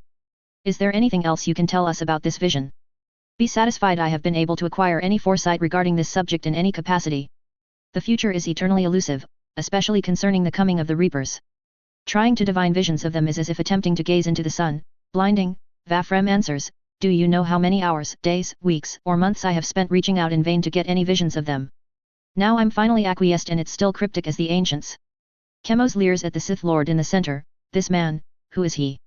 Vafrem turns to her. I haven't the slightest idea, the Force refused to show me his face, only that it was definitely a man and that he's the key to this whole thing. In what manner is he, the key? Tempestus inquires. That when the Reapers return, he will be the one to lead all the races against them, Vafrem replies. Are you telling me that we must join forces with these Rango's damned aliens to fight the Reapers? Ferris growls. I know what I saw, Vafrem says, all races working towards defeating the great enemy, including us and the Turians. They were even using our weapons to fight. This is still only a possible future, correct? Tempestus begins, there must be some other way, any other way. It is possible, indeed, but that is a risk I am loath to take with the Reapers, Vafrem replies. You have not been tossed about into visions of the past to see the decimation of our people as I have. Seeing the mighty Sith Empire destroyed after it was brought low by the Republic and Jedi. The Reapers will return, whether we like it or not and whether we are prepared to fight them or not. This is how the Force says we have a chance of beating them, just a chance. If we prepare blindly for their return, then we will be lost. Meaning we have to at least make nice with the Citadel once this war is over, Chemos adds. Yes, Vafrem says, ideally we would join their coalition. And become subservient to ignorant beings. Never. Tempestus hisses. Atrier steps towards the painting and points towards some of the figures leading the different groups of the masses. Ferris narrows his eyes, the ones heading the charge. I see now. See what? Tempestus inquires. Vafrem's eyes widen as he peers at the painting once more. Yes, yes, yes, why did I not see it before? That is how we win. All the races working one with another, but look at their leaders.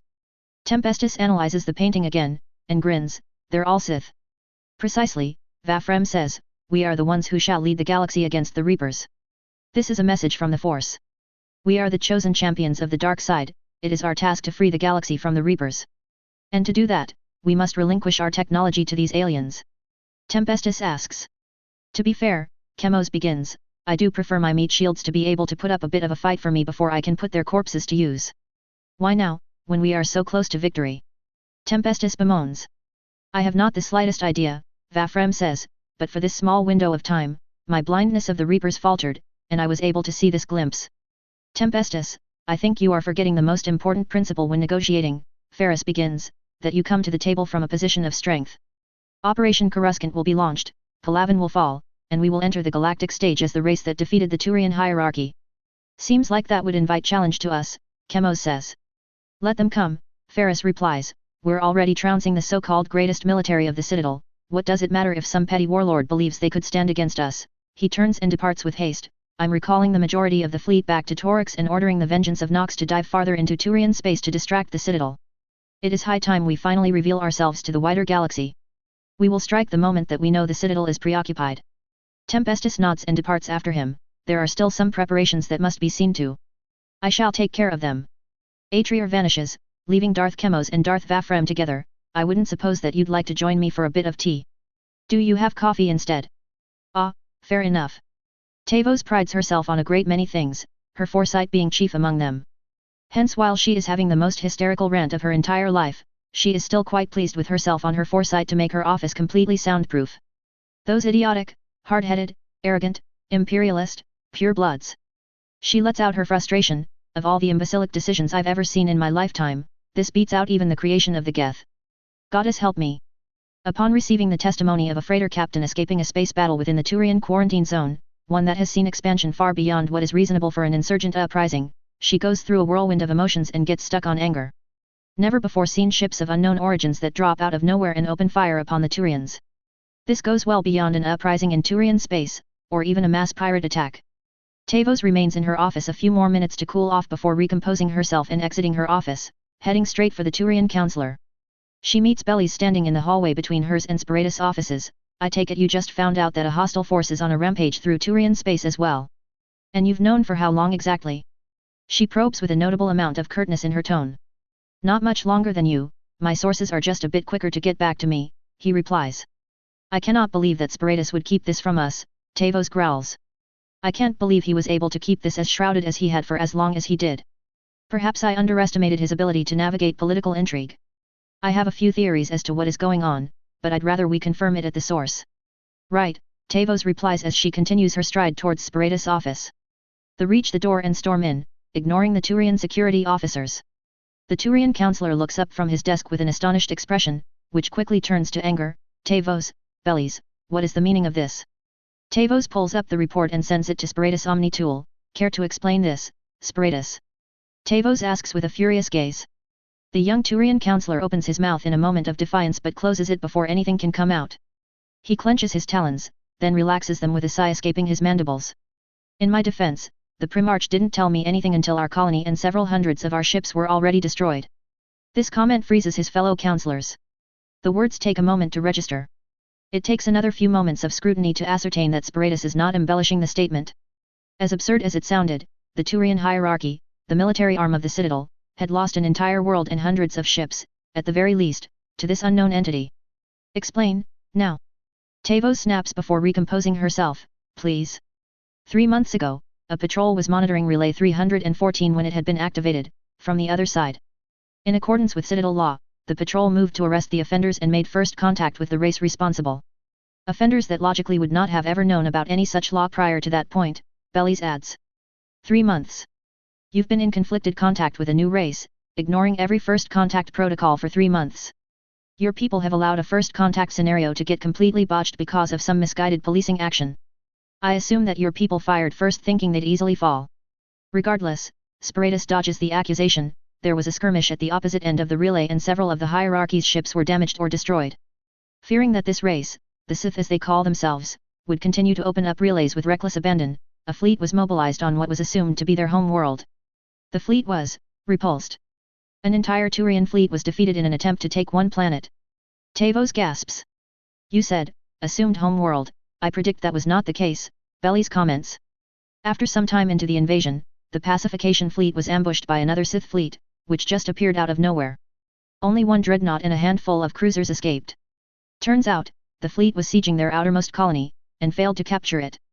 We were able to learn that these Sith use technology that is completely independent of Element Zero. Impossible, every race uses Element Zero, Tavos says.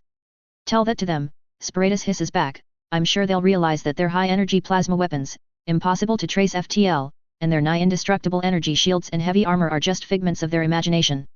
Don't even get me started on their walking war machines and plasma swords. Spiritus is correct, Tavos, Bellies pipes up, it's not impossible that a species lacking EZO in its home system might create another way to achieve FTL travel. If they truly have mastered plasma weaponry and energy shielding, they would be quite the scientific prize, as I'm certain the Turians believed. Their weapons alone change everything we know about warfare. You can't blame the hierarchy for wanting to get their hands on it. We can discuss the scientific implications later, continue with what happened, Tavos says. Spiritus takes a deep breath, the surviving ships were followed through the relay. The Sith fleet appeared suddenly above our world and destroyed its defense flotilla. They then proceeded to invade the planet, beginning with orbital bombardment. They bombarded the planet? A garden world? Tavos queries. Spiritus pulls up his Omni tool and keys in some commands. There's a recorded exchange between the two admirals, apparently the pacification fleet fired upon a civilian transport. Their response was this. An audio file pops up. Do you remember the transport that tried to flee from Shangxi's orbital station when you destroyed it, the one that was defenseless save for the destroyers that sacrificed themselves in vain to save it? The one filled with our civilians that you and your kind fired upon. Do you expect me to care at this point? I've just suffered the greatest defeat and humiliation my race has ever seen. The moment I return to Palawan, I'll be court-martialed, stripped of my rank, and executed. I've much more on my plate to even give a passing thought to the deaths of you savages. Admiral, the fleet is in position, and we've located several military installations on the planet. Thank you, Vice Admiral. You invaded us, Admiral, you murdered our people, and you wanted to bind us to your will like a damned servant. If you feel no remorse for your deeds, then I have nothing more to say to you. Go crawl back to your masters and tell them that they can expect us on Palawan very soon. Begin the initial bombardment. The file ends and Tavos clenches her fists. Your people fired upon civilian vessels. The admiral over the fleet didn't know it was civilian, it looked like every other warship they had seen thus far. Bellies ponders for a moment, bombarding a world because of the loss of some of their citizens, it still seems irrational. Emotional, Tavos corrects, not necessarily illogical. Look at it from their point of view. They were, in their own view, likely doing something completely routine to them in opening a new relay, as misguided as it is, when they suffered an unprovoked attack and invasion. When their aggressors were wounded, they smelled blood and lashed out. In their eyes, they were justified because this was in retaliation for their fallen people. A show of force to avenge their own and show the Turians that they are not to be trifled with. Bellies nods, what was that about, binding them to your will? They seem to have misinterpreted our declaration to make them a client race as a form of servitude.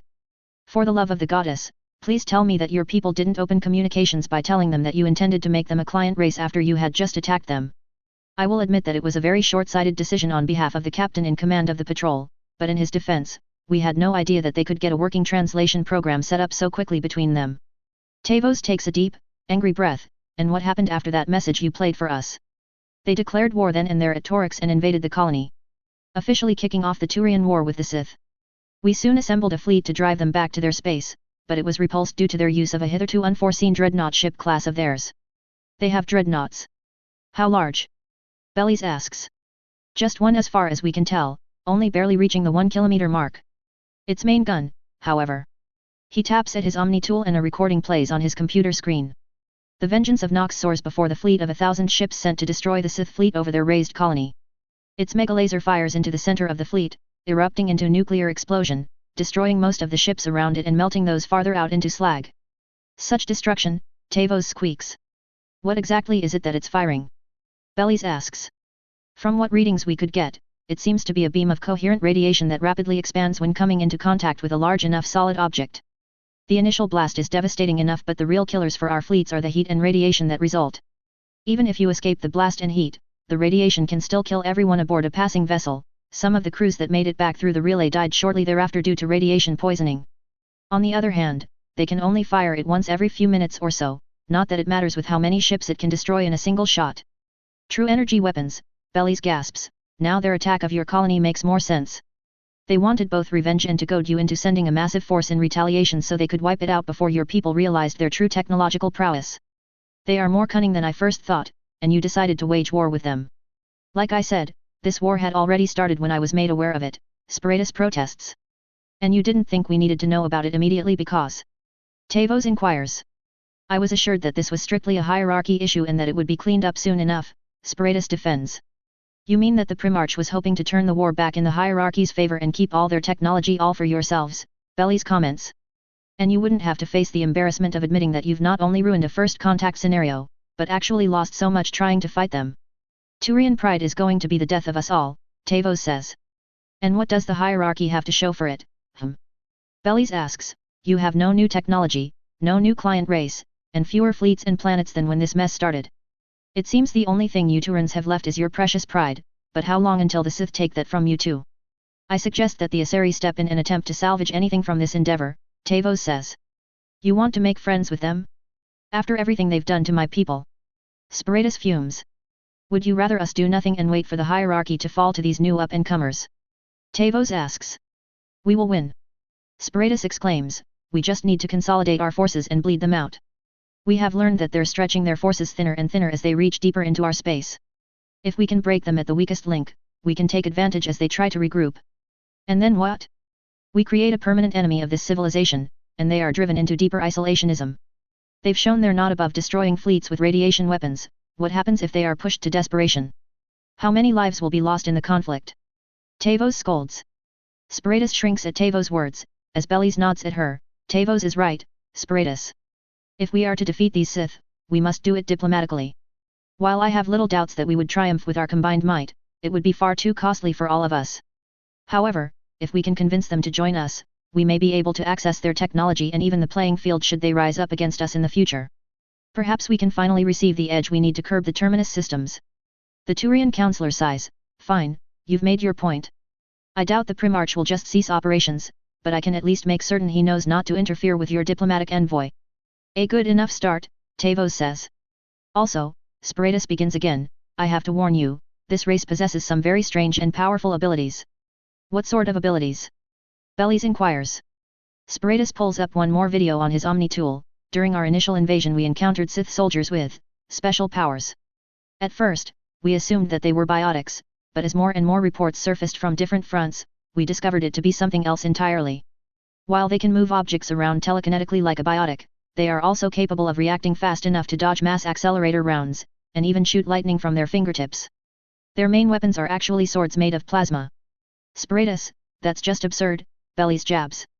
Hold on to that though for a moment. One of the Sith leaders was actually at Torix when our rescue fleet confronted them. He referred to himself as a, and I'm not joking, Dark Lord, and proceeded to do this to the leading admiral. A video of Admiral Yervem stands before the hologram of Darth Tempestus appears. Goddess, they look strikingly similar to my people. SHHH. Sparatus hisses as the Dark Lord speaks. I would rather see my people wiped out to the last man by the Jedi or the Reapers before I would see them live under your rule. The thought that such a primitive and ignorant race such as yours believes themselves superior to mine, fills me with disgust. The only fitting place I can see your race in my people's future, is beneath our boothiels. You insolent upstarts. You have no idea the greater workings of the galaxy. I know enough, and I'm not impressed. In fact, I'm rather disappointed with the state of the galaxy. So stagnant and self-assured, just like your people. I will not be talked down to by a pompous, arrogant, prideful. I've grown weary of this conversation and your continued existence. The Admiral's head spins around, and he crumples to the floor. Tavos gasps and Bellies stares at the video in disbelief. The footage ends and Sparatus dismisses the clip. I have witness testimonies, and a coroner's report confirming that the Admiral's neck was snapped exactly as it was shown here. That Dark Lord did that from his own command vessel tens of thousands of kilometers away. So as absurd as this all sounds, Bellies, we are in fact dealing with powers we do not yet understand. By the goddess, Tavos mutters, what powers allow them to do that? We don't know, perhaps their religion that they all seem to cling so close to, Sparatus says. Regardless, I have no idea the limitations on these abilities. Luckily the Sith who seem to possess them are in the minority. Seem to be. Bellies critiques, just how much information have you gathered on them since you've gone to war with them? Sparatus glares at the Solarian. They've done a superb job of cutting off communications as they've come crawling into our space. We're mostly relying on reports from the repulsed invasion of their colony, the scant reports of surviving ships, and the handful of prisoners taken from the initial battle that they were unable to rescue. Tavos jumps at that bit, then I formally request that they be brought here so that we might perform a meld and acquire more definite information. Fine, I'll see what I can do to get them here, Sparatus replies. And don't think this is over, Sparatus, Tavos scolds, once this incident is behind us, the hierarchy will be facing hefty restrictions and liabilities for their actions. Make certain the Primarch knows exactly what is going to happen. Yes ma'am, Sparatus forces himself not to roll his eyes. Far away in the borders of outer and middle Turian space, the vengeance of Nox closes the distance between itself and the meager patrol of ships. The Sith dreadnought is not surrounded by the scores of star destroyers that make up the first assault fleet, but by a battle group of less than 20 along with a decent complement of Terminus destroyers. Fire! A man in Commodore Stripes orders from the dreadnought bridge. The silencer fires at the flank and vaporizes half of the ships before it. More ships escaping, sir. Good, let them go and take us to the next system, the captain replies. The more they know we're here, the more they'll likely send their fleets to meet us at the front lines and days away from the site of Operation Coruscant. Word soon reaches the Citadel as to the whereabouts of the vengeance of Nox, though not before making its way to the civilian populace. The reports of a hostile fleet destroying ship and the observation of mustering forces around the Citadel cause some alarm for the people. With both these factors, the Council accelerates their plans and opts to meld with the first and only prisoner brought to the station so far. The chosen melding candidate, Aels Vitalit, Council Spectre. She strides up to the holding room, guarded by Turians, and enters in to see a man restrained in a chair. He lifts his ire-ridden eyes at her and they widen for a moment before returning to an angry glare. The hell are you supposed to be? Some kind of reject Twi'lek? She resists the urge to return the barb. I am Aels Vitalit, Spectre of the Citadel Council, and I've come to ask for information. What in Sido's name is a Citadel Council? We are an alliance of sorts of about 7 different species led by my race, the Asari, the Solarians, and the Turians. So, you're allies of the Spikeheads? Forget it. You're not getting a peep out of me. Please, we simply want to end the war without more bloodshed, she explains. I would only like to understand your people and your cultures so that we may better prevent any more miscommunications. I said, forget it. He barks back, I'm certain my people are doing just fine ending this war on their own. The only thing you need to know is that we will never surrender, not when we have the force. She sighs, then you leave me no choice. She steps close to him and places a hand on her head, which he tries to pull away from. The hell are you? Embrace eternity, the Spectre says as her eyes go dark. The Asari is thrown into the mind of the Sith officer, going through a plethora of mundane information before being able to get at something useful. Gaining access to the man's memories of his primary education, she finds understanding of the principles of their language, the outline of their history, the basics of their religion, and the general feel for their governing body. The most standout feature of his mind is the revelation that the Sith have only about a decade of experience with the relays. Before she can get much more, however, she hits a wall. The man wises up to her intrusion and puts up an impromptu defense against Aels from gaining anything else. I mean, you no harm, I only want to get the hell out of my head. Aels breaks the connection and separates herself from the restrained man. Kalig's mask, that was wretched. Do you have any idea what my people will do to me because of that? I'll have enough problems to deal with without my race's secret keepers up my ass for the rest of my life. I don't know which will be worse, the Ministry of Sith Intelligence or the Pyramid of Assassins. She responds with a feigned concern, we can offer you protection from any retribution that your own people. To the Jedi with you, you bitch. He growls back, I'd rather my head removed from my shoulders than sell out to an alien. Giving up fighting against the blatant xenophobia, the Asari agent returns to the councillors with what little information she's gained. As she is ushered into the council chambers, she sees another Asari standing before the council, wearing a black dress and headpiece. Councillors, she bows he head. Spectre Vitalit, you're just in time, Tavos says. Matriarch Benezia T'Soni has volunteered her services in regards to contacting the Sith. Aels nods and inclines her head also towards the aged Asari. Matriarch, it is an honor. The honor is mine, thank you for your work in special tactics and reconnaissance. Now if you would, Benezia replies in a pleasant but expectant tone. Unfortunately I was not able to get the Sith to willingly give up any information, so I used the shock of the initial meld to collect as much information as possible before he was able to shut me out. I doubt we'll get anything more from him and we'll have to wait until the other Sith captives have arrived at the Citadel. It will have to do, Tavos says, please exchange what you have learned with Matriarch Benezia. The Spectre does as told, melds with her elder. Interesting, the Turians were right in one regard, they are indeed a much younger race than we. They've only been using the relays for less than 10 years and have only been completely united as a species for just as long. We can read the details later in Spectre Vitalit's report, Bellies replies, however, we have other pressing issues that must be attended to. Tavos nods, because the Sith have revealed themselves to the wider galaxy, the people are becoming concerned. We must make an official statement, albeit brief. Immediately following, you shall depart to them in the Destiny Ascension, Benezia. Benezia's eyes widen for half a second, is that necessary, Counselor? I was led to believe that this would be a purely diplomatic mission. These are Sith, Matriarch, comments Sparatus, there is a great risk to being attacked and their dreadnought more than earns its title with its radiation beam weapon. If it goes wrong, you will need it along with your escort. Matriarch Lydania has been briefed on their military capabilities. I understand, Benezia replies, I shall depart immediately. Tavos nods, Spectre Vitalit, thank you for your services today. You may return to your prior assignments. Of course, thank you. Outside the Presantium sometime later, cameras and reporters are standing before the council vying to get some questions in before they begin officially. Tavos steps towards the podium and waits for silence to take over before she begins her remarks. Citizens of the Citadel, it is most unfortunate that we must come before you with ill news regarding certain events that have transpired over the past few months. The source of the communications blackout has been revealed to us. It appears that the Turian hierarchy has stumbled upon a new spacefaring race.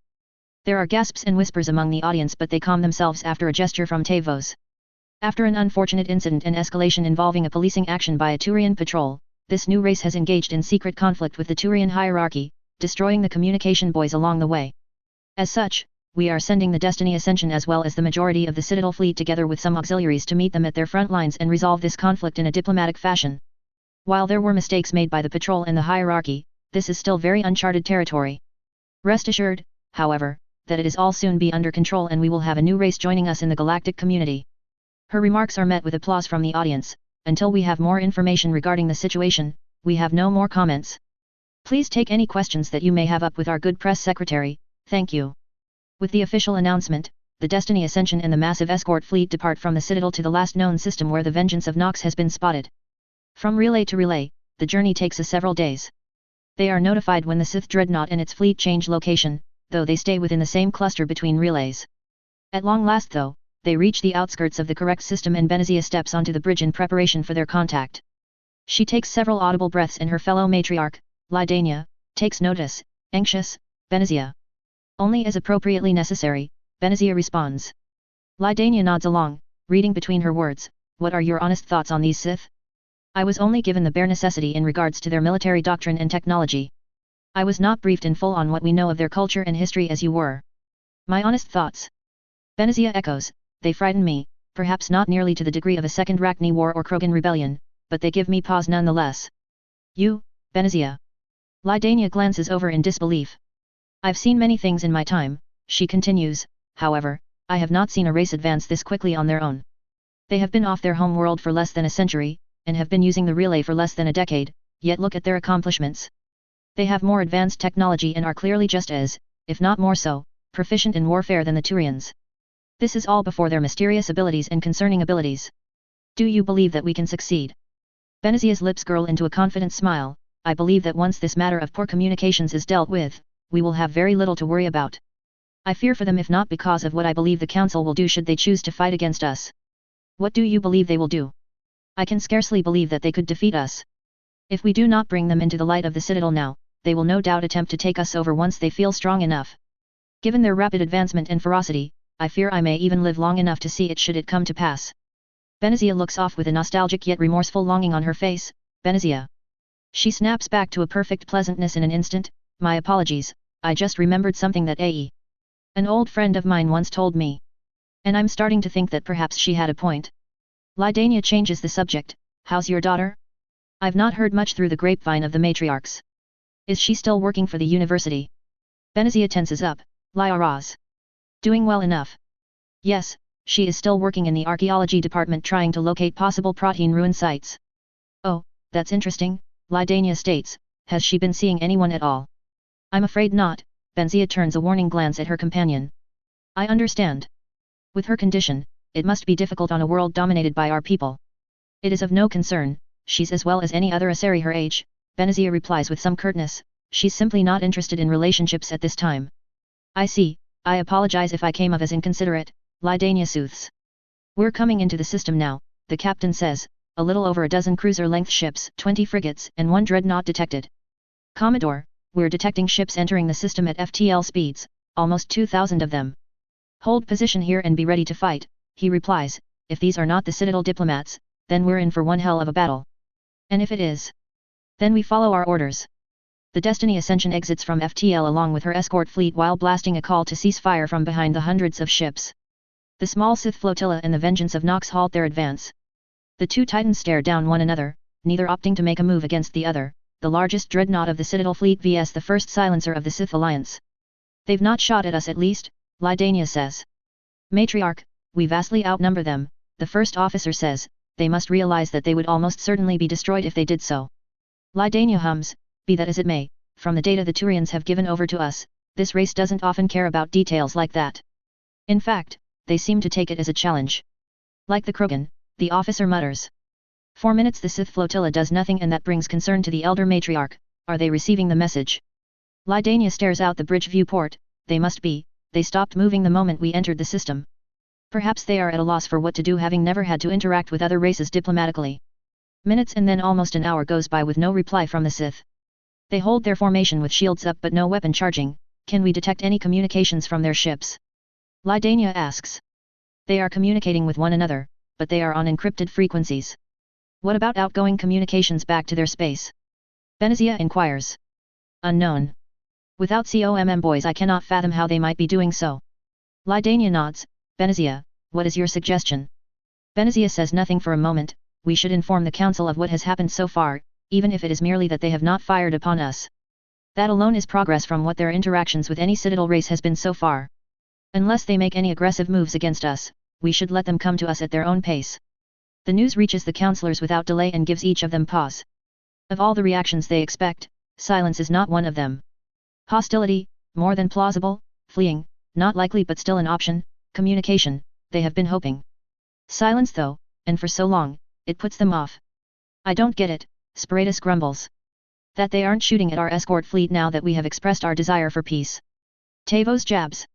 That they haven't returned a single transmission, despite the fact that we know they can hear us, he retorts. If there is one thing that I can say I know regarding these savages, it's that they are more boastful than the Batarians and Krogan combined.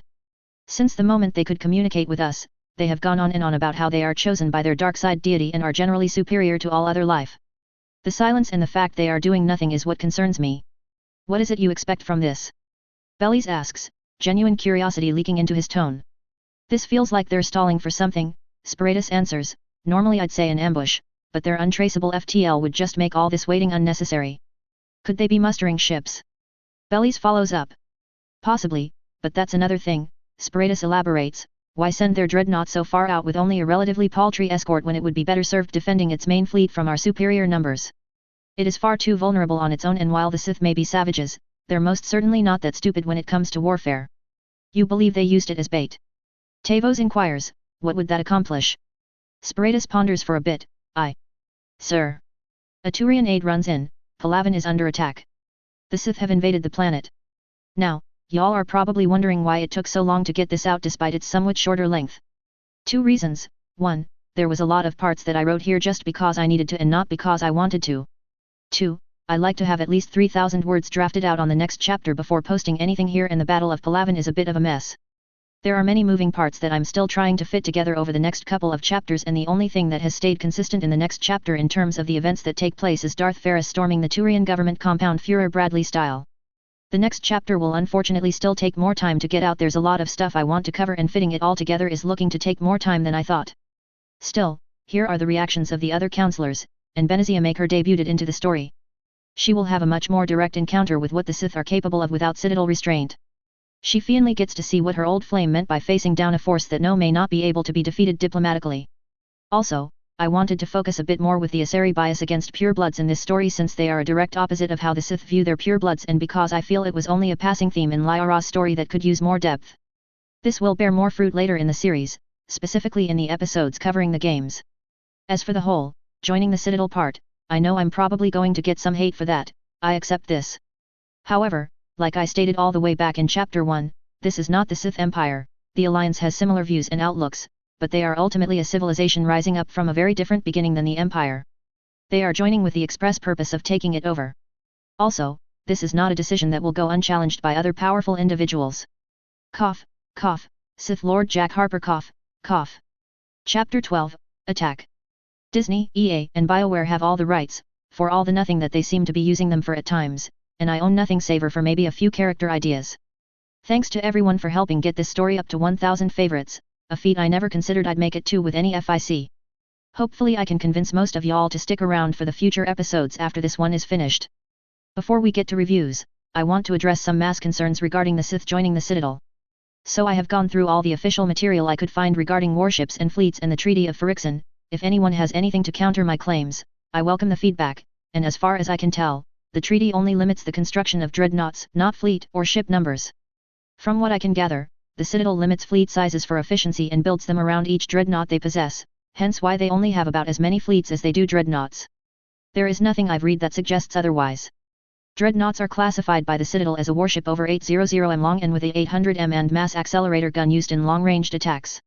That fact is why the system's alliance in canon builds many more carriers, as they are not affected by the treaty despite being over 1 kilometer long.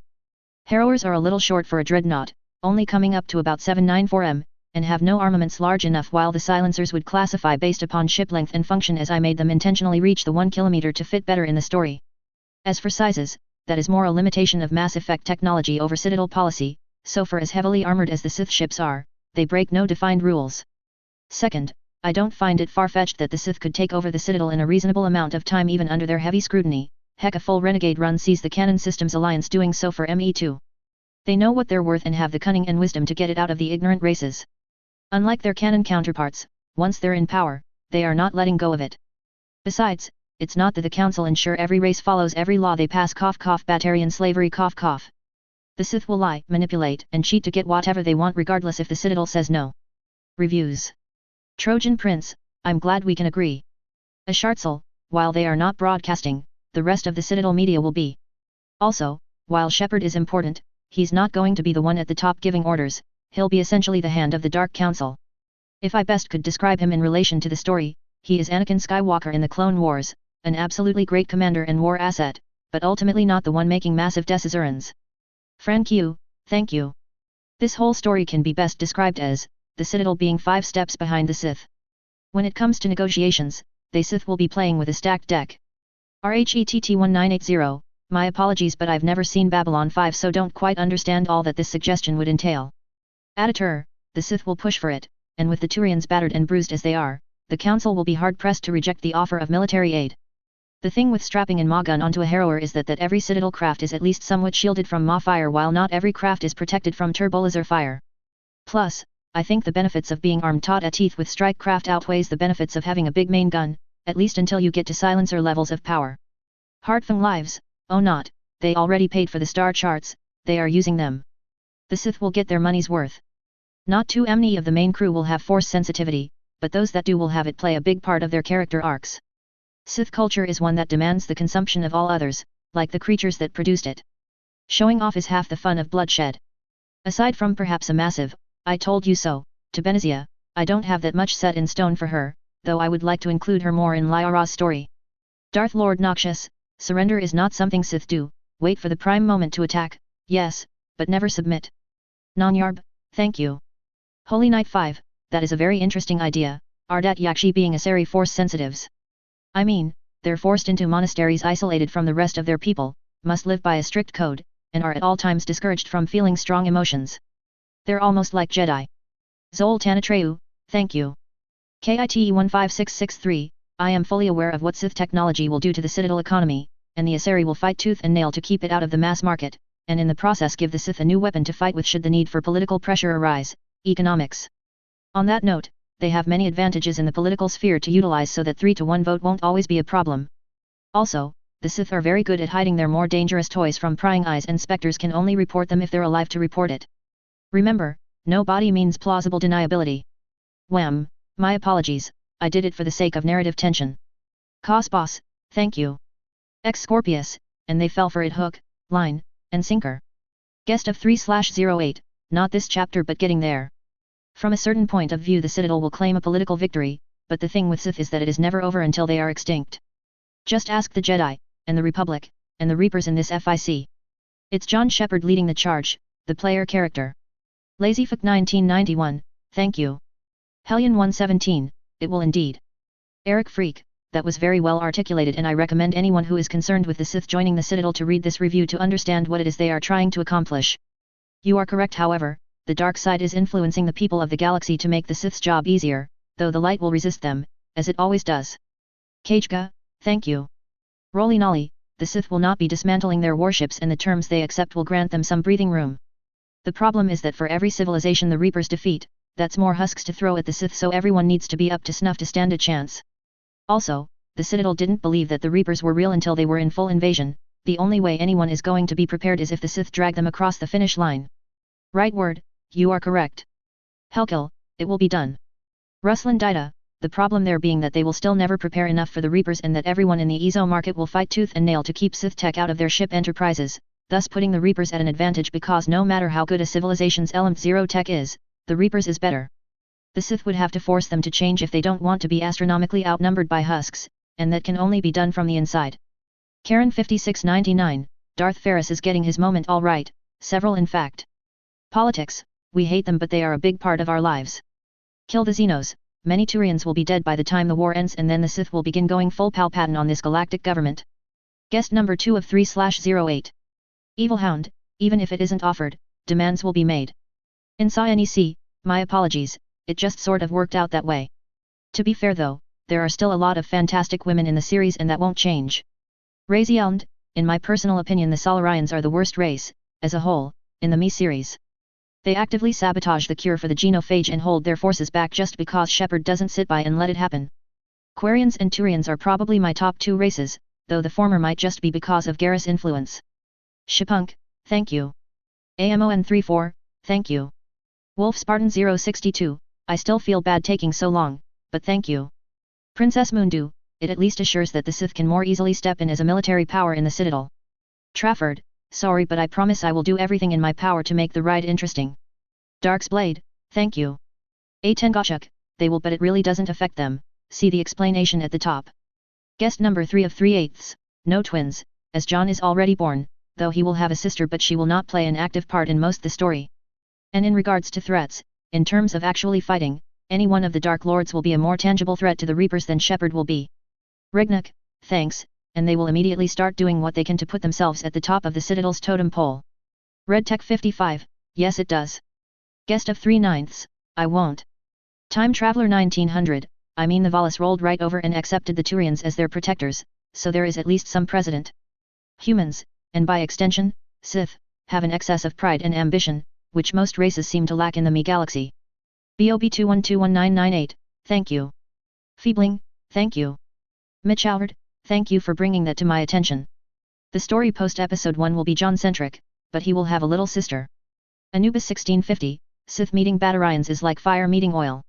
As for Arya, she is essentially a pirate warlord that the Sith will never truly respect, so her relationship with them will be volatile.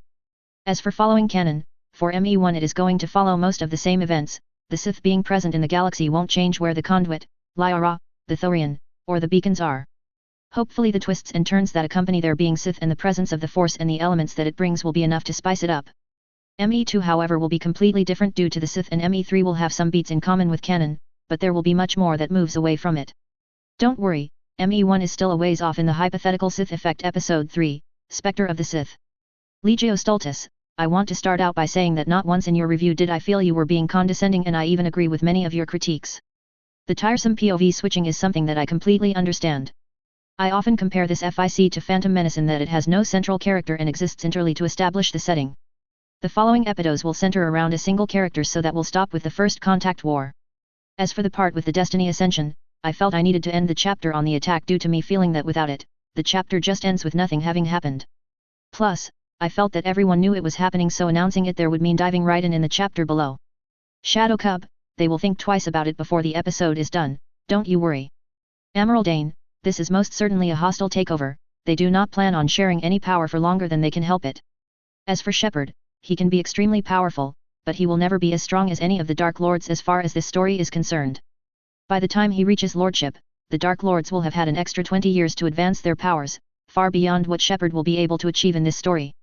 He won't even reach Dark Lord status in the story. Jay Zaravan, thank you. Them joining the Citadel is essentially Palpatine being elected Chancellor, they've been given their new overlords, they just don't know it yet. Jaw Drake, thank you, I will look into that. Fari Yukiha, hopefully the wait was worth it.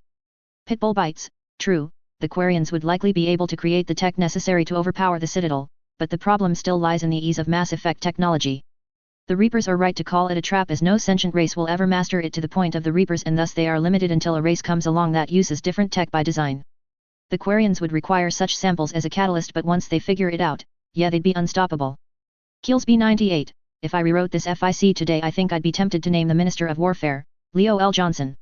Oscuro Signore 51, not to mention that openly admitting that someone else has the better technology is basically handing them political leverage. Not so much a villain monologue, more of a reason we're better than you, speech, complete with mind reading and auras of fear.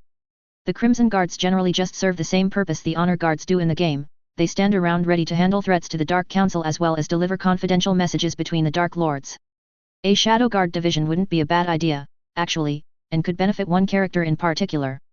Cubai 7, to be fair, the Sith have been mind-raping hundreds of Turians for months at that point, so it's not like they're above such methods. Guest of 3/15, indeed, he's very dedicated to making sure supply lines are flowing properly. Guest of 3/17, the galaxy will react mostly with fear, though some will take the time to laugh at it. Lord Malum, thank you, and Minorm won't die, though she will be relocated back to Turian space once the conflict is settled.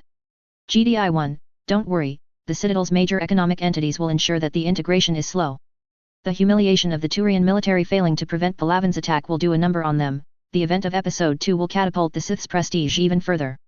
Technologically, spiritually, and culturally, they are already the more advanced race. See the message at the top for how little the Treaty of Phyrexian will actually affect the Sith. Inducting Force Sensitive will begin soon. Conquests into the Terminus is a little ways off but coming. The Sith will definitely claim a lot of territory. Republic of Anea, they were no one really, the scene mostly exists to make certain the war wasn't forgotten about when the main focus was on the Quarian negotiations. Guest of 321sts, there will be much ass-kicking, starting down below. Perseus, Force Crush is possible, but for the sake of my T rating I am holding off on showing it, though I promise it will definitely be in Episode 2. Reveizer, here's the next chapter my man, hope you enjoy. Spartan Zerg, thank you for reading, hope you enjoy this chapter as well. It is a day like any other on Palaven before the Sith arrive. Recruits training, children attending schools, and factories working at capacity to pump out war machines for the war effort. As dusk settles on the capital of Cypratine and the elites of the world are making for their beds, that is when life as they know it ends. With the exact coordinates known to the Sith and a reliable route through hyperspace mapped out, the Sith emerge within close range to the defensive fleet. Hundreds of star destroyers and every other ship the Alliance has made available begin their assault. Admiral Drescher lays her eyes on the Turian homeworld, Palaven. The day half of the Silver World glistens in the light of its local star as the ships before her flare to life. She orders full advancement and open fire upon the Turian warships. Fighters launch by the dozens, proton torpedoes are fired by the hundreds, and turbolasers are unleashed by the tens of thousands as the Sith close the distance into knife-fighting range. Admiral, scans detect structures upon the planet's moons, likely military in nature. Have battle groups 3 and 7 dispatched to bombard them, we don't need enemy reinforcements giving us grief as we attack the surface. Yes ma'am. Get the rest of the fleet through their line and into atmosphere as fast as possible, Drescher orders. They won't fire with their own planet behind us and only their smallest ships can enter atmosphere below us. The fleet obeys her command and breaks through their unprepared lines, firing broadside at the Turian cruisers and bombers taking out the lighter frigates. Ion cannons take aim at the orbital stations surrounding the planet and take them offline. The moon bases are attacked via capital ship bombardment and reduced to smoking craters. After the initial shock, the Turian fleet scrambles to order and returns fire. However, due to the Sith's close proximity, they're forced to engage primarily via broadside as frigates make attack runs between them. The Sith deploy Fury interceptors to hound the larger craft and take them out of the fight with assistance from bomber squadrons. The invasion fleet gets through the lines with minimal casualties and drops into the atmosphere as they continue to fire upon the Turans. Unable to find a targeting solution within the margin of error, the remaining defenders break formation, and the fleet's dreadnoughts lead them away from the planet to the Sith flanks. With the threat of the Turian ships abated, they move on to the next phase. The night sky ignites red over Cypratine and its surrounding cities as the bombardment begins. The invasion alarms having sounded, the people unfit to fight are moved to bunkers, everyone else out of the military are drafted into militias to supplement the army garrison. However, numbers and designations mean little to plasma bombardment as thousands of lives are snuffed out in a blaze of turbolaser bolts. Entire districts are melted down in the attack and it continues for many minutes, tearing anything of substantial threat apart on the ground. Airfields, military bases, and the like are demolished across the region. The survivors pull themselves up from the rubble, many of them displaced civilians caught up in the surprise attack. Panic ensures as the Turian military fights to regain order and renew preparations for combat. The officers on the ground explain Sith tactics to the militia draftees, telling them to prepare for droid incursions and to get civilians away from the front lines. Soon they are proven right as droids are the first infantry on the ground. However, with the star destroyers so low to the surface, the Sith ships bombard the lines at the first sign of resistance as the droids enter their cities, only abating once they reach the heavy urban environments, where their bombardments are just as deadly to their forces. The Sith at this point begin landing their living troops and Sith lords to break the lines. As the Turian capital, the manpower compared to the Torix colony is magnitudes larger and a war of attrition isn't feasible, so they opt for a more precision attack. Sith lords and apprentices are divided up into squads and spread throughout the region to take out their specified targets. Lord Shepard and David Anderson head up one such operation. As they're brought into a shuttle they and their squad of troopers are briefed on their intended mission. Your target will be this rail transport station, the naval officer briefing them says over holocall. We've encountered underground rail systems like this on other worlds and know that they have used these against us in the past to ambush our front lines. We believe it's time to turn them against the Turians. Our enemy has control over the city's network and this particular one on the outskirts goes deeper into the city, beneath their defenses. Should we capture it, we can use it to ferry troops behind their front lines to become the hammer to the front's anvil. This is not the only mission of its kind, but we must be fast in securing the sites and getting troops through the rail stations. If they discover our plan and prepare for it, we will be riding into ambushes, traps, and possibly even full army divisions as we try to circumvent their lines. Any questions? Assault their position, smash their defenders, and commandeer the rails for ourselves before they can counter, David lists off. Did I miss anything? That is the simple way of putting it, though there is one more piece to the puzzle. He switches the hologram to a massive gun emplacement. This AA tower sits directly on top of the main line to the city from your target station and is close enough to ward off landing troops for the underground attack. Due to the location, we cannot bombard it without caving in the underground rails. This is the tricky part, we must disable the gun without destroying the tower. We don't have troops to spare and marching on the tower will take too much time. You will have to spare a team to assault the AA gun and disable it as your main force secures the station. We have no men to spare as it is, the trooper captain says. If they have anything above sandbag fortifications, we're going to need all the men we have at our disposal. We have the force, David growls, or have you forgotten? And they have a myriad of other tactical advantages, numbers, weapon emplacements, superior positioning, and Horde knows what else. We can't get air support, artillery will destroy what we're trying to capture, and we're in the dark as to what exactly is waiting to meet us. David narrows his eyes at the captain, but takes heed of his words. The gun just needs to be disabled, not captured, right? I could do that on my own. I'd be able to move quicker than a team of troopers and likely circumvent their defenders. That will leave you and Master Shepard with most of your men to take the station. You assume I will allow you to undertake this mission, Shepard contends. I'm the fastest among us, David says, and if this place is as fortified as you all seem to think, it would behoove me to take out the guns and rush back as fast as possible. This is the soundest course of action. Except that we have no idea yet as to what is waiting for us at those guns. Master, I am ready to take on anything they throw my way. It's not your skills that are in doubt, it's the unknown number of forces they have defending the emplacement. It won't take them long to figure out that their gun is offline and send their soldiers after you. Depending on the forces stationed there, it may be an easy exfiltration, or a bloodbath.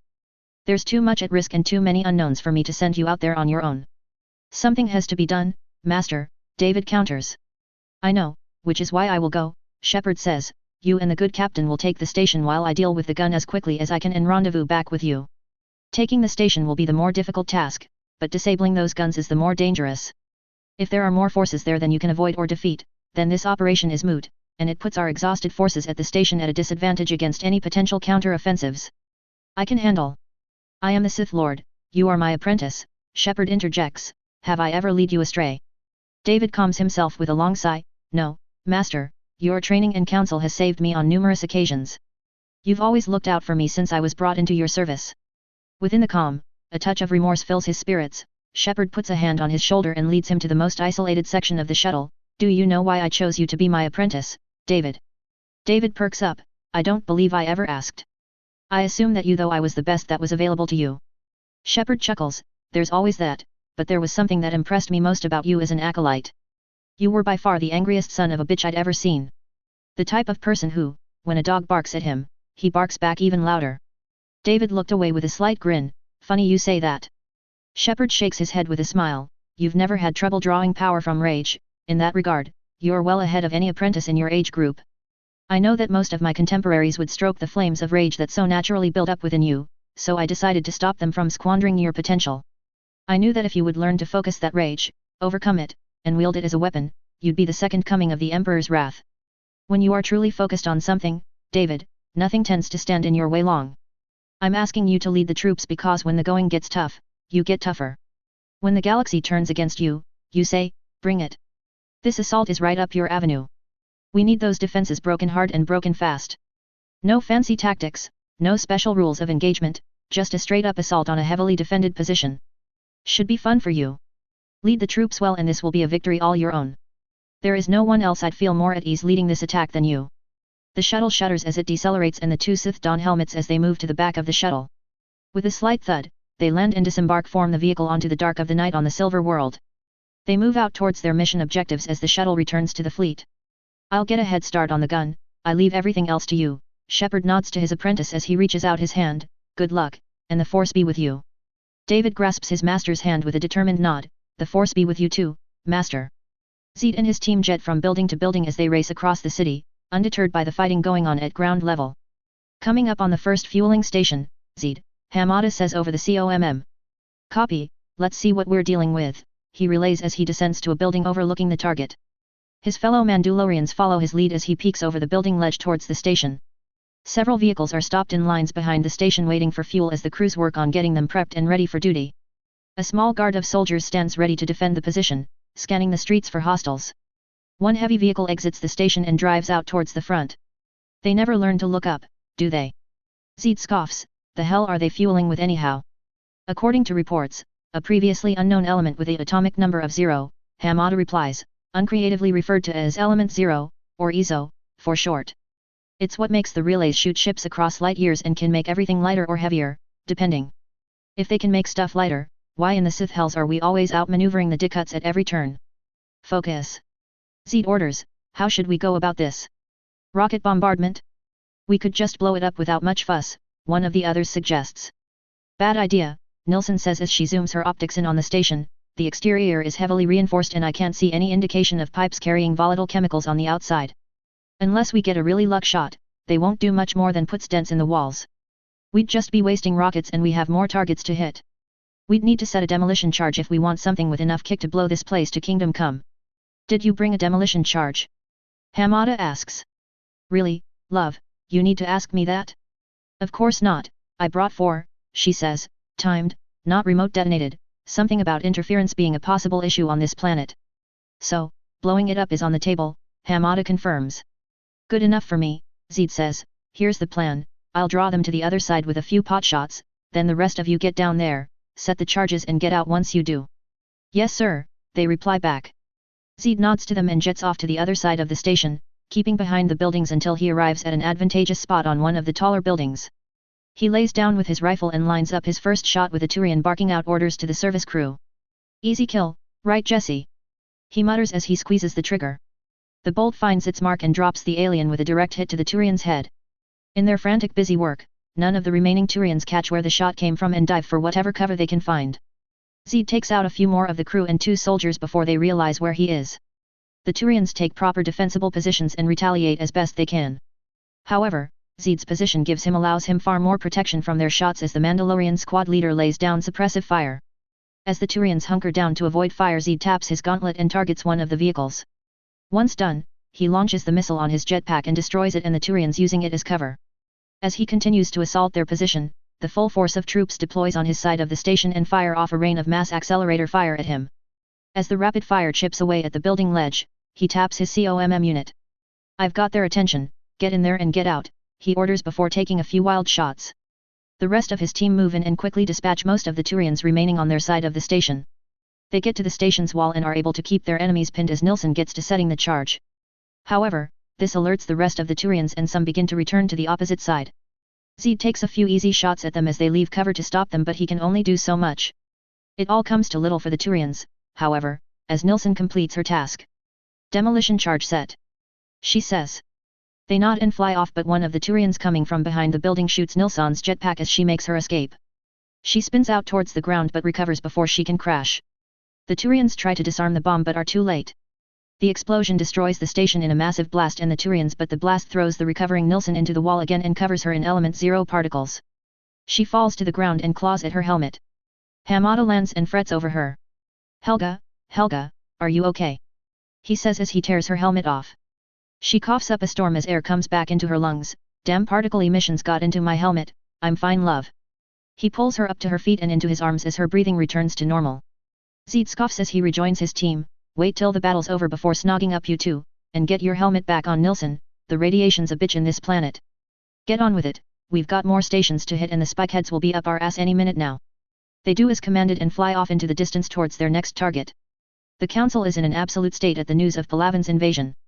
Having taken the bait and moved their most capable combat vessels away from inner citadel space, there remains no singular fleet capable of immediately dealing with the Sith invasion. What's worse is that the media has already gotten hold of the story and is broadcasting the news to all corners of the extranet. Arrogant savages, Spiratus growls between clenched mandibles, they're so confident in their victory that they've foregone stopping communications from leaving the system. Or perhaps they think this will intimidate us, Bellies comments. How could this have happened? Tavos asks to no one in particular, how could they have transported the bulk of their force across our space without our notice? And we're certain they didn't sneak past us from the relays. Bellies asks in a desperate effort to avoid the inevitable conclusion. Yes, even if they stayed completely undetected between each relay, we still would have noticed them using any of them in inner council space. Spiritus says, spirits, I knew their FTL was fast, but to be able to circumvent the relays and attack Palaven directly. Tavo's eyes go wide with realization. You don't think they could come straight here next, do you? Doubtful, Bellies says, if they could go anywhere they wanted without issue, they would have gone for Palaven from the beginning. Although we cannot take such a contingency off the table until we know how their FTL operates. We must retaliate. Spiritus shouts. Retaliate how, exactly? Bellies asks, send in all our forces to Palaven where they've dug in? Torix proved that sending that many ships won't matter once they've entrenched themselves. Attack their space? That will take time, almost certainly long enough for them to capture the planet and perhaps even to withdraw from the battle to meet us before we get far. We must do something. My people's home world is in jeopardy. No, we must stay the course, Tavos says. This is obviously a desperate bid for them to end the war before we can force them to the negotiating table. We must recall the diplomatic fleet and send them to Palaven before this gets even more out of hand. That will take days, at the least. Spiritus protests. We trust your people to hold out, Bellies states with zero tact. If any world could, it is Palaven. Be that as it may, if you think I'm going to accept this affront to our honor as the strongest military in the galaxy, you've another thing coming. He growls, I'm recalling all the fleets back to defend Palaven. Don't you dare. Tavos growls. If this were Thesha under attack, you'd have ordered my people's fleets there in a heartbeat. There are more factors to consider here, Tavos says as she regains her composure. This news is being broadcast across Citadel space, meaning it is likely all over the extranet by now. What do you think the Terminus will do once they learn of it? They will prod at our borders and raid our planets. Your people's fleets are needed where they are. You're a member of the Citadel Council, you must think of things larger than your own people. The last thing that we need is a second, more numerous, faction attacking us in a state of conflict. In the worst-case scenario, the Sith could ally with the Terminus, arm them with their weapons, and we would be fighting an actual war that we could never truly win, Bellies says. Spiritus clenches his talons, digging into his hands as his anger abates. You are, correct, both of you. Tavos nods and gets on the line with Benzia and Lindanya. Counselor, we've just gotten word of the Sith invasion of Palaven. Many of the Turian vessels here are requesting permission to join the fight. Deny them, however. You must take your fleet to Palaven and continue to pursue diplomatic means of pacification unless fired upon. Make certain that all vessels under your command understand that they are not to engage, no matter what. We are continuing with the mission. Lindanya asks. We believe that this is likely a last-ditch effort to force a Turian surrender before we can intervene, Bellies answers. We need only confront them before they take the planet, and we can still bring them to the negotiating table for a ceasefire. Understood, we will commence immediately, Benazia replies. The holograms blink out, leaving the counselors to themselves. Bellies breaks the silence. One thing does worry me, however. That being? Tavos asks. Bellies' expression turns grim. What if we are too late and the Sith take Palaven before we can intervene? You cannot think they'd take the whole planet so easily, do you? You're the one who said you trusted the planet to hold out, Spiritus says, almost offended. I'm accounting for all possibilities, the Solarian says. Humor me for a bit. If the Sith take Palaven before we can end this conflict, what then?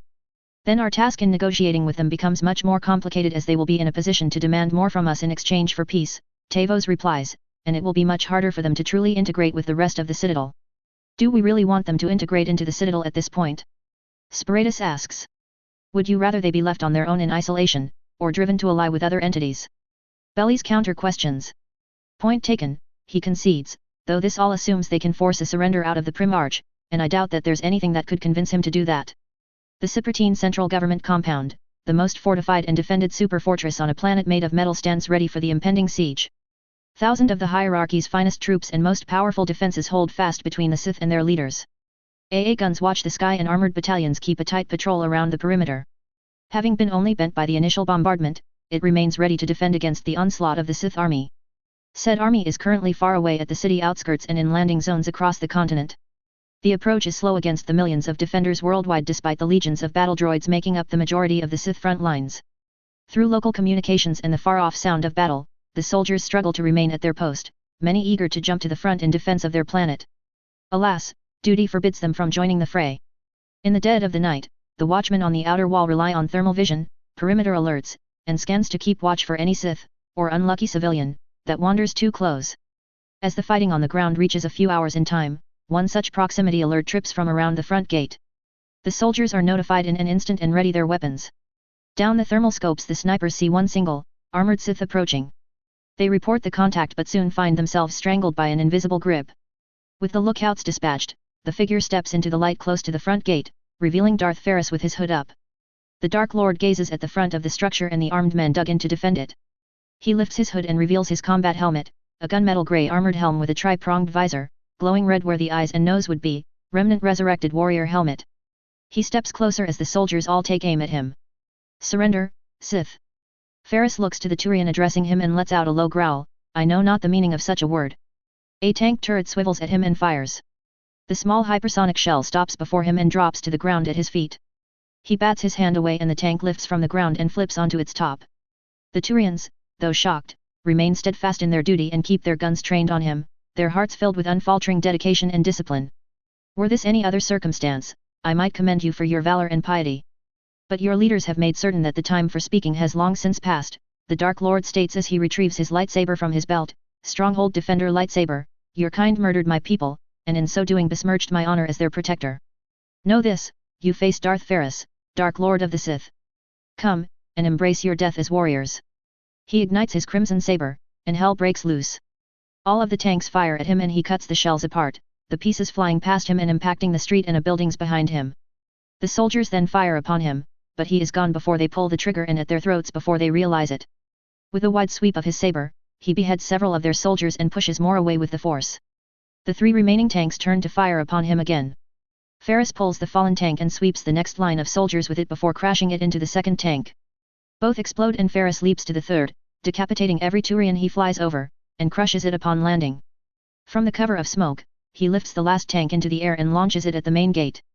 Alarm sirens ring throughout the massive complex and the Turian soldiers converge on the front gate. Several more defenders shoot at him, but none can so much as scratch his bulky armor, much less make a kill shot. Soldiers are cut apart and tossed aside as Darth Ferris bursts into the first layer of the compound's defense.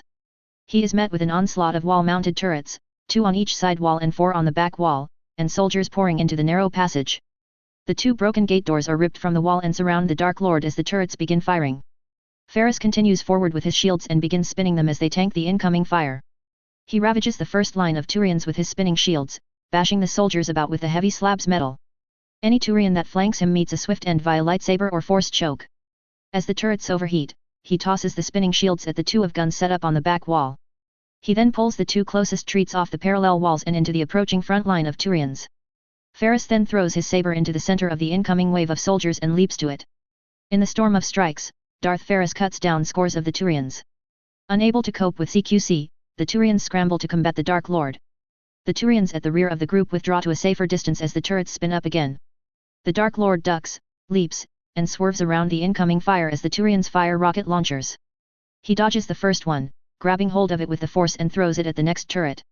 Ferris does similarly with the next rocket and then throws the third to comes his way back at the Turian infantry. By the 4th rocket, they realize their mistake and cease firing, only for the 4th and last rocket to be thrown right back at them, taking out most of the rocketeers. Darth Ferris lifts the 2 fallen turrets behind him back into the air and throws them forward at the withdrawing Turian line and pulls the last 2 turrets off the back wall down upon them. With no more heavy fire left to hinder him, Ferris charges headlong into the mob of soldiers once again. He pulls them all towards him as he approaches and they all fall to the ground. He crushes several beneath his armored boot, covering them in azure blood, and takes long slashes at the fallen Turians around him before they can get back to their feet. One Turian springs up at him with an Omni blade ignited. Ferris relieves him of his arm and then his head as he continues forward with the slaughter. The secondary gates seal up as the Turians make a desperate last stand on the first bridge. Backed against the wall, they fight with valor, but cannot match up to the Dark Lord.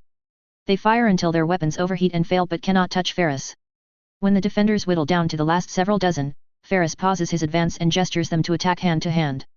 They hesitate to act until one of their own lets out a war cry and charges forward with an activated Omni blade.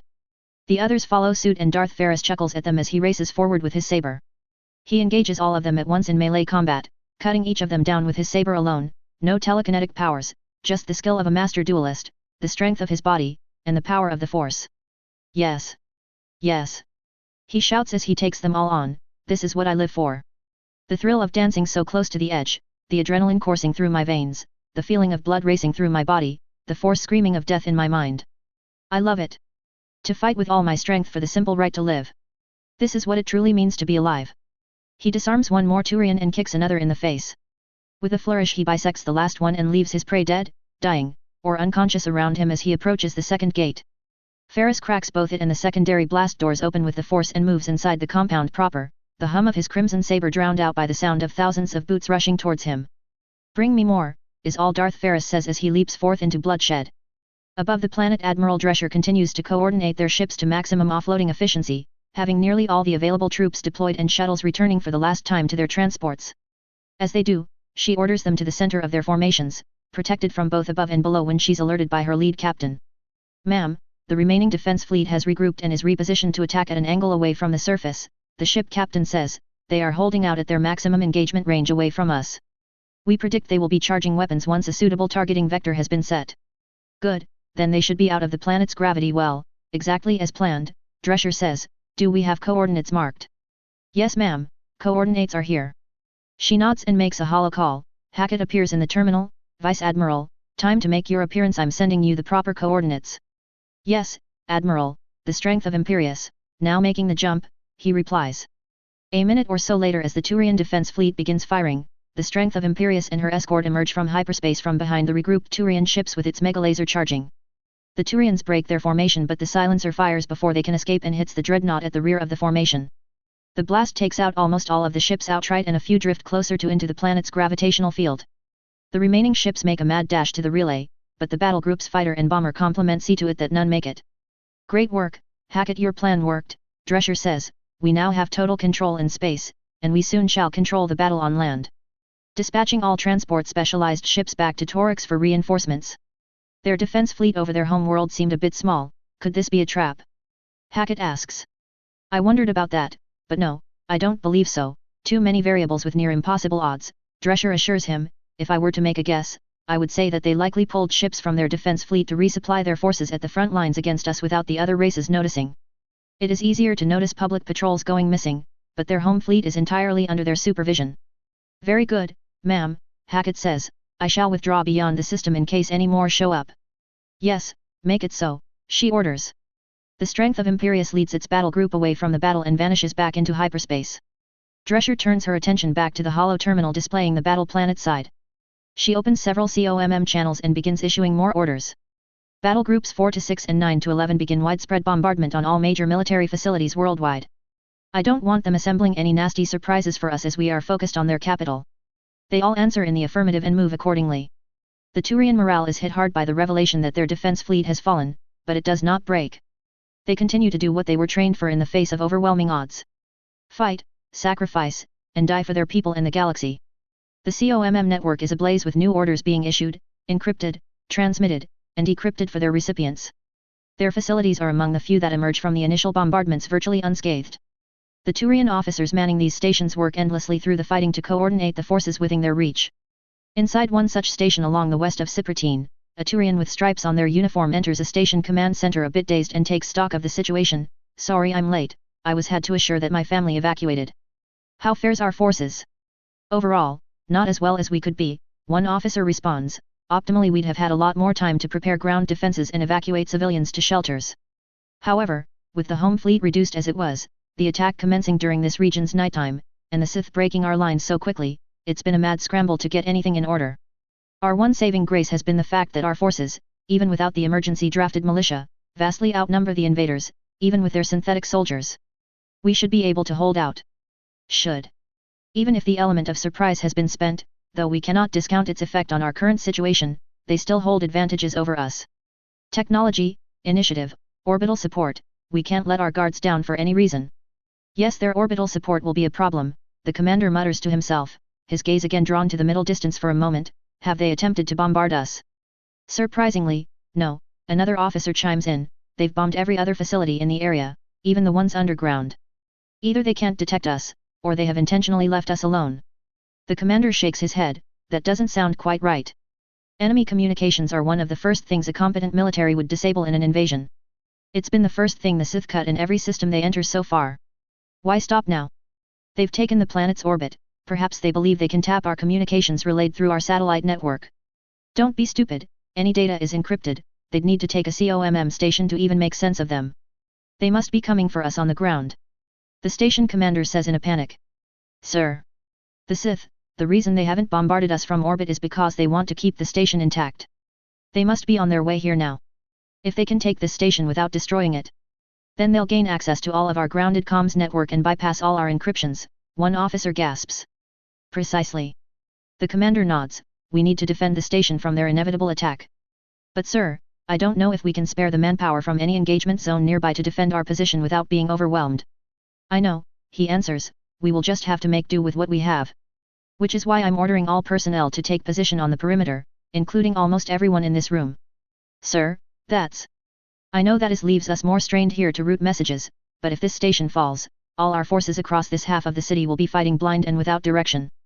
We cannot let that happen, even at the cost of efficiency. The room of communication officers nods to him, of course, sir. You heard the commander, all junior officers to the perimeter, we must defend this place at all costs. May the spirits be with you, the commander says as they depart. The room clears out post-haste, leaving only the commander and his closest 4 subordinates. They begin tackling their work as their commander meanders towards the door. Suddenly, they hear the door lock down and their commander fall besides the console. What in the spear? Another Turian is cut off by a lightsaber through his gut as Darth Atreus appears and then vanishes to the next senior officer. One attempts to fire on him with their sidearm, but Atreus pulls it away and throws his double-bladed saber, Resolute Gorilla's dual saber, at him. The beheaded body falls into the chair as the closest Turian officer scrambles away. What the hell is that? He shouts. Atreus appears in front of him and pulls him into the air. The Dark Lord lifts a hand into his face and a cold sensation overcomes the officer. Ripping his hand away, a murky violet haze tears out of the Turian and he falls limp. Atreus flings the mist away and drops the body. The Master of Assassins turns to the last remaining officer and pulls the Turian towards him. The Dark Lord holds his hand at his prisoner's face and the Turian begins screaming. After many seconds of nothing but screams pass, Atreus drops them and blasts his head with lightning. Atreus pulls out a hollow communicator and plugs the device into the Turian station terminal and keys in commands. Data flows through the Sith device and beams right to the Sith fleet hovering over the city. From the outside of the door, Turians alerted to the intrusion hack the module to get it open and enter to find nothing.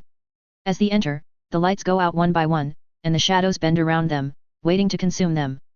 Click. Fighters stationed here and across other parts of Palaven are scrambling to make an attack run on the ships above Cipertine. Click. We're just getting ready for bed when the alarms began, and we were rushed into this bunker. My husband is out there fighting, and I can't help but worry for. Click. Synthetic soldiers have thinned but at a great cost to our own forces. Ground forces have now begun engaging with their organic troops.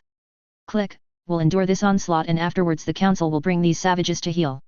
Make no mistake, the Turian homeworld will not. Click. Are withdrawing to the northern industrial sector of the city where they hold a more defensible position against the invaders. While the situation may look grim, the hierarchy is far from. Every channel talks about the same topic, the Sith invasion of Palaven. The patrons of this mixed species bar remain glued to the screen as each network brings their take to the forefront. Most wear sober expressions as the messages are pushed through. One among them, however, laughs in a deep tone. Several sentients pull their heads away from the display to the source, a large, battle-scarred Krogan in red armor. His laugh subsides enough to down a drink as an angry Turian approaches him. You think this is funny?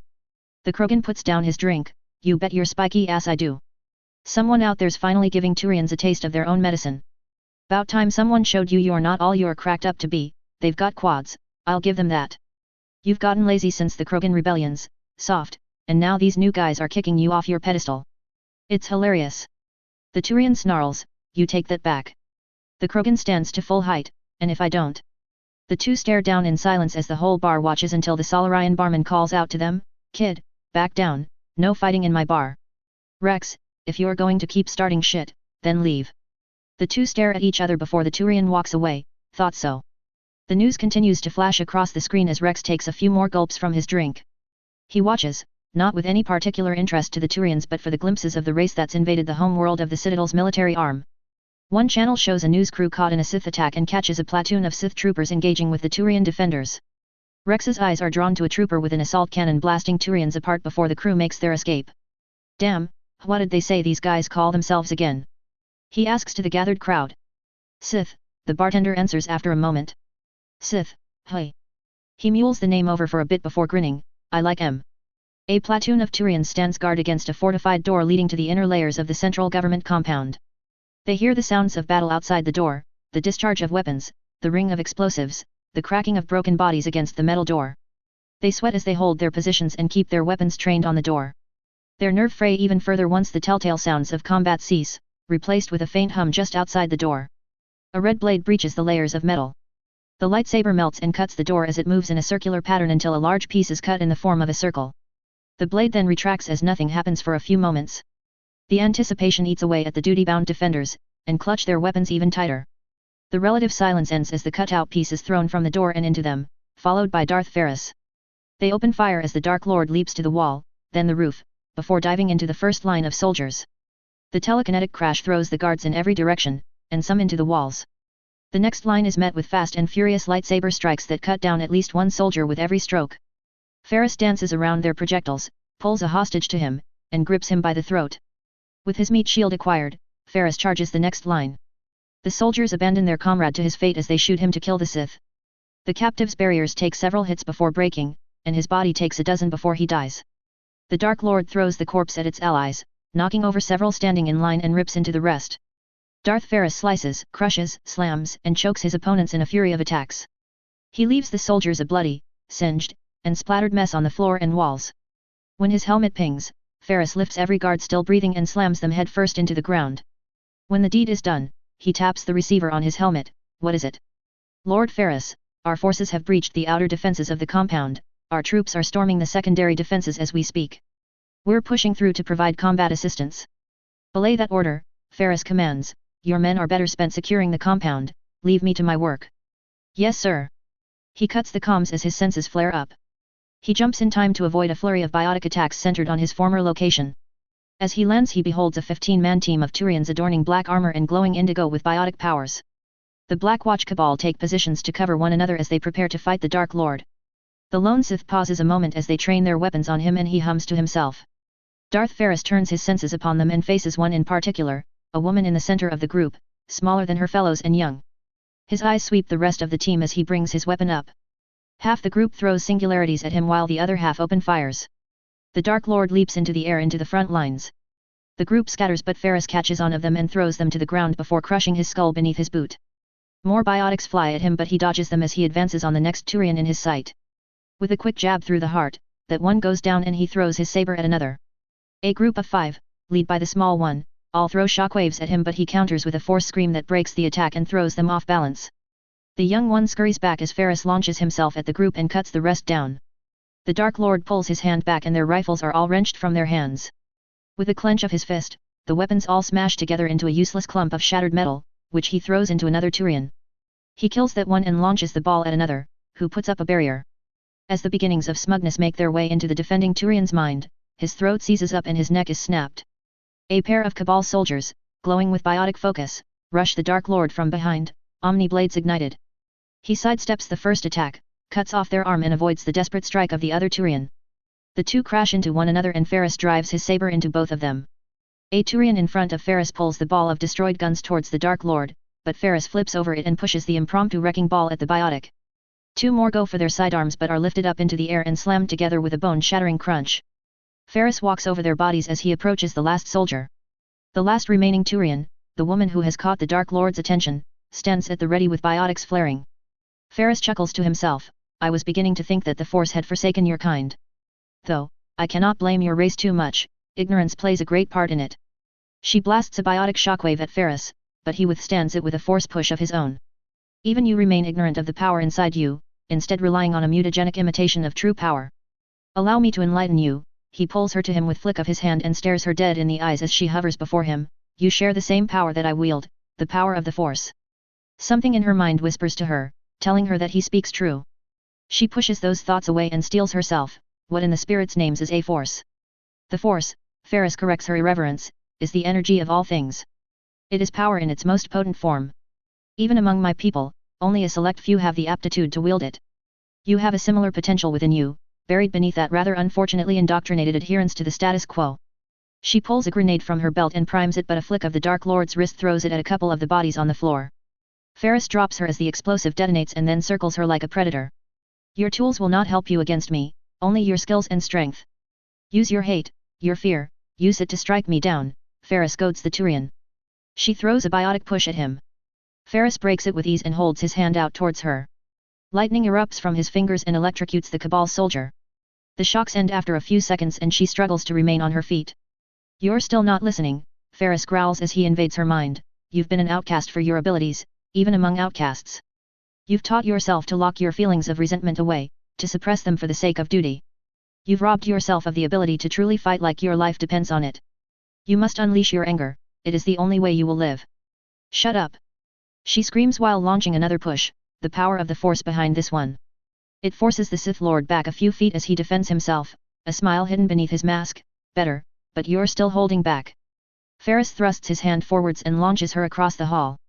He pulls his hand back, reels her to him, slams her to the ground at his feet, and electrocutes her again. She lays on the ground collecting herself as Ferris probes her mind further. Is this really the best you can do? Ferris growls, you've lived your entire life longing to fit in and chasing the acceptance of those who are so clearly beneath you. Look at where it's gotten you. You are weak. You are weak because you've taken the easy route of acceptance over the grueling hardships of ascension and ambition. The reason you cannot protect anyone, much less yourself, is because you do not fight for what you believe in, you fight for what others tell you to believe. When your path was chosen for you as a cabal, you accepted it even though you hated it. She snarls at him, it is my duty to my people. She springs up as his with a biotic shockwave gathering in her hand, but Ferris backhands her away, and that is the difference between you and I chose my duty, you hung your head and accepted it. I chose to become my people's greatest champion, made myself into something greater than any warrior in the galaxy, and took my rightful place at the top of my civilization. You have only ever been the outsider that they made you into. You have the power to shape your own destiny, and you squander it by confining yourself to the whims of others. She returns to her feet, but the force pushes her back down and holds her in place. I offer you one last chance. Unbridle your passion or die. The pressure increases as she screams in pain. Ferris steps towards her, lowering his hand as the floor begins to crack. She overcomes enough of the pressure by channeling biotic energies through her body, and looks up at the Dark Lord. He flexes his fingers, and she is driven right into the ground as she forces herself up again. This time, however, her cries turn into a roar as both biotic power and the force enshroud her. She rises onto all four of her limbs and then onto her 2 feet. She looks up at Ferris' mask with a snarl and hatred in her eyes, and the Dark Lord smirks. Perhaps now you can entertain me properly, Ferris says as he relinquishes his hold on her. The moment the pressure leaves her, she charges right at him. She ignites an Omni Blade and slashes at Ferris. He dodges and sidesteps the wild attacks.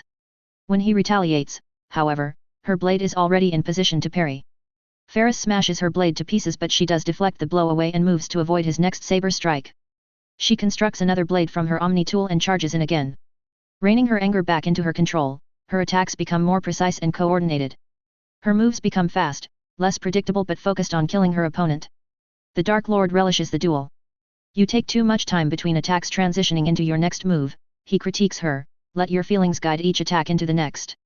The last moments of your attacks should be the first moments of what comes next. Shut up! She rages as she smashes her Omni Blade down against his lightsaber. The constructed blade shatters, but she gathers biotic energy into her hand. She lifts her hand up, intent on releasing the attack. Ferris holds out his hand to dismiss it, but retracts his arm in defense. As he does, the energy dissipates and a new Omni Blade forms on her arm. She uppercuts him, but the blade merely scratches his arm guard before he slices at her with his saber. She leaps back to avoid the attack and readies herself for his next move, her breaths heavy. Ferris traces his finger over the latest scratch to his armor, the first since coming to this planet, and turns his attention back to the Turian warrior, most impressive. What is your name, young one? She glares at him as she slows her breathing, Ermina Lysisis. Ferris nods, Ermina, you shall be the first of your kind to become Sith. Wah! Her hands fly to her throat as Ferris constricts her windpipe as her Omni Blade dissipates. With the flick of his finger, Ferris knocks her unconscious. He lowers her body to the ground and taps his helmet COMM. This is Darth Ferris, I require an extraction team at my position. There is a Turian woman here, unconscious, I require her to be brought aboard my Star Destroyer, the Baleful Champion. Have her restrained but otherwise undamaged. She'll be easy enough to identify, she's the only spikehead still breathing. Acknowledged, milord, I will send men to your current location. See that you do, I do not anticipate my hunt lasting much longer, and I expect her to be aboard my ship before I am. He cuts the comms and moves deeper into the complex. Alright, sorry about the delays. Life caught up with me the past few weeks and this chapter was just hard to get straight. So much going on that I wanted to show, and a good chunk of it has to be saved for next time. I've moved everything in this chapter around, save for the beginning, at least once in its drafting to get the time frame to feel right. Darth Ferris comes knocking at the front door of their palace, and proceeds to tear through it like a man possessed. On a related note, Force sensitives confirmed in the Me races. They will play more of a part in the episodes to come, but I wanted to establish them early so it feels more natural when they're brought up later. Rex makes a brief appearance in a random Citadel bar, because what else would he be doing besides cracking skulls for fun? The space battle is a bit short, but with the Sith being able to jump right into knife fighting range thanks to knowing the coordinates ahead of time, it's really just an extended version of the invasion of Torix, except no intended survivors. Chapter 13, Storm. I don't have any rights to this stuff. Sometimes I like to pretend I do, but I don't. They all belong to EA, BioWare, and Disney, and I very much doubt that they are interested in selling. Once again I would like to thank y'all for supporting this story up to this point. It just passed 1,500 followers. Also reviews are now on the bottom because a review gave me some good points as to why that is better placement for them. Shepard strides through the back allies of Cypratine towards the AA tower, keeping his senses open to everything around him as he moves along. Stealth doesn't come easy to the heavily armored Sith Lord. He's a warrior not an assassin, but so far, he has no issues. He keeps low, avoiding the no doubt numerous surveillance systems that a city of this size has installed to keep it running. He only elevates his position when he senses the presence of a great many Turians moving near him. He ascends the buildings from the hidden sides and gazes down at the force from afar. His eyes narrow at the roughly 200 troops marching in the direction of the transport station that he can see. Shepard taps a button in his helmet and accesses the assault squad's comms. This is Lord Shepard. Be advised that a company of Turians are en route near your location. Are they coming to reinforce the station?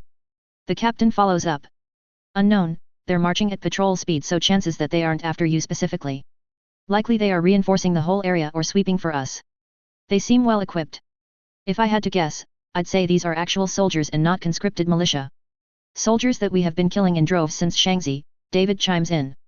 Regardless, with their numbers they are still an issue that may prevent us from taking the station as they reach it before you've completed your assault if they catch wind of it, and they likely will, Shepard says as he ponders the situation for a moment. I'm changing up the plan. If I can draw them back to the tower, then the operation will go smoother. Milord, any commander worth their salt, even a fresh one, would more than likely split their forces once they are alerted to our attack considering the number of men at their disposal. Besides, how are you going to draw their attention by yourself? It may not bring all of them back, but every Turian focused on me is one that isn't focused on you. As for the means, well, use your imagination. I likely won't be reachable once I begin. If you cannot reach me, I'll just assume you're having fun, Master, David says. That gets a chuckle out of the Sith Lord. Sure, let's go for that. Keep the course and I'll update you when I can. Lord Shepard out. As Shepard scales down the building, hundreds of fighters approach the city from the east. Flying it at supersonic speeds, they screen the airspace as they take on the Sith strike craft and retreat away from the in-atmosphere star destroyers in a series of hit-and-run strikes. As they flee back towards the tower, some of the Supremacy fighters pursue them, only to get cut down by the AA tower guns. The Sith fighters break of their attack but swarm about as the Turians come in for another go. Shepard parts his eyes from the sky and follows the path to the AA tower. He keeps himself in the shadows as he approaches the position and scouts out the area. There are 2 manually operated turrets at the front of the complex with soldiers patrolling the rest of the perimeter. He smiles to himself as he moves to the rear of the tower. He climbs to the top of the closest building and looks down upon the patrolling squad, waiting until they are at their closest to his perch before striking. He leaps down, crushing 2 Turians upon landing. He takes his time killing the rest as their squad leader calls for reinforcements. After that, Shepard cuts them all down with extreme prejudice, wasting no more time. Shepard then dashes to the building wall and drives his lightsaber through it. He cuts himself a new way and blasts the carved-out piece in with the force.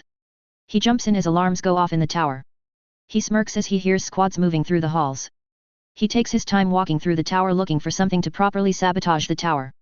He is set upon by Turians before long and ducks into a room to avoid oncoming fire. He moves to the end of the room closer to the Turians and blasts the wall down with a force push when he senses them along the other side. The blast and debris crush several and the Sith Lord's lightsaber takes care of a few others. However, as Shepard is fired upon from down the hallway, he pulls a still-breathing Turian into the air. Their kinetic barriers block the shots as Shepard throws his saber at the attacker, cutting him down. He pushes his captive forward into his saber's return arc, cutting them in half before he catches it back. Shepard ascends to the next floor, searching for a control room. Unfortunately, all he finds are more soldiers ready to defend the tower. He pulls them all towards himself and cuts them apart as he leaps through the air. He continues to rampage through the second floor and then to the third, until he comes upon a plaque his helmet translates as, Main Control, sealed shut by a reinforced door. Shepard rolls his eyes and scoffs as he drives his saber into the edge and carves the door right out of the frame.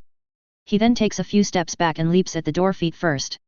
Shepard rides on the door as he bursts into the room and runs over 2 Turians aiming at the door with their guns. In the confusion, he hops off the door and holds it up to shield himself from the incoming mass accelerator rounds. Using his saber, he slices apart the Turians closest to him and keeps his impromptu shield between himself and the distant masses. Once enough Turians are dealt with, he rushes the others, slicing them apart and bashing them into the floor with the door until they are almost all dead or dying. This is Anti-Air Tower 21-7, Sith have taken the control room, requesting immediate back. Shepard pulls the last Turian into his lightsaber and grins beneath his helmet, perfect.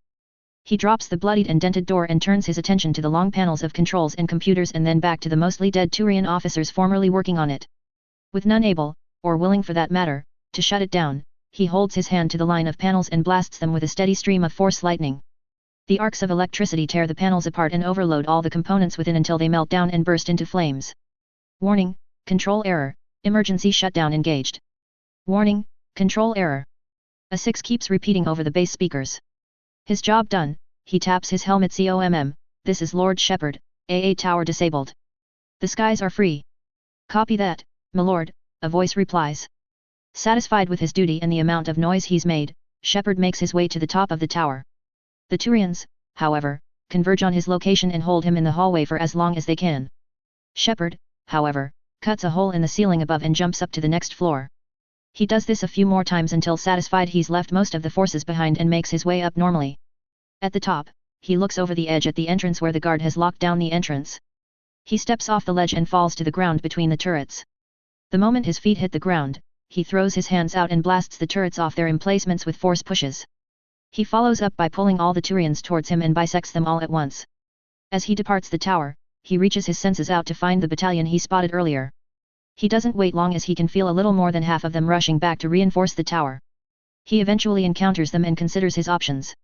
Chances are the soldiers left at the tower will discover his escape and warn the soldiers sent to them and they will turn back around. The more soldiers focused on him the better, and if he can lead them around in a wild goose chase, then the mission will more likely be a success. So, he decides to get their attention. He lies in wait as the soldiers pass by him until the rear guard is just within striking distance. He throws his saber at a few of the Turians and retreats back into the shadows. The Turians go on high alert and sweep the area. Shepard looks towards the opposite direction of the station where David and his troops are sieging. The buildings have many windows and balconies, indicative of urban residential buildings. Shepard rushes to the area through the streets, antagonizing the flank of the Turian forces. The Turian soldiers take the bait to follow him. The Sith Lord conceals himself as they sweep the streets, staying near enough to make an attack if needed. As the soldiers come up empty in their search, they fall back towards their route. Lord Shepard strikes as they withdraw and pulls them back into their quarrel with him. He has them jumping at shadows on and off as he whittles down their force of 100 with this tactic. Then a new sound screeches from the sky, supremacy fighters. With the tower taken down, they face no extra opposition as they engage with the Turian fighters in air combat above their formerly safe haven. While the air resistance of the in-atmosphere environment slows the Sith fighters, they maintain a speed advantage as they make their runs against the Turians. However, their real advantage comes from the months of real combat experience that a great number of the Sith pilots have over their Turian counterparts. They know the Turian maneuvers inside and out. Plasma and mass accelerator slugs fill the sky above as Shepard retreats once again to the residential district. The further he goes, however, the more his sensory abilities fail him. Civilian stragglers are bunkered down in their apartment homes in larger groups. Shepard's senses have trouble differentiating between large enough groups of civilians and the soldiers he's baiting, made even worse when the soldiers split up into combat squads to cover more ground pursuing him. He encounters one squad by accident and tears them apart before they can call reinforcements. He backtracks towards his former position, foregoing a low profile in order to cover more ground. It matters not, however, as his pursuers find him and engage combat. Civilians scream from the buildings as rounds tear into windows and walls as Shepard dodges the onslaught of projectiles. A sniper round zips through the air and scratches the collar of his armor, just missing his neck. Shepard dives behind a vehicle for cover at the close call and traces the trajectory of the round across his armor. The Turians continue suppressive fire, so Shepard takes a moment to breathe. His reprieve is cut short as another squad flanks him and he throws a force push at them. His senses blare at him as he leaps back just before a grenade detonates below the vehicle, igniting the fuel in the process. The smokescreen gives him cover and he pushes the broken vehicle at the line of Turians. The Skycar takes out 3 soldiers and Shepard goes back on the offensive. As he tears through the rest of the small group, a civilian fires a burst of shots from one of the balconies. Shepard dodges and looks up to see the Turian man aiming a well-worn rifle at him and firing another burst. A force pull topples him over the balcony and the fall ends the Turian's life. Shepard's attention is pulled back to the ground as 2 more sniper rounds zip past him. As he withdraws from the open street between a pair of buildings, he encounters a huge swarm of Turian militiamen coming at him. He growls as they begin firing at him. Their numbers combined with the narrow space makes it a nightmare for Shepard as rounds ping off his armor despite his best efforts to dodge. A few rounds pierce the weak spots in his armor. Shepard blasts the wall apart with the force and seeks refuge inside. A group of terrified civilians scream and run from the armored Sith Lord as he breaks into the building, and Shepard wastes no time looking for a way out. Said way out is either the front where the less numerous soldiers are, or the back where the swarm of militia fighters are. Opting not to get bogged down immediately, he leaves through the front. A force scream blasts the front door open. The attack itself sends a few soldiers off their feet and the shattered door injures several more. He moves from target to cover and target to cover, as the snipers resume their pot shots. Spying one on a low balcony, he pulls a grenade off of one of the dead soldiers' belts and throws it with the force, taking him out. The other makes themselves known in that moment, taking a shot from a farther off alleyway. However, a new problem emerges. The militia fighters rush out from the alleyway and the building Shepard used for an escape. Opting to leave the sniper for later, and assuming he'd not take a riskier shot with so many of his comrades around, Shepard attacks the emerging forces. Engaging so many foes at once, Shepard is only passively aware of the battle going on above him. The fight against the Sith fighters is not going well at all in the Turians' favor. As the Sith overwhelm them, the Turians form up low and then ascend in an effort to consolidate their numbers. The Turian fighters, however, pull up right into an oncoming squadron's field of fire and are caught by a barrage of plasma. The Turians that aren't destroyed outright with their fighters eject and their ships crash into the city, into several of the buildings near the disabled AA tower. Shepard, being in the midst of combat, does not sense the incoming danger until it is upon him, and he dashes away from the epicenter of the carnage. Turbolaser fire rains down all around him and the militia he's fighting, tearing through the streets, knocking down smaller buildings, and killing many of the civilians trapped inside. One such building falls atop the Sith Lord as he carves his path out of the devastation. He plants his feet and channels the force into a defense to shield him as half of a crumbling building and a squadron of Turian fighters come down upon him and blast him away. The Turians around him scatter and fall back as best they can, but most are crushed by the buildings or caught up in the explosions of crashing ships, leaving the area silent, save for the scattered cries of those lucky enough to have survived. As David and his troops come upon the perimeter of the station, they breathe somewhat of a sigh of relief. The occupying forces are far from adequately entrenched, however, getting there requires crossing a very open area. The Sith bunker down out of sight and spread out just enough that they won't be in each other's way but can reliably cover one another. The men all respond with affirmative spack while checking their weapons, readying grenades, and invoking the names of the ancient Sith Lords for the final order. David addresses the captain. "I'll strike first. Once they're distracted, have your men charge."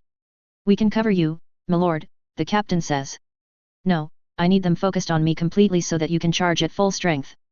The moment I breach their cover, charge in guns blazing. Don't worry about hitting me." "Yes, m'lord." "May the force be with you." David nods and leaps over his cover and dashes across the road, drawing the fire of the Turians. He evades their shots, some pinging off his alchemy-enhanced armor, and closes the distance quickly. David takes a few swift strikes at the front lines before bounding over them and moving past their fortifications. Both lightsabers carve into the Turians, their emplaced weapons, and the building itself as the Sith apprentice rips the defenses apart. "Hold the line. We can." A lightsaber to the neck ends that particular officer as David continues to tear them apart. The troops follow after him with a barrage of blaster bolt fire. David deflects a missed blaster bolt into the chest of a Turian attempting to take a pot shot at him before dancing through the storm of incoming fire towards the next obstacle, the heavy weapons troops. Though incredibly close, one still fires a rocket at the Sith apprentice. David smirks as he pushes it back at him and his comrade next to him. The next rocketeer hoists the weapon up as David crushes the muzzle of the barrel with telekinesis. The weapon explodes just after the Turian pulls the trigger, killing him. The last few wise up and abandon their heavy weapons in favor of their rifles, laying down fire at David. However, with so few numbers, he evades their attacks and cuts them down without much issue. His troops reach the entrance of the station as he finishes up with the heavy weapons team. They take up positions as David and the captain prepare to breach the front. Compared to the outside, the station itself is much less defensible and is filled with militiamen as opposed to the soldiers outside. The Sith troopers toss in smoke bombs and breach while visibility is low. The Turians fire blindly as the Sith keep their heads down. David begins cutting down their foes as the troopers spread out and position themselves throughout the main area. As the smoke clears up, the troopers train their weapons on the remaining militiamen as David cuts down another one. Completely outnumbered and with about a quarter of their forces cut to pieces on the ground, they drop their weapons and surrender. Half tempted just to execute them on the spot, David chases the thought away. The faster they take the station, the faster he can get to his master. Bind them, then search the station for any more stragglers. If they don't surrender, kill them, David orders. Yes sir. David taps his helmet. This is David Anderson, the transport station is secured. You may begin landing troops. Roger that, my lord, an officer responds, sending reinforcements now. Good, wheel. It is at this moment that the force hits David like a freighter as the bond between him and his master wavers in a way he's never felt before. Fear and panic flood into his mind, both his own and his master's. He senses it clear as day, his master is critically injured. Shit. The captain beside him looks over. What's wrong sir? Lord Shepard is in danger, I can feel it, David answers. Imperius preserve us. You don't think we should break off to aid him? David looks away, ponders the option for a moment. His instinct says yes without a moment of hesitation. However, as he opens his mouth to voice his orders, his brain and rationale kick in and tell him the opposite. The big picture dictates that he finishes the mission before rushing in to save his master. Lord Shepard expects him to follow his orders, and he would do so. No, Master Shepard trusted us to hold this place, not rescue him, David says as his fists clench. We can do both, he replies, now that we hold the more defensible position and reinforcements are on their way, your powers are wasted here, my lord. David turns back to his captain, think you can hold this place without me? The captain nods, go get Lord Shepard, we'll only slow you down. David's face turns grim as he nods and sprints off towards the tower, Shepard's last known location. Out of the station and through the streets he goes, desperate to find Lord Shepard. He feels for the ailing bond and reaches out into the force to find Shepard. His focus completely on searching for Shepard, he runs blindly into the vanguard of the other half of the Turian battalion Shepard warned him about. As the first shots are fired, David ignites his sabers with a snarl. Let me through. Pain assails Lord Shepard even before he opens his eyes. His entire body aches in some way or another. When he tries to look around, he sees nothing but cracked transparent steel. He rips his damaged helmet off and discards it as he takes in several deep breaths. He pulls his senses back in order as he takes stock of his injuries. The armor protecting his leg is bent and cracked and there's more bend to the limb than is healthy. His chest piece had been breached in a few places and his chest feels crushed by the compress's metal.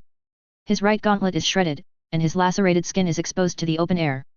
As the ringing in his head dies down and he can think and process properly, he takes in his surroundings. The sounds of random alarms both close and in the distance irritate his eardrums. He can hear some of the rebel shifting and other damaged buildings groan as gravity tries to pull them down.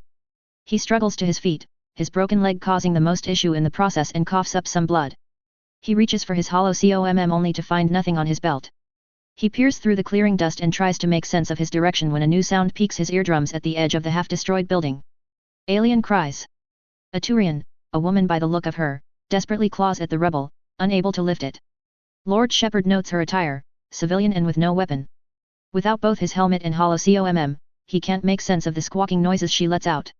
He turns his back on her and limps away, hissing in pain. His murmur of grief is enough to catch the woman's attention and she pursues him. She is able to grab hold of his shoulder and the Sith Lord immediately backhands her away and summons his lightsaber to his battered hand. He turns to her with an angry and pained snarl as she returns to her feet and continues to try grabbing hold of him. Unable to understand a word she says, he turns his senses on her and her emotions become clear as day. She's scared of him, but more than that she is scared for the life of her child trapped in the debris. The reality hits him all at once, she's no different from Hannah with John. By force of habit when thinking of his wife, he reaches out to his bond with her. Anxiety and concern dominate her feelings across the stars. Her fears range from her husband's safety, her own unborn child, and John, always worried about John. Her steeled military nerves built up over the course of a decade are no match for the love she holds for her family. That love fills his mind as he feels for John. The boy is a tempest of emotion, both positive and negative. The two largest are excitement and fear, and both are in regard to his father. Lord Shepard pulls himself out of his mind and finds the Turian woman still squawking at him. Though he can't understand a word she says, the Force tells him everything she's feeling. He pushes his feelings away and turns his back on her once again, but as he tries to take a step away from her, the nagging emotions at the back of his mind refuse to yield. The very source of his strength betrays him. With a groan, he turns back around to the spot where the Turian woman was digging. As he reaches out with the Force, he senses the presence of the Turian child, a boy, and groans at even more parallels between his family. Lord Shepard extends a hand towards the rebel and the stones lift away. One by one the debris is pulled off the child until his blue splattered face emerges, and then the rest of him. He's bloodied and battered, but alive. The Turian mother pulls him to his feet and lifts him into her arms. The child just stares at Lord Shepard, who lowers his hands and walks away. Until his senses light up with danger. The The damaged and groaning building beside them crackles without the anchoring of its foundation, and the support walls crumble within. The Turin woman lets out a cry as she shields her child with her own body. Lord Shepard holds out both his hands and halts the building's fall. It takes all his strength to keep the half-destroyed building aloft as his mind works overtime to figure a way out of this. As he tries to think, his senses flare up again, but he's too late to react. The sound of a sniper rifle echoes from many meters behind him, and the hypersonic round tears his main hand from his arm, flinging Shepard's lightsaber away. He roars in pain as he drops the building for a moment and throws a chunk of debris at the offender. That damned sniper that he dismissed had survived. The Turian falls dead as Shepard resumes halting the building. The pain of losing his arm empowers him for a moment, but the increasing blood loss stacked on top of the damage his body has sustained begins taking its toll on him. The building begins slipping further and further, and Shepard cannot stop it. He looks at the Turian family, too terrified to move, and yells at them, "Run! I'll not have my last act be for nothing. Get out of here!" The mother looks to Lord Shepard and back to the slow-falling building, piecing it all together. She takes her son and runs away, the child keeping his eyes locked on the Sith as they retreat. The moment that the two are out of immediate danger, Shepard lets the building go and unleashes the strongest push he can muster at the area directly above him as the building crushes him. As he stabs two more Turian soldiers and pounces at another, David senses the bond between himself and his master almost break. Emptiness fills his heart as he feels the bond he's shared for years with his master slip away from him almost all at once. Fear grips the heart of the Sith apprentice. As he looks on to his rapidly approaching target, however, he turns the internal fear into external rage. He lets out an agonized roar as he cuts up his victim, cutting her into fourths, then 16ths, and 64ths. As the Turian lays in smoking chunks, he turns to a new target and pulls them to himself. They claw at the road in an attempt to slow their demise, but it does nothing. Once the Turian is within striking range, David cuts them apart limb by limb as they lay helpless to fight back. A series of shots attract his attention to an entrenched soldier, and David almost misses the rocket fired from the other direction. David shields himself but is flung away by the blast. He tumbles across the ground before stopping himself and rolling back to his feet. With a snarl he lifts the offending Turians by their throats and bashes them together. As they fall, his senses catch back up to him, and he dives for cover behind a solid metal bench as two more squads fire at him from the buildings. As the initial adrenaline high wears down, his muscles ache and he gasps for air to fill his tiring lungs. The numbness of his body gives way to more aches and pains than he thought possible. Checking himself further, he finds blood dripping from wounds he's just found and a sizable cut under his chin. As he breathes, the anger that had kept him going regresses back into fear. His master is dying and he's laying about, building up his anger again. He senses another rocket coming at him and stands back up in time to redirect it to the ground. The blast gives him a few seconds of obscurity as he advances on his foes. The Turians have consolidated on David's position and cover one another.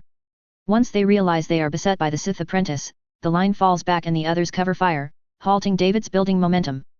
David's rage hits a new boiling high as he thrashes about the retreating line of soldiers in his wake. As his anger gets the better of him, the bond between him and his master flickers, turning his rage back into fear. As the two emotions wrestle for dominance over one another, a wounded Turian takes a shot at the Sith apprentice with his sidearm. The shot hits his chest plate at its thickest point, but it knocks him back, snapping him back to reality. David scrambles back to cover just before another shot can take his life. The thought of his master dying, and the overwhelming emotions assailing him causes his hands to tremble. He's trapped, pinned down by a superior numbered force and hindered by his uncontrollable emotions. He takes a series of deep breaths in an attempt to slow his breathing. It does little as the anger and fear seeps into every corner of his psyche. He feels his rage slipping away from him. He reaches out to his master, the bond near breaking for any sign of assurance. When he finds none, he thinks back to everything his master has taught him, recalling their conversation on Torix about emotions and discipline, and then to their conversation earlier as they were landing. When the galaxy turns against you, you say, "Bring it." David echoes his master, "My emotions do not control me, I command them." Use fear for a boost of power, use anger to push through, and use passion to remember what you fight for. His breathing slows but his heart continues to pound in his chest. His eyes turn from fearful to focused. His hands steady and grip each saber tighter. The dark side reigns in as David channels his emotions into his body, feeling his strength grow. "Bring it on. I'm the fastest among us.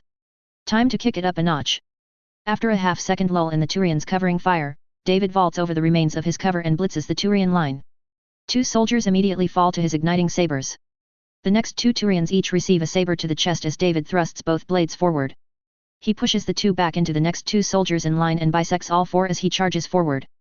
Faster. The force propels him into the next squad of Turians, bowling them over as he takes quick slashes at their torsos. He throws both his sabers at two Turians just out of reach and recalls them as he speeds towards a new target, trisecting them. He's fired upon by a small group with SMGs but vanishes in a blur of movement at them and cuts each of the offenders down. Faster. He continues to move like a red and black blur across the battlefield, cutting down any soldier he passes before they can so much as raise their guns.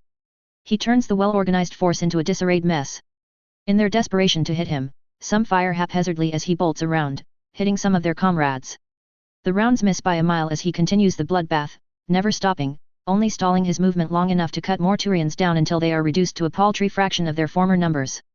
As they are down to their final 10 combatants, their lone rocketeer locks on to David from an elevated balcony. Desperate to kill David, the Turian fires his rocket launcher as the Sith apprentice is cutting down his compatriots. The recoil throws him back a little, but the targeting system is set. The Turian lowers the cumbersome weapon and watches as the rocket detonates exactly where he fired it at, taking out friend and foe alike. He falls back down to the ground as shame and relief flood into him and his breathing slows. Until he hears a hellish buzz in front of him. His eyes explode open, and he beholds David standing before him. He reaches for his sidearm, but David is upon him before he can draw. Too slow, he says before slicing the Turian soldier into chunks. The fragmented remnants of the soldiers from the Sith apprentice in all directions. David dashes towards his master's last location, cutting down every spikehead that crosses his path. The bond is weak, but he can still feel the pull and the force guides him to the wrecked street of the residential districts and to the fallen buildings. David pushes his senses out and finds the spot where his master lays. He rips the rebel apart until he comes across his master's body. Master. David looks over the broken body of Lord Shepard. His right hand is gone, his legs are crushed, and he's bleeding from his head. Shepard's eyes struggle to keep their focus on his apprentice flickering from gold to brown. David. I'm here, master. I've come to get you out, David says as he pulls out a Bacta syringe and plunges it into his master's body. How did you get here, so fast? He replies, a bit of his cognizance returning. David swallows the lump forming in his throat. As we were securing the transport station, I felt your presence flickering. I'm sorry, but I believed completing the mission was more important, what you would have wanted me to do. If I had come immediately. Did the right thing. Shepard coughs out. It wasn't enough. The ground shakes, I could have made it but the enemy reinforcements you were worried about caught me. I left my men to hold the station, I thought I could move faster without them. You tore through, all those soldiers, without backup. Shepard's eyes lose a bit of their focus. Nothing else mattered than getting here, master, they stood in my way. It didn't matter how many there were, they would die. David drags Shepard's body out of the rubble and carries him back towards the transport station as he taps his helmet. COMM, this is David Anderson, I have Lord Shepard with me, send a medical team to this location, he's gravely injured. In the deepest reaches of the central government compound, beneath many layers of defenses, sits the Primarch's emergency bunker. The Turian leader himself by his lonesome, his guards keeping watch. A terminal feeding information from the battlefield has gone silent for some time, COMM lines having been cut some time ago. They simply wait for someone to retrieve them once the fighting ends. And find them someone does. An alert goes off, signaling a breach in the outer layers of defense before the door itself begins to groan as the guards ready their weapons. There's no way these Sith have something that can breach here. This bunker door was made to withstand orbital bombardment. Seconds pass, and the metal and machinery creaks and moans, the motorized locks begin to be forced open until, at last, they snap one by one with a metallic clang and the doors fall apart, kicking up a cloud of dust as they hit the ground. The guards ready their weapons as the sound of metal stomping on metal rings in the room and a crimson blade ignites within the dust. The Turian guards train their guns on him as Darth Ferris walks out of the dust and into the bunker. No one moves as the Dark Lord stands before them, his burning eyes settling upon the Primarch. As much as I thoroughly enjoy inflicting carnage upon my enemies, this is beginning to grow repetitive, he says. The Primarch attempts to steel himself. What in the spirits' names are you? Ferris waits a moment before removing his helmet, placing it on the ground with the force, and gazing upon the Turian leader with his own eyes. The two old warriors hold a glaring match, their unwavering gazes telling each other more about the other than words can. Ferris breaks the silence as he answers the Primarch's question, I am Darth Ferris. Dark Lord of the Sith. Who are you? The Turian leader raises his head and puffs out his chest, I am Caedius Dominion, Primarch of the Turian hierarchy. Ferris narrows his hateful eyes as he points his blade at Dominion, Primarch Dominion, I have come for you. The Primarch glares in defiance, you think I will just surrender myself to you without a fight? It isn't a matter of belief, Ferris replies, I know there is nothing you or your guards can do to stop me. I have torn through your elite soldiers with the only proof of combat being a single scratch on my armor and a trail of corpses in my wake. What makes you and these guards any different? Surrender is not in our nature, Dominion growls. Ferris scoffs at that as he steps forward and the Turians open fire. The hypersonic rounds stop half a meter in front of the Dark Lord and fall like sand to the ground. What part of, you cannot stop me, don't you understand? The Primarch pulls his own weapon at Ferris, a bulky, ramshackle pistol. He pulls the trigger and a green blaster bolt fires from the barrel. Ferris raises his saber and deflects the bolt at one of the guards, hitting him in the face and killing him. The Turians freeze at the sight. Ferris snorts. Did you honestly suspect that you could use our own technology against us? Our ancestors mastered blaster technology, did you not believe that we would have a counter for it? There is half of an entire form of lightsaber combat dedicated to combating against it. Was that supposed to be some kind of ace against me? That hideously underpowered little stunner? How many shots does it even have?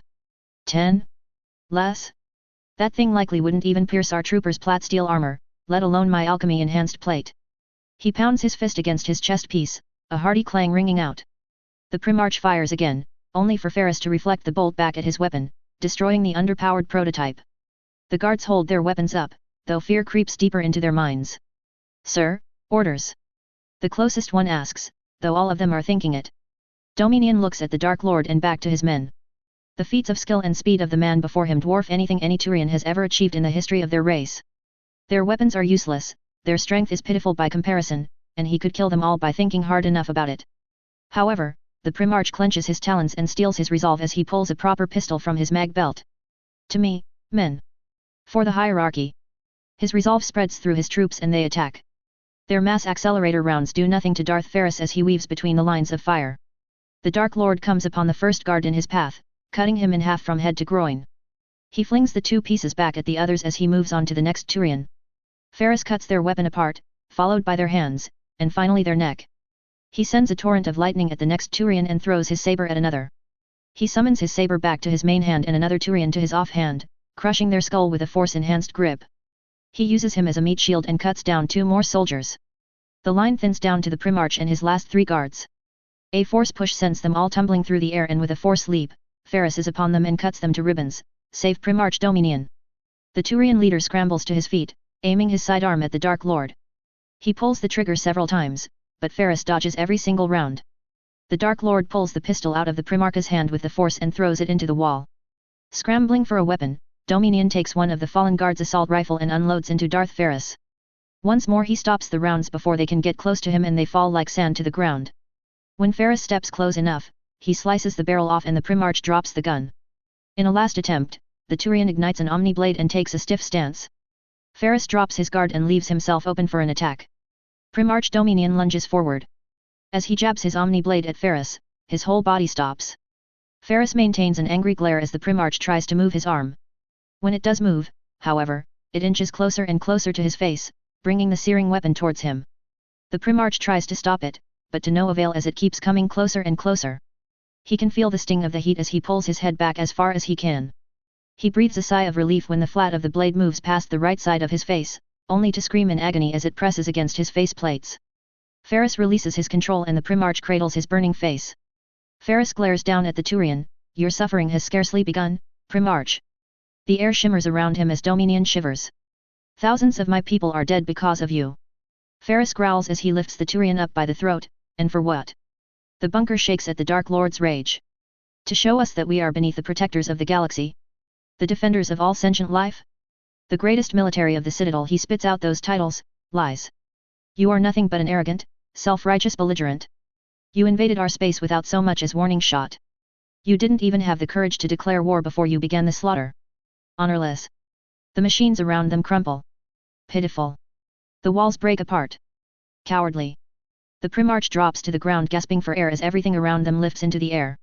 And what say you, Primarch? What does the esteemed leader of the Turian hierarchy say now that your home world is soon to be under our control and there is nothing that you can do about it? Are you proud of your actions now? Dominion looks up at the Dark Lord, his awesome power on full display. His eyes burn with a molten fury as his form radiates power. While he knows nothing of the Force, he can see that the monster before him is beyond any logic or science. He feels the full weight of the Dark Lord's demands as he struggles for any sort of answer. However, Dominion hangs his head in defeat. That's what I thought. Now get up. Ferris hisses as he lifts the Primarch to his feet with the force. You're coming with me. Ferris summons his helmet back and puts it on. It's me. I have the Primarch. Fine, I can bring him to the roof, meet us there. He takes his hand away from his helmet and turns his gaze at the Primarch. Good riddance, the sooner I get rid of you, the sooner I can go back to battle. Now get moving. You have two options, walk there of your own volition or I drag you all the way to the top of this complex by your throat, in which case, you will not require your legs. Ferris brandishes his weapon before gesturing to the exit with his saber. Primarch Dominion relents and does as he's told. He follows the Dark Lord all through the complex. He passes the eviscerated bodies of his guards and soldiers. The Turian leader recoils at the horrific display. No stomach for the horrors of battle. Ferris asks. The Primarch snarls at the Dark Lord, battle? This is a massacre. Ferris glares at him. I suppose from the perspective of someone who prefers to shoot their targets from 10,000 kilometers away, you would have that impression. Makes it very easy to create dissonance between yourself and the people you kill, lest you actually muster up the wherewithal to look someone in the eye when you kill them. Why you? The Turian seethes. Move it, Ferris orders as he shoves Dominion along. My associate has issued a request for your presence, and the sooner I can make you Tempestus problem, the sooner I can get back to fighting, and I am far from finished here. They continue to ascend as they encounter more and more Sith forces, both troopers and lords alike. Ferris pulls the Primarch out onto the highest levels of the compound. The Turian looks out over the city and his eyes grow wide at the scene before him. Towers of smoke rise up in all directions, the buildings and streets are scared with the marks of battle, and Sith troopers drag the bodies of his people haphazardly through the streets. The Turian grumbles as he is led to the roof as a Fury interceptor descends from the sky towards them. As the starship lands and opens up, two short rows of Crimson Honor Guards descend the ramp followed by the Dark Lord of Sorcerers, Darth Tempestus. As he steps out of the shadow of his ship, a static barrier encircles his form and reflects the light of the rising star. Around his wrists he bears two eerie gauntlets pulsing with restrained lightning. The purple-clad lord walks between the rows and in front of the waiting pair. Ferris, you've certainly been having fun. Is that a new gauge in your armor? Getting a bit sloppy in your advancing age. I brought Primarch Dominion, like you wanted. I will take my leave now, Ferris says before turning towards the nearest edge of the compound. Yes, yes. Enjoy your time, though do stay out of the industrial district. That one is mine, Tempestus says. Just remember, you owe me, Ferris says back at him and leaps from the roof to the ground below. Tempestus turns his gaze back to the Primarch. As the two lock eyes, there's a hint of recognition in the old Turian's leer. You know who I am. His eyes narrow at the Dark Lord. You are Darth Tempestus, Dark Lord of the Sith, the highest authority of your Sith alliance. Tempestus hums, didn't know I had such a reputation amongst alien kind. You murdered Admiral Yervem, the Turian growls. Who? The Dark Lord questions. Oh right, that Admiral at Torix. Also, murder? We were at war at that time. He was just another battlefield casualty, one among thousands, millions perhaps at this point. I don't suppose you'd consider a surrender at this point and avoid any more deaths on both sides. Go to hell, he grumbles back with no bite in his insult. Thought not, Tempestus says as he narrows his eyes and releases a painful shock of violet lightning from his fingertips at the Turian, his gauntlets pulsating faster with the lightning strike. Dominion drops to his knees and barely holds himself up from there. If you're going to execute me, just snap my neck and get it over with. We're not quite there yet, Tempestus says as he circles his victim. Killing you would rob us of a very valuable political hostage, and you may still prove to be useful to us. However, despite the thrashing and scare that Ferris has given you, I don't think you've personally suffered enough for everything you've put my people through. He turns towards the northern districts of the city where lies the manufactories and assembly yards of the Turian capital city. The Primarch looks out towards the area as well, some hope returning seeing it almost untouched. Tempestus grins as he senses that hope, ripe for destruction. Your people have established quite the improvised stronghold in the industrial sector of your city. The amount of manpower it would take to actually take it from the ground would be considerable, so I've ordered all our forces out. Now, normally I would just order a simple bombardment from a Star Destroyer battle group, but then it occurs to me, why waste this opportunity? I have the leader of the Turian race in my possession and an entire section of his capital city ripe with soldiers, and a fair few unfortunate civilians, all to myself. Get on with it, Sith. I believe that it's safe to say that at this point in time, I am the strongest force user in the galaxy, Tempestus brags. My contemporaries on the Dark Council may forget this from time to time, but there is none, save perhaps Ferris at his most bloodlusted, who can rival me in raw power. While he plays with his foes, I eradicate them. While he has his fun, I get down to business. While he attacks your soldiers, I wreak havoc on your world. Is there a point to this? Dominion growls. Yes, you see, I have experience breaking Turian political leaders, Tempestus replies. You put a great deal of faith in your civilization. Though I imagine you are a bit different considering that you are the highest leader of your people, I think I have a solution for that. Here we are in the very heart of your civilization, a city founded upon countless generations of your people. I wonder how you would fare seeing it laid to waste by a single Sith. You intend to senselessly slaughter my people. This is madness. Madness, yes, but there is nothing senseless about it. I assure you that there is most certainly a method. I would feel honored were I in your position. You are about to see something the likes of which no being in this galaxy has yet laid eyes on. Tempestus takes many steps away from the Turian leader and takes several deep breaths. The force stirs around him, a pure aura of darkness and lightning emanates from his being. His new gauntlets flare to life, the lightning running up and down the Dark Lord's entire arm. The air stirs and then spins into a bellowing gust, carrying a part of the Dark Lord's power into the air. The ground itself begins to shake, rocks lift before the Primarch's eyes. Small stones and debris at first, but then entire sections of buildings float around him. The sky darkens as clouds swirl into existence in the lower atmosphere. Then Tempestus raises his hands, and all that building darkness and lightning shoots into the sky. The dark energy collects into the clouds and tears the heavens apart. For a few moments, reality itself seems to come undone. The gust becomes a raging wind, sweeping everything into the eye of this brewing storm. Purple lightning strikes down upon the land as the clouds become darker, more violent, more destructive. The strikes lash out at the industrial sector before them, and the winds begin wrenching pieces of debris and swallowing them up in the clouds. The power emerging from the Dark Lord doesn't cease as more and more dark side energies flood the skies of Palaven. The clouds near the line of low-orbiting star destroyers, lightning branching out towards them. Tempestus growls as he brings his hands closer together. The growing storm twists and writhes as if defying its creation. Tempestus redoubles his efforts and pours more power into it, almost as if punishing and subduing it.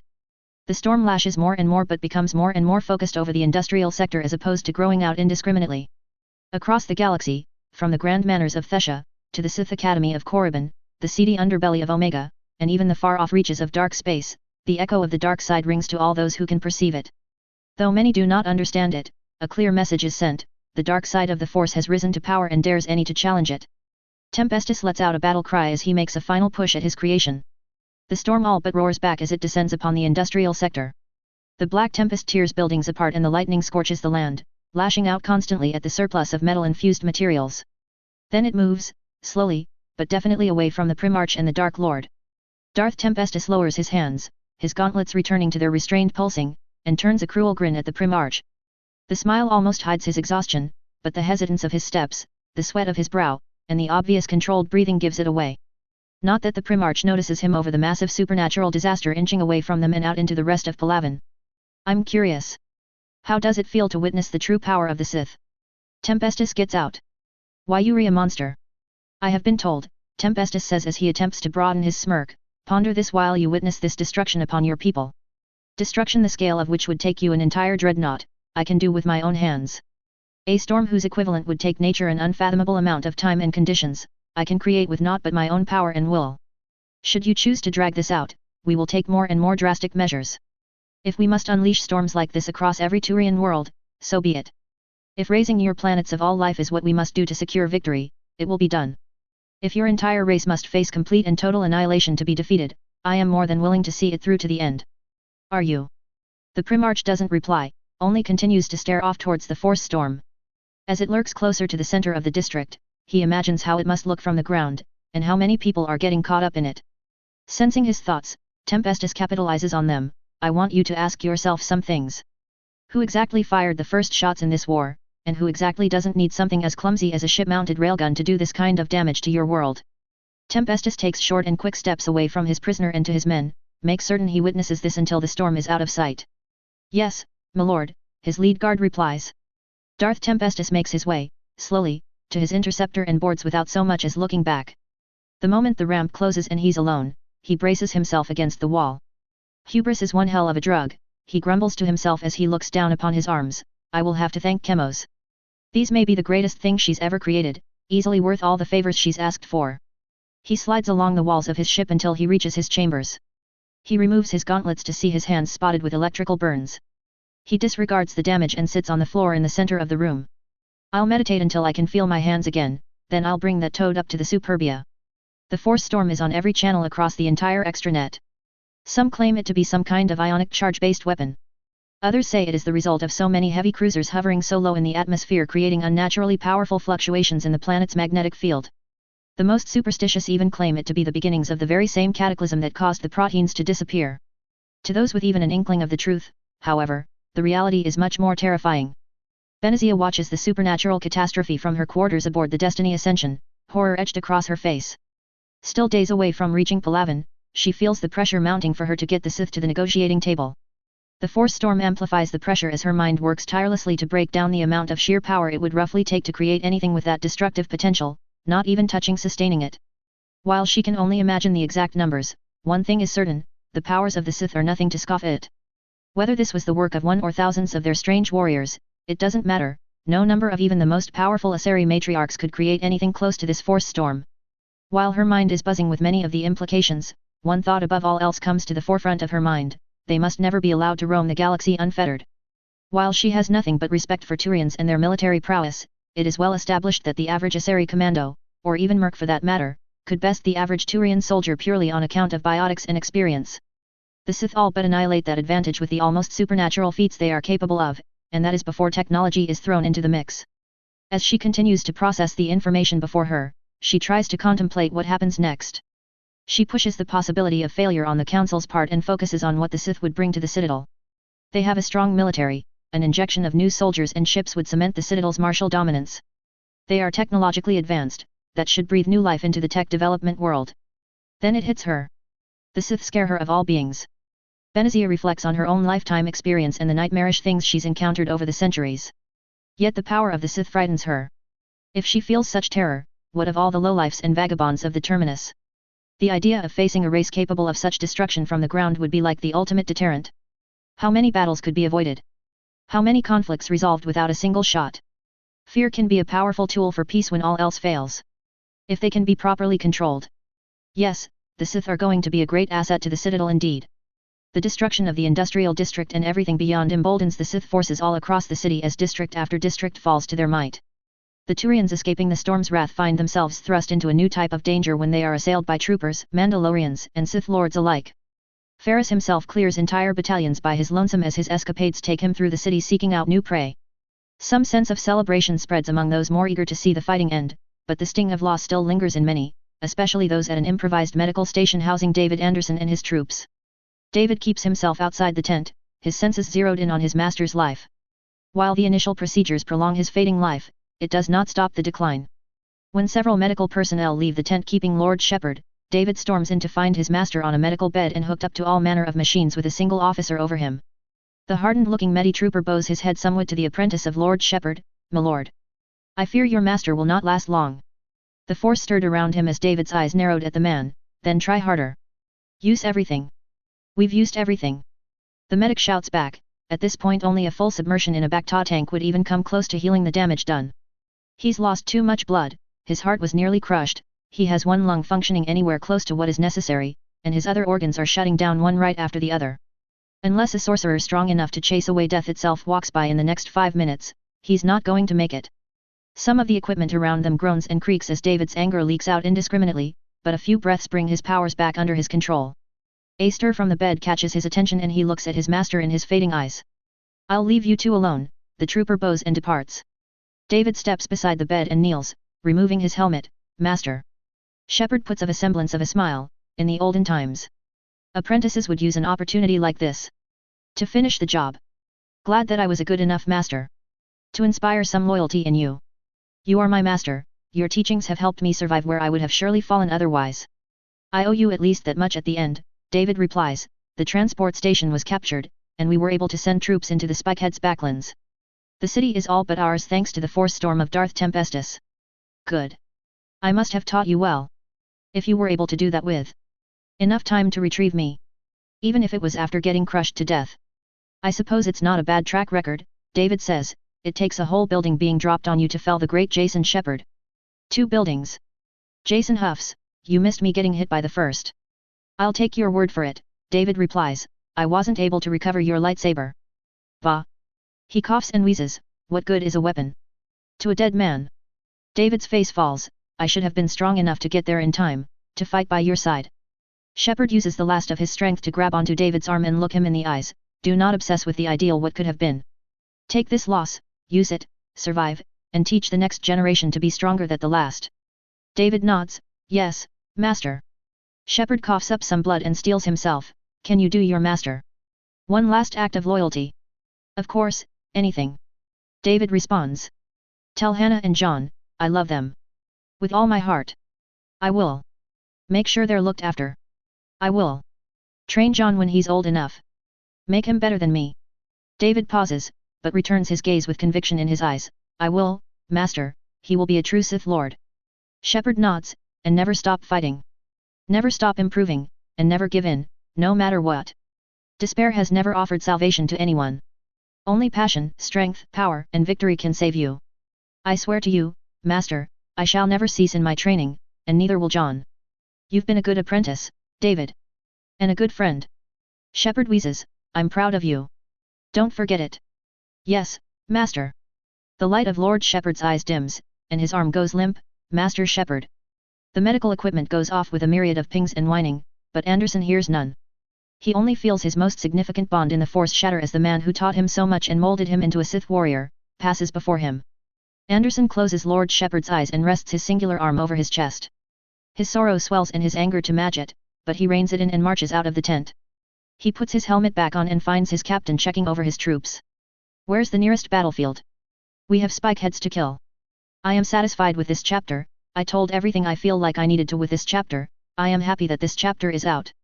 That being said, I hate this chapter. It has caused me great stress this past month and gave me a mini burnout trying to write it. I like action in doses and when I can do cool things with it, but there is only so many ways I can say, Sith Lord kills Turians in epic fashion, before it feels repetitive. Like the Citadel Council, I am ready for this war to be over.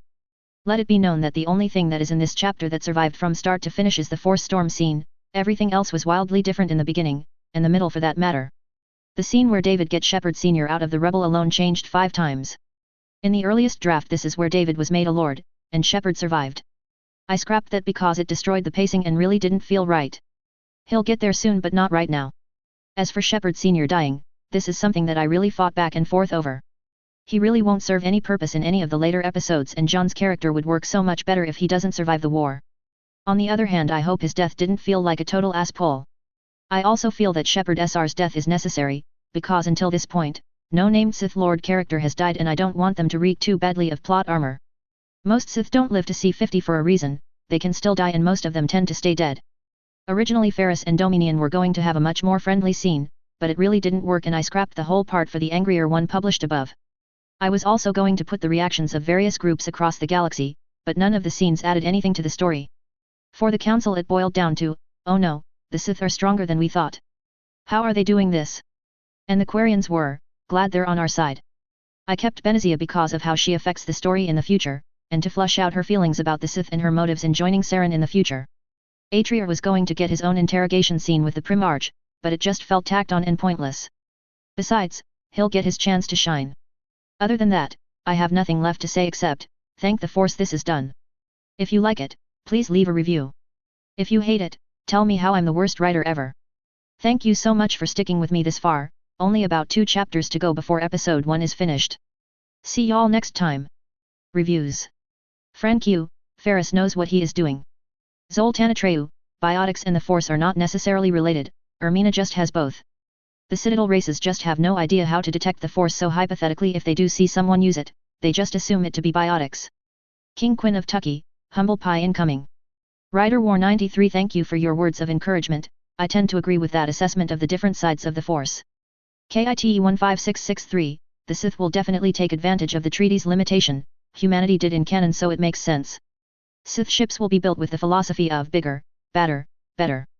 The number of allotted dreadnoughts doesn't quite matter to the Sith at this point, they only have 2 1/3 on the way, they will have to build up their navy a bit more anyway so they will cross that bridge when they get to it, but will appeal for more. The Alliance stance on slavery is about this, if you take our people, we will get them back. Caillou, the Sith aren't exactly clean in that regard either, but the Asari will soon think twice before trying anything like that again. Helkill, yep, the Sith will ship everyone with the Force back to their desert death world for training. Valkrus, I honestly have misspelled so many names so many times that I sometimes just convince myself that I'm spelling it correctly when I'm not, my apologize. Star Destroyer, the attack will put Turian stoicism to the ultimate test. Here's the thing, if, and a big if there, any race starts their own order of Force users, that's just one more thing for the Sith to crush and dominate.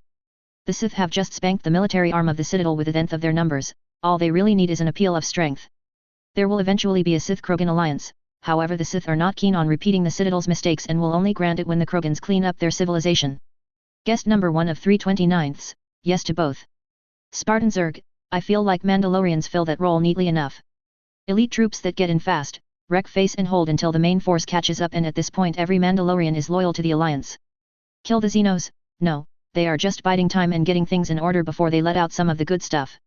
A Shartzel, at this point he's been in the habit of calling Sith savages for months now, it's just his default when referring to them. Also, if the Sith go that far, Tavos likely isn't alive to see it. Hartfang lives, Ferris will be the least of their concerns once this war is over. Though no recordings though, just the stories of a metal demon carving through trained soldiers like paper. Zurixabi, sorry about that. Eric Freak, unfortunately, Ermina has been picked up by the Pyramid of Warriors, so politics is unlikely. She will however be powerful with a teacher like Ferris. LOKI 98065, the new status quo will be more like the Paragon Council sacrifice ending of Me 1. Sith being the new big kids on the block. Patak NYC, thanks for the advice about placement and for the pointers on labels. Evil Hound, thank you. Shadow Cub, they'd figure it out pretty much immediately once they ready about any part of Sith culture. Also it makes it easier to track down alien force users. Jesus Christ 15, people take time to review, so I like taking some time to reply to show my appreciation. Mitch Howard, Jane Shepard, though that may not be her name, will be in the story, but not as a main crew character, at least not immediately. Her and Lyra will definitely have an interesting meeting. The one major problem with trying to get the Turians as a client race is that the Sith do not have the manpower to really enforce their rule over them, yet. Their negotiation tactics will indeed have much bluffing and compromising. To Huxtaz, it would be kind of pointless since the DIS Tirashian flotilla doesn't have enough manpower to really hold anything. And venturing too far forward risks them getting trapped. Karen 5699, sorry, not deceived speech, just some angry yelling in a force storm. The war's end does shake up the galaxy a bit. Shipunk, my apologies, and thank you.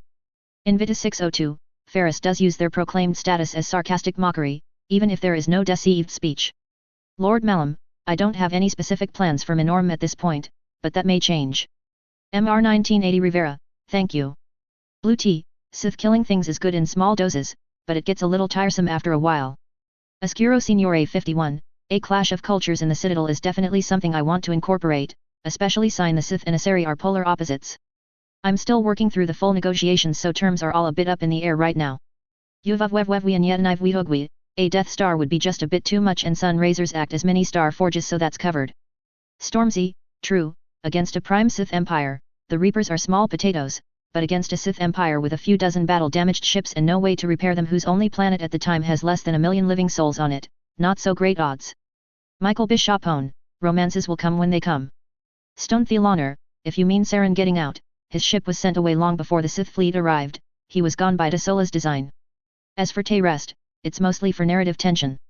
Saitama the Wise, thank you, I appreciate the words of encouragement. Card Hines, Bacta was introduced during the Great War and began replacing Kolto.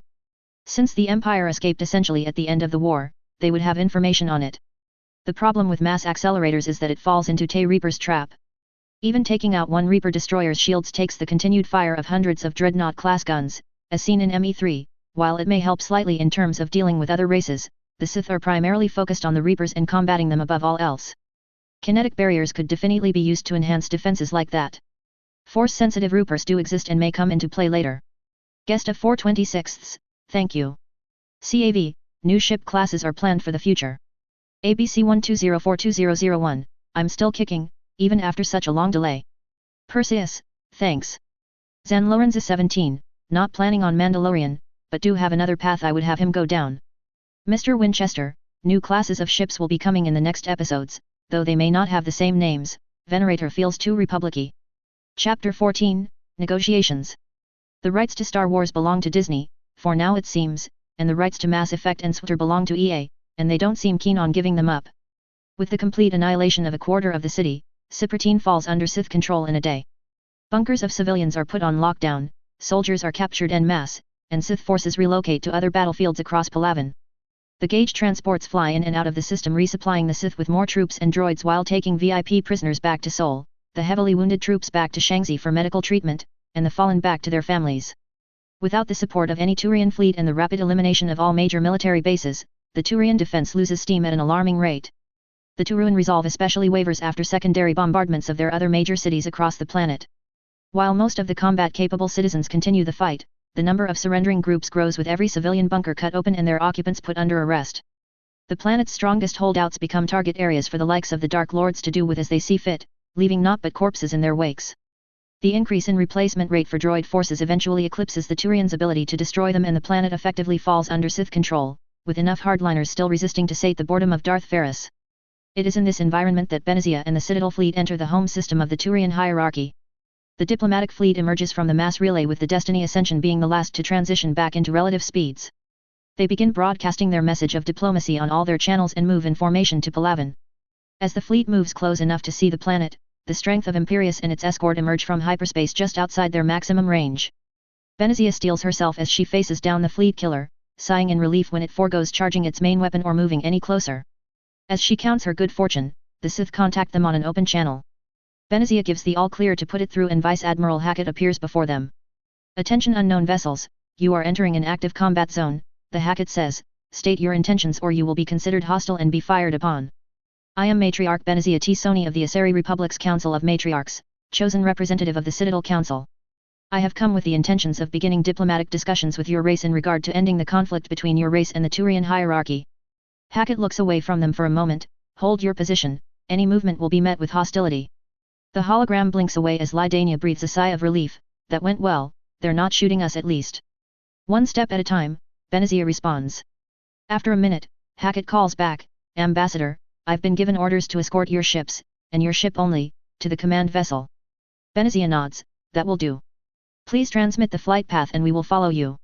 Hackett nods and blink out again. "Order all vessels to hold their position, no one is to follow us," Benezia says. "This is classic military posturing, nothing more." "Understood," Lydania says.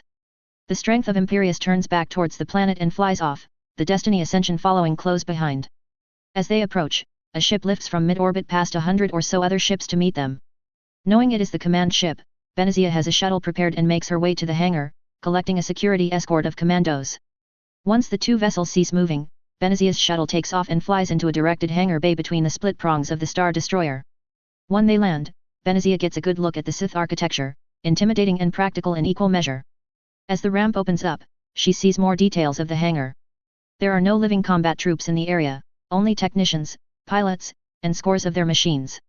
Ahead of her are two uniformed officers with a guard of infantry-class battle droids. Benezia steps forward. The first two security droids keep their optics focused on her and their weapons ready. The metal constructs unnerve her a bit, they outnumber her commandos and have more advanced weapons. It hammers home that she's on hostile territory, but none of her emotions show. "Greetings from the Citadel Council," Benezia bows. "I am Matriarch Benezia T. Soni, serving as ambassador for the councillors. I am Admiral Castany Drescher, commanding naval officer of the Sith Alliance 1st Assault Fleet," she replies with all the enthusiasm of an irritated feline as Williams steps forward with much the same demeanor. "General Andrews Williams, commander of all Sith Alliance ground forces in this theater of war." With no warm welcome to be found, Benezia jumps to business. "I suppose I should explain what the Citadel Council is." They are the Asari, Solarian, and Turian governing alliance composed of themselves and their servant races. "We are aware of who they are and have actively been attempting to avoid their gaze for as long as possible since our campaign started," Drescher interrupts. Benezia swallows her rising disdain at the Admiral's rudeness. "Not servants, associate races. They require proper guidance on the greater galactic stage. The Council races provide an environment where they can grow safely. By shooting first and sending your diplomats when they refuse to kneel at their feet." Williams growls. "We were growing just fine on our own when your patrol shot at our people. I can understand how this must appear to you. The Turian hierarchy was far too zealous in their efforts to enforce Citadel policy and their excessive retaliation was unjustified. It is my hope that a meeting with the Council could be set up so that there needn't be any further bloodshed." "Ambassador," Drescher steps forward, "you must understand that we are military officers, not diplomats. The Dark Lords that accompanied us are busy fighting planetside right now, so you'd have to wait for one of them to return. We can attempt to get into contact with High Command and the Parliament from the conference room, but we make no guarantees." "That is acceptable, Admiral," Benezia replies, eager to avoid the Dark Lords. "Please, lead the way." Drescher and Williams nod and march out of the hangar as Benezia and her escort follow. Throughout the corridors of the ship, each security droid they pass turns their head and keeps them in their artificial sights. Eventually, they pass by a Sith Order's open training room where the hum and strikes of red lightsabers blare. The Asari peek into the room to see lords and apprentices going at each other. Your culture is quite fascinating, Benazia says, desperate to alleviate the growing tension. There isn't any other spacefaring race that continues fencing as a part of military training, especially to such a proficient degree. It is impressive. Those are Sith lords, my dear ambassador, Williams condescends, those of our people who are strong in the Force. In their hands, a lightsaber is far more deadly than anything else, save for the Force itself. The Force? Benazia inquires. They must mean biotics, a commando answers. No, Drescher growls at them as her march grinds to a halt, we mean, the Force, the energy that permeates all things and binds the universe together. Most certainly not those parlor tricks picked up by contaminated zygotes. Are all races this willfully ignorant? The same commando huffs at Drescher before Benazia can silence her. Our entire race has strong biotic potential. It is science, not some mystical fore. The ignition of a lightsaber cuts her off as a gravelly voice growls, shut up, just shut your Caleb-damned mouth. I am beyond sick of ignorant aliens telling us what they think they know. The group turns to see the form of Lord Grissom, his armor damaged in battle with his boots and gauntlets stained blue. His tired and bloodshot eyes scan the alien women as his saber hums in his hand. The Asari commandos point their weapons at him as he sweeps his hand to the side with a sneer. The guns fly from their grasps and clatter across the floor. Benazia's eyes widen, and she holds her breath at her guard's disarmament. Lord Grissom, that is enough, Drescher says, they are here on a diplomatic mission, not as our enemies, yet. Leave them alone. Benazia sends a leer at her guards, let us all calm ourselves. It was a misunderstanding, no need to repeat mistakes. I apologize for the insensitive remarks. Grissom flares his nostrils at them but extinguishes his lightsaber, marching past them and into the training room. Damned aliens. Jason would be alive if it weren't for them. The door closes behind him and Benazia lets out a silent sigh. It would be in your best interests not to piss off a Sith Lord, Drescher sneers at the misspeaking commando, and be thankful that the Dark Lords are leading attacks on the planet and not present to hear you dismiss the Force. They take such offenses very seriously. It would also be wise of you to respect the Force, Williams adds, its reverence is the only religion of the Alliance. The two officers resume their strides. Benazia looks at her security force, all in horror as they regain their senses and retrieve their weapons. How did he do that? Drescher doesn't turn as she answers, the Force, Ambassador, do attempt to keep up with the conversation, I'm not fond of redundancy. Your race is entirely biotic, ours is strongly attuned to the Force. It offers many abilities that the ignorant races might consider to be unnatural. Williams lists off some on his fingers. Telekinesis is one of the many gifts bestowed by the Force, alongside abilities like precognition, unnatural endurance. Empathic sensory. Benazia blurts. Drescher lifts an eyebrow, it is among their abilities, yes. As well as the ability to conjure lightning from their person, Williams adds, against that, biotic abilities are mere playthings and considering we have made no use of this element zero your civilization seems dependent upon, we've never encountered them until we were slaughtering Turian cabals in droves. Oh yes, the Mandalorians were quite disappointed how easily they fell compared to what they were trained for, Drescher says as her smirk grows. Benazia fights the urge to batter the two commanders as they belittle biotic powers. In the end, she holds her tongue, and to her relief so do her commandos. The Sith make no further efforts at conversation as they march Benazia to a room. They activate the console and a hologram of an official projects above the table. Admiral Drescher, General Williams, Darth Vafrem said you'd be calling soon with an ambassador from the Citadel. One moment please. It doesn't take long for Darth Vafrem's form to appear on the holo projector, his smile amiable and disarming. Why hello there, madam. It is a great pleasure to officially meet an Asari for the first time. General, Admiral, you may leave us and return to the campaign on Palawan. Yes, my lord, they both say as they bow and then depart. Benazia takes note of the reverence given to the man before her before turning to her security team, you may depart as well, I can handle this on my own. They all nod and march outside the door and into the corridor of the ship. With just her and the projection of Vafrem in the room, the Dark Lord places his hand over his heart and inclines his body towards her. Allow me to introduce myself to you, madam, I am Darth Vafrem, Dark Lord of the Sith and head of the Pyramid of Arts. Benazia steels herself at the mention of Dark Lord, but bows back regardless, greetings to you as well, Darth Vafrem. I am Matriarch Benazia T. Sony, representative of the Citadel. They both return to upright positions, Matriarch T. Sony, such a lovely name for a lovely lady. Yet, you are afraid of me, or rather, you are afraid of my title. Why is that? That comment unnerves her further. As a diplomat with centuries of experience, she's mastered keeping herself from showing any emotions, yet the Dark Lord sees right through her persona. She rethinks her strategy and replies. My apologies, you see, I was privy to the actions of another of your people's Dark Lords and what he was able to do. Ah, Darth Tempestus, no doubt about that, Vafrem says, his smile returning. Worry not, my dear, not all of us are so frightfully quick to aggravate. You have my most genuine promise that you've nothing to fear from me.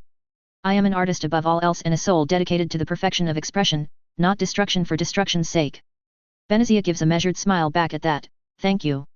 It is reassuring to see that there is more to your race than military might. I believe that culture is far more important to the survival of a species than its ability to wage war. Ah, but waging war is an art form in and of itself, madam, Vafrem says. The art of war turns dire odds into glorious victory, hopelessness into triumph, and creativity into power. Each battlefield is a canvas and each soldier, weapon, and tactic a color to create marvels. However, I understand your position on the matter. It is in fact my place in the alliances to make certain our culture endures as the Dark Lord of Arts. A duty that I would give my very life to carry out. Benazia nods along. It is wonderful to see such dedication to a race's culture. However, while I would love nothing more than to discuss these things, I fear I have come with duties of my own. Ah yes, no doubt, Vafrem nods. I must admit that I am surprised that the Turians have gone this far without calling for your aid sooner, though judging by your expression, I would guess that this wasn't voluntary on their part. You must have some great sway over them because even after seeing most his capital city reduced to rubble, the Primarch still refused to admit defeat. Benazia fights the urge to react. They had their concerns but eventually they agreed to send an official envoy to meet with you. Though, I must admit, your people did not make it easy. Ah, you refer to our little bait tactic, not one of mine, I assure you, far too unsubtle for my tastes, Vafrem replies. My apologies, it was meant to draw out the majority of the Turian fleet so to give you the largest window possible to attack Palaven with as little interference as possible.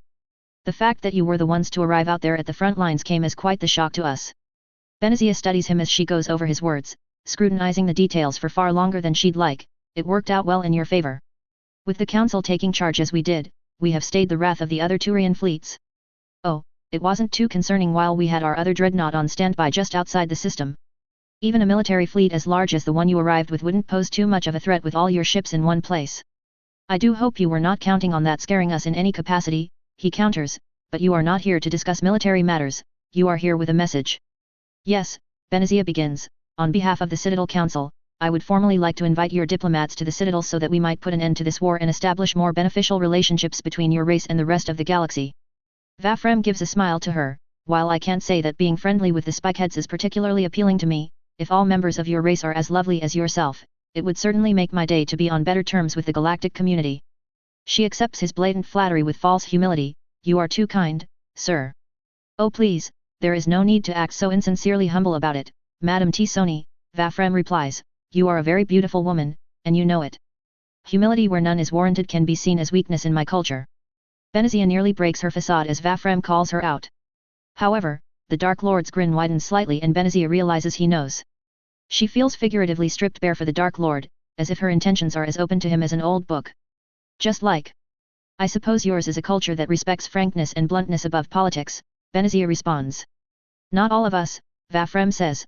I find the intrigue of it all very enjoyable actually, there's a reason it has historically been called, the Great Game. So long as there is an art to it, I will endeavor to master it. However, I fear I've led us off topic, and I apologize for that. How would your council like to meet with us? Benazia leaps at the chance to get back to business. As I said before, the council would like to invite your representatives to the Citadel itself. You will be allowed a small security team of your own choosing and will be provided with an escort of Citadel security officers while aboard. In addition, the escort for your diplomats cannot be more than 10 ships and none can be above frigate classification, meaning over 600 meters in length. Vafrem's smile fades. That would be unacceptable, Madame Tisoni. I'm sorry. You must understand, the only contact we've had with aliens up until this point has been down the barrel of a gun, Vafrem lies. My people would never be able to accommodate such a request because, unfortunately, they have no reason to trust you. This is, of course, due to no error on your part. You simply arrived so late after our war with the Turians had escalated to such a degree. I understand, but then what option would you suggest? Darth Vafrem appears to ponder the question for a moment. Would your leaders be willing to come to Sith space to negotiate, or even at Palaven? Benazia shakes her head. I don't believe so, even if all your intentions are good, I fear that there are certain protocols that would prevent such an action. So, they fear for their own safety as well. Vafrem determines, I understand that not all leaders are as quick to put themselves into the fray as some of ours, but such a standard for themselves is troublesome nonetheless. You make it sound as if the council believes itself above your race, Benazia tries to placate. Do they not? Vafrem asks, is that not why the Turians thought they could infringe upon our sovereignty? Every transmission from them that I've studied implies that they believe themselves are overlords. There is much speculation in my order that the other council races act the same. Understandable considering you've only interacted in mostly hostile situations, Benazia says, however I assure you that this is all a very extreme set of unfortunate circumstances. Be that as it may, I'm afraid as one of my people's leaders, I cannot allow any of my citizens to go somewhere potentially hostile without protection. Vafrem lets out a disheartened sigh. I'm afraid that the only option that comes to mind is for us to send a full military fleet to ensure the safety of our leaders. I understand your position, it looks far too much like an act of aggression on our part, but the truth of the matter is that even among the Dark Lords, a majority would only accept our leaders going to the center of your space with the full might of a military fleet backing them up, and that would include a silencer-class dreadnought. I'm sorry, Benazia begins, but I'm afraid that would be unacceptable to the Council. Even in normal circumstances, a foreign dreadnought in such close proximity to the Citadel would be seen as a declaration of war. Your radiation weapon would only make such an action more overt. I agree, Vafrem concedes, if this were an ideal standard first contact scenario, I don't think my people would be so against a more restrained escort. However, this seems like it has been anything but standard for you.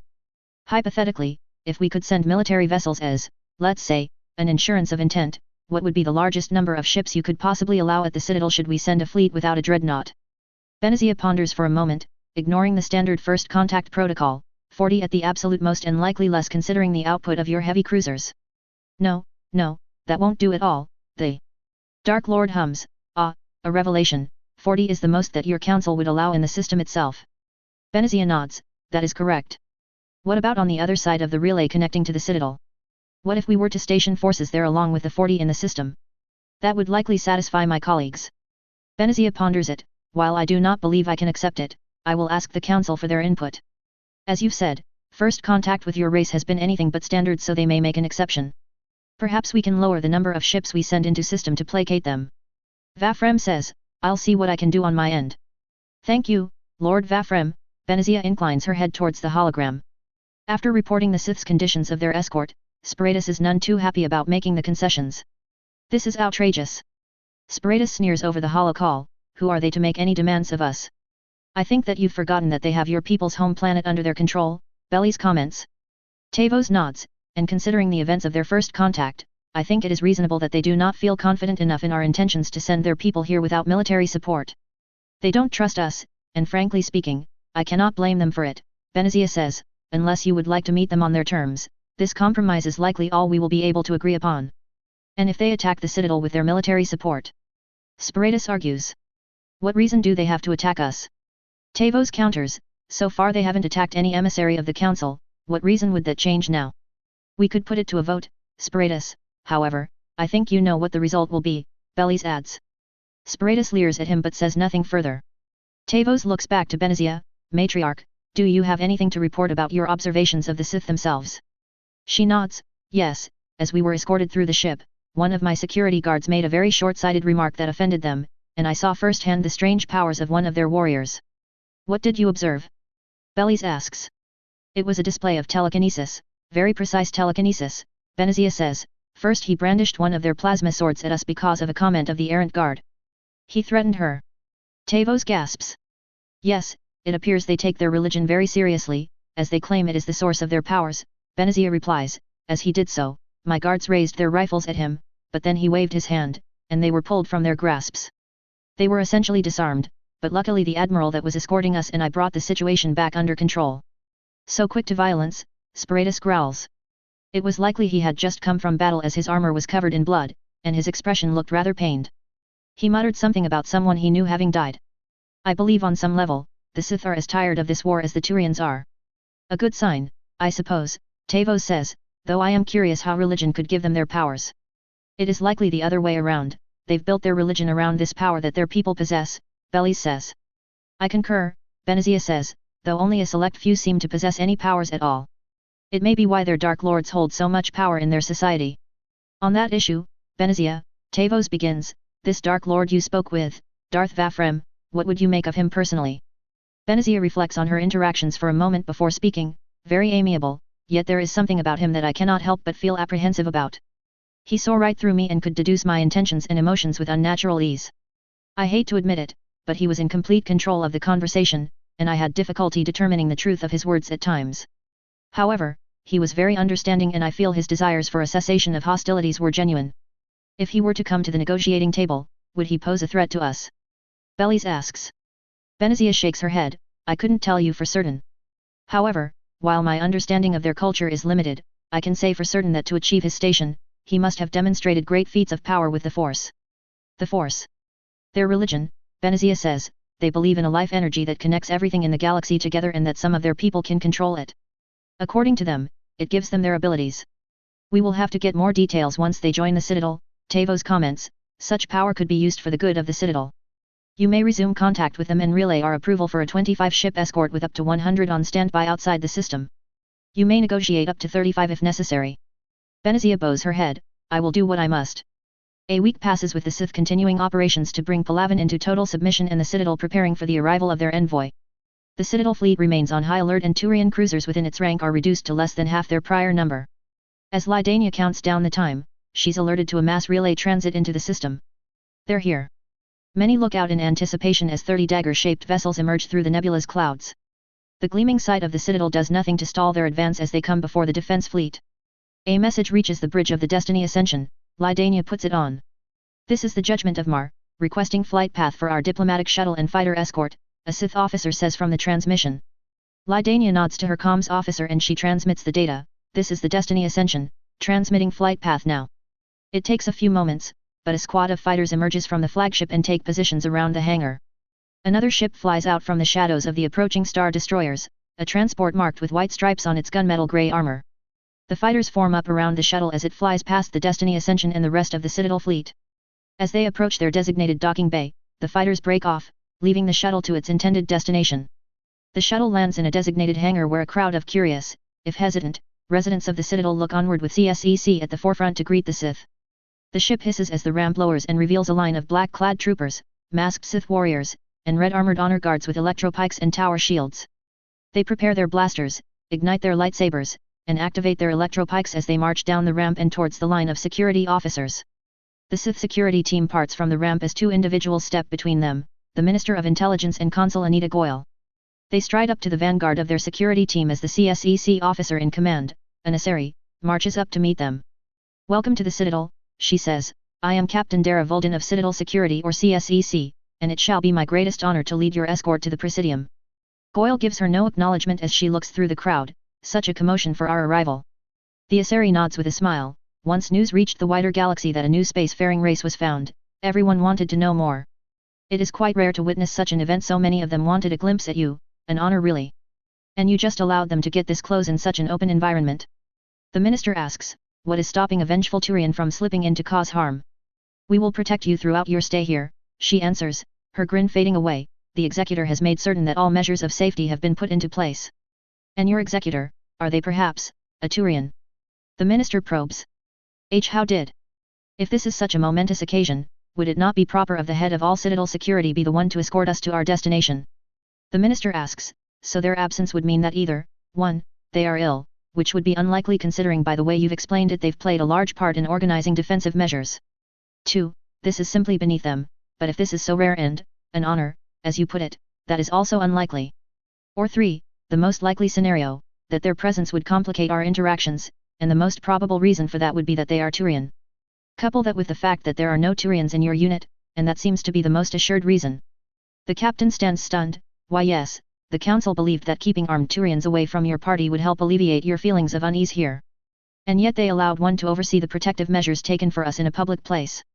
Goyle jabs, you will forgive my skepticism if I do not feel safe under the oversight of a species that we've spent the last few months fighting and whose home world we just sacked. The minister whispers a few words to the trooper leader and the squad overtly flicks their blasters off of their stun setting. The Asari sweats at the overt display and her CSEC officers brace themselves. I am glad that the Order agreed to send some of their finest lords with us at least. The one true thing that we Sith can rely on is the power of the Force, Goyle says. Now, if you would, your council is expecting us. Yes, however it was their wish that you could have a brief tour of the upper wards, Dara says, they're planning on meeting with immediately afterwards. Goyle lets out a sigh of annoyance while the minister says nothing. Very well, the sooner we conclude this tour the sooner we can get on to something productive. Of course, ma'am, the captain says as she leads them towards the docking bay elevators. As they pass by the curious crowd, those of a weaker constitution step away, their eyes fixated on the burning lightsabers carried by the Sith Lords. Though there are a few Turians in the group, they do nothing and the Sith pass into the elevator unmolested. The Lords deactivate their sabers as they are escorted into the large glass cab. As it rises, the Sith get a decent look at the passing wards, growing from dayworker conditions to high class as they move up. As they exit the elevator, they are met with an emissary with a drone hovering just above her. "This is Citadel Broadcasting Network, could I get a few questions?" Goyle puts on her best publicity smile and steps ahead of their guard. "Consul Anita Goyle, acting ambassador of the Sith Alliance, I can take a few questions." The emmissary's smile broadens as she nods eagerly. "There are some here on the Citadel that see your military presence here as an act of aggressive coercion. What do you have to say to these individuals?" Goyle nods. "Our military's purpose is to protect the citizens and leaders of the Sith Alliance from any and all possible threats. Their presence in this system is a necessary precaution until we have finalized an end to our war with the Turians. Besides that, your fleets are here en masse as well, so any aggressive negotiations on our part would be met with your own." The reporter nods. "Since the revelation of the circumstances behind your species' first contact was revealed, some are calling it the bloodiest that the Citadel has seen since the Rachni. Well, I can guarantee we didn't choose to have our ships fired upon and our colony invaded. I would ask any who holds issue with our circumstances take it up with the Turian hierarchy," Goyle responds. "There are rumors circulating that your civilization doesn't use MassEffect technology. How does it work, and when you join the Citadel, how do you think your technology will integrate with ours?" The minister steps in. "We cannot answer that question at this time. Until we have ensured an end to this war, we cannot make any statement as to the status of our technology. Once an end to conflicts has been reached, then we can move forward with negotiations that might lead to integration. Now, I apologize, but we will not be answering any further questions. Perhaps we can schedule a private interview," or she protests before her eyes glass over and her gaze is drawn to the middle distance. "Of course, my apologies, good sir." With that business concluded, they continue to the ward and up toward the Presidium. They pass the artificial lake, Krogan Memorial, and the various facilities that permeate the upper levels of the Citadel. The representatives spare nothing more than a passing glance at each landmark with overt boredom. As their tour comes to a close, they are brought before an elevator with a collection of small boxes. The Sith representatives take one look at the containers and move their hands to their weapons in an instant. The CSEC officers raises their guns at them and the honor guards, Sith Lords, and troopers brandish theirs. After a few tense moments, both parties lower their weapons. "My apologies, but you must leave your weapons, and your troops will have to wait here as well," the captain says. Goyle smirks. "I assume that this is a necessary precaution?" "Fine, even without weapons, Sith are never truly helpless." She removes her blaster pistol and holster from her hip, turns away from the box, and hands it to one of the honor guards. "If they try to take it out of your sight, destroy it in them." The Minister of Intelligence does the same, handing his pistol and 2 vibroknives off to the trooper captain. After the Sith diplomatic team disarms, they board the elevator and are lifted up to the council chambers. None of the onlookers notice a double-bladed lightsaber appearing on one of the Sith warriors' belt. The ride up is a slow one. "Do you think they'll be smart enough to know when they're beaten?" Goyle asks. "Turians may be stubborn, but they can be broken. All one requires is the proper application of force," the minister replies. "I think our friend here would agree." The elevator arrives not much longer and the Sith make their way to the boardwalk. Opposite them are 3 pedestals and around them on the higher floors are specters standing ready to intervene. The councillors take their positions as they introduce themselves. "I am Councillor Tavos of the Asari Republics, welcome to the Citadel. I am Councillor Bellies, of the Solarian Union, welcome to the Citadel. I am Councillor Spiratus of the Turian Hierarchy, welcome to the Citadel." The Sith envoy steps up. "I am Consul Anita Goyle, I represent the Sith Alliance Parliament. My name is Top Secret, but I am the Minister of Sith Intelligence, I represent the Ministry of the Sith Alliance. You may simply refer to me as Minister." The councillors each make their species equivalent of raising their brows at this. As Tavos opens her mouth to speak again, Goyle raises her hand. "Forgive us for the theatrics and deception, but there is one more member of our envoy." Just as the councillors begin to protest, the room turns to ice. The spectres reach for their weapons, but none draw them, yet. Between the minister and ambassador, the light and shadows twist and bend until, as if a veil of darkness is lifted, a man in a hooded black robe and ghastly mask emerges into existence. Darth Atria removes his mask and hood as his molten gold eyes scan the room while the spectres draw weapons at him. His face is pale and ashy with dark veins popping out around his eyes, his features are fairly chiseled, and short black hair adorns his head. He smirks as he attaches his mask to his belt and lifts his hands up in surrender. "Honored councillors," he speaks in a slow and powerful tone, "I mean you no harm. What is the meaning of this?" Spiratus demands. "Councillor Spiratus, calm yourself," Tavos chastises him. "I am certain the Sith envoy has an explanation for this breach of agreement." "You wound me, Madam Councillor," he places his hands over his heart. I have come as the rest of the envoy has agreed to. I am here, representing my people's interests, and am as disarmed as possible.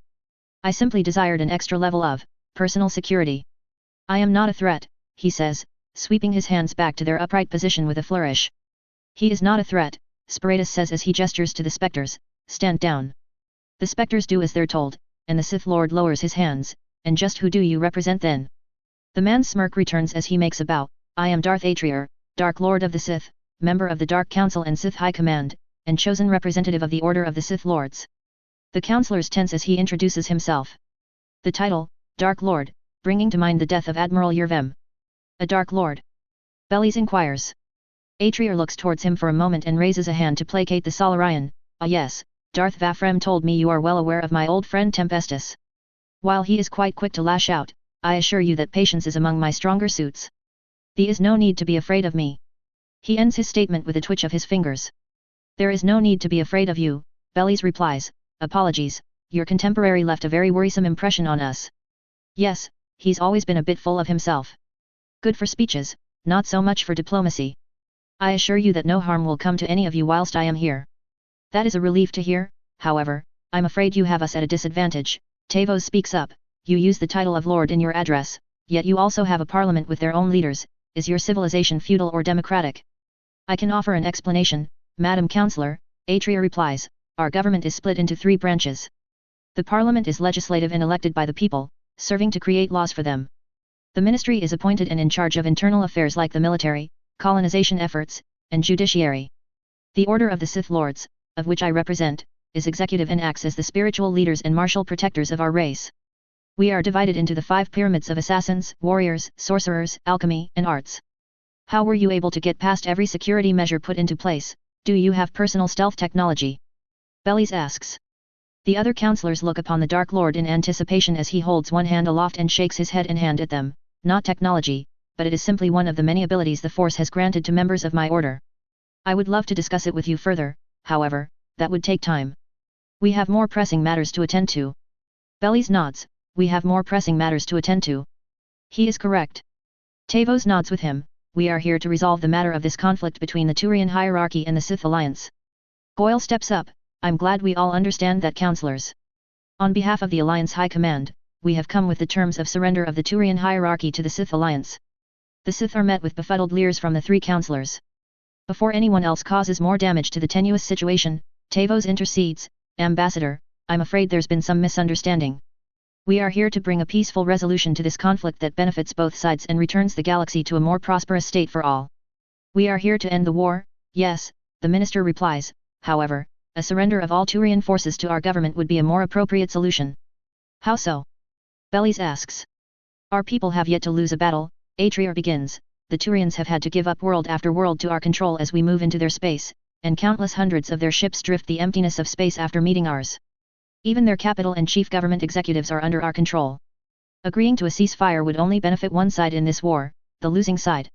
All 3 of the Sith representatives make obvious leers at Sparatus and the minister picks up the conversation. Further, did you believe we would simply relinquish our conquests? Our people fought, bled, and died for those worlds. To simply return them would trample upon their sacrifices. Goyle adds to his words, there is also the issue of properly punishing the race responsible for the unprovoked murder of our people at Shangzi. What guarantees do we have that they will pay for their actions? We've recovered their history from their conquered worlds, we've seen the things the Council has let them get away with over the centuries. We refuse to let our people's deaths simply become an unfortunate incident in the history books. I think you've done quite a bit of punishing my people since you raised a Turian colony world, Sparatus growls. And yet you still sent out a massive fleet of over 1,400 ships to take revenge on us. Atrier fires back as he waves his 2 fingers at the Turian. You wanted victory, not peace. Were you on the winning side in our stead, you would not be satisfied with just a ceasefire. We would not be satisfied with a ceasefire, Sparatus admits. Atrier nods as he turns back to Tavos, befuddled by her contemporary's admission. It may have started as a policing action to you, but to us, it was a hostile invasion made without a declaration of war. There was never an attempt at diplomacy from them until now. We both bet it all on this war, and the Turians lost. Now they need to pay up, simple as that. We are not interested in peace, counselors, only victory, Goyle says. What does a ceasefire benefit us? The Citadel Council will not tolerate such impudence, Sparatus growls. If you will not agree to a ceasefire, then we will call upon the Citadel to join the war against you. Tavos is about to interject, but the Dark Lord beats her to the rebuff as the force trembles around him. Is that so? A feeling sprouts from Tavos' mind, as well as everyone else's. An emotion long since banished to the deepest parts of her species' psyche. A feeling that holds no place in a civilized society, having long been abandoned since her people came to dominate Thessia thousands of years ago. She feels nothing but pure, primal fear of an apex predator as stares at Darth Atrear and fights the instinctual urge to flee. The dark side ripples about him, rooting deep into the minds of all the aliens before the Sith. Even Spiritus cannot keep his fear from showing just a little. Tell me then, Atrear begins, are you truly ready to leap to the Turians' defense over nothing but their stubborn pride? If you are, let me caution you this, we will ruin you. He sweeps his hand in front of him towards each of the counselors. They will ruin us, Belis says, barely holding his poise together. We should not be too hasty, Spiritus. What say you, Tavos? Atrear reigns in the Force enough for Tavos to think properly and challenges the Sith. Wouldn't your people prefer peace to an escalation of bloodshed? No, they wouldn't, Atrear says. Peace is nothing but a fanciful ideal used to thinly justify atrocity. Our precursors, the Sith Empire, endured multiple genocides all in the name of upholding peace. But you believe that continuing this conflict is acceptable? Tavos asks. We believe in overcoming our adversities, not making peace with them. Tell me, are the three council races at peace with one another? Goyle inquires. Of course we are. Spiritus interjects. Really? Atrear shoots them a sinister grin. So none of your governments seek any advantage over the other two? Is that not why the Turians escalated this war with us, to have our advanced technology before the other council races? I would wager that even the three of you personally act against the collective for the sake of your own races to some degree. Is that not conflict, the antithesis of peace? But is it not better to strive for the ideal, rather than wallow in cynicism? Tavos counters. Atrear's grin turns amiable, and what defines ultimate peace? I assume all of us have a different vision of what the finality of peace looks like. To the Asari, it likely involves guiding all sentient life into harmony with all others, with themselves as the ones bringing the others along their enlightened path. Solarian peace would be solving the issues of the other races before they even emerge with but the slightest of touches from their own people's hands. The metaphorical desert of Turian peace is everyone standing in line behind them, fearing to face the wrath of their guns. The Sith definition of ultimate peace is when all life forms are engaged in absolutely no conflict whatsoever, physical, mental, or spiritual. In other words, death, Belis finishes. Extinction is your ultimate vision of peace. Atrear nods.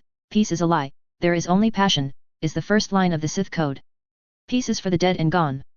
Peace leads to complacency from which there is no recovery. Peace has no place among the Sith. Better to embrace life's constant conflicts and become better for it, than to wallow away hope for something that will never truly come.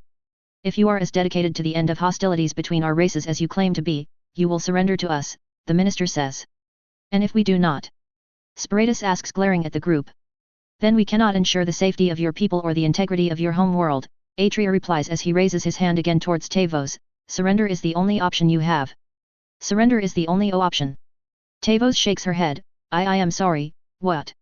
Atrear cuts in. What I mean is that if you desire to keep order in the galaxy, the option best suited for the both of you is to convince your comrade to comply with our demands. The longer this war drags on, the more Turian soldiers will die.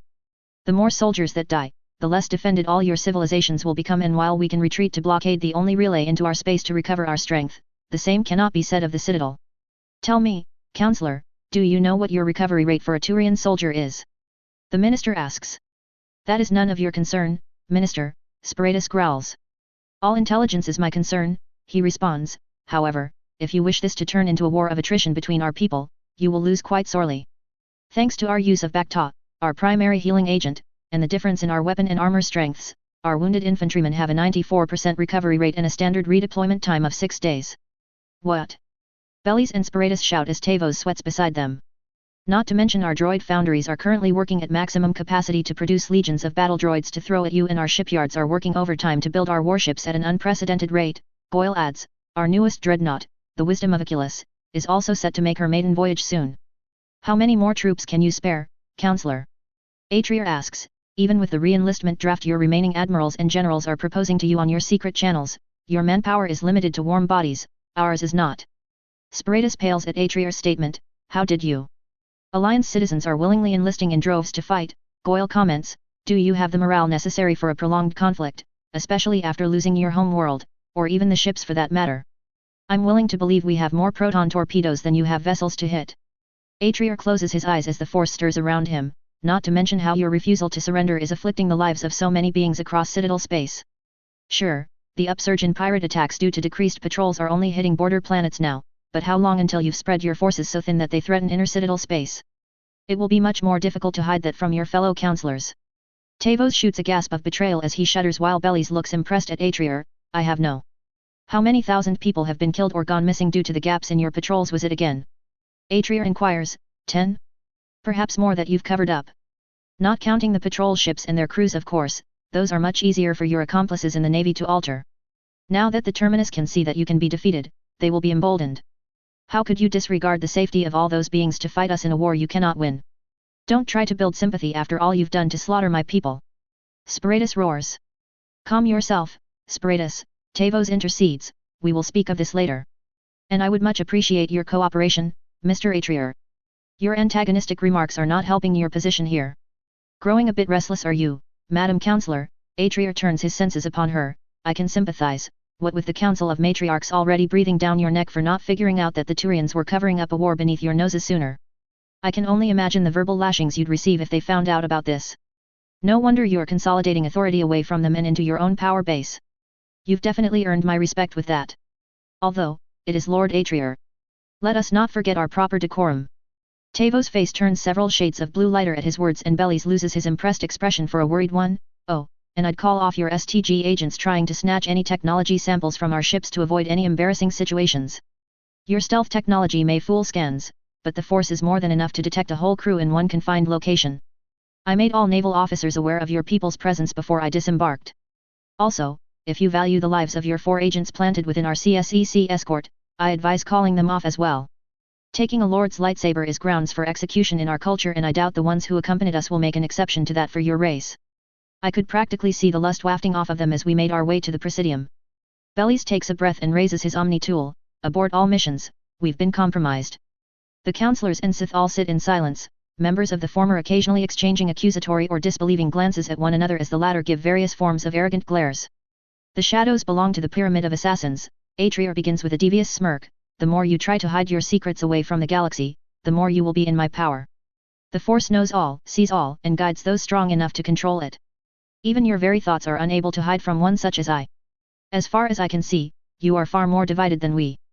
Well, it is certainly good to know that no matter the scale of government, political infighting never changes, Goyle comments.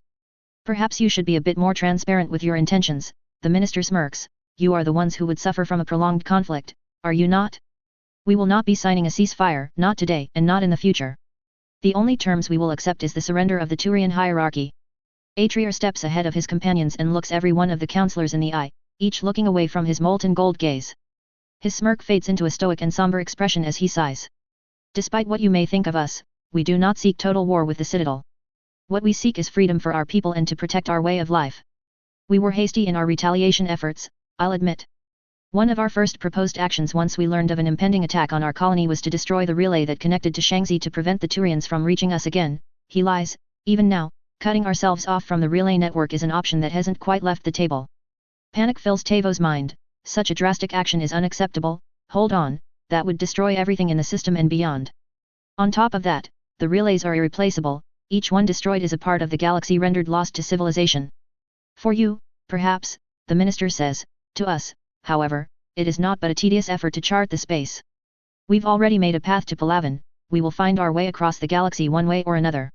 I understand that this is much to take into consideration, Atrier begins. While we will not budge on the surrender of the hierarchy, we are open to negotiations of the terms and conditions of the treaty. Since we admittedly sprung this on you unprepared, I would allow some time for you to collect yourselves. The council is outplayed, and Tavos knows it. Perhaps we can take a recess from this discussion and allow our heads to cool while we discuss how to proceed. One of our specters will show you to a room where you may wait. If you require anything, it can be brought to you. Atrier smirks as he takes his mask from his waist and replaces it on his head.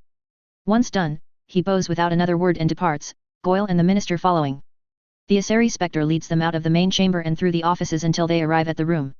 A large window overlooks the wards of the Citadel and there are several couches and tables set up for many body types. The agent takes her leave and the Sith are left to their lonesome.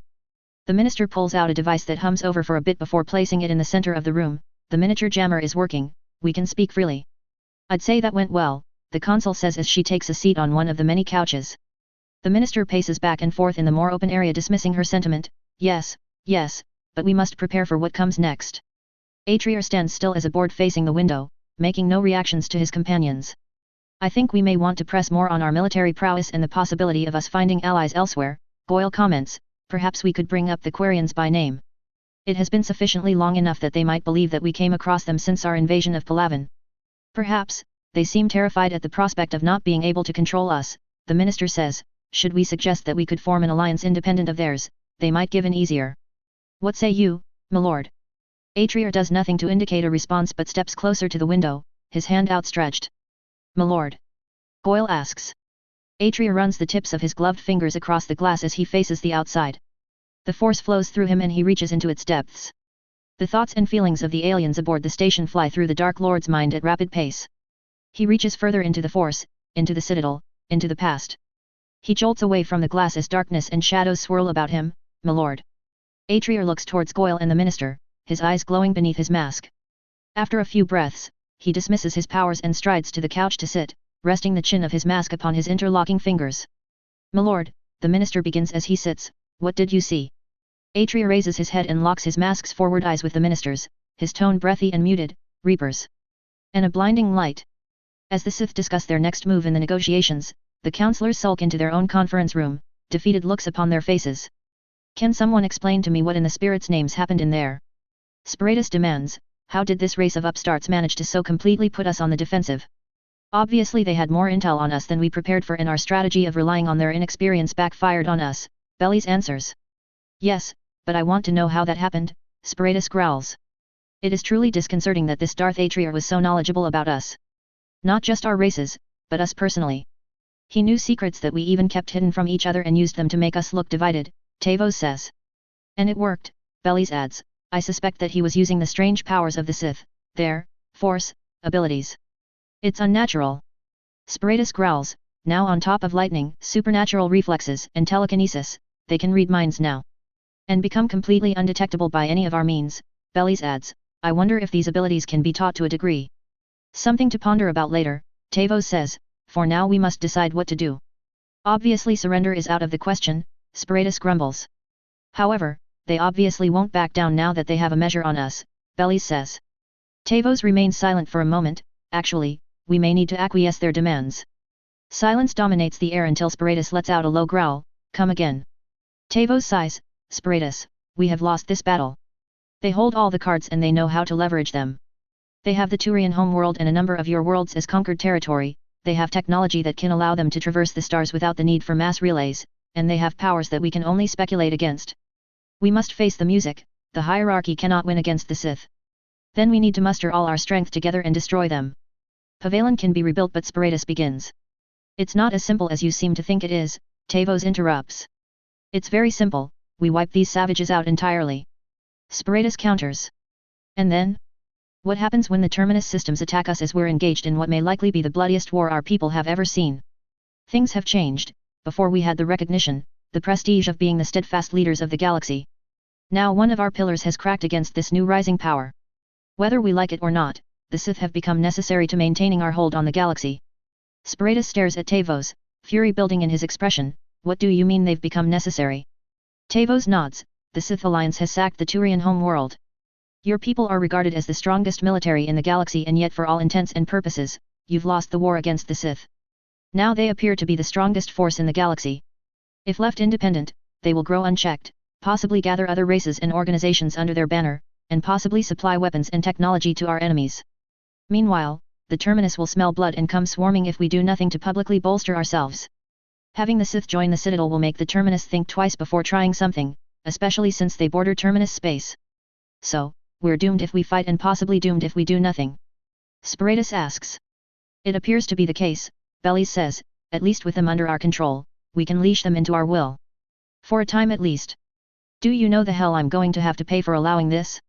Do you know how many Turians will be up in arms about surrendering to these savages? I can make an estimate, and I can also tell you that the alternatives will be no better, Bellies replies. Even if we can beat them, they seem more than willing to destroy worlds and even mass relays if pushed hard enough. Not even the Krogan would do something like that, mostly because they need the relays as much as we do. We cannot beat them militarily in any meaningful way, Tavos says, but we can limit them to the laws and customs of the citadel. We will grant them this victory, but we will use it to yoke them to the greater good. And once we do, their technology will be ours and we can level the playing field, Bellies says. We still have resources many times theirs, we need to use that to our advantage in the negotiations. Also, Tavos begins, I suggest that you stop calling them savages. They will hopefully be joining us, and it is improper for a counselor to refer to another race as such. Since I've gotten a lot of messages and reviews saying as such, I'll be cutting down on replies for now. Reviews. The Avenging Titan, yes, she found out right away that Sith Lords are a different breed of challenging. TOM 2011, winning at peace, that sounds exactly like what a Sith might say. KITE 15663, all sides are finding out how strong the Sith actually are. Spartanzerg 75, I can see the advantages of having a power armor unit on the battlefield. Star Destroyer, 1. Mostly with apprehension, most of them have no idea about the Force, they think the storm is the result of some weapon. 2. It bit her a bit now and will bite everyone down the line. Jonathan Sly 30, I'm not planning on any giant lasers, well no bigger than the current silencers, but it would only really be a once shot and done weapon against a Reaper. Hartfin lives, they're not surrendering, that is for certain. Philippine Del Rio, she really didn't have any idea what she was in for meeting with a Dark Lord. Comment 9, they don't have any cloning operations even remotely the side of Kamino, so it wouldn't amount to much even in 20 years. They'll have to produce a new generation of soldiers the old-fashioned way. Anubis 1650, while I am planning on him being a warrior like his father, John's attention in his studies of the Force will be impacted by his father's death. Stormzy, if you mean Jason Shepard, no, he is dead. Invitus 602, hey can make holocrons, but Jason was relatively young, had a kid with one more on the way, and was training an apprentice, he didn't feel the need to and had his hands a bit too full to focus on making one. Cerberus, the Force works in mysterious ways. Also yes, but the technological assimilation won't be seamless. Sith Overlord, next chapter will answer that question. Ward Emmer, the conflict with the Batarians will be similar, but the Reaper War will be far less one-sided. CAV, don't pity Benazia, she is not a good person in this FIC. I appreciate your thanks. Kill the Xenos, while Vafrem didn't scare her, he certainly proved she's got nothing on a Dark Lord. The Asari are a race so complacent yet so paradoxically paranoid of losing their influence. Cardiesnes, fair enough about the mass accelerators, my idea was that having a weapon that is only really effective at extreme ranges is counterintuitive to the Sith's naval combat doctrine. Though I suppose slapping one onto a dedicated carrier wouldn't be half a bad idea. With the whole Battle of Raynok, they explicitly said that the Quarians put a Thanix cannon, those massive turrets, on every civilian ship in the migrant fleet, even going so far as to admit flat out that it essentially made them dreadnoughts and violated the Treaty of Fiercien. That's where I get the number of thousands, though in hindsight, not all of them would be firing all at once at the Reaper destroyer. How the exchange in ship weapons will go will be in the next chapter, but the quick answer is, yes, but actually, no. I wasn't planning on it, but I might incorporate it into another ship DSN. Sniper Bro 1998, not in this galaxy, unfortunately. Spartan Zerg, I thought about it, the droids here were made purely to make up the difference in the number of foot soldiers that the Turians had over the Sith. Intelligence of the units was not taken into account, that could change, though after seeing a Reaper control the Geth, the Alliance may even scale back on droids. Admiral Dane, they definitely have the threat of blowing up Relay, even if they won't actually do it. When I say the Asari and Sith are opposites, I mean in how they govern. Asari are complacent, Sith are ambitious. Asari are watch and observe, Sith go and do. Asari seek peace, Sith seek power. Apollo Inkunan, the presence of the Reapers has definitely left a mark on the Citadel. Most groups who study the Force, in this galaxy, have no idea what it is they're studying, only that it is a phenomenon and really aren't applying it in any meaningful way, so they would become easy acolytes for the Sith. Barley, having to work with aliens in close proximity for a while will definitely give Shepard some Malgus-like traits. Eltery, I felt like I dropped enough red flags along the way, so I don't think it's weird that you figured it out. Michael Bishopone, I am having Smilar ideas and they will be in development. Perseus, oh, there will definitely be something of that nature. Chapter 15, Integration. Rights, I got none. Disney, EA, and BioWare, Broadsword now too I suppose, they got them all. A quick thank you to everyone putting up with my erratic updates and for getting this FIC to 1,500 favorites and 2k likes. This has blown up more than I could have possibly imagined. These are the terms of surrender, the main points are as follows. Goyle begins, 1. Reparations are to be made for the destruction wrought upon Shangzi, the Alliance fleets, and for all Sith civilians killed in the conflict. 2. The hierarchy shall issue a public statement acknowledging themselves as the aggressors of the war, their crimes against the Alliance, and their defeat at our hands. 3. Any prisoners taken be returned to Alliance custody. That includes the sailors you have been interrogating here at the Citadel, Atrear adds. Tavos nods. Of course, we apologize in advance for any grievances they may have had while in our care. Goyle nods. 4th. Ceasing of all hostilities against the Sith Alliance and all her citizens. 5th. All conquests, including Palaven, be officially recognized as Sith Alliance territory. 6th. Should one Admiral Septimius be alive at this time, he is to be brought into Alliance custody for his crimes against the Sith. The councillors look at one another, Sparatus still grinding his mandibles. He grimaces at his companions and nods towards the Sith representatives. Tavos nods back at him and turns to the Sith, but Darth Atrear speaks before she can. It will be possible to renegotiate the status of the conquered Turian worlds. This is simply recognizing in an official capacity that they belong to us for the time being. In exchange, Goyle begins again, we shall return all our own prisoners of war to the Citadel Council and discontinue any of our own hostilities upon the remains of Turian space. In regard to the reparations, Bellies chimes in, would it be possible to defer determining the exact amount paid to be negotiated at a later date? That may be beneficial, as we are still counting up the death toll and equipment lost in our final battles, the minister replies. Is that all? Atrear asks. Palaven, Sparatus asserts, we want Palaven back immediately. It is a home world for one of our core races, Tavos adds, we must insist that it is returned to the hierarchy. We don't believe you'd lose much of anything considering you've not had any time to establish a major presence on the planet. Atrear pretends to ponder for a moment, very well. Palaven, but just Palaven for the terms of the treaty. That is acceptable, Tavos says as Sparatus looks as if a weight is lifted off his shoulders. Goyle nods as she types into her datapad, we will have the terms amended then. For all intents and purposes, we have an agreement. The air in the chamber lightens significantly in that moment.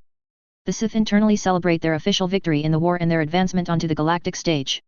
Sparatus ready to put this nightmare of a situation behind him and move on to reconstruction efforts. Tavos at the restoration of apparent stability in the galaxy, and Bellies at the prospect of acquiring new technology. With that important business settled, perhaps we can move on to other productive discussions such as border security, trade, and diplomatic interactions for the future of our civilizations, Bellies says.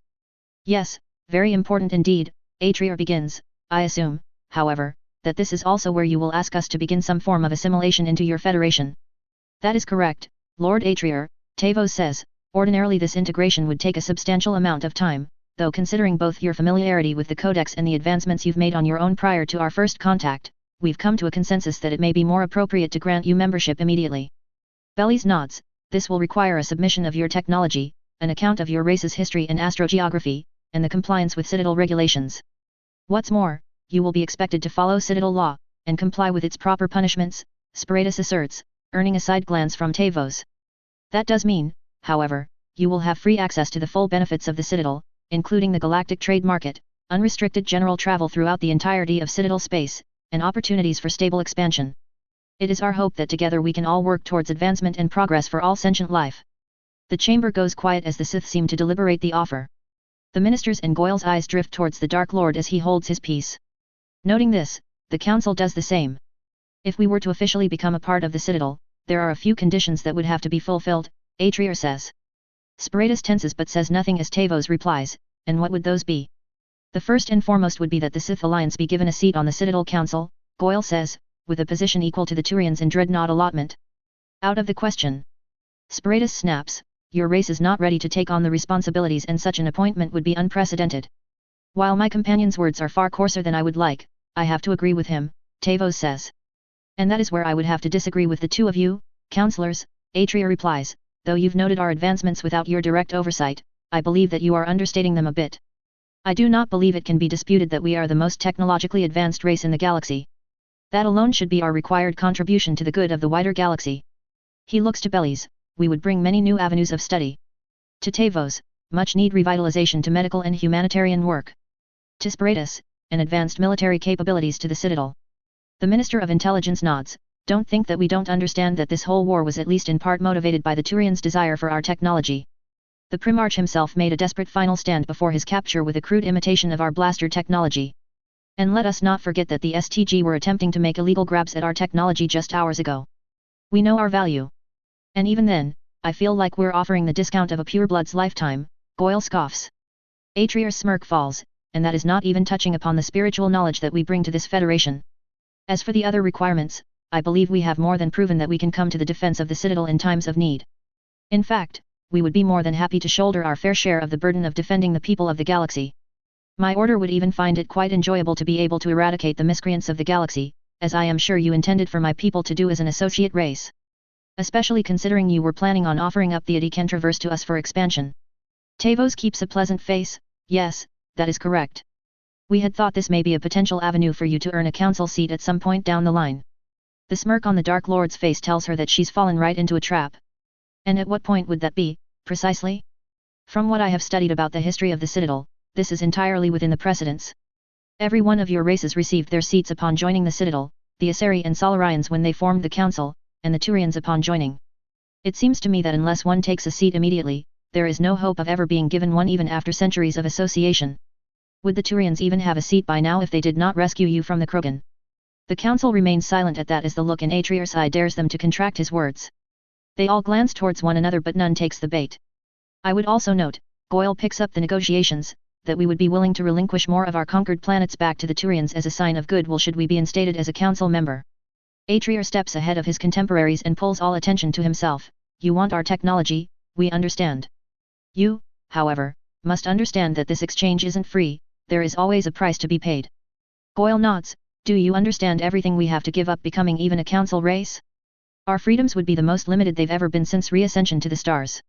The minister nods. Much like the proposal for a ceasefire, becoming an associate race benefits you entirely and us only marginally, with much more stripped away from us. Tavos tries bringing the negotiations back under her control, but what of the vast resources that would open up to you by joining us? Certainly, that would be worth the sacrifices. In the short term, perhaps, Atria responds, however, we are already more advanced technologically, all we really need is time to expand. Considering that we do not rely exclusively on relays for galactic travel, we would be able to accumulate more resources with or without you. The only thing that you'd always outpace us in is manpower, assuming of course that nothing terrible befalls your civilizations. Though stated more as fact than threat, the sentiment does put some worry into the counselors. They all type away at their omni-tools, the Sith saying nothing in regard to it. Atrier turns his senses upon their minds but dismisses his power once he learns everything. I do have some concerns with the allotment of dreadnoughts you're asking for, Bellies says, considering that yours use radiation rather than kinetic force, I'm afraid that to have that many would tip the balance of power to an unacceptable degree. Perhaps after some time. Specifically when you have built the allotted 3 dreadnoughts per the Turians 5, Tavos corrects herself, we can see about advancing you, since you would be taking up a larger share of defense responsibilities. Once we have that more defined, then I don't see an issue, provided that you also comply with Citadel codes on the use of nuclear weapons. I don't see the point in waiting if our goal is to move up the bracket once we fill out this one, the minister counters. Like Bellies has said, it is about a balance of power, Spiratus reasserts, if you were given the same as the hierarchy, it would overtly tip it all in your favor. This isn't about keeping you under our thumb, despite everything you've done, it's about keeping everyone in check. Because it has worked so well keeping the Turians from doing something rash, the minister sneers. Why you? Enough. Both Goyle and Tavos growl at their companions. The brief silence gives Atrier a chance to intercede, perhaps a compromise of sorts. The treaty could be amended to fit us into an intermediary category. Perhaps a 4:5 ratio with the Turians. Our dreadnoughts are so few at the moment so it will take us time to reach the allotted number. Simultaneously, if you were to assimilate our technology into your own, you would have access to our silencer megalasers and eventually integrate them, therefore keeping the balance of power while allowing us to move up to the necessary level of military strength to suit our role in galactic society. Like you said, we can always come back later to move up in the ratio at a later date. Tavos strokes her chin, that would be a fair compromise that benefits all involved. I see no reason why such an amendment to the Treaty of Phyrexian would be an issue. It may be necessary to amend much more than that as we integrate as well, Atrier says, so much of your legal policy regarding manufacturing, warfare, and trade is founded upon MassEffect being the sole foundation of your technology. With us becoming a part of the galactic community, even if we did not join your coalition, our technology wouldn't fit under some of your current mandates. Our silencers couldn't even be considered dreadnoughts under your current mandate as they have no mass drivers and therefore wouldn't even be considered frigates. I believe we all can understand how ridiculous that sounds. Bellies nods, it would be ridiculous. I agree, some changes to our mandates would be necessary if we are to use this new technology to its fullest capacity. Another reason that it would be more beneficial for us to take a council seat immediately, the minister adds, we are fully aware of what our technology can do and can work better to integrate it if we are to lead from the top. Tavos agrees. Very well, we can see about modifying the treaty to accommodate this proposal, if you are willing to follow them. Atrier grins as he gives the biggest lie of his life, it's a deal. As integration into Citadel society begins, another emergency meeting is called between the members of Sith High Command. Most sit in person around their conference table aboard Arcturus Station while Atrear, Goyle, and the Minister of Intelligence appear via hologram. The announcement of joining and the revelation of technological assimilation leaving a bitter taste in the mouths of some. So, we're just going to submit our technology to them and lose our greatest advantage. Minister Graham grumbles. Yes, this is part of the reason we got such favorable terms in joining. However, they will be hard-pressed to use it, I assure you, Darth Tempestus replies. These aliens' entire economy is built upon Element Zero, Goyle says. They use it for their weapons, shielding, construction, and most importantly of all, their space travel. Their ships require so much of the stuff in their cores that they are the biggest demand for the resource several times over. Since hyperdrive and MassEffect are incompatible as forms of FTL travel, they will have to choose one or the other. Darth Chemos nods, and they can't make the switch en masse without destroying their entire economy. Even if they did, only we have the necessary know-how to build hyperdrives and the right resources for it right now, we would supplant the Asari as the singular economic superpower of the Citadel. Meaning that we would be running the show anyway. I'm surprised they would go along with it considering they can't use both I tandem. Ferris trails off as realization fills his eyes. They have no idea, do they? Atrear nods at this as Minister Shen speaks up, plus the size of the required reactors for even a fully powered cruiser means that they'll be sacrificing mobility if they decided to implement deflector shields and turbolasers. They'd have to start new fleets from scratch if they wanted to rival us, and it would take over a decade to mine the necessary resources without the use of sun razors. Thus, we will maintain our technological edge long enough to them over. On a related note, our weapons are in hot demand in the wake of our victory over the hierarchy. That's an understatement, the Minister of Intelligence replied. For Rigno's sake, this extranet of theirs is overflowing with inquiries for our blaster weapons. I guarantee we will be running the weapons market within the decade. Plus, since we control the refined gas supply, everyone who wants blasters that can actually kill won't point them at us if they want ammo, at least for the near future. I'm more interested in mining Element Zero and the profits we could make from that. We don't use it, and we could easily trade for several times the amount of heavy metal we need for our ships. If we act now, we can mine a surplus before the other races get our radiation shielding. Plus, we can always undercut the market as political leverage if we need to, Guillemon says. That leads me to our next topic, what's our end goal here? Julius asks, obviously we need this deal, or we face yet another great war on the horizon, but where are we going from here? Short term, Graham says, we need to cement ourselves as a major influence in galactic affairs. Once we are in a position where we can seize total control over the Citadel, we will begin preparations for our next phase. The return of the Reapers, Vafram growls. We're certain they'll return. The Minister of Intelligence asks. My vision was clear, Vafram says, they will return, and soon. Whether that means within the next few years or the next few decades, is a matter of perspective, but they will return in this Dark Council's lifetime, and we must be ready for them or we will face the same fate of the old Empire.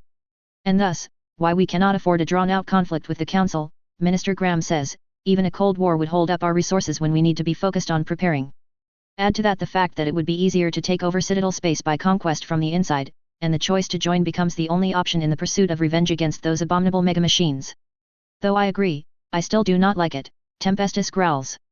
Worry not, my old friend, Vafram assures him, the Citadel still has enemies to crush, enemies that will be far more eager to test us considering we are moving into their section of space. You can help Ferris exterminate the contemptible filth of the Terminus. My pyramid shall take on the brunt of the conquest through our diplomatic abilities. And we have our friends in the Pyramid of Assassins to handle conflicts in the shadows, with the aid of Sith intelligence, naturally, Ferris says, gesturing to the Minister of Intelligence. I take it we are all in agreement then? Graham asks. The Dark Lords, Ministers, and representatives nod to each other.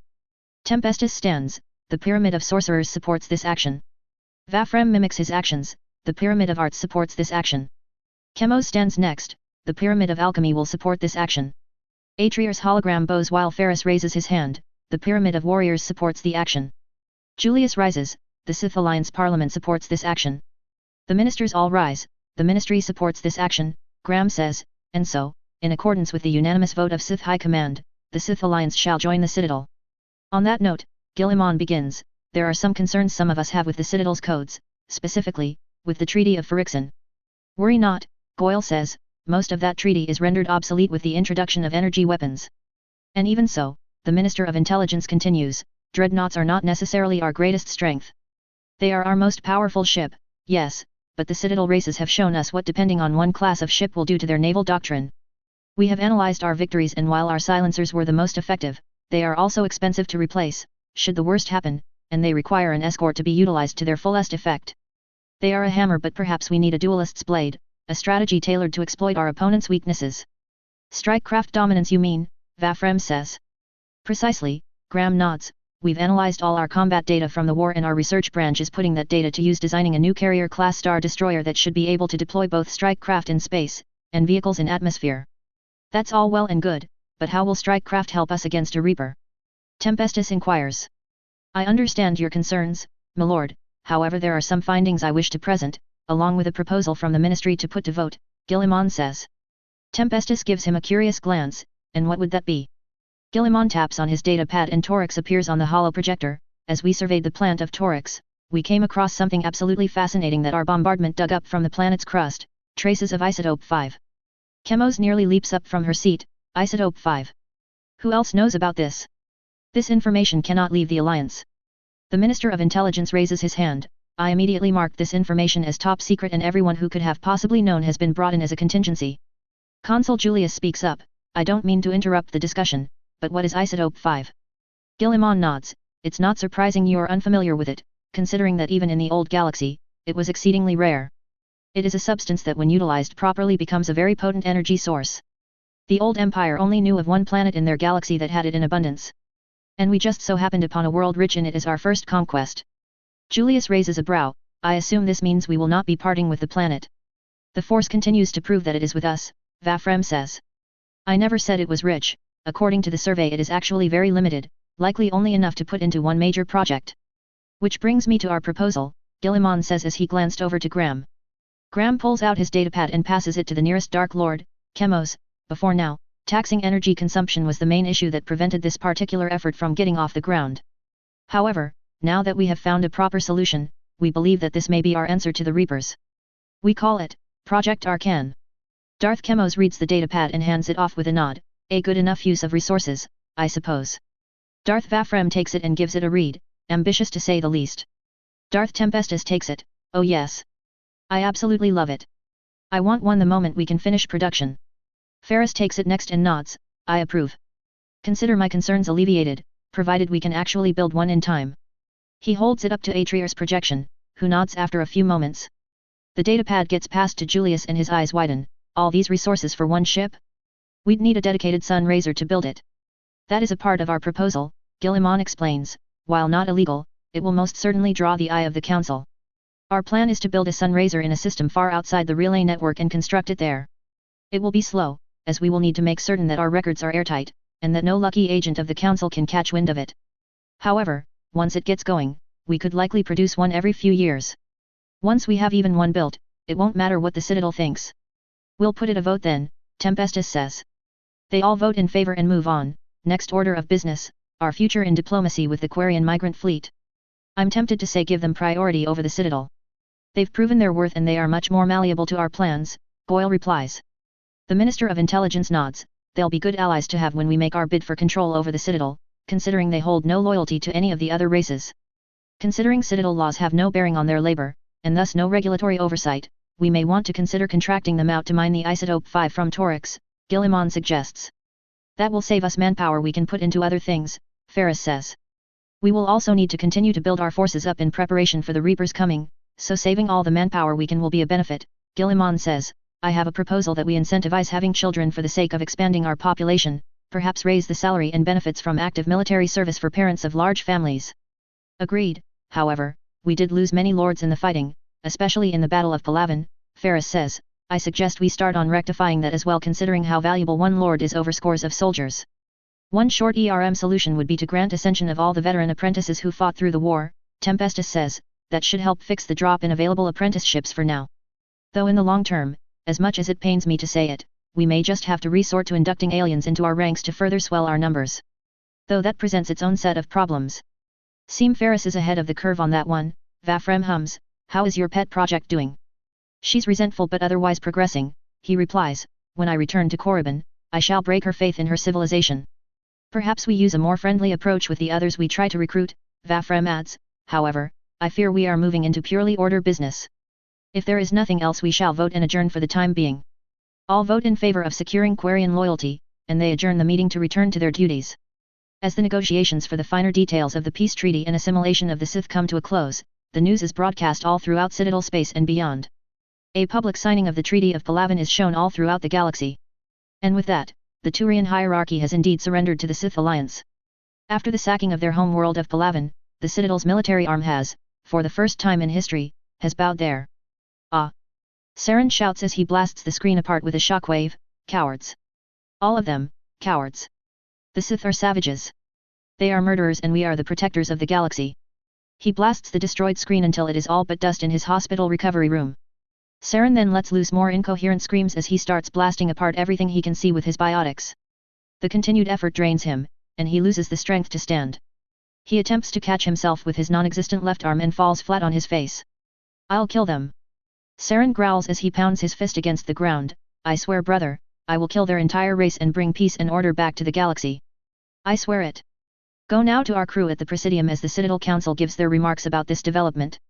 It takes all his will not to grind his mandibles together in front of the podium. With all the eyes of the Citadel watching and millions more via broadcast, he cannot afford a mistake.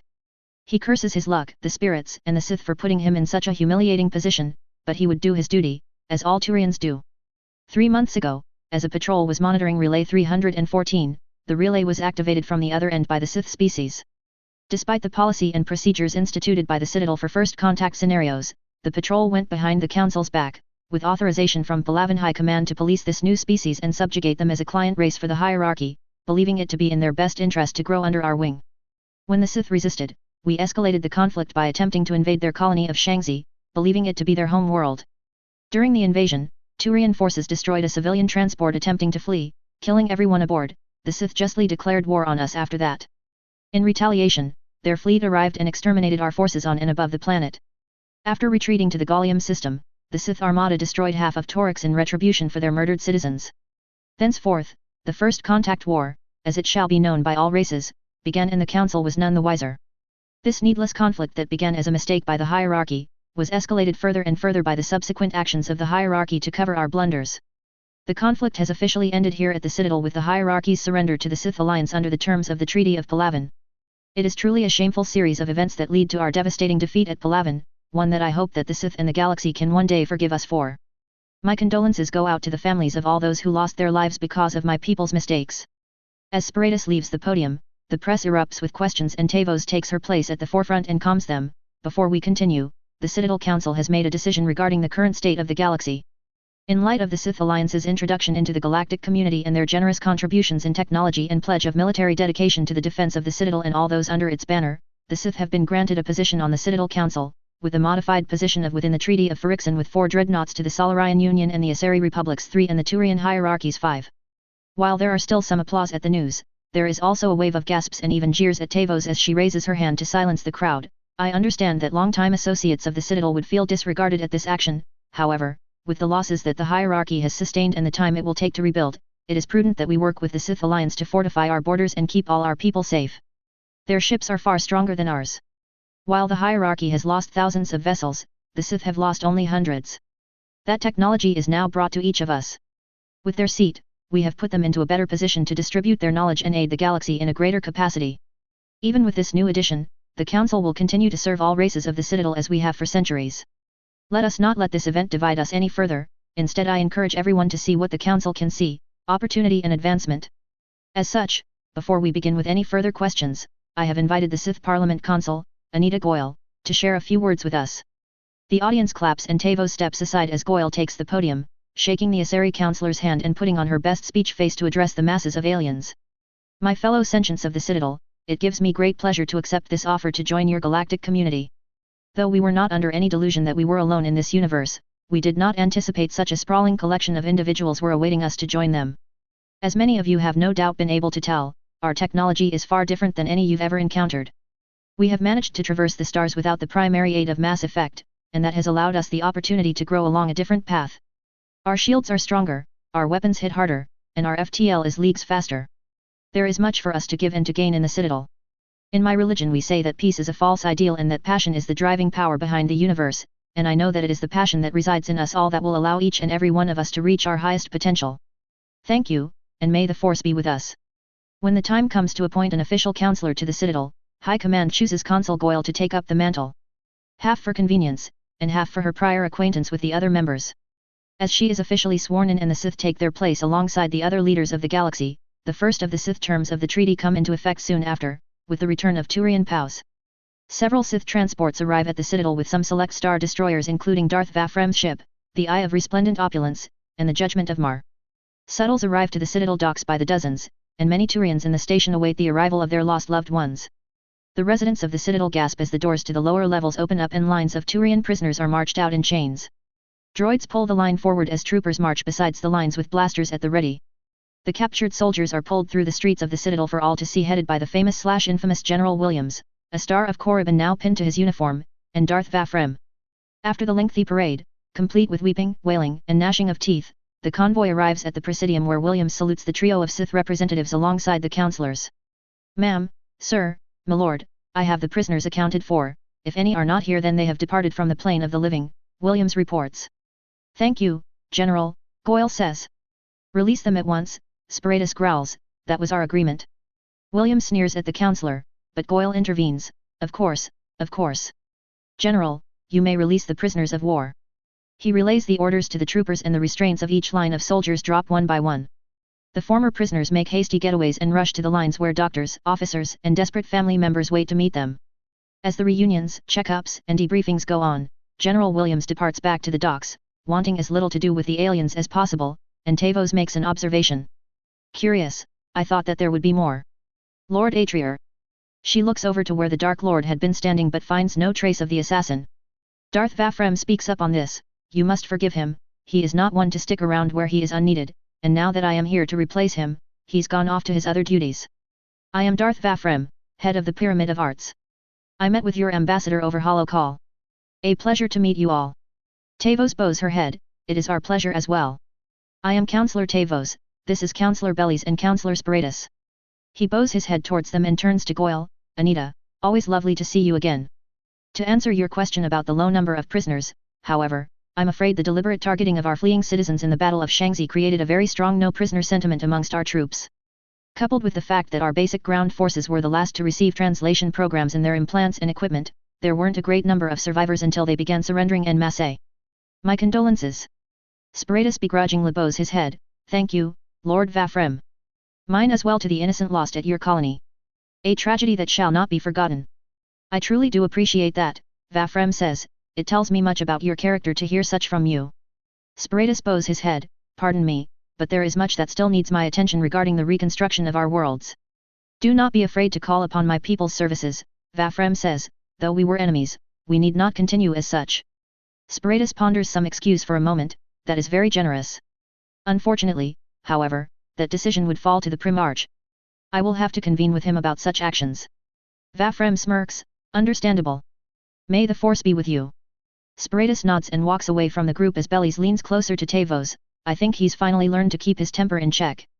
"Somewhat at least," she replies as she steps closer to Vafrem, "Lord Vafrem." "Yes, my dear, how may I aid you at this time?" He puts on an infectious smile. "There are many within the Citadel's diplomatic departments that are hosting a gala this evening cycle in celebration of the official end of the war and the Sith joining the Council. Being such a high-ranking official, it would be an honor to have you join us there as well." "I would be absolutely delighted to attend such an event," Vafrem says, "though forgive me that I am not quite dressed for the occasion at the moment. I will have to retrieve something more elegant from my ship before I arrive tonight. I fear I have far too much to do in setting up my organization, but I will be sending someone in my stead," Goyle says. "Splendid," Tavos smiles, "here is the address and your pass to the event. I imagine all eyes will be on what the leading Sith figure will be wearing. One of the most anticipated things in Asari high society is keeping up with the newest fashion trends from the newer races." "Well, it seems our two races have yet another thing in common," Vafrem replies, "I will see you then, madam." She bows slightly and departs as Goyle and Vafrem make their way back to the docks. "You're really going to this, my lord?" she asks. But of course, it would be rude to decline an invitation, even one made with intentions so obviously mired in subterfuge. Besides, any excuse to get off this station for a while without sacrificing face is fine by me. Trying to use my powers here makes me feel off. I have no idea how Tyr made it so long without complaint, Vafrem responds. "Now if you'll excuse me, I must prepare, there is still work to be done." "Oh, is that what you call it?" Goyle rolls her eyes with a smirk. I assumed you were just trying to be the first to create a Sith/Asari hybrid. Vafrem ignores her comment as he muses aloud what he should wear. In the end he arrives at the large balcony overlooking the upper wards later that evening in a crimson robe with a black vestment and golden accents. Such a loud and obvious ensemble of an outfit sends the desired message that the Sith stand out.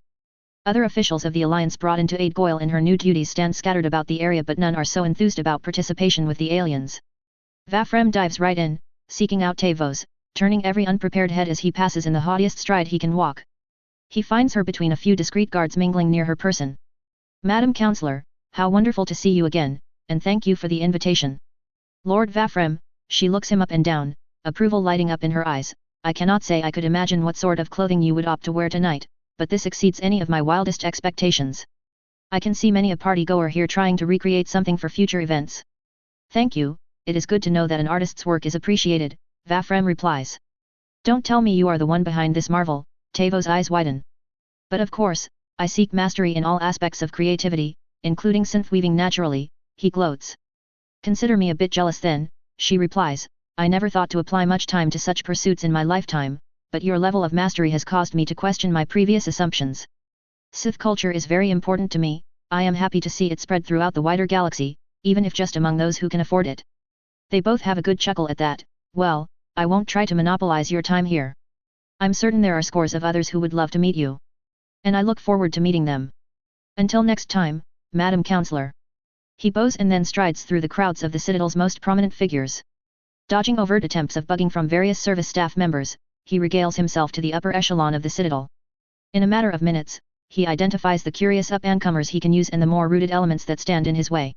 He woos the Asari with the tales of the old empire, though sensing they regard it as mythology, as well as passages of old literature from both the archives and human history. The Solarians are kept at interest with his limited knowledge of alchemy and their own feeble attempts at planting listening devices on his person. Even the very limited Turians that entertain his presence are attentive to his recounting of the labor rebellion years prior and the response of the Order of Sith Lords. The party progresses well into the night cycle of the Citadel with Vafrem still going on as if festivities have only begun. It is now, as most of the guests have departed, that Spectre Ail's Vitalit approaches him. She moves across the balcony dressed in a striking red dress that shows off her well-maintained body and adorned in fine golden jewelry. She makes certain that she stays just out of the Dark Lord's sight until he finishes his time with a group of departing guests. "Pardon me, sir," she grabs his attention, "you would not happen to be Darth Vafrem, would you?" He smiles back at her with an almost sincere expression. "That I am, my dear. I must say what an honor it is to be recognized, Miss Isiala, Rylolfia Isiala, milord. I work as an aide to Counselor Tavos," she bows in reply, "and the honor is surely mine to meet one of the most accomplished Sith in the galaxy." "You're far too kind, Miss Isiala," he inclines his head at her for a moment, "though I fear you have me at a disadvantage. I'm afraid that I cannot recall any deed of mine that would warrant any Asari from referring to me as exceptionally accomplished. I admit that while I am not familiar with your work directly, I have observed enough about your culture to know that your title carries with it a notation of immense power and accomplishment." Vafrem chuckles to himself. "While true, if you were expecting raw strength, the likes of my colleagues Darth Tempestus and Darth Ferris, I'm afraid that you will not find such feats from me. I am far more concerned with the subtleties of the Force and how one may use it to enrich the lives of those under our banner, or rather the Citadel's banner as it were now. I am the head of the Pyramid of Arts in the Order of the Sith Lords. My organization works to preserve our heritage, maintain the majesty of our current culture, and use the Force to push us into the future." "Wow, that seems like quite a daunting task, though I imagine that you have many subordinates to carry out the more intricate tasks." "You would be correct, but there are a great number of duties that I prefer to take upon myself. Learning new ways of expression is a great passion of mine, it's what keeps me going throughout life's lulls. There is a certain satisfaction to be gained laboring with one's own hands in something. Like crafting a masterpiece that will outlast you and knowing it was by your own hand it was brought to be. Though I suppose that keeping culture is different for Asari, considering your longevity and ability to express the ideas of your mind so perfectly with others, even those not of your race. It is a most marvelous gift your people have, second only to the Force, naturally." He leads him towards a far wall, away from most of the few remaining guests. "If you are so interested in experiencing a melt, it is custom for my people to exchange language with new cultures we meet. I would be honored to share my knowledge of Thestion with you. I would also admit to being just a bit eager to learn Sith Basic as well." Vafrem senses danger involved but pushes the warning aside. "Are you certain you want to know what transpires within the wicked mind of a Dark Lord of the Sith?" "Why?" She teases right back. "Is the great and powerful Dark Lord afraid that a lowly Asari will steal his deepest secrets?" He smirks. I would be hard-pressed to refer to one of the legendary council specters as but a lowly Asari. Her grin falters for a fraction of a second, but she catches herself. I see that the tales of a Sith Lord's sensory prowess are not exaggerated. It appears that I'm found out then. Vafrem laughs. I'm afraid there was nothing to find. I knew the moment you approached me with a concealed weapon, that impressive musculature, and eyes of a woman who has spent years, likely many decades in your case, in combat. I'd still be willing to meld with you if you'd like. I wasn't lying when I said that learning new forms of expression is a passion of mine. How very straightforward of you, she replies. I'm a classical Sith, I wear my desires and emotions on my sleeves, he says, tugging at the hem of his sleeves.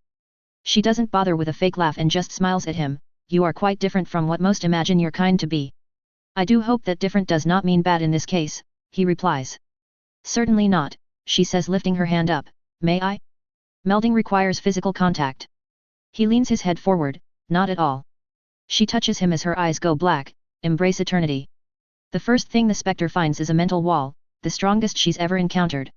Forged from years of mental discipline in a hostile training environment, there's not a single chink for her to exploit. Then he opens up to exchange linguistic knowledge. The moment Vafrem does, however, she feels so much more. Him, her, everyone around them, the citadel, the very stars themselves, she senses it all. It is as if her soul itself is thrust into everything in the universe as she experiences the full breadth of the Force.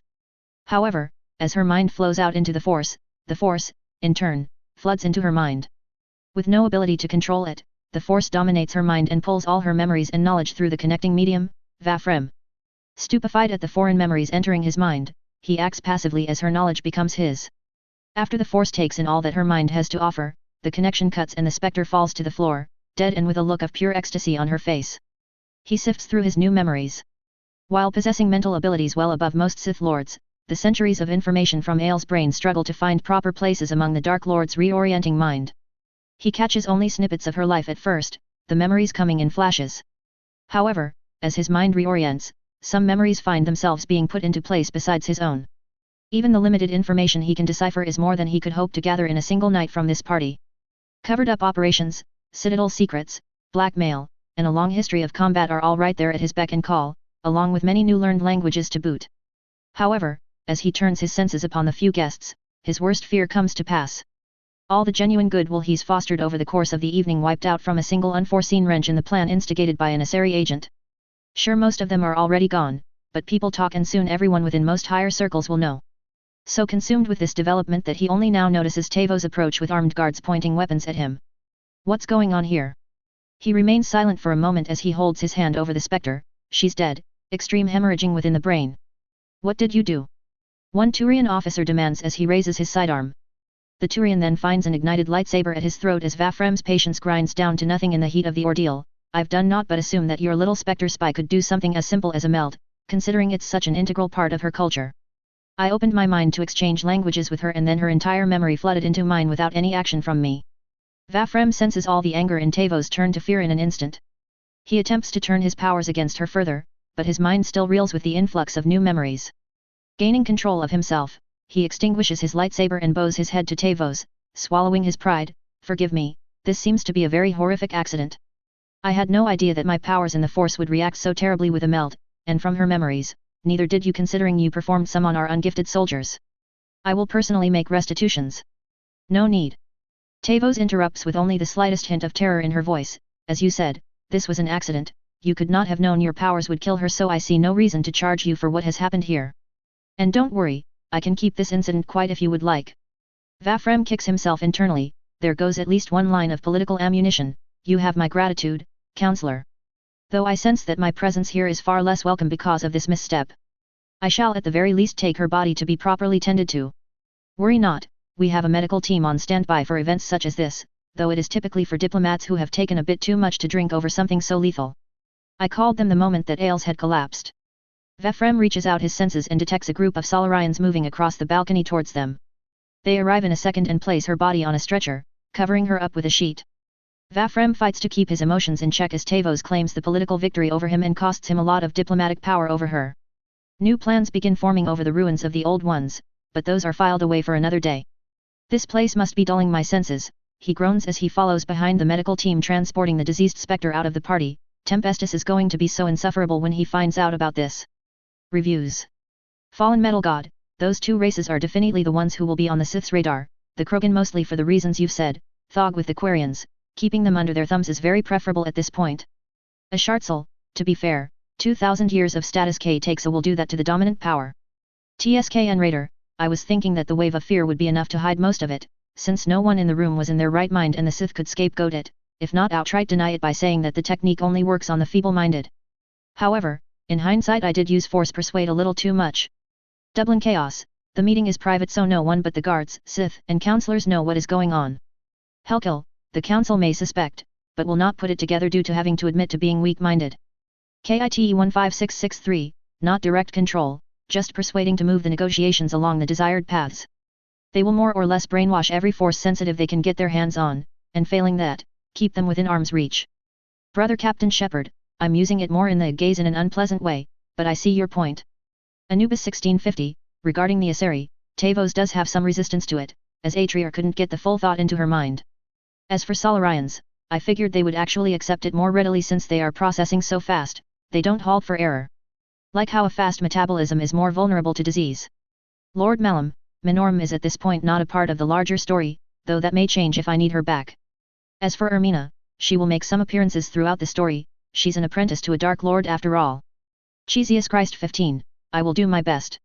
Reaper CB 919, yes, and a great many other words that would describe someone who has been in power too long and remained unchallenged. Hellion 117, pretty much, or just loopholed so hard they don't even really matter. Princess Moondew, there are many bridges that will be sold to the Citadel races. Spartanzerg, it was my thought that they could explain away some of it through the wave of terror that Atrear released, but I admit I went too far. N.A. Wolf, while they may have tendencies towards certain behaviors to one side of the Force or the other, I don't believe it makes enough of a difference when only one side is doing the teaching. Also, the Force is definitely trying to correct the imbalance in the Milky Way. Considering the Force is the energy of life, and the Reapers can process most species just fine, I don't think it would be a problem. Monsieur L.A., I agree, I took it too far.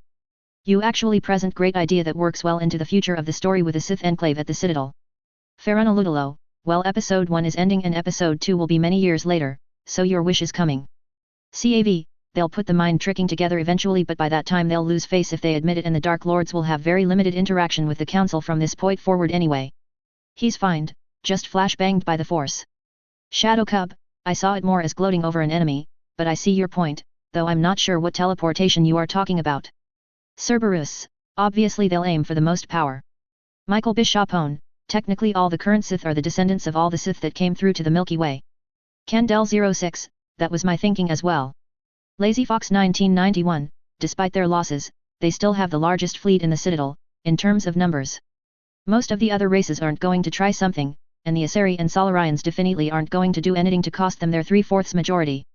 Cedo Ragan, sorry to disappoint you with the lack of screwing over the Turians, but the Batarians will not be getting off as well as they did in canon if that is any consolation. Michael Bishopone, the thing is that Shepard is in his late 20s by the time the story ends, and the Dark Lords will be in their 60s to 80s with many decades of experience and study in the dark side, so he won't exactly be able to challenge them even if he wanted. Kathy N.S., I suppose I took the Quarian statement at face value and never really questioned it considering the entire human Fifth Fleet was shooting at Sovereign for an extended amount of time and did nothing to it until its barriers were shorted by Shepard. I see your point there then. They can definitely fiddle around with it, it would likely make their turbolasers much longer ranged. Also part of the reason they didn't tinker with it up to now was more a lack of having it and not the lack of desire. Fantasies, at this point, every Aseri mother/father would be worried for their daughters sleeping with Sith. Chapter 17, Aftermath. You absolute failure of a Dark Lord. Tempestus rages at Vafrem as the Dark Council sits within their chambers at the highest levels of the Sith Academy. How in the Sith hells did you screw up so spectacularly that you kill someone on accident while at a public event? I thought knowing exactly what will happen next is your forte. Oh, give it a rest you over-glorified Tesla coil. Vafrem snarls back, you wouldn't have fared any better. Maybe if you had been thinking with your brain instead of your libido, you might have actually gotten something out of the night but as it stands you have failed in every sense of the word. And you're so perfect? You are half the reason we have had issues getting the Citadel to back down on restraining us. You and that hair-trigger temper of yours, Vafrem counters. You want a demonstration. Tempestus says as sparks ignite in his hand. Dark energies radiate from Vafrem, I don't need to beat you, just outlast you. Ferris fist colliding against the table draws their attention with a loud bang, enough. As fun as it is watching the two of you bicker like children to assign blame, it solves nothing, Chemos says.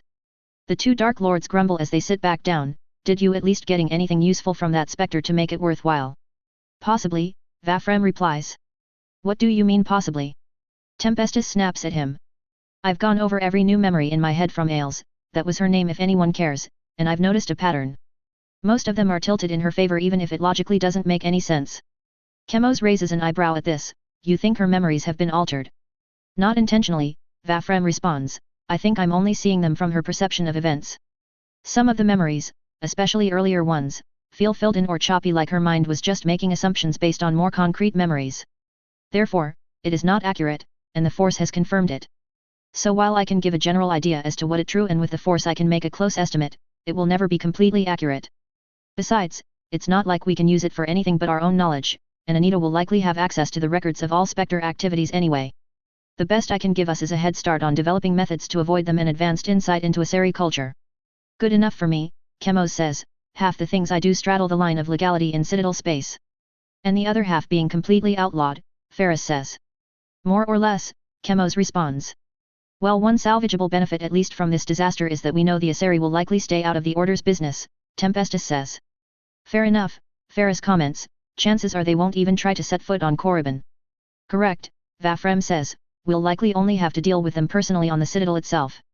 Are we going to have to make regular appearances in person at the Citadel? Tempestus asks. Unfortunately, we will out of necessity, Vafrem replies, however, we may want to be there regularly as well. Why is that? Chemos inquires. I think we need to investigate the Citadel itself, Vafrem says, we know that it was built by the Reapers or has at least been used by them in the past. However, with so much death there, we should have been able to sense something the moment we got near it, but we didn't. It took Atria reaching into the Force itself to catch a glimpse into the true nature of the station. Yes, Tempestus nods, you said that it felt like you were nearly blinded trying to see them. Atria nods. Similar to when I try to gain insight into them, Vafrem adds. Could they have some kind of ability to wipe away all essence of the Force? Ferris asks, it wouldn't be unheard of. Darth Nihilus was a wound in the Force and could drain it from even planets. Emperor Vitiate concealed the existence of the old Empire from the Jedi for centuries, and there were certain races that could block out the Force entirely. Hence why we need to investigate, Chemos comments, the question is, how do we go about doing so right now? I doubt they will let us conduct experiments and examinations on the seat of their civilization. We must do it slowly, carefully, Vafrem answers, there is one solution I can think of, and I think it may help keep all of our less than civilized work away from even more prying eyes. That being? Tempestus inquires. We create an enclave of the Order upon the Citadel for alien Force sensitives, Vafrem replies, it would give us a perfect excuse to station all manner of lords from our pyramids on the Citadel itself, and with an entire area dedicated to the study of the Force on the station, no one will ask too many questions about some light experimenting. And it will work as a vetting system for Force-sensitive aliens to keep potential spies off of Korriban, while those that can be made completely loyal could be moved here for further training, Tempestus smiles. We grow our ranks and we build more influence directly within the Citadel, Chemos adds, if we play our cards right, we can even convince the Council that this is a purely religious endeavor, and these peace-addicted hypocrites wouldn't dare step on our culture's religious rights in broad daylight. Especially considering what let those Bart Aaron things get away with.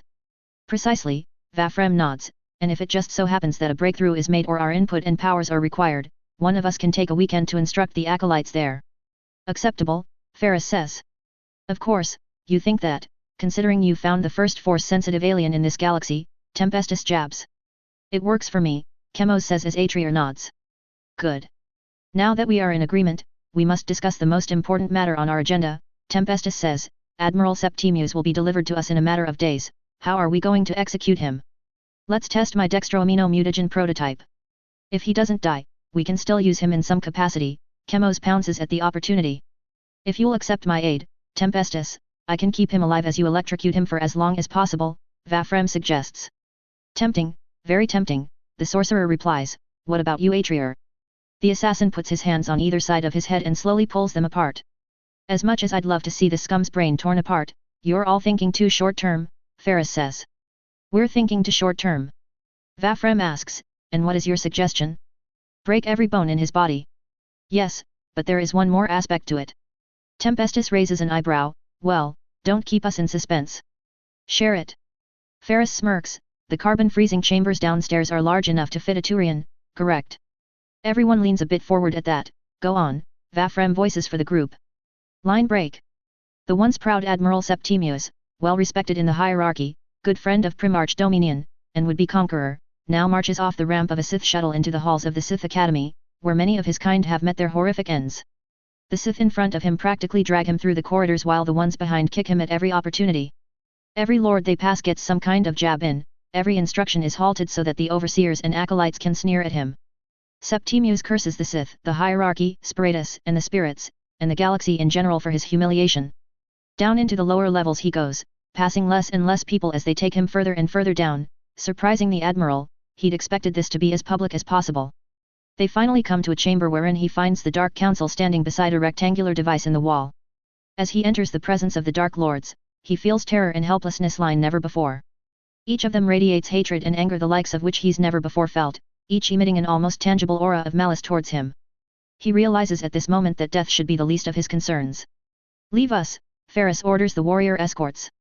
They throw Septimius to the ground, bow, and depart, the door locking upon their exit. Ferris steps forward as the machine whirls to life, letting out gases from its vents. The armored Dark Lord's rage emanates off of him in waves. "If you have any courage left to speak your last words, do so now," Ferris says with barely bridled ire. Consumed by his fear, Septimius scrambles to his feet and runs back to the door, clawing at it to open. "Nothing lost then," Ferris growls. With a yank of his arm, Ferris pulls Septimius into the chamber with the force and holds him in place. The machine beeps as Chemos inputs commands on the console and more gases vent out. Ferris holds his open hand at Septimius as he struggles against his telekinetic powers. Just as the chamber releases the carbonite, the Dark Lord clenches his hand into a fist and Septimius screams in agony. The cry lasts for half a second before the freezing chamber does its job and uncasses his body in carbonite. Once complete, Ferris waves his hand to clear the excessive gas and reveals his creation. The form encased in the slab can hardly be called a Turian, more like pieces of a Turian haphazardly forced together within the skin with no regard for symmetry, correctness, or order. The only part that resembles the former admiral is the face, which is frozen in a state of unrestrained pain and anguish. The Dark Lords circle the creation and extend their senses out to it. "Still alive," Chemos says. "And stuck in constant unimaginable suffering," Tempestus adds. Atrier nods. "I must say, I never considered you for an artist, Vafrem compliments. What shall you call your magnum opus?" Ferris smirks at the carbonite prisoner, Septimius, the fool who thought he could conquer the Sith. Line break. The room Primarch Dominion looks out to his destroyed city from is not his normal office in the central government compound, having been ransacked and stripped down for any possible data by the Sith during the closing hours of the battle for Cypritine. No, it is one commandeered from one of the several administrators that were killed during the sacking of Palaven, his former subordinates' knickknacks still adorning the otherwise Spartan desk. His eyes are filled with sorrow and rage at the state of everything. He internally curses Spiritus and the Council for letting the Sith walk away from their attack not only unscathed, but with a seat on the Citadel Council. Fools, all of them. However, as much as he does not want to, he admits that it is better to have the Sith as allies they can watch, dubious as they may be, than direct enemies. Though the sight of Palaven's ruins cements in his mind a deep distrust of them. He will begrudgingly take them as allies, but their two races will never be friends. Not as long as he remains in command. Before he can seethe more, an aide knocks on his door. "Sir, the reports you asked for." Dominion turns away from the window and to his underling, "Can you give me a summary?" "Yes sir," he replies as he activates his Omni tool. "As we feared, the industrial sector is completely wrecked, however a silver lining is that unlike where we suffered heavy orbital bombardment, most of the wreckage is still salvageable as the storm kept many of the buildings intact as it toppled them. Our first priority should be rebuilding there so that we can accelerate the rest of our efforts." "Naturally," the Primarch replies. Slightly better news is that with minimal damage to the central government compound, we were easily able to manage the reconstruction efforts and we predict that we can have Cypritine back up to standard within the decade.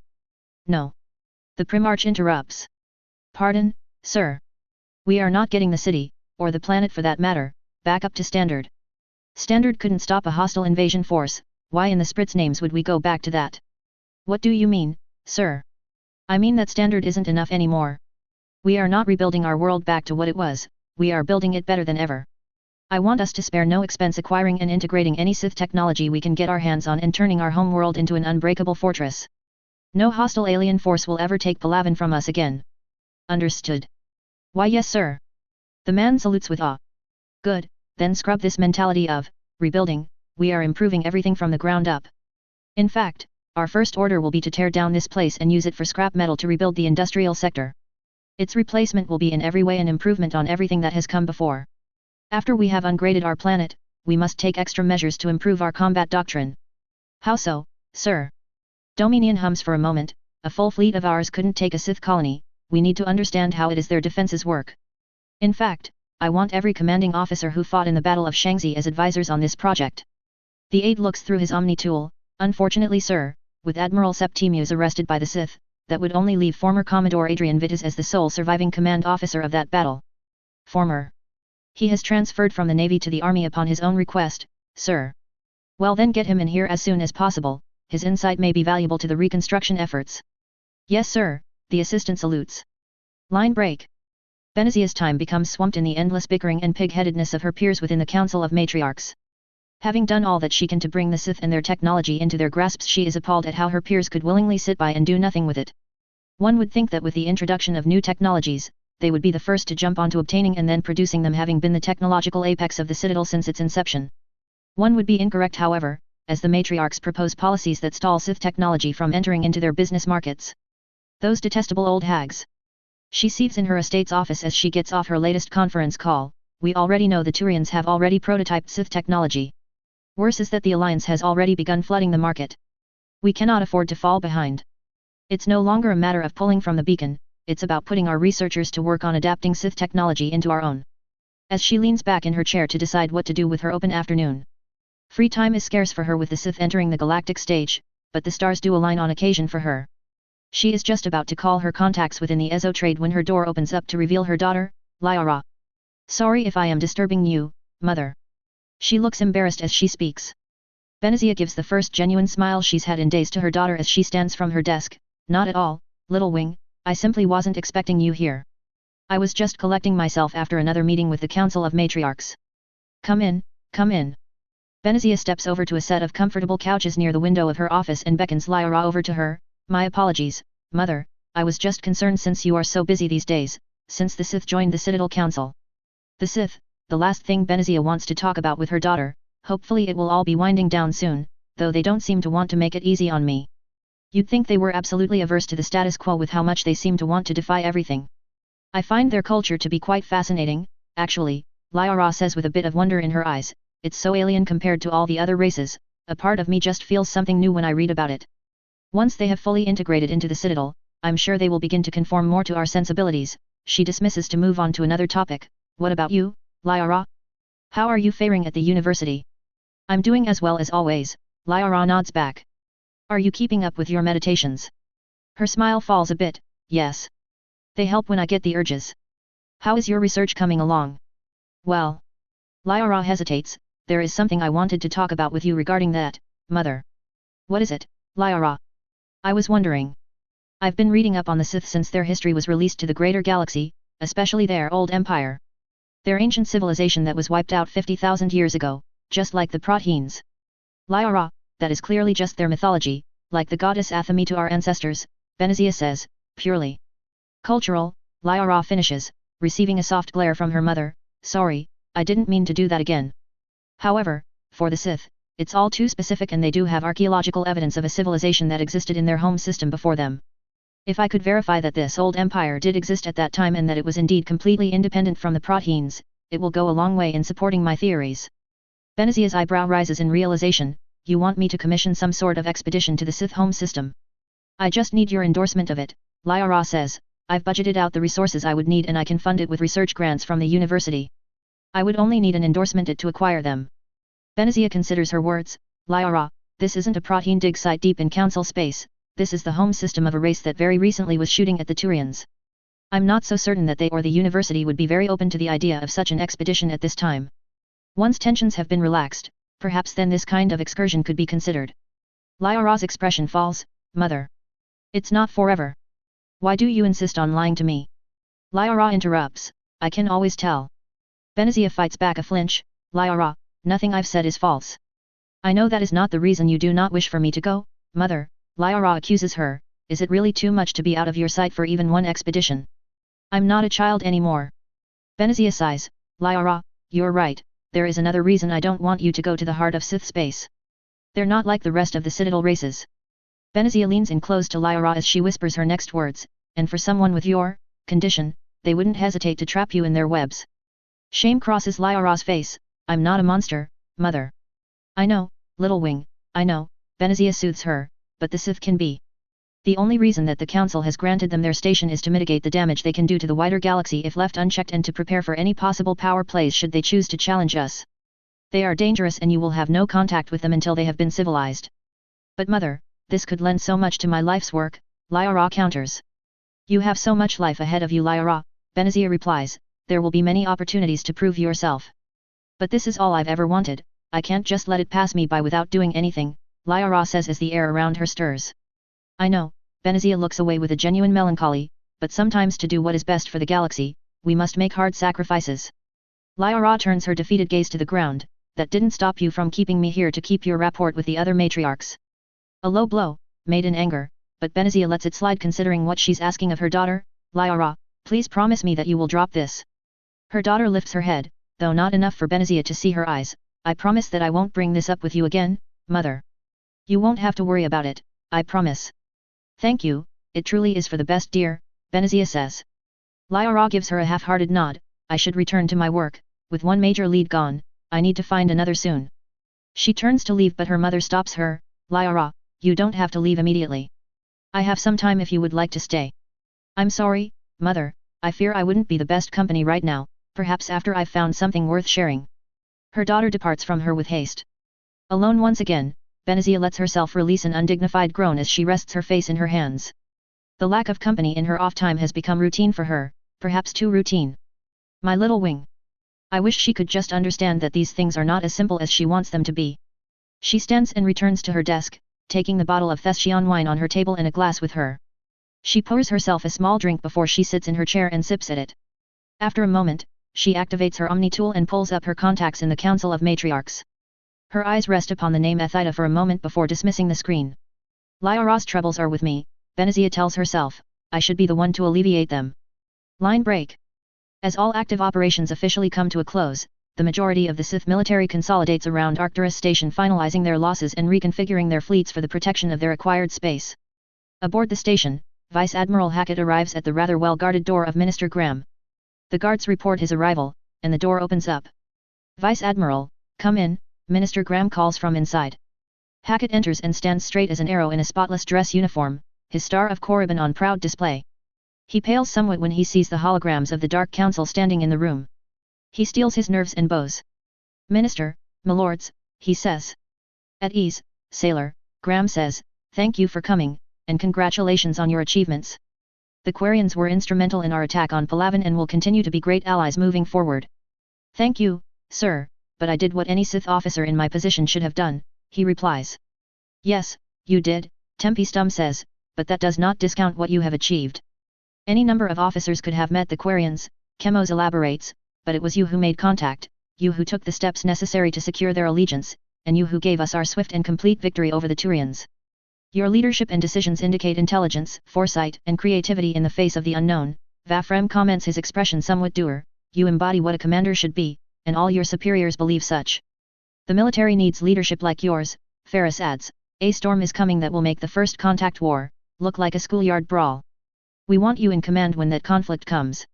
Atrier nods at Hackett as Graham steps forward. In light of your achievements and your reputation and renown among both the military and the Order of the Sith Lords, we hereby grant you the rank of Admiral of the Sith Alliance Navy. Sir. Milords.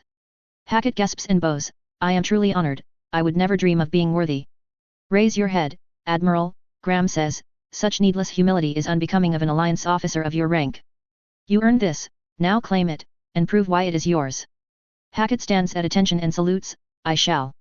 Good, you'll be given command of one of our new patrol fleets once we have finished breaking up and reorganizing the first assault fleet. If you would like to request any specific officers as your direct subordinates, you'll have a few weeks to put together a list and we shall see what we can do. Understood, sir. Good, dismissed, Admiral, Ferris says. There has been a room prepared for you to serve as your temporary office aboard the station, my assistant will guide you there. The door opens up and a skinny man directs Hackett to a mostly empty room on the next floor down. Hackett sits in the chair and starts work on compiling a list of names he wants in his chain of command when a call interrupts. Admiral, sorry to bother you but I'm currently holding an incoming holo call from a... She squints down at a datapad. Rail Zora Vasturfree? He's an alien, sir, but he said you knew him. I do know him, put him on, Hackett replies before Rail's form appears on the holo projector. Vice Admiral Hackett, Rail says. Captain Zora, it's good to see you again, Hackett begins, however, as of today it's just Admiral. A promotion well awarded, if I may be so bold, Rael responds, congratulations, my friend, I am happy for you. The last part gives the Sith man pause, thank you. Though I doubt you called just to say hello. Yes, Rael replies, the Admiralty will be moving to your Arcturus station to meet for further diplomatic talks as well as finalizing the exchange of the Harrowers as payment. I will be attending as a chief diplomat due to my experiences with your people. It is my understanding that you are stationed there for the time being. That would be correct, Hackett nods. Then would it be too much trouble to bring you aboard the Rhea and introduce you to my wife and daughter? Rael asks, nothing too invasive, just a quick meeting as I'm sure you're busier than ever with your new duties. Hackett blinks at the request, that is unexpected. Surely, I'm not. Admiral, if I may, Rael affirms, your race and you specifically have given my people the first real hope we've had in over 300 years. I humbly ask the opportunity for my family to meet the man responsible for that hope, Admiral Stephen Hackett Vas Malgus. Hackett bites the inside of his lip and mules over the thoughts running in his head, I believe I can spare some time for that. The grave air about the Quarian man brightens, most excellent, Admiral. Also, Rael, you're not a part of my command so you can drop the titles. It's just, Stephen, to my friends. While he couldn't see his smile, Hackett could see the spirits raised in his Quarian friend. Line break. Not in thousands of years have the tombs of Korriban been so active with the burial of its people. While the galaxy has seen the imposing strength of the Sith Alliance, the reality is that the losses are heavy. The loss and subsequent funeral for Lord Jason Shepard is no different from the hundreds throughout the war. Black adorns the couple dozen attendees as the sun shines through the hab-dome above. Separated into a freshly dug section near the perimeter of the Sith Academy, a tomb hewed from stone is closed, the door bearing the heraldry of a warrior in combat against alien threats. An inscription on the door reads, Jason Shepard, warrior, though felled in battle, his deeds are remembered. With his small tomb closed, it becomes one of many bearing the warriors who lost their lives in the battles of the First Contact War.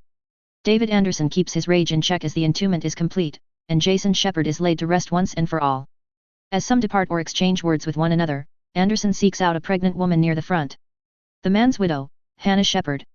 Ma'am, Anderson bows his head to Hannah. She takes a moment and looks him down, David, or Lord Anderson isn't it now? Congratulations. It will always be just David for you ma'am, he replies, besides, I didn't exactly earn it. They ascended many veteran apprentices from the war, I feel like it would have been more earned had I actually been able to save Master Shepard. Nonsense, Hannah replies, Lord Grissom spoke very highly of your accomplishments during the final battle. Said that you rivaled Jason at the time of his ascension and that you deserved it. Thank you for your kind words, ma'am, he nods down at the boy by her side, hello, John. The boy is dressed in black, as per the occasion, and staring up at the Sith Lord. Anderson locks eyes with the boy's molten gold and red eyes, the eyes of a true Sith. His hair is buzzed down to the scalp, much like his late father's but a tone or two lighter like his mother's. He says nothing in response and points his eyes at the ground. The Force, however, stirs around him in response to his tumultuous emotions. John, don't be rude, Hannah says. Anderson holds up his hand, it's fine ma'am. I know my master's loss was hard on me, I can only imagine what he is feeling right now. Speaking about him angers the boy further and the air grows tense, until Hannah recoils and holds her swollen stomach. John's attention turns to her in a second and he holds onto her tight. I'm sorry. Anderson reaches his senses out and understands, the unborn child is strong in the Force and reacted to their brother's rage. He summons a chair and offers it to her. Much appreciated, my lord, she says as she takes a seat. John, you need to control yourself, especially around your sister. I know. Tears start leaking from his eyes, I just want Dad back. It's not fair. Why's Dad gone? The air stirs up again but Hannah can't summon up the emotional strength to reprimand him. Anderson, however, puts his hand on the boy's shoulder. John calms down as David takes a knee onto the red sand at their feet.